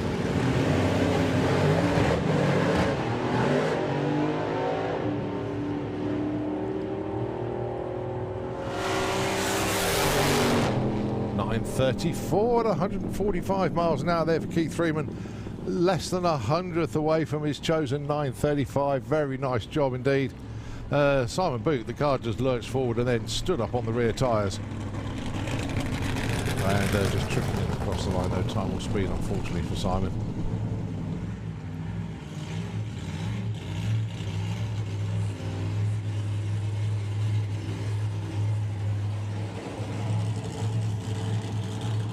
Right, the West Country Shaker. Darling, 7.10. What did he run in the Q1? 7.10. Absolutely on it is Robbie Grabham.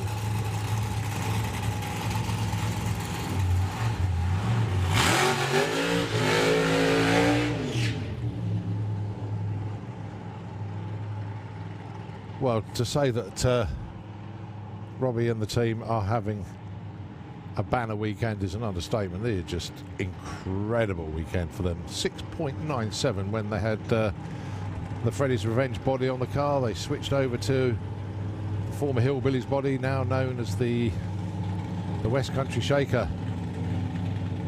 One of only 2 Avenger bodies ever made. And this is the only surviving one. So Robbie went 7.3 on his checkout pass, first time with the body on. Thought, yeah, this is right. And then proceeded to come out and go 7.1. Let's see what he's got for us this time. Robbie Grabham.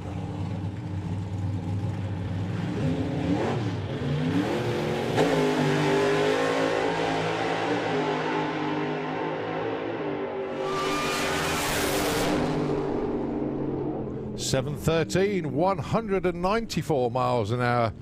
That boy can drive, and that boy is very comfortable in that car. And 710, 713, absolutely outstanding. Dave, Hillary, everybody on the team, absolutely outstanding. Can't take anything away from the team at all. Just unbelievable.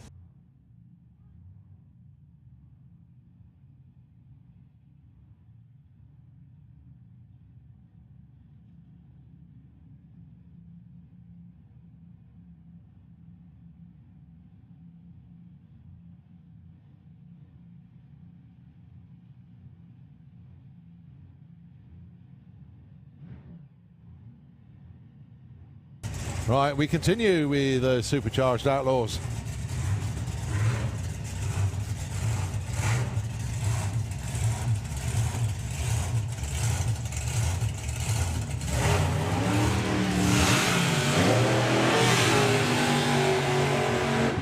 Banzai and Thunder God. Now, unfortunately, we didn't get to see Thunder God put in the run earlier on. Got towed back to the pits, but fortunately, Des and the team got it all sorted and got it back down here for us. Here, Merriweather. He's having a good day. Went 8.14 on his run earlier on. And considering he's dialing in 8.20, very close to his marks as well.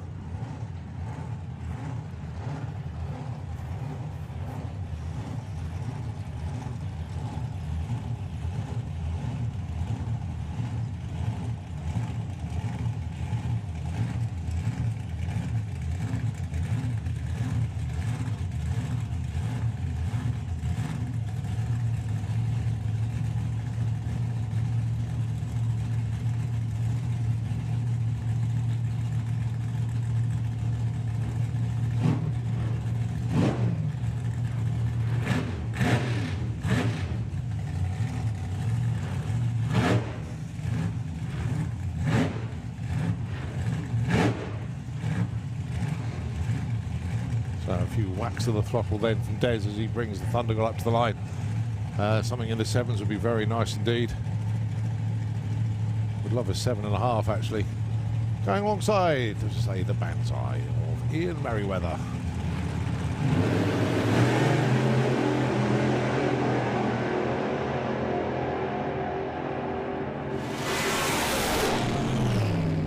.770 and 873. Well done, Des. Despite the no-show previous round, a 770 will do for the time being. Nicely done. 873 there for Ian Merriweather. Just a little bit off what he ran earlier. But nevertheless, another run in the bank.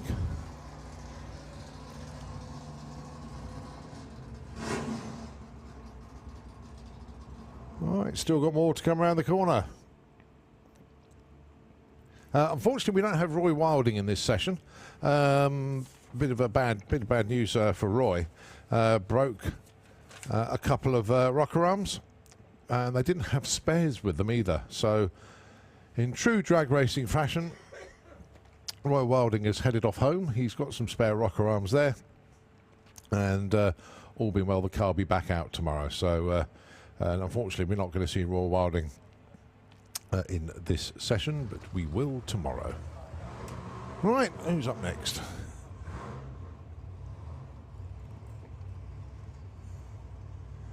Well, the cars we haven't seen yet. We haven't seen Leo Knight, and we haven't seen Joe Bond.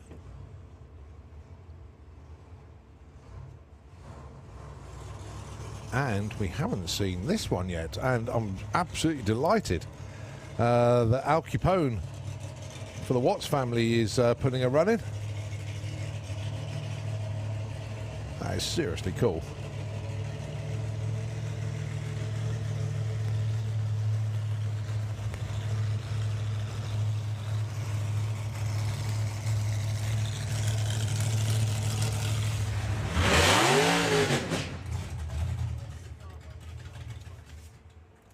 Oh, it's a shame the engine just cut after the burnout there.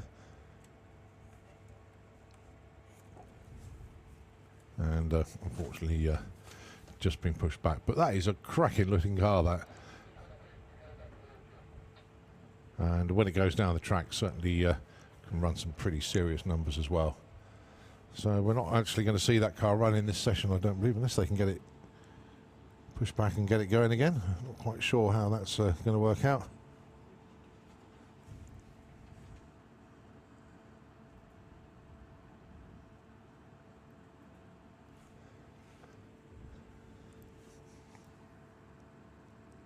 Just taking it right the way back. So I think I can see the nose of Joe's car around the corner there, but I'll confirm that in a moment because there's quite a few red dragsters. In actual fact, no, I think that's Mick Gladdo's car, so it's not Joe's, but then let's see what comes around the corner next.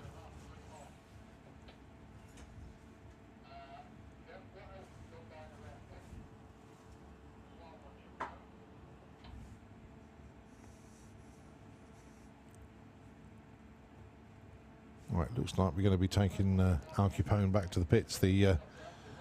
Well, they want the vehicle back anyway because that's where the starting equipment is as well. There we go, taking the starter over and bringing the battery over as well. So going to give it another go.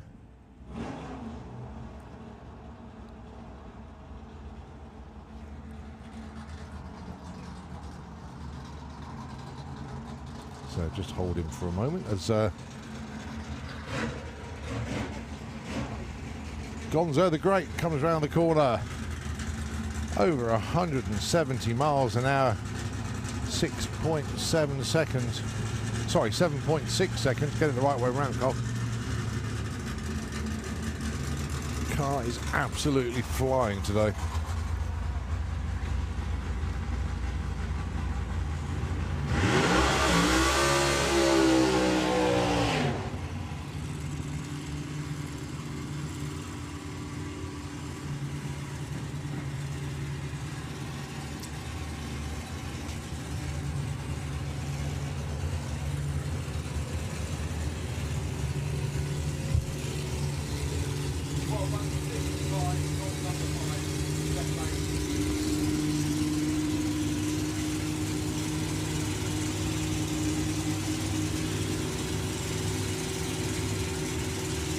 So Alan Lloyd bringing Gonzo the Great, the little altered up to the line. What's he got for it in this session? 7.6 again, maybe. Over 170 mile an hour again, maybe.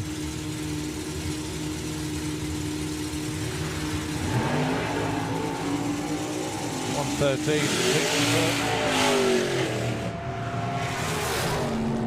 760. Oh my goodness me! Absolutely pulverises his personal best with that one. What have they fed him? 760, 171 miles an hour at the stripe. Gee whiz. It's stuck at 171 miles an hour, but this time 0.76. But 760.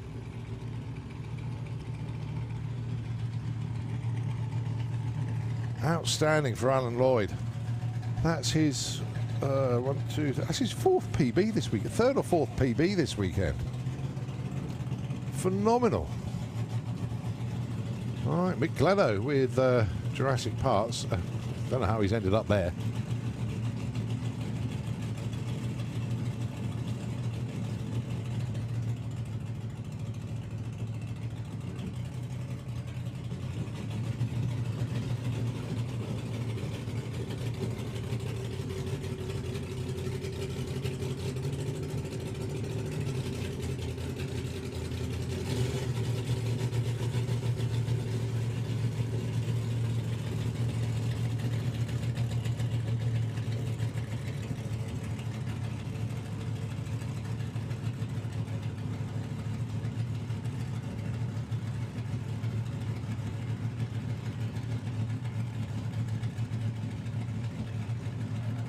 Right, so Mick Glenno been lined up now.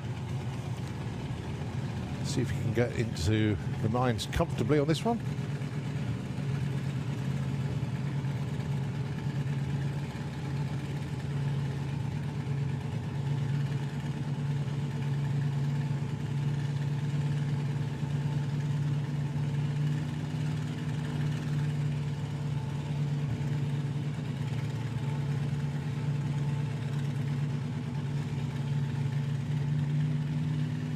It's not going to plan actually for me.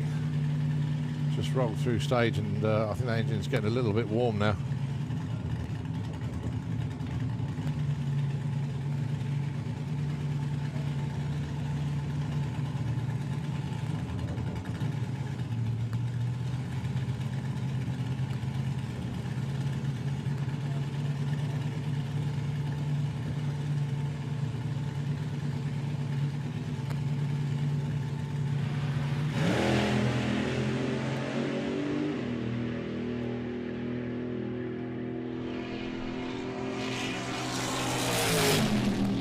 .935, 134 there for Mick. Well done. Took a while to get there, but worth the wait for Mick. 935, 134. See, as soon as he staged in, ran the tree instantly to prevent it from hanging around any longer than he needed to.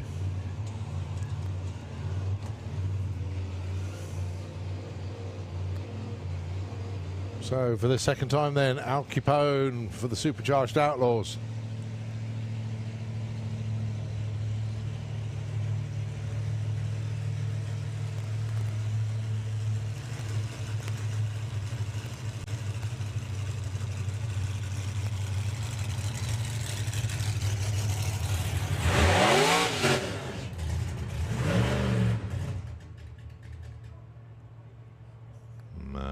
Not quite sure what the issue is, but it's fighting them. It's certainly fighting them. It's almost like when the throttle shuts off, the engine gets starved of fuel. But I'm no mechanic. I'm no expert. But the guys will crack on with that and make it out again at some stage. Right, so we are back to the Wild Bunch. Wayne Oliver with the Misfit slingshot coming round the corner.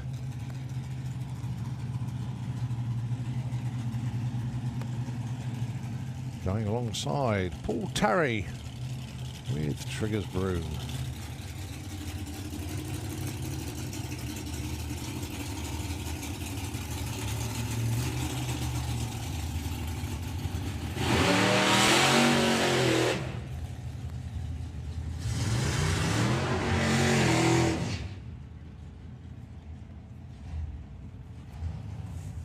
So Wayne Colliver has been in the 9.3s with this slingshot. And Paul Tarry having a pretty decent weekend as well. Getting plenty of runs in. has a best of 10.73.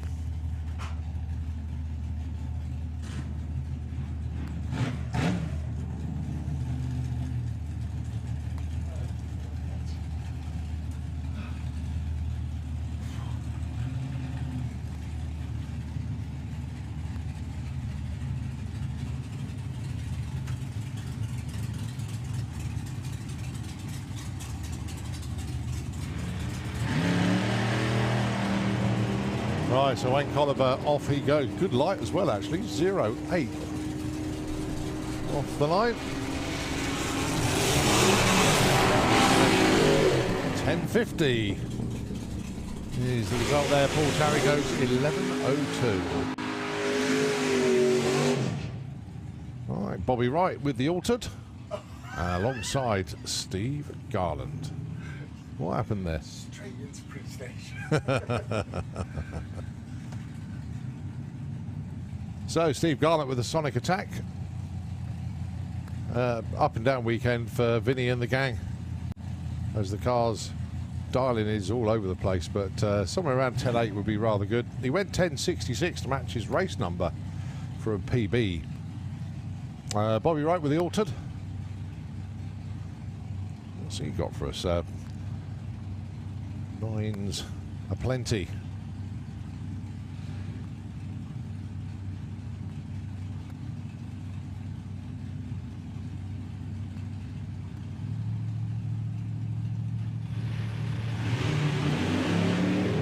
Steve Garland a little bit too keen to get the job done. Couldn't hold it on the line any longer, so he's not going to get a time or speed, unfortunately.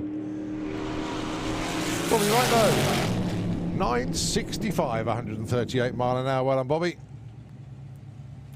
Not far off his PB, actually, just 0.03 of a second. Very nice run indeed.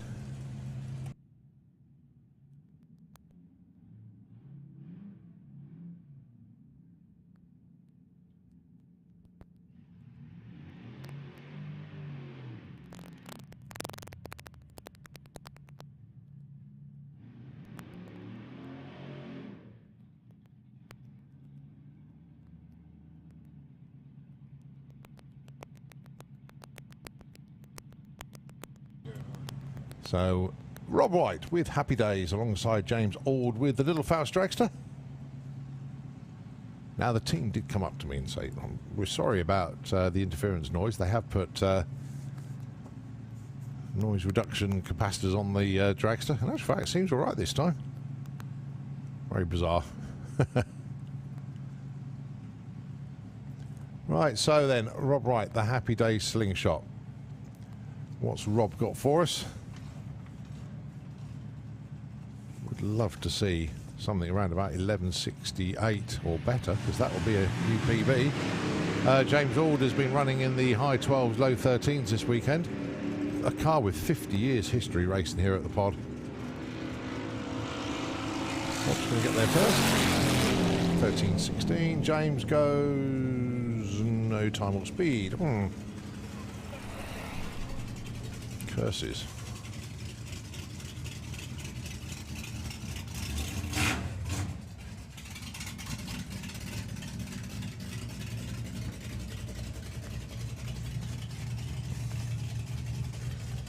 Right, Dave Schumacher with the Crewman. Debut for that car this weekend, going alongside Dan Wilson with the Antique Toy.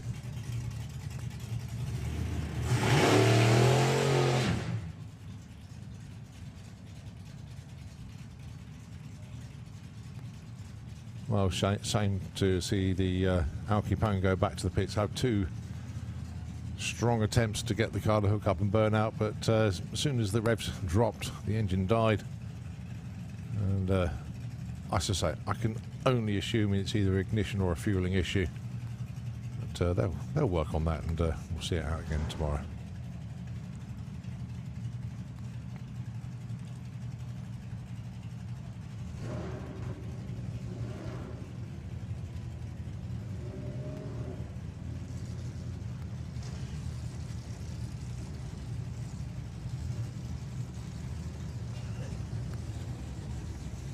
Both in pre-stage.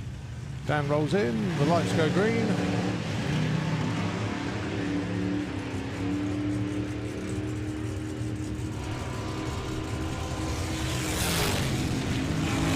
10.17, just 500s off a PB there for Dan Wilson. Dave Schumacher, his first venture into the 10s.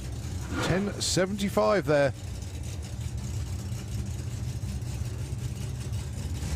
124 mile an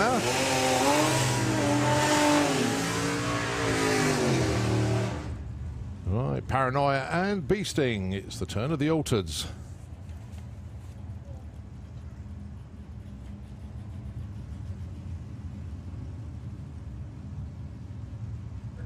Well, rolling history there from Paranoia.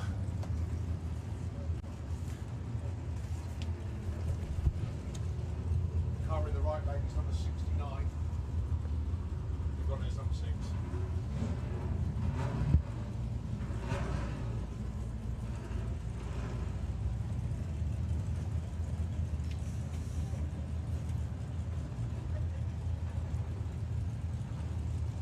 Right, so Bob Morgan then, oh, so close to getting into the 9s.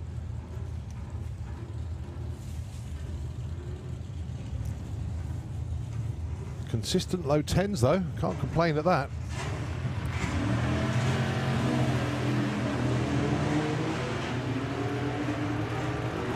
The conditions excellent at the moment to go quick.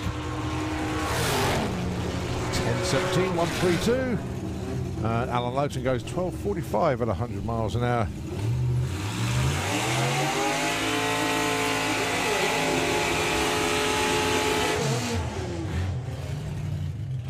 Graham Rawlings going alongside Gary Atkinson. So it's the time lock altered in the Auto Glim lane.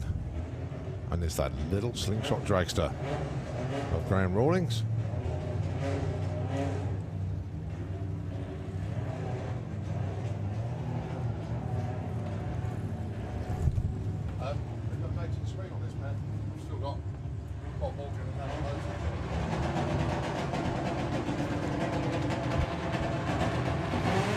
So off they go.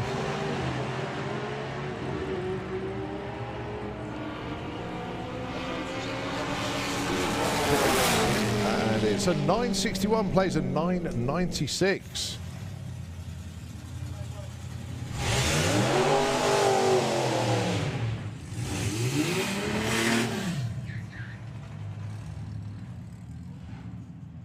Funny enough, Gary Atkinson has just set a PB for himself there by 1/100th of a second.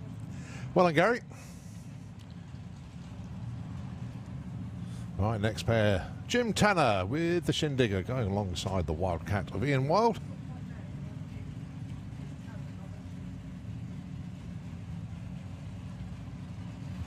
So Jim with the 400 cubic inch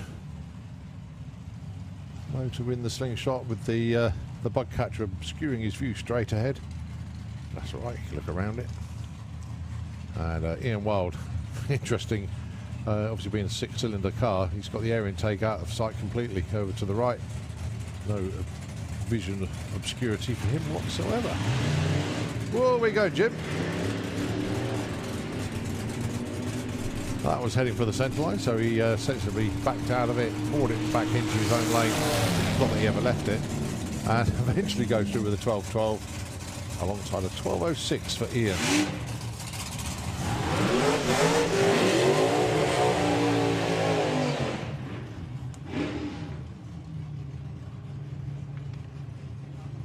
And in fact, congratulations to Ian Wild, set a new PB there, 12.06, 115. Big improvement from a 12.38, so he's found 0.3 of a second. Good lad. Later.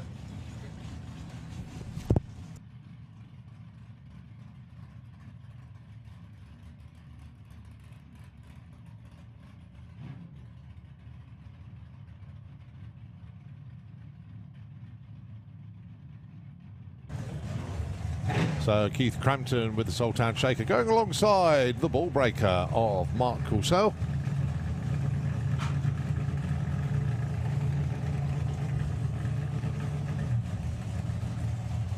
Now then, Mark is actually having a pretty decent week, decent day so far. Low 8s. being in the 8.1s would love to go just that a little bit quicker, and he's left the line superbly. That is arrow straight. Are we going to see an 8.1? Could we see something better? It's an 8.14, 160. That'll do nicely. 9.43 at 1.42 for Keith Crampton.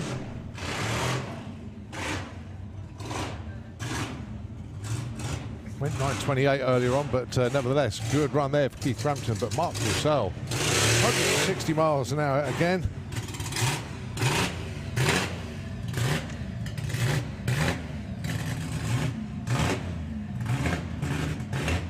Right, Rich Butcher, the fourth dimension slingshot, going alongside Andy Jackson, the Hammerman 2.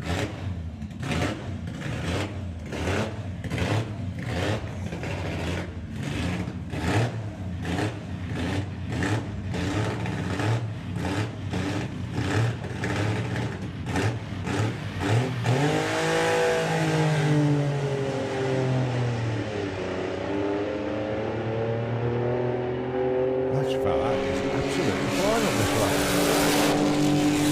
10.86, 1.31. Very good run indeed there for Andy Jackson. Rich goes 12.34 at 117.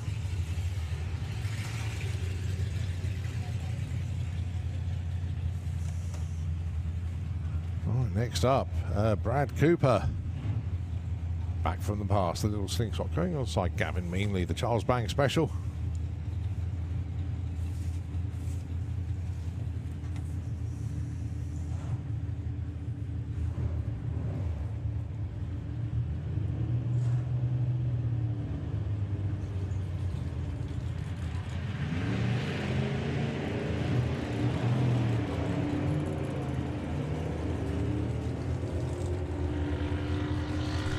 So going to be Brad to the strike first with an 11.02, 121 miles an hour.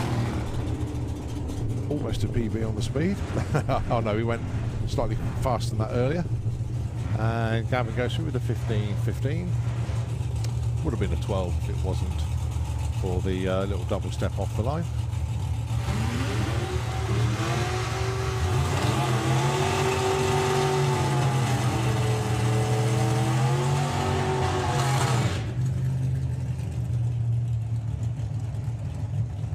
Paul Brown with the Barbecue Roadster going alongside Phil James with the Rampage Funny Car.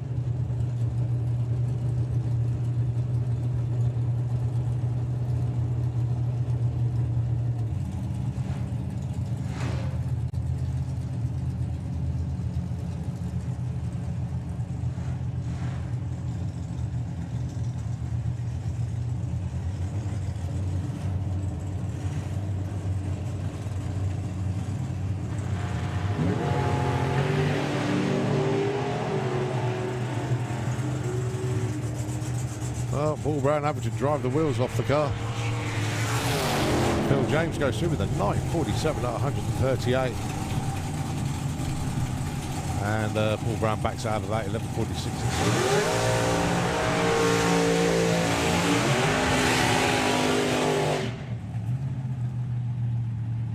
Alan Schofield with the Rough Diamond, and he's got his eye on something, and to be able to fund that, he's going to have to sell Rough Diamond. So the little Altered is up for sale, and a fair bit of work has happened since Alan's taken ownership of this car, including a larger roll cage. So it will take a bigger driver. Going alongside John Sharrod with Never Say Never.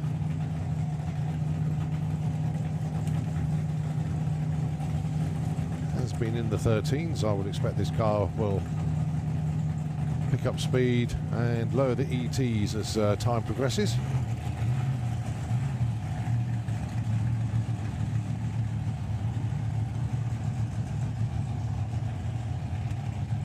Let's see how John gets on then. First time I've actually seen this car that I can remember. Alan Schofield done very, very well indeed with the Rough Diamond.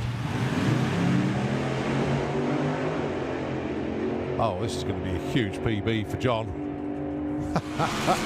It's going to be in the 9s, it's going to be the 8.54, 147 miles an hour. Well, that's a way to set a new PB. 8:54, 1:47. Just took 5 seconds off his PB. Not bad at all. Rory Hart with Braveheart coming out now.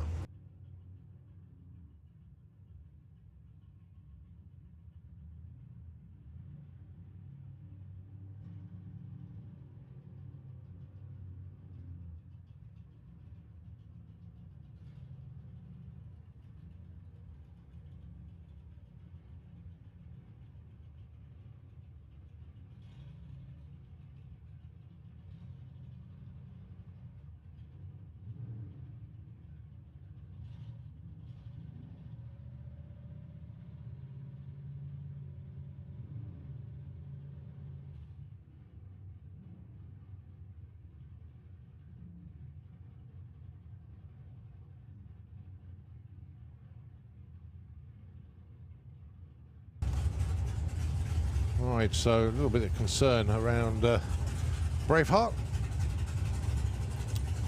Unfortunately, yeah, got not quite sure what has actually happened there, but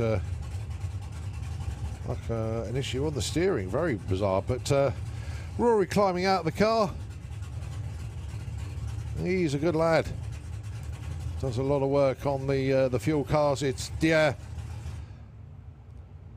not entirely sure what's happened there, but lives to fight another day.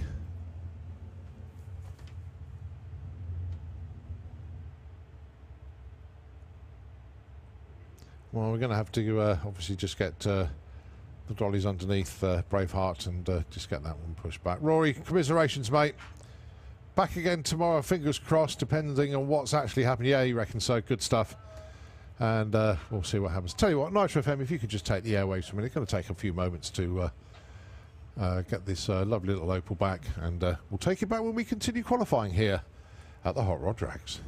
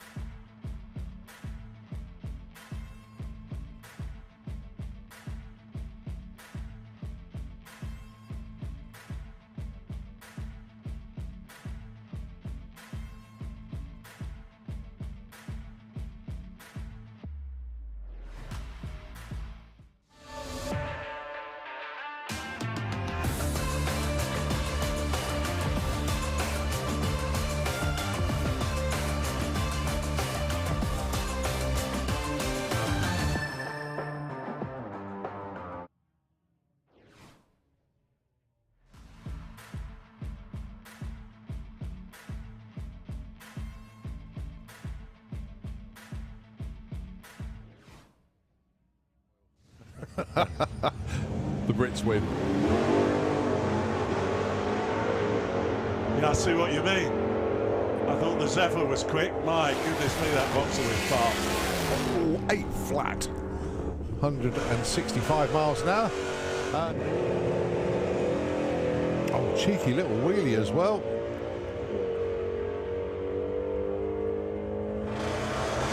That's got to be in the 9s as well, surely. Oh, 1061, 124, but they are awesome. Go! Troy Bull in the Autoglim lane nearest to us. 994, 134 nice. Miles an hour. Yeah, would like to see what happens in the second round of that.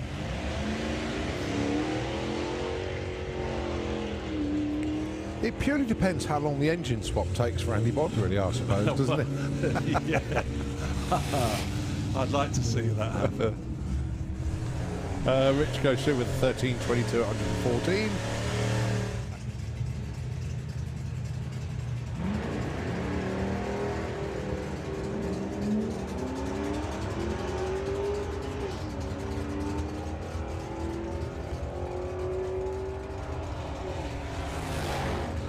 Well, the truck goes 12.90 at 104 and 14.55 at 104 for the Fat, both of them 104 miles an hour.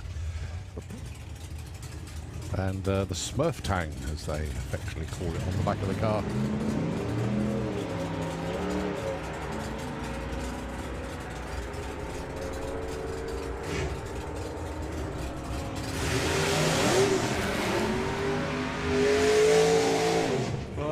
you go, 11.72 for the Mustang, 113 miles an hour, and 12.17, 110 miles an hour in that right-hand lane. Just like a kid in a candy store. Just, oh, I want that one, that one, that one. Yeah. Brilliant.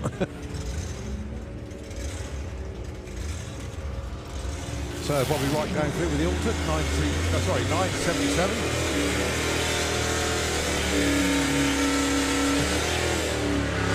Just have a look, actually, Bobby. Yeah, 824 she went. My God. That's a great run. 822, a little bit quicker this time. Fabulous. Well done. I don't think I've ever seen this Hillman Husky run. I think I've seen it, but maybe at a hot rod show. Well, he's got a little sniff of gas in there as well as Colin Wood.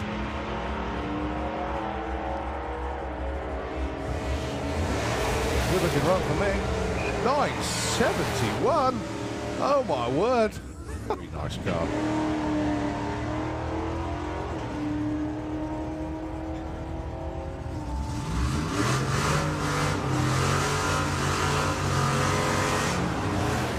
Neil goes 12.17 and the Mustang goes 12.99. Wood, do you remember him? Yeah, name rings a bell. Just wonder if there may be some name connection there. I know Wood is a reasonably common name, but you don't know in the sport. So, Richard Warburton. Has Rachel changed her frock? She's got a different frock on there. 11.34 plays 12.06. That's running consistent 11s now, despite not being able to get to the 11s before this weekend. And 2 days of running, and pretty much most of them have been in the 11s. There's another one, 11.78 and 13.75.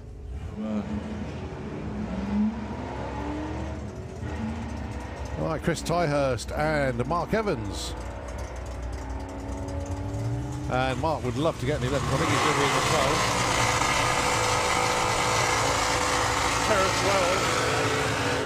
12. They seem to be quicker to me than a 12-second run, the two cars, but well, Glim Lane and the Anglia out there in the left-hand lane. That's so consistent, that car, isn't it? yeah, it's a 10.3 something most of the time, or a 10.4 if not. Offspring take over from Dad. Very good matchup with Chris Thorburn here. Yeah. Almost identical to 60 foot. Chris stretching away slightly at the stripe. Yeah. 10.19 plays 10.57. That's the quickest run of the weekend actually for Chris though. Well done. The lid off, haven't they, seemingly. Whereas in the Auto Glim Lane, they haven't. Yeah, that's pretty much original body shape, isn't it? It certainly looks that to me, yeah. The trouble is with all of these things, you try and recognise cars, and it's like with Model A's and Model B's. And you had a Model A, and you wanted to put your running gear in it, but you put Model B rocket pictures trying to spot what cars they are. And then you read the write-up alongside it, and you realise that you're so wrong because it's people who've customised the cars. Yeah.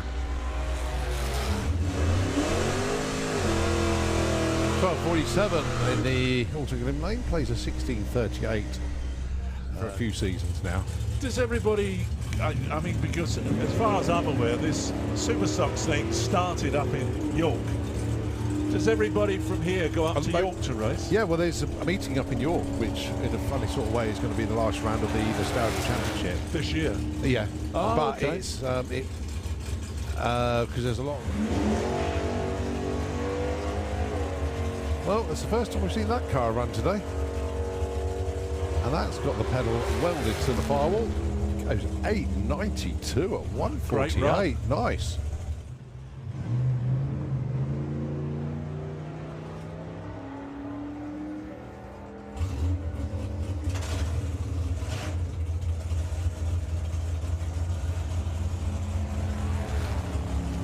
Goes through with 13.81. 95 miles an hour. Right, let's have a look, see how Ryan Huxley gets on. 10 O's. Could it be a 9? Oh, 10.06, yeah. 131. Well done. He does well, the old man, doesn't he, Mark? Yeah, that's Back down for another run. In race number 1 between these two, Keith Bartlett took the win when he went 10.33 against Andy Bond's 10.63. Race 2, much closer. And he had the reaction time advantage and held on for a win with a 10.16 against Keith Bartlett's 10.17. So this, in effect, is the money round. Let's see what happens in the decider for today. Andy Bond, well, he's used to running high 6s with the Ugly Sister, but this is his other Chevy. Beautiful car. But Keith Bartlett with Roaring Rat, a PB of the 10.17. Outstanding on his second run today. So KB goes into pre-stage. Andy Bond is there. So who's going to go in first? There goes Keith. There goes Andy. The tree's going to drop. Oh, it's a double red. But in effect, Andy Bond went red first. Let's have a look at the ETs at the stripe. 10.14 plays 10.51.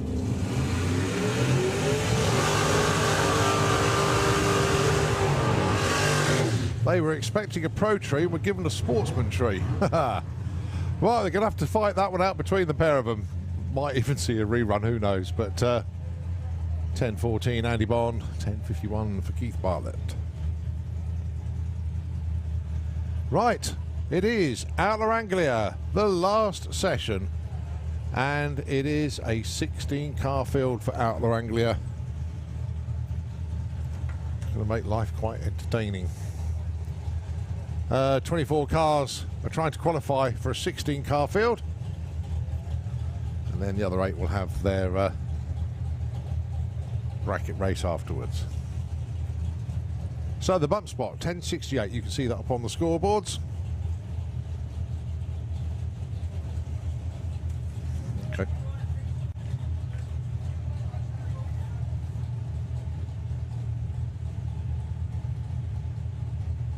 Right, let's see how Jinner gets on then. He's currently number 5 with an 8.37 going alongside Spencer Tidswell. Currently number 9 with a 9.34.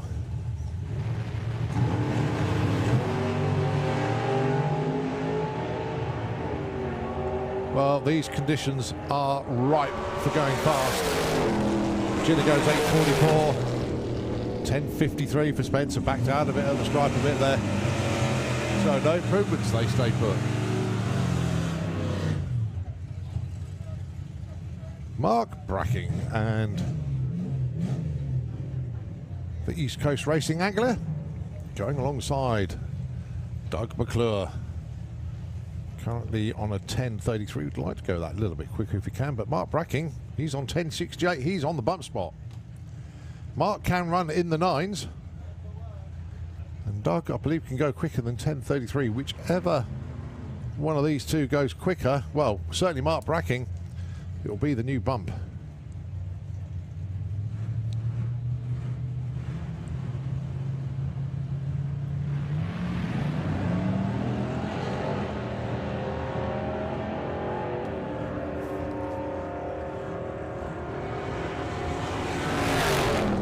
.47, 10.34. Okay, so that changes the bump spot down to 10.34. So Mark Bracking stays qualified, but he's just made that a little bit more difficult for anybody behind him.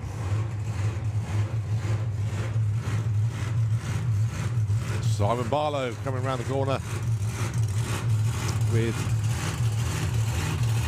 the blown Fortin van.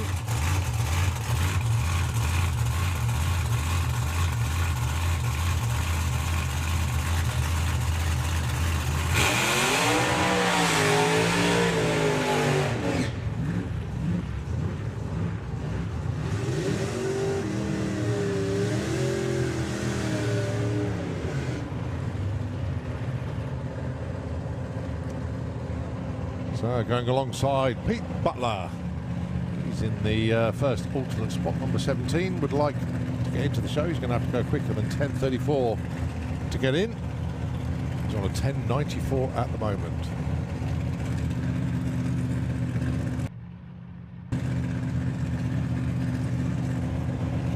Simon Barlow currently number 3 on a 7.71.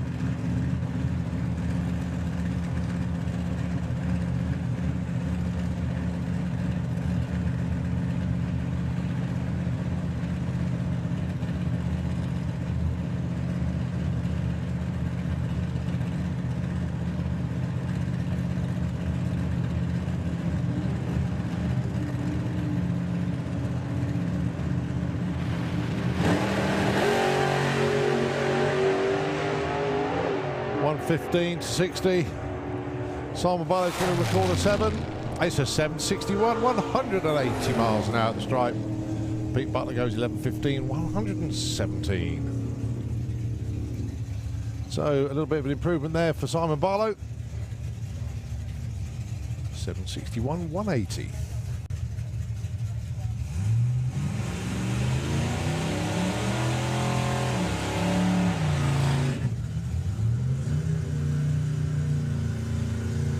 Barry Woodford appears in the Auto Glim lane, going alongside Andy Cunningham with the Agent Orange.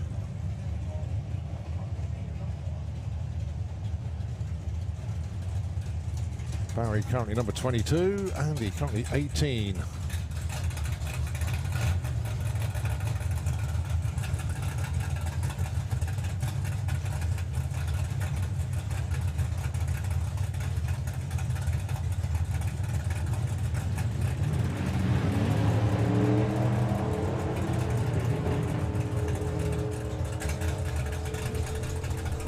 Well, Barry Woodford not going to find any improvement, unfortunately. Andy Cunningham, what's he got? 1186, 114. So they're going to stay put, 18 and 22. Actually, Barry's pulled over to the right-hand side. It was coughing and spluttering just past half-track, and Barry pulling it over to the right-hand side. Does the right thing, just takes it off the racing line. And stopped just before the stripe. Actually, car is actually is rolling.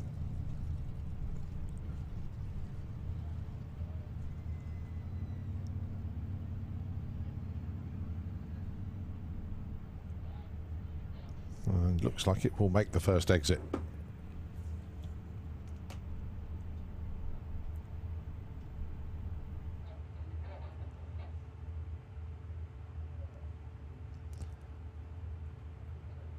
Well done, Barry.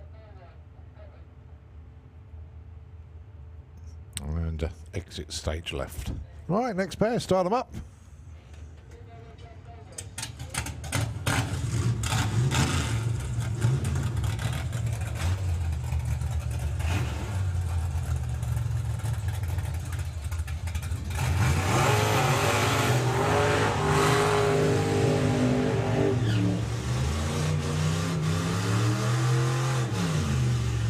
Rob Brindle and Ben Montgomery, your next pair. Now, Ben's on the outside looking in.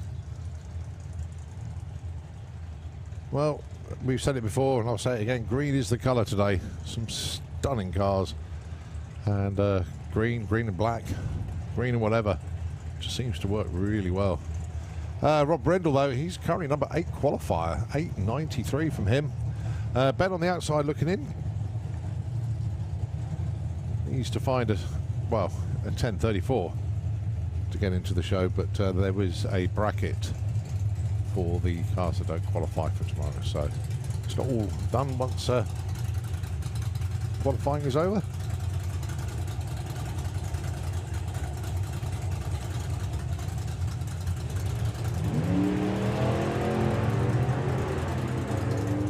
Well, Rob Brindle, can he beat an 8.93 from what he ran earlier?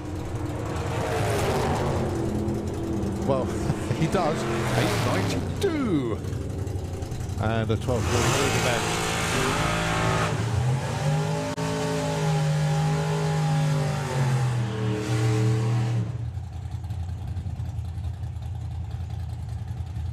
Right, the Great Barbarian, Martin Payne going alongside Wayne Power.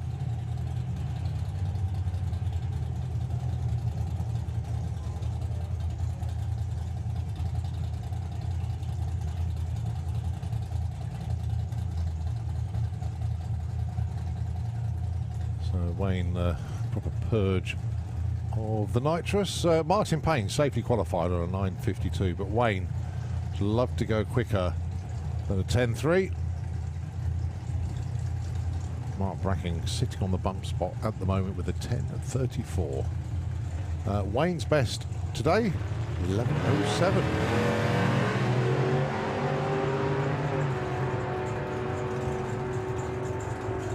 And this could be Wayne getting into the show here. It is indeed. Oh no, it's not. 10.65. He moves up to number 17. Very close indeed. 9.40 for the Great Barbarian. That's his quickest run of qualifying, and that's into the number 10 spot. All right, Gary Hill, currently number 13, 9.68. Mick Taylor, number 6, on an 8.45.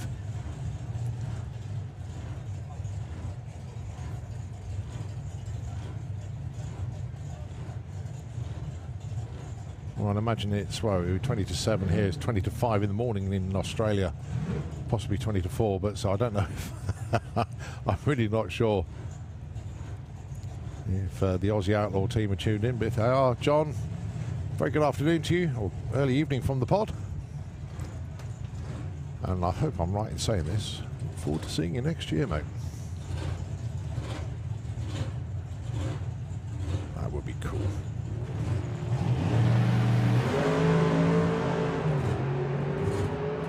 Slight pedal from Mick. Oh, goodness me. Get that man a straight jacket. A little bit of a wander around his lane there. 980 at 99 mile an hour. The strike backed out of the run very sensibly indeed. So he stays number 6. 981 for Gary Hill. No reason for him. But Mick Taylor getting a little bit wayward there. But had it under control. Car launched slightly right and thought it was going fairly well, but wanted to go right again. But Mick brought it under control. Ben Kennedy, Gary Bird, and talk about driving job of the day. Gary Bird, my goodness me. There is a fantastic shot online of Gary Bird going through the finish line in the wrong lane, up on, well, 2 wheels basically. Unbelievable.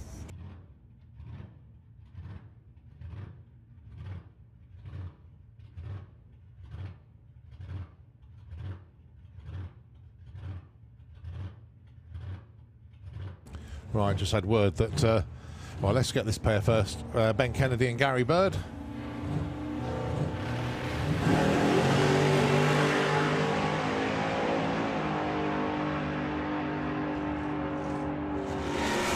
Much better run for Gary Bird this time, into the number 9 spot with an 8.99.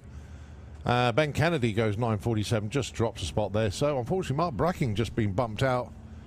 And Gary Bird gets in the show.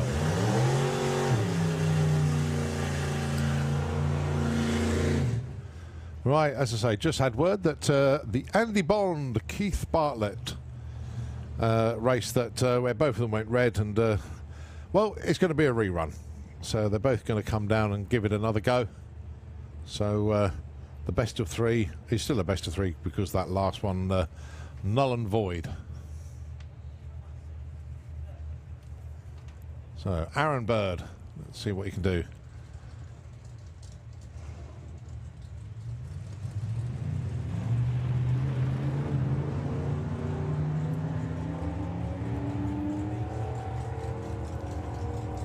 So far he's got a 14.3 under his belt, but looks like he may go a little bit quicker this time round. Yep, 13.7, 94 mile an hour. Well done, Aaron.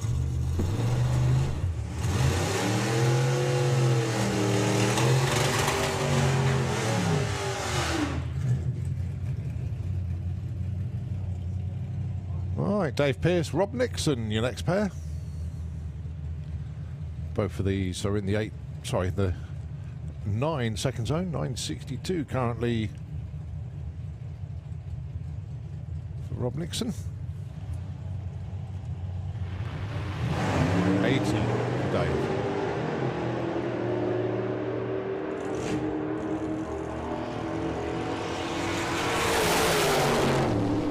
9:53. Dave Pearce moves up to number 13 with that run. Very nice run indeed. Rob 9:81. No help for him. He actually drops a spot due to Dave's improvement.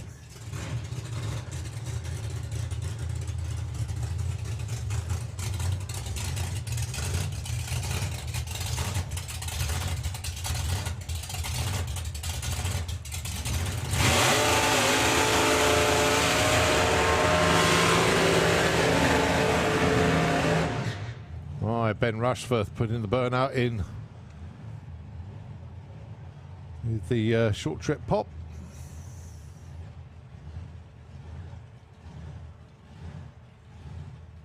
And he's got the track to himself for this one.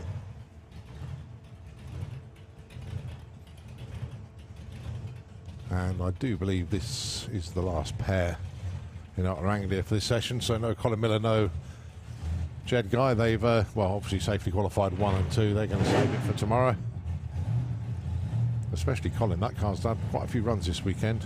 Not just Colin driving, but with Aaron as well.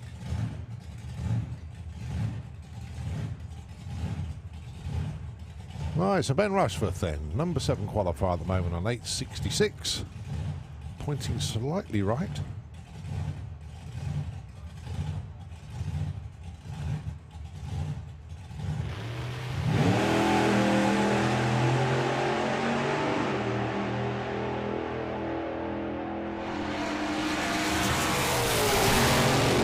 Powers through to an 882, 152 miles an hour. And, well, stays in the number 7 spot.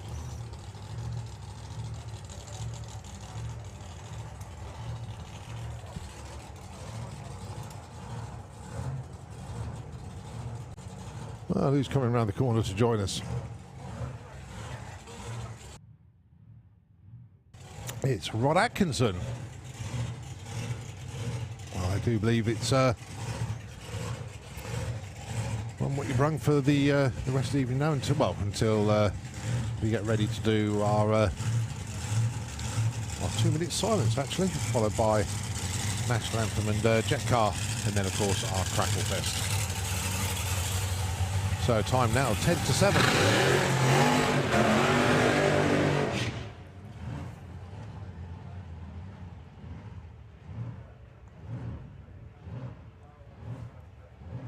So we've got about half an hour or so of Run What You Brung. Don't forget, folks, no fireworks this evening, but we will be having the music as planned. And of course we will have our Crackle Fest as well. And not only that, it will be fairly dark by the time that happens.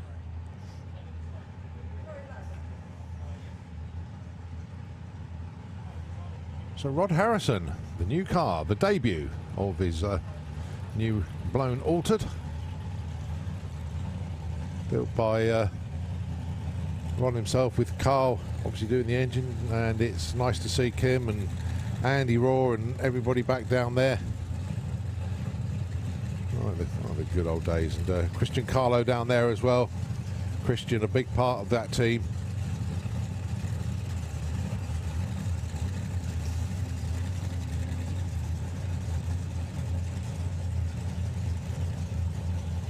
So Kim just bringing her husband forward then.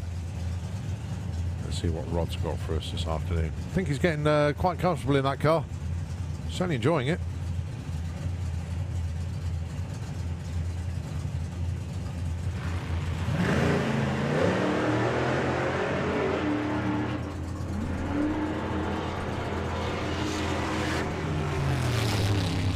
.901, 136 miles an hour. Yes. With a pedal. Excellent job. Oh dear. And they're all smiling, and that's the main thing. Brilliant stuff. Well done, everybody.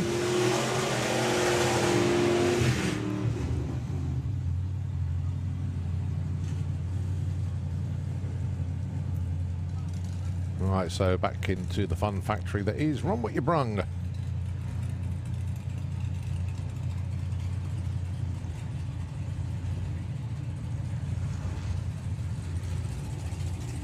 Right, we got Tom Harris down there with the 100E. in the Autoglim lane, of course, Dave Mott.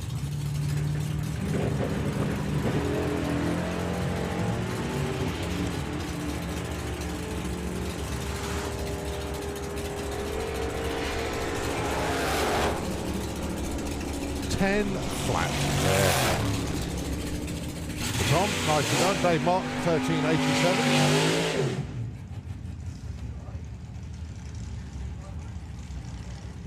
Right, we can certainly say that Bobby Wright has had a few runs this weekend. Not only is he running in Wild Bunch, he's running in, well, he's running any time he can, basically. Just runs the car, gets back in the lanes, comes down again. Don't blame him. Great conditions. Brilliant track today. Pretty much non-stop, apart from our track crew having the break, which they well and truly deserve.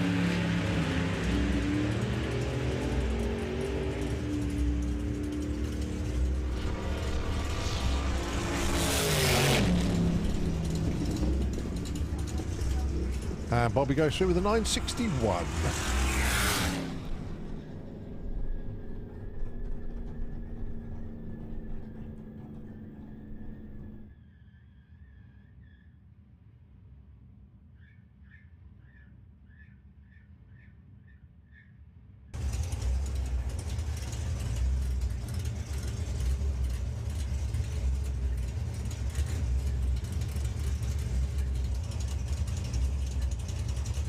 Bobby goes through with a 961, 138.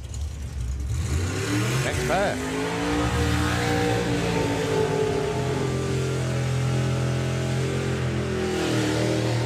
Right, John Dalrymple with full tilt. Willis been in the 8s now this weekend. Absolutely brilliant performance of him, going alongside Graham Scrivens with the Anglia.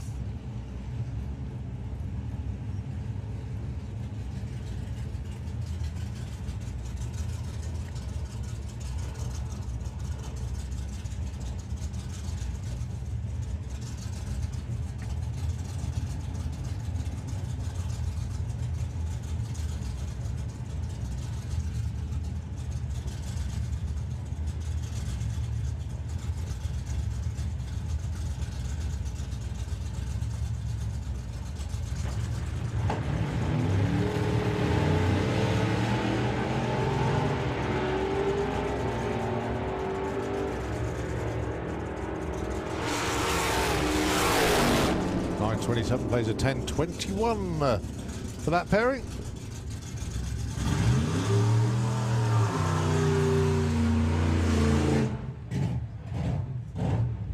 It's Phil and Lauren once again. Father-daughter matchup. I think they should swap cars. I'd love to see Loz back in the 16s again. That would be pretty awesome. But Phil will let Lauren disappear. Phil will wait patiently for Loz to go past the 330. Oh, he's not being patient this time round.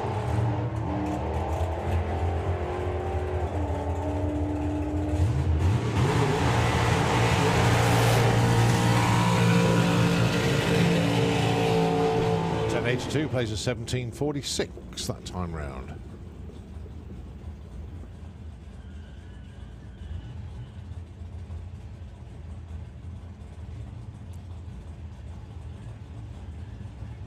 The Wildcat team, Darren and the gang down there, and thanks to Tina Moore for letting us know that it's the ex-Obsession power plant in the Cortina.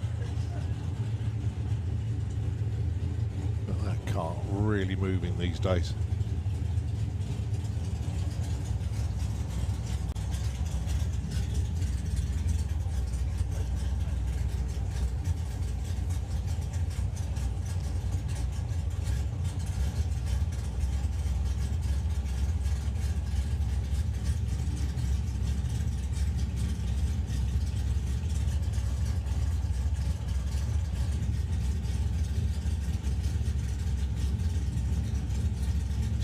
PD initials on the back window, which was Pro Door Slammer when he ran back here in May.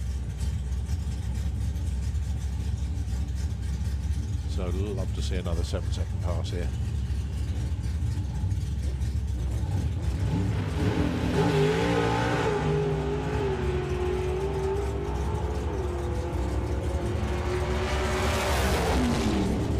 that is what you're going to get. 764, 175 miles an hour.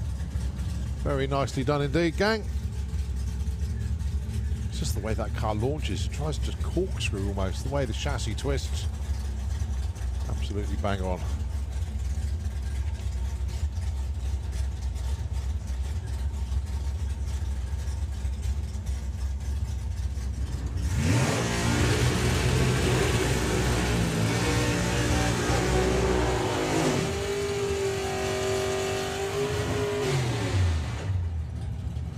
Right, we had a little lad, Alfie, that dropped a message up here earlier on, and handwritten, and he's a youngster. So, Alfie, if your dad's here, well, no, he's here, but Daddy, to get this lovely little message handwritten by Alfie. It says here, to Daddy, thanks for being the best dad in the entire world. Love, Alfie. So there you go, Daddy. Alfie hand wrote that message to give to us here at the tower. Thanks for being the best dad in the entire world. From Alfie. 44, 148 mile an hour, and at 11:38, 120. That's some good numbers late in the evening here at the pod.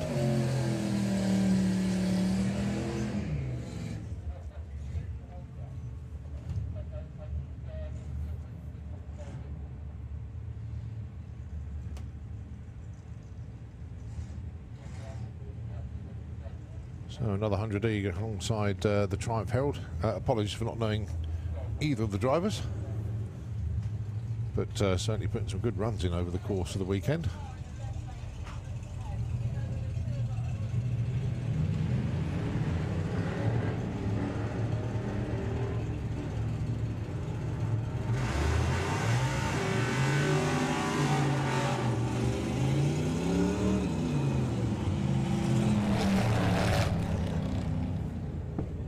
So 1470 plays a 1539.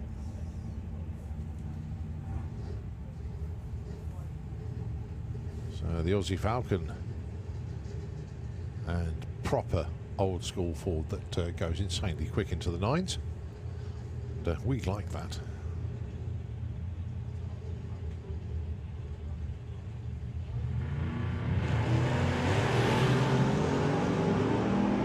Shift light comes on, we can see that burning right through the back window. Outstanding pass. 9.4 again, is it? Yep, 9.46, 139. There's a 13.21 at 107.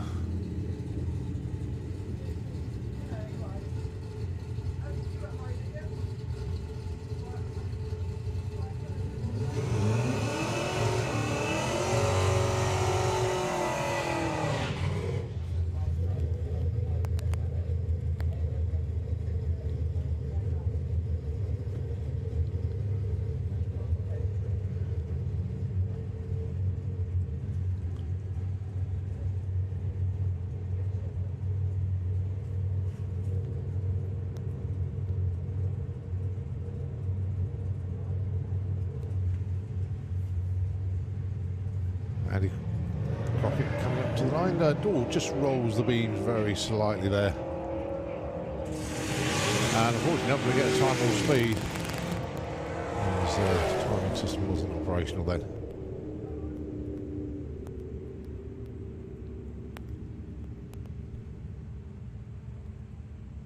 Right, the little Faust dragster.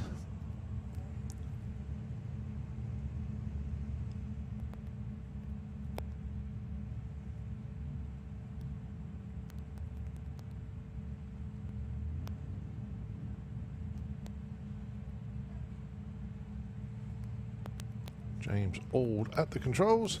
Oops, nearly rolled through.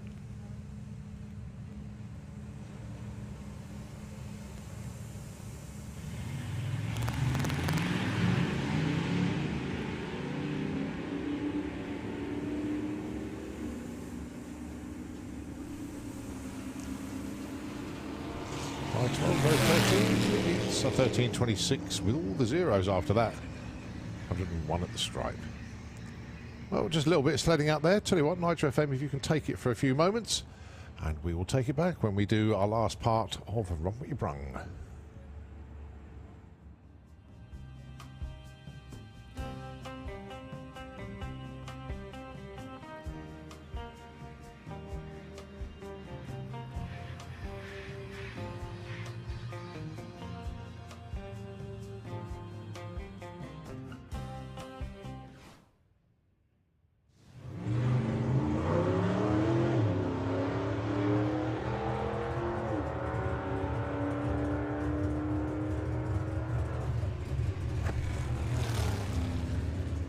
.53 at 94. They had a qualifier or something yesterday, and they split the radiator. Oh. And they've been all day trying to come out onto the track, and here we are, we're at 10 to 5 and they've not made it, which is very, very sad. So, Whiffy eliminated, can join Run What You Brung. Neil Francis, and that very tasty green seems to be the colour today, doesn't it? Yeah. Green is the colour, football's not the game, quite obviously. Sticks to the ground like glue. Yeah, absolutely super. Well, they both are, aren't they? Yeah. Look at this, side by side. Who's it going to be, the Anglia or the Sprite? It's the Sprite that gets there. What's between them? 0.06 of a second between them on the finish line. Well, I'm going to find out what the engine is on that. Yeah.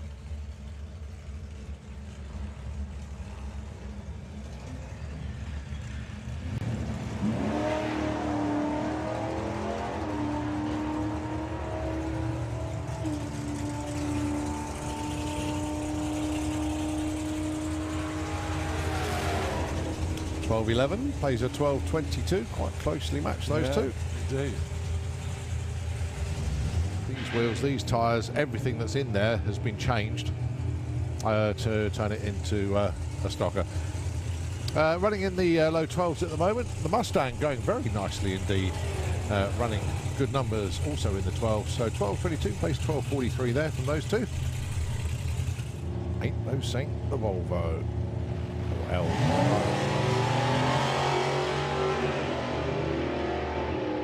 So are we going to see another 10-0? Are we going to see another one of the Johnson family in the 9s?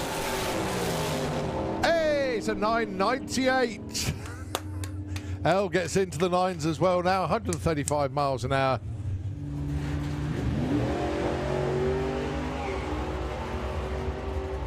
Well, Chris Thorburn has managed to get the Mustang down to 10.19 now. 10.29 on that pass. 10.22 for young Troy.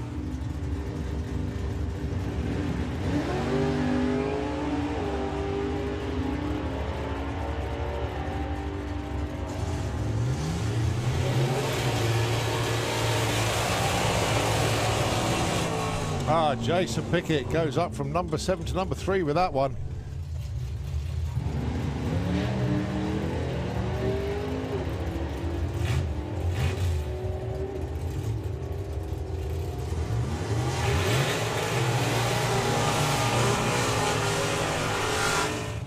To take that number 1 spot. Billy currently number 9. Ray is number 1. Is he going to stay there? 9.95, 10.57. Well, Billy does move up from 96, but there's a break. Oh, 009 light there for Adam. Wide awake club. It's going to be Nick gets to the strike first. 10.33. Adam goes 12.59. So Nick stays put at 7. Adam moves up to number 9.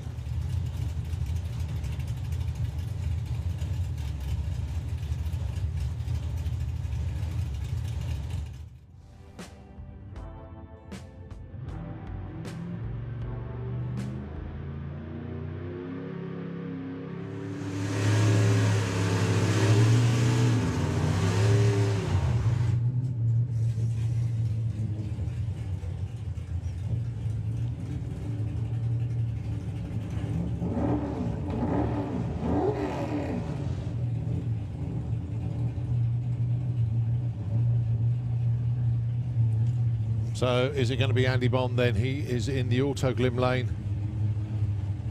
Or is it going to be Keith Bartlett with the 57? The Roaring Rat. He is in the Kestrel Beer lane. It's 1-1 at the moment. This is the decider. Andy Bond is into pre-stage. KB goes in. Obviously a little bit of showboating before one of them creaks forward into stage. There we go. Andy's in. KB's in. The tree counts him down and Andy Bond goes red. Oh boy, oh boy. 0-4 red on the tree. Keith Bartlett goes 10.41 and takes it. 10.87. Andy Bond, doesn't really matter what he ran, but is 10.41. Cherry on the tree for Andy Bond.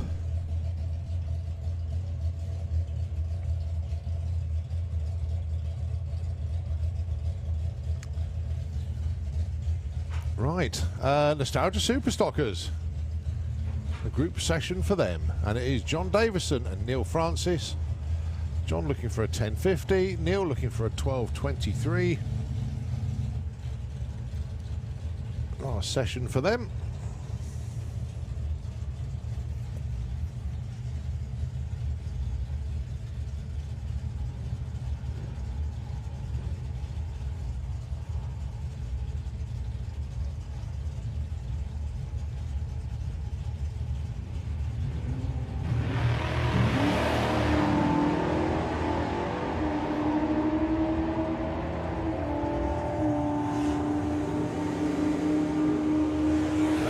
Get there first, 10.68. Neil goes 12.19, breakout on a 12.23 dial. Right, next up then, Gary Cork and Paul Singer. Gary Cork looking for 11.70, stuck with that number all day long. Maybe that's what they're trying to do. 12.27 for Paul Singer.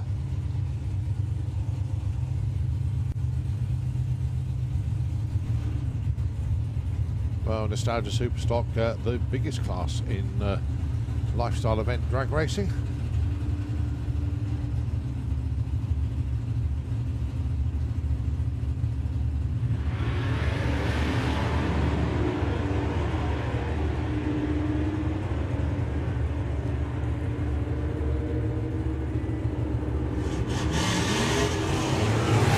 There he goes, 11.79, 12.37 Paul. Both of them roughly a tenth off. All right, Chris Tyhurst, 12.40. Carly Jane for a 10.70.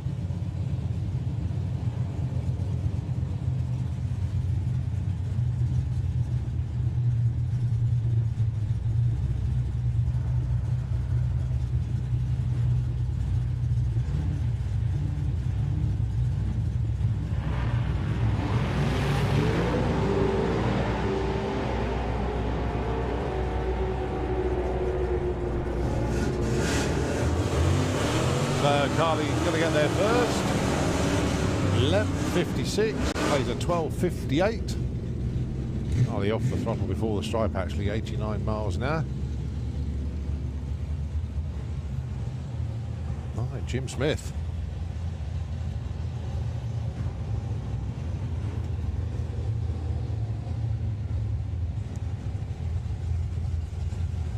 And of course, we'll see Jim Smith live music later on. He's part of the Straight Aces. And that's the Music Marquee, 9 PM onwards.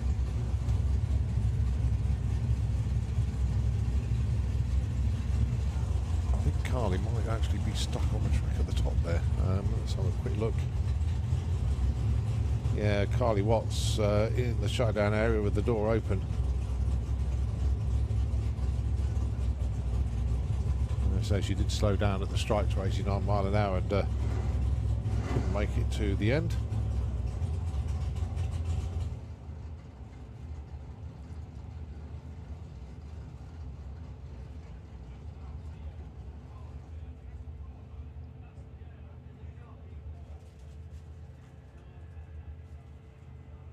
So the top end crew working away to try and get that car to move. So just to repeat, obviously the pairing lanes are closed.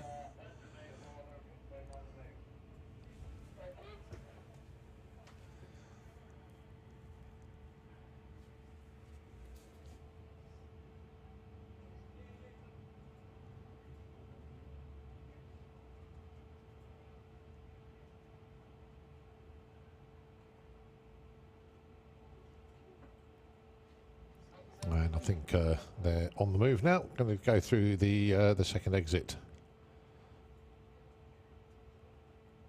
And as soon as they do, then the next pair can fire up and get going.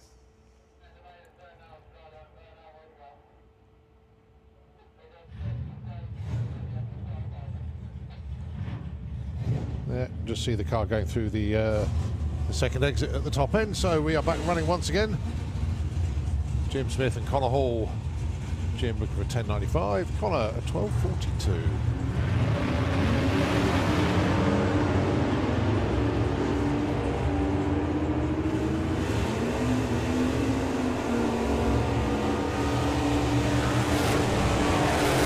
.13, Connor goes 12.51.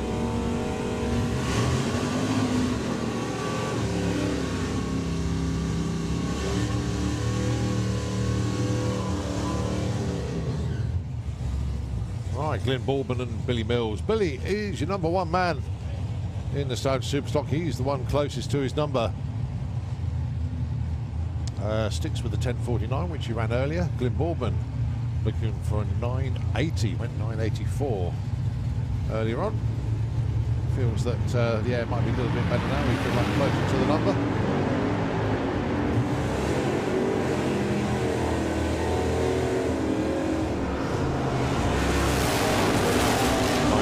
10.54. Oh, pretty close.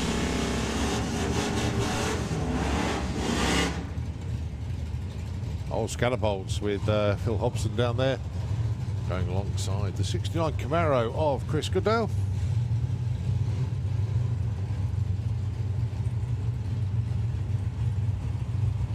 $12 flat for Phil, 10.20 for Chris.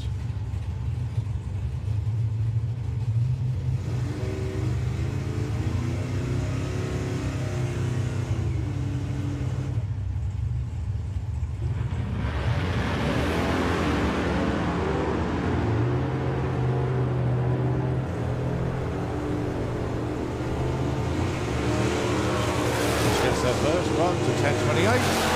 Phil, 12.22.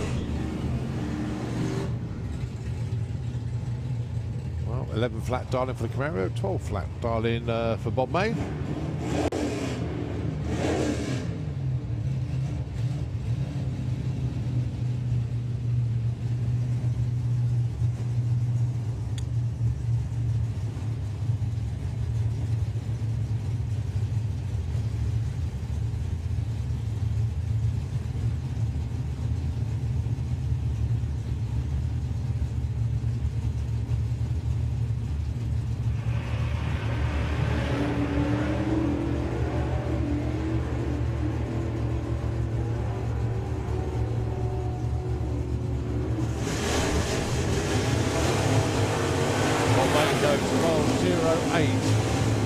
And 13.09 for the Camaro. Well, the hits just keep on coming. Dave Simcock and Stuart Thompson, your next pair. 9.82 dial in for Stuart. Dave dialing in 10.12.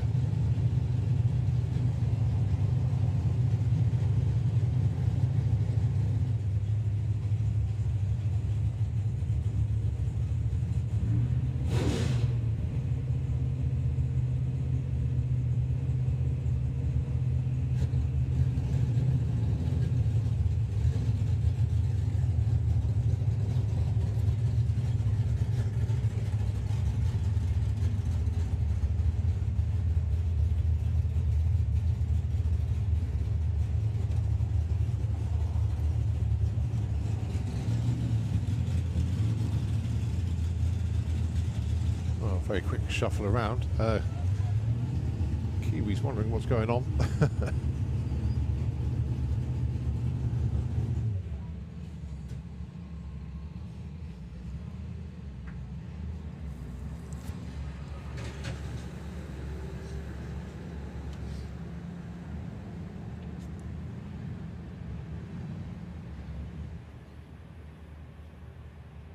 obviously something deposited on the track on the start line there.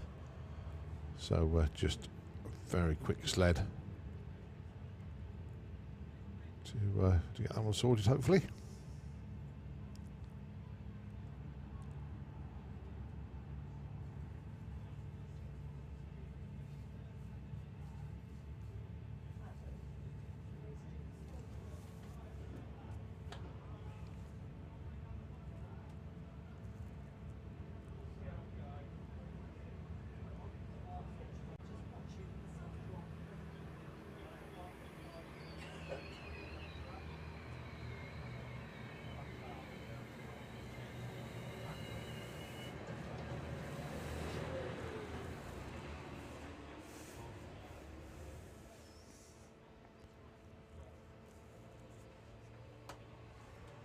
Right, so tractor still just a little bit of work to do. But obviously we're trying to run everything through that we can. But this won't take long at all. So what, very quickly, I'll tell you what, Nitro FM, you can just take it just for a moment. Back with you very, very shortly indeed here at the Hot Rod Drags.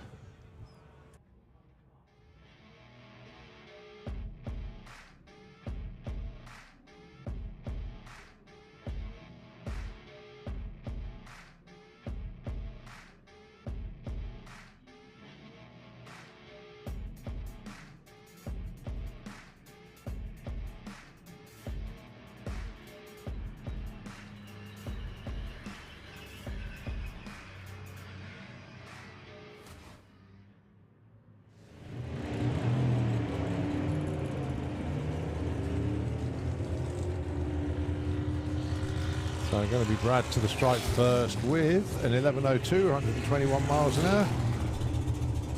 Almost a PB on the speed. Oh no, he went slightly faster than that earlier.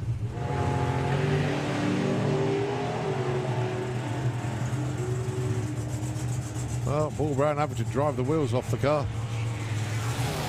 Phil James goes through with a 9.47 at 138.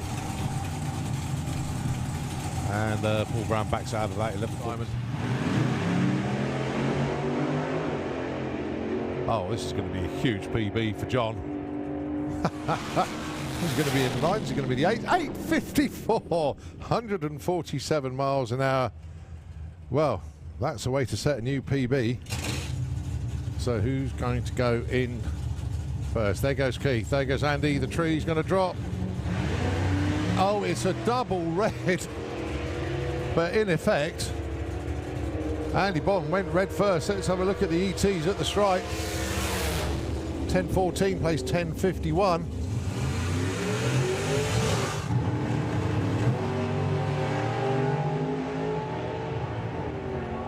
Well, these conditions are ripe for going fast. Gina goes 8.44. 10.53 for Spencer. Backed out a bit at the stripe a bit there.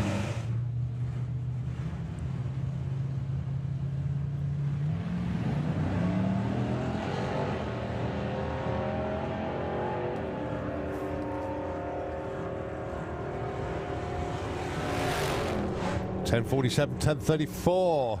Okay, so that changes the bump spot down to 10.34.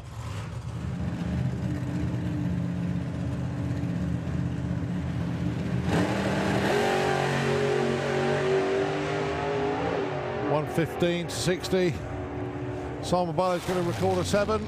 It's a 7.61, 180 miles an hour at the stripe. Pete Butler goes 11.15, 117.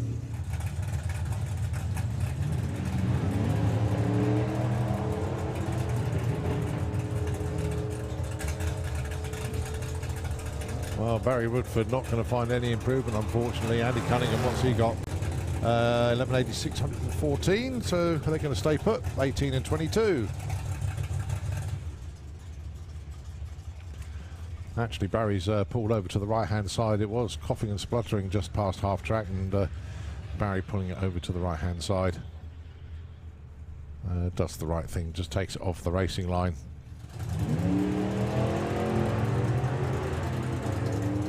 Well, Rob Brindle, can he beat an 8.93 from what he ran earlier? Well, he does. 8.92. And a 12.40 event. Wayne's best today, 11.07.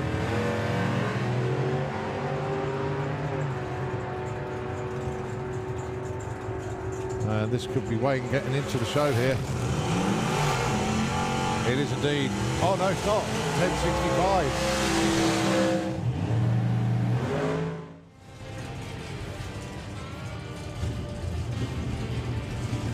Yeah, going to come forward and do a burnout once again.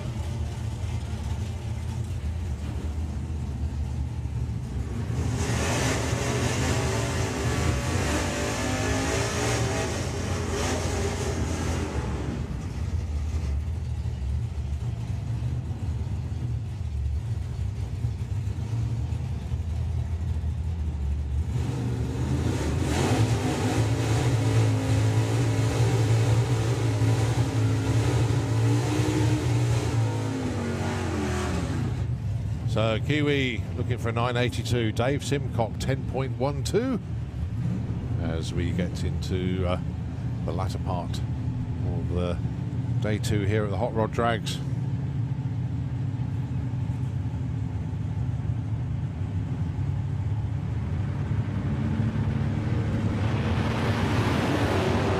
Nice wheels up launch there for Stuart.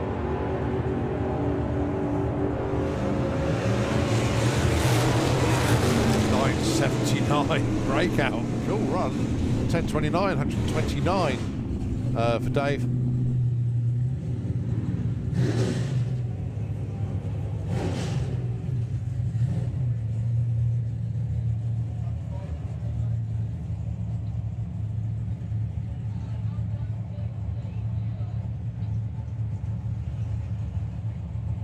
So Duncan Watts with the Watts Shop Challenger and the Pop running with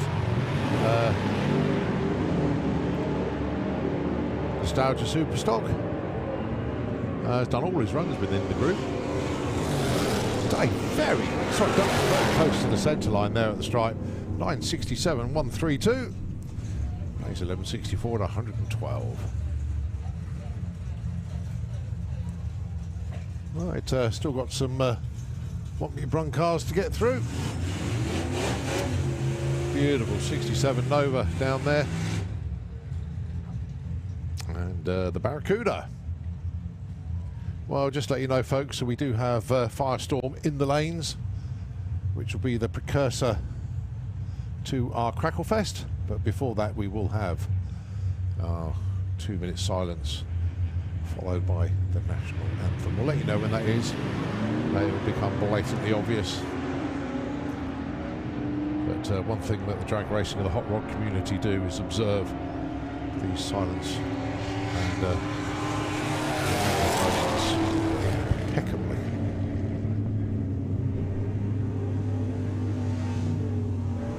$14.77 plays a $13.95.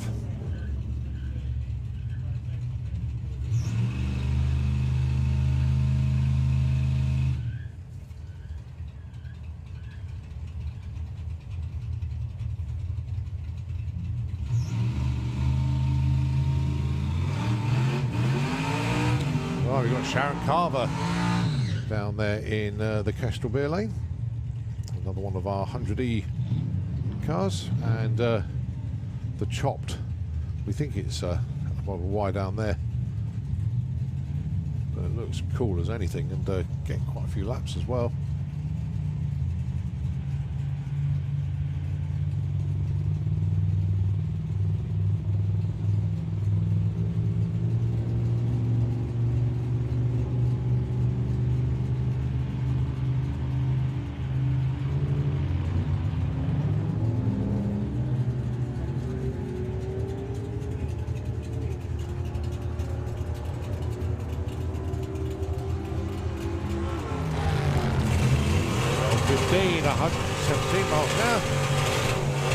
And a 13.75 at 102.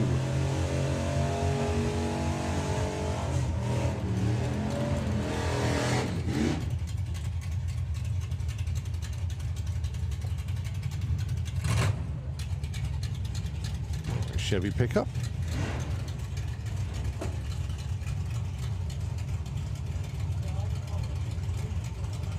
well, I say Chevy pickup, Chevy powered Ford pickup to be exactly correct. So pleases both schools of thought actually. Ford guys go, no, you can't put a Chevy engine in a Ford pickup. And there's the Chevy group saying, no, you can't put a Chevy engine in a Ford pickup. But that's what we got. And it works well.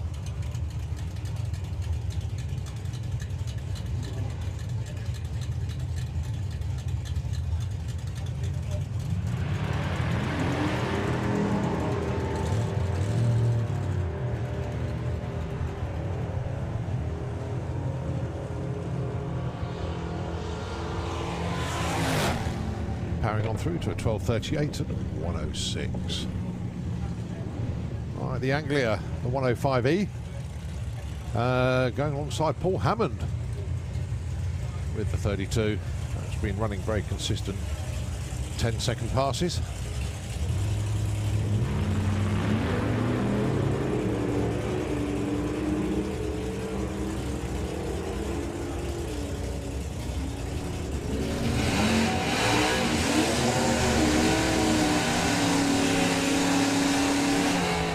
Clicked it early this time though, went 1187 at 83 miles an hour at the stripe, 691 at 94 at the 8th.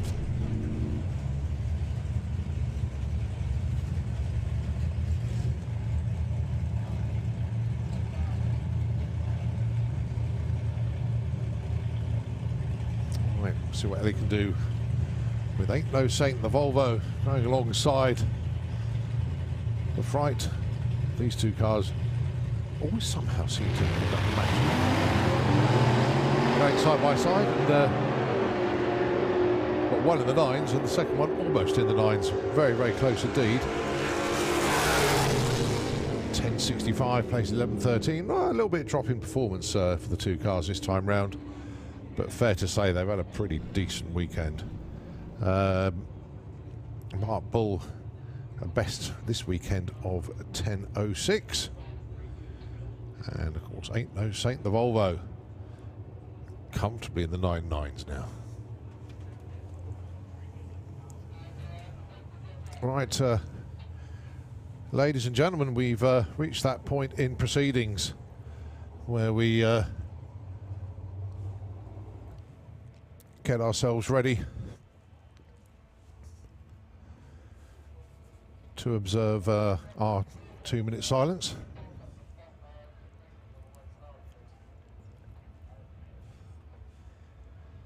And just getting ourselves sorted out. We do have the Firestorm Jet Funny Car lining up behind us as well.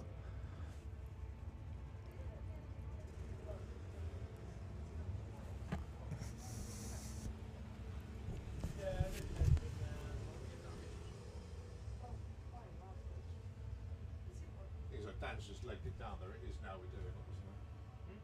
Well, the Firestorm's coming around, so we're doing the 2-minute silence now. That was the plan, 2 minutes, then the Jet. Have we started, mate? Yeah, okay. Right, so Dan just getting himself into position. The Firestorm Jet just coming round as well.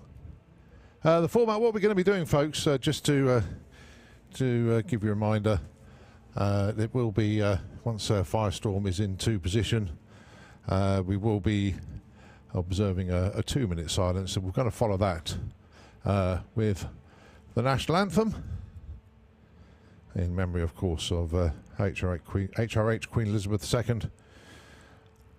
And once the national anthem is finished, it'll be a start up for Firestorm, the Jet Funny Car. So we're just getting everybody else into position, just waiting for the nod from Dan.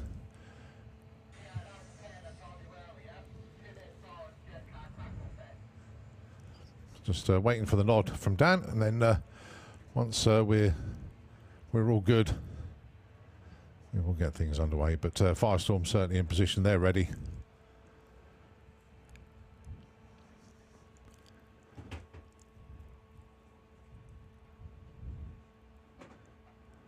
So just get the signal from Dan, and then we're good. Okay, ladies and gentlemen, your appreciation, please, for 2 minutes silence to be followed by the national anthem. Thank you.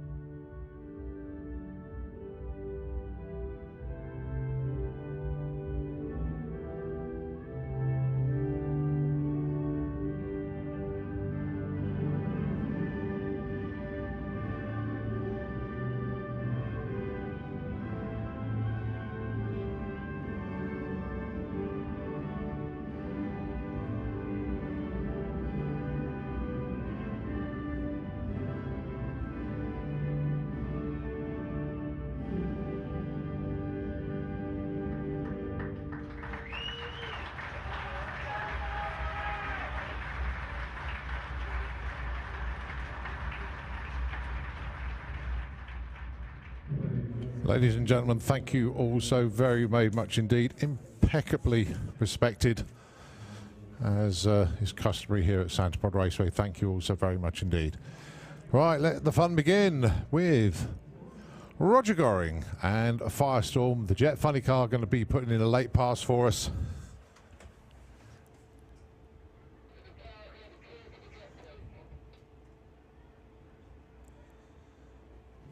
So, Rog, Helen and the team get themselves ready for... That's right, you can hear it now. The turbine just starting up.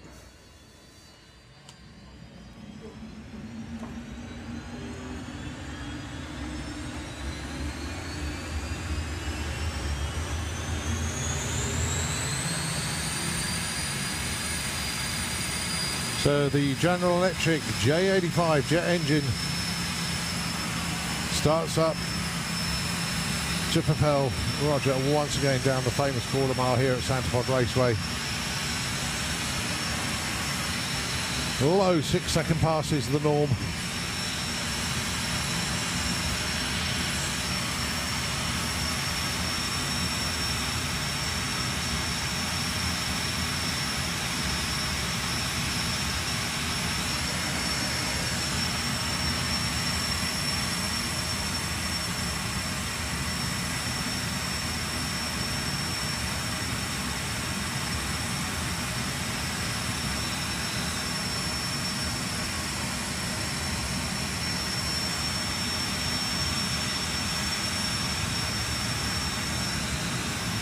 So once the support vehicle moves out the way, Helen will walk out front, and the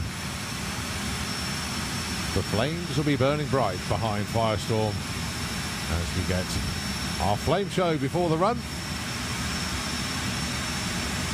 Here we go.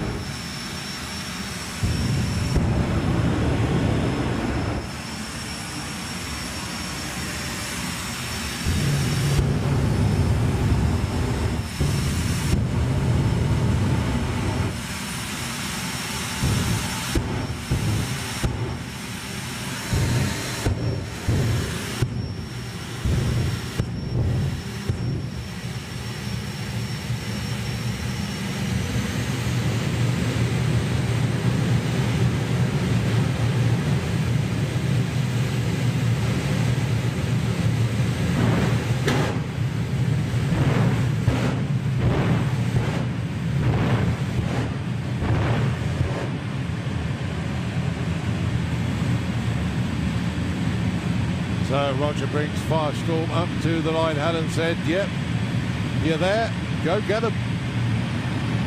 So Roger going there, what's he got for us this afternoon? Here we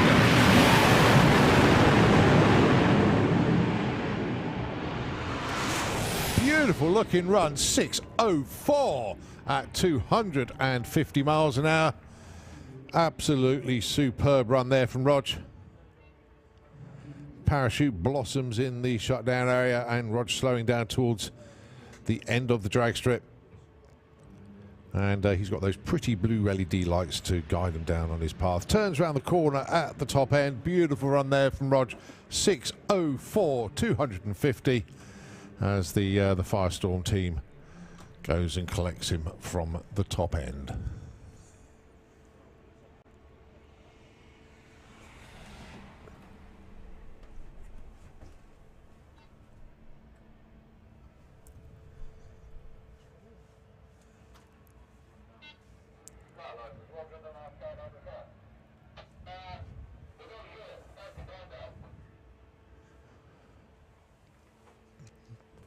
So obviously the Firestorm team just collecting Roger from the top end. The support vehicle going to go around the corner as well to retrieve him. And there it goes. Well, we still got. And don't forget, folks, we haven't got fireworks tonight. That was the key thing. But we'll have our Crackle Fest coming up.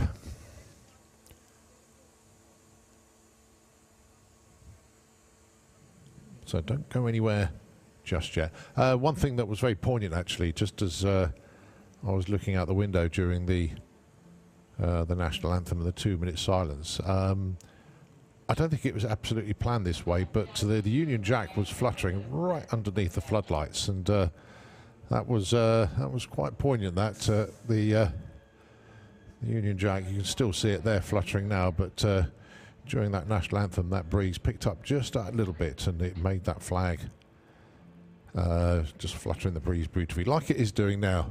And it was doing that pretty much for the whole national anthem.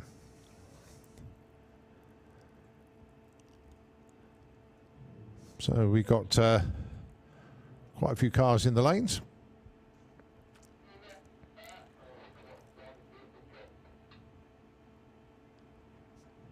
Just waiting to come round. So yeah, that is the next part of the evening. I'm going to get the radio mic and have a wander down onto the start line for our Crackle Fest this evening, as we get ourselves ready for that. The last part of the Saturday proceedings here at the Hot Rod Drag. Some of them will drive round, some will push round,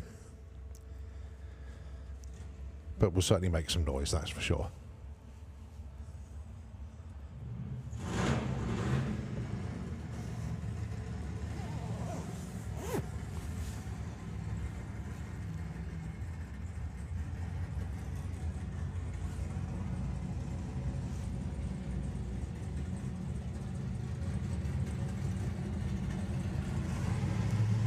Right, I'll run with you, Brung, as Just going back to the pits as we get ourselves ready for our Crackle Fest. So I will pop down to the start line and we'll pick it up from there in a moment. Nitro, you could just take it for a few moments and I'll pick it up back down on the start line. Thanks so much indeed.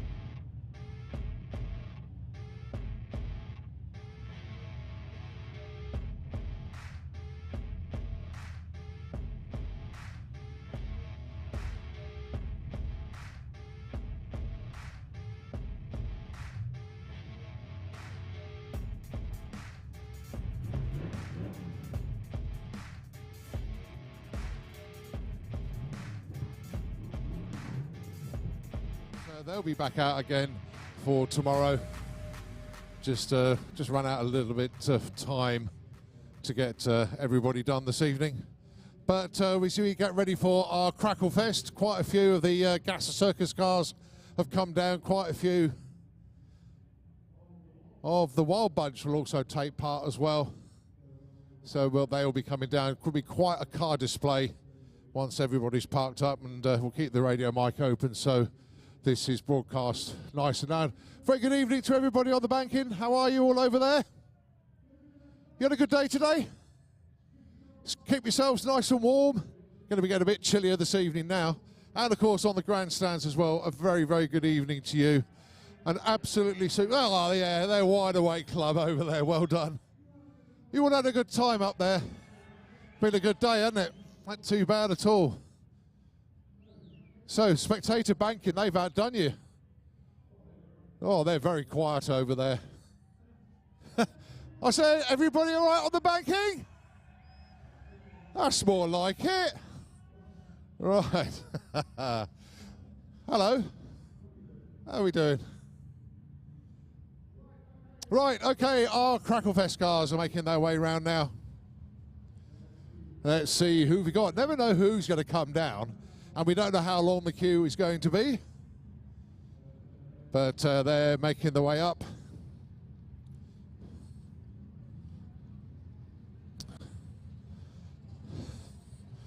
And it's one of our supercharged outlaws that is heading the bunch. And it's not the usual pilot. It's actually behind the wheel of the Grim Reaper.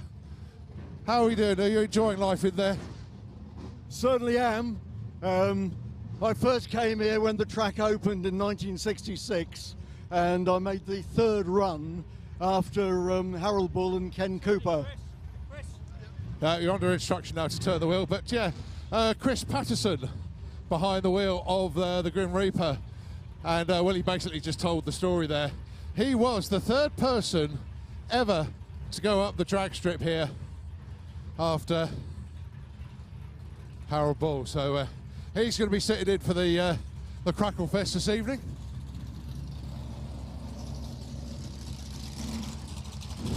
Tom Margerson, Jason Pickett, Paul Dominy from the Gas Circus, all making their way up here. And oh, that Triumph held really even better at night. Car's going great today. It's got the lap in the back as well. Absolute nutter. But yeah, looking good. Outlaw Anglia represented as well.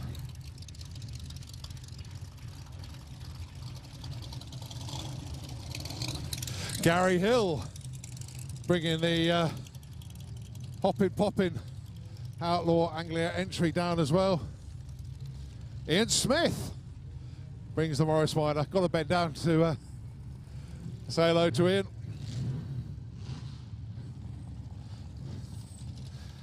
And what Crackle-Fest wouldn't be complete without yesterday's dreams.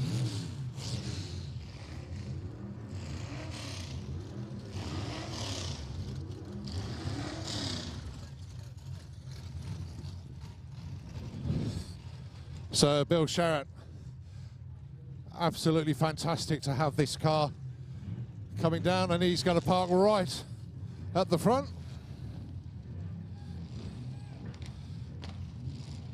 The car bought in as a Cackle car, and it's just typifies everything we love about these things.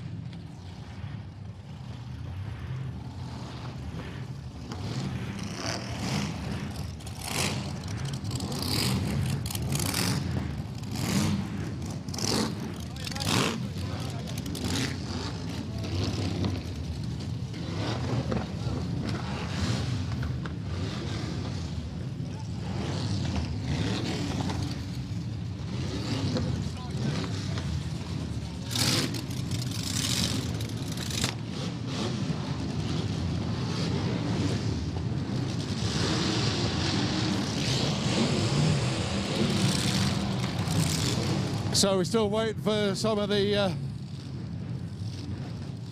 wild bunches to come down.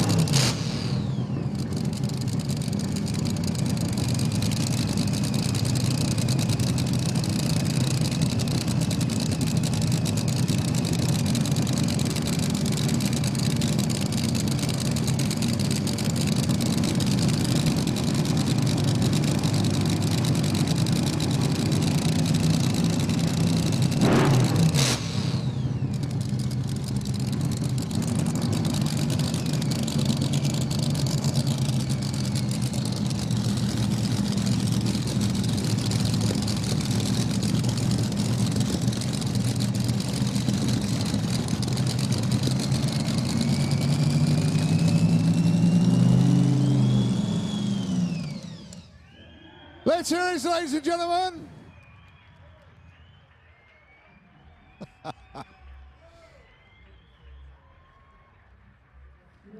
Great job there from yesterday's dreams. Obviously got the long-range fuel tank fitted for this weekend, but really good. Thank you ever so much indeed to all of the cars that came down for this evening's little Crackle Fest, all of the Wild Bunch cars, the Outlaw Anglers, our Gasser Circus cars as well made it down, and of course some of our Run What You Brung cars, but of course Bill Sharrett with the Yesterday's Dreams slingshot as well. Fantastic from all of you. Unfortunately, what we don't have tonight is the fireworks for obvious reasons, but they will be back well and proper next year. Have a good time.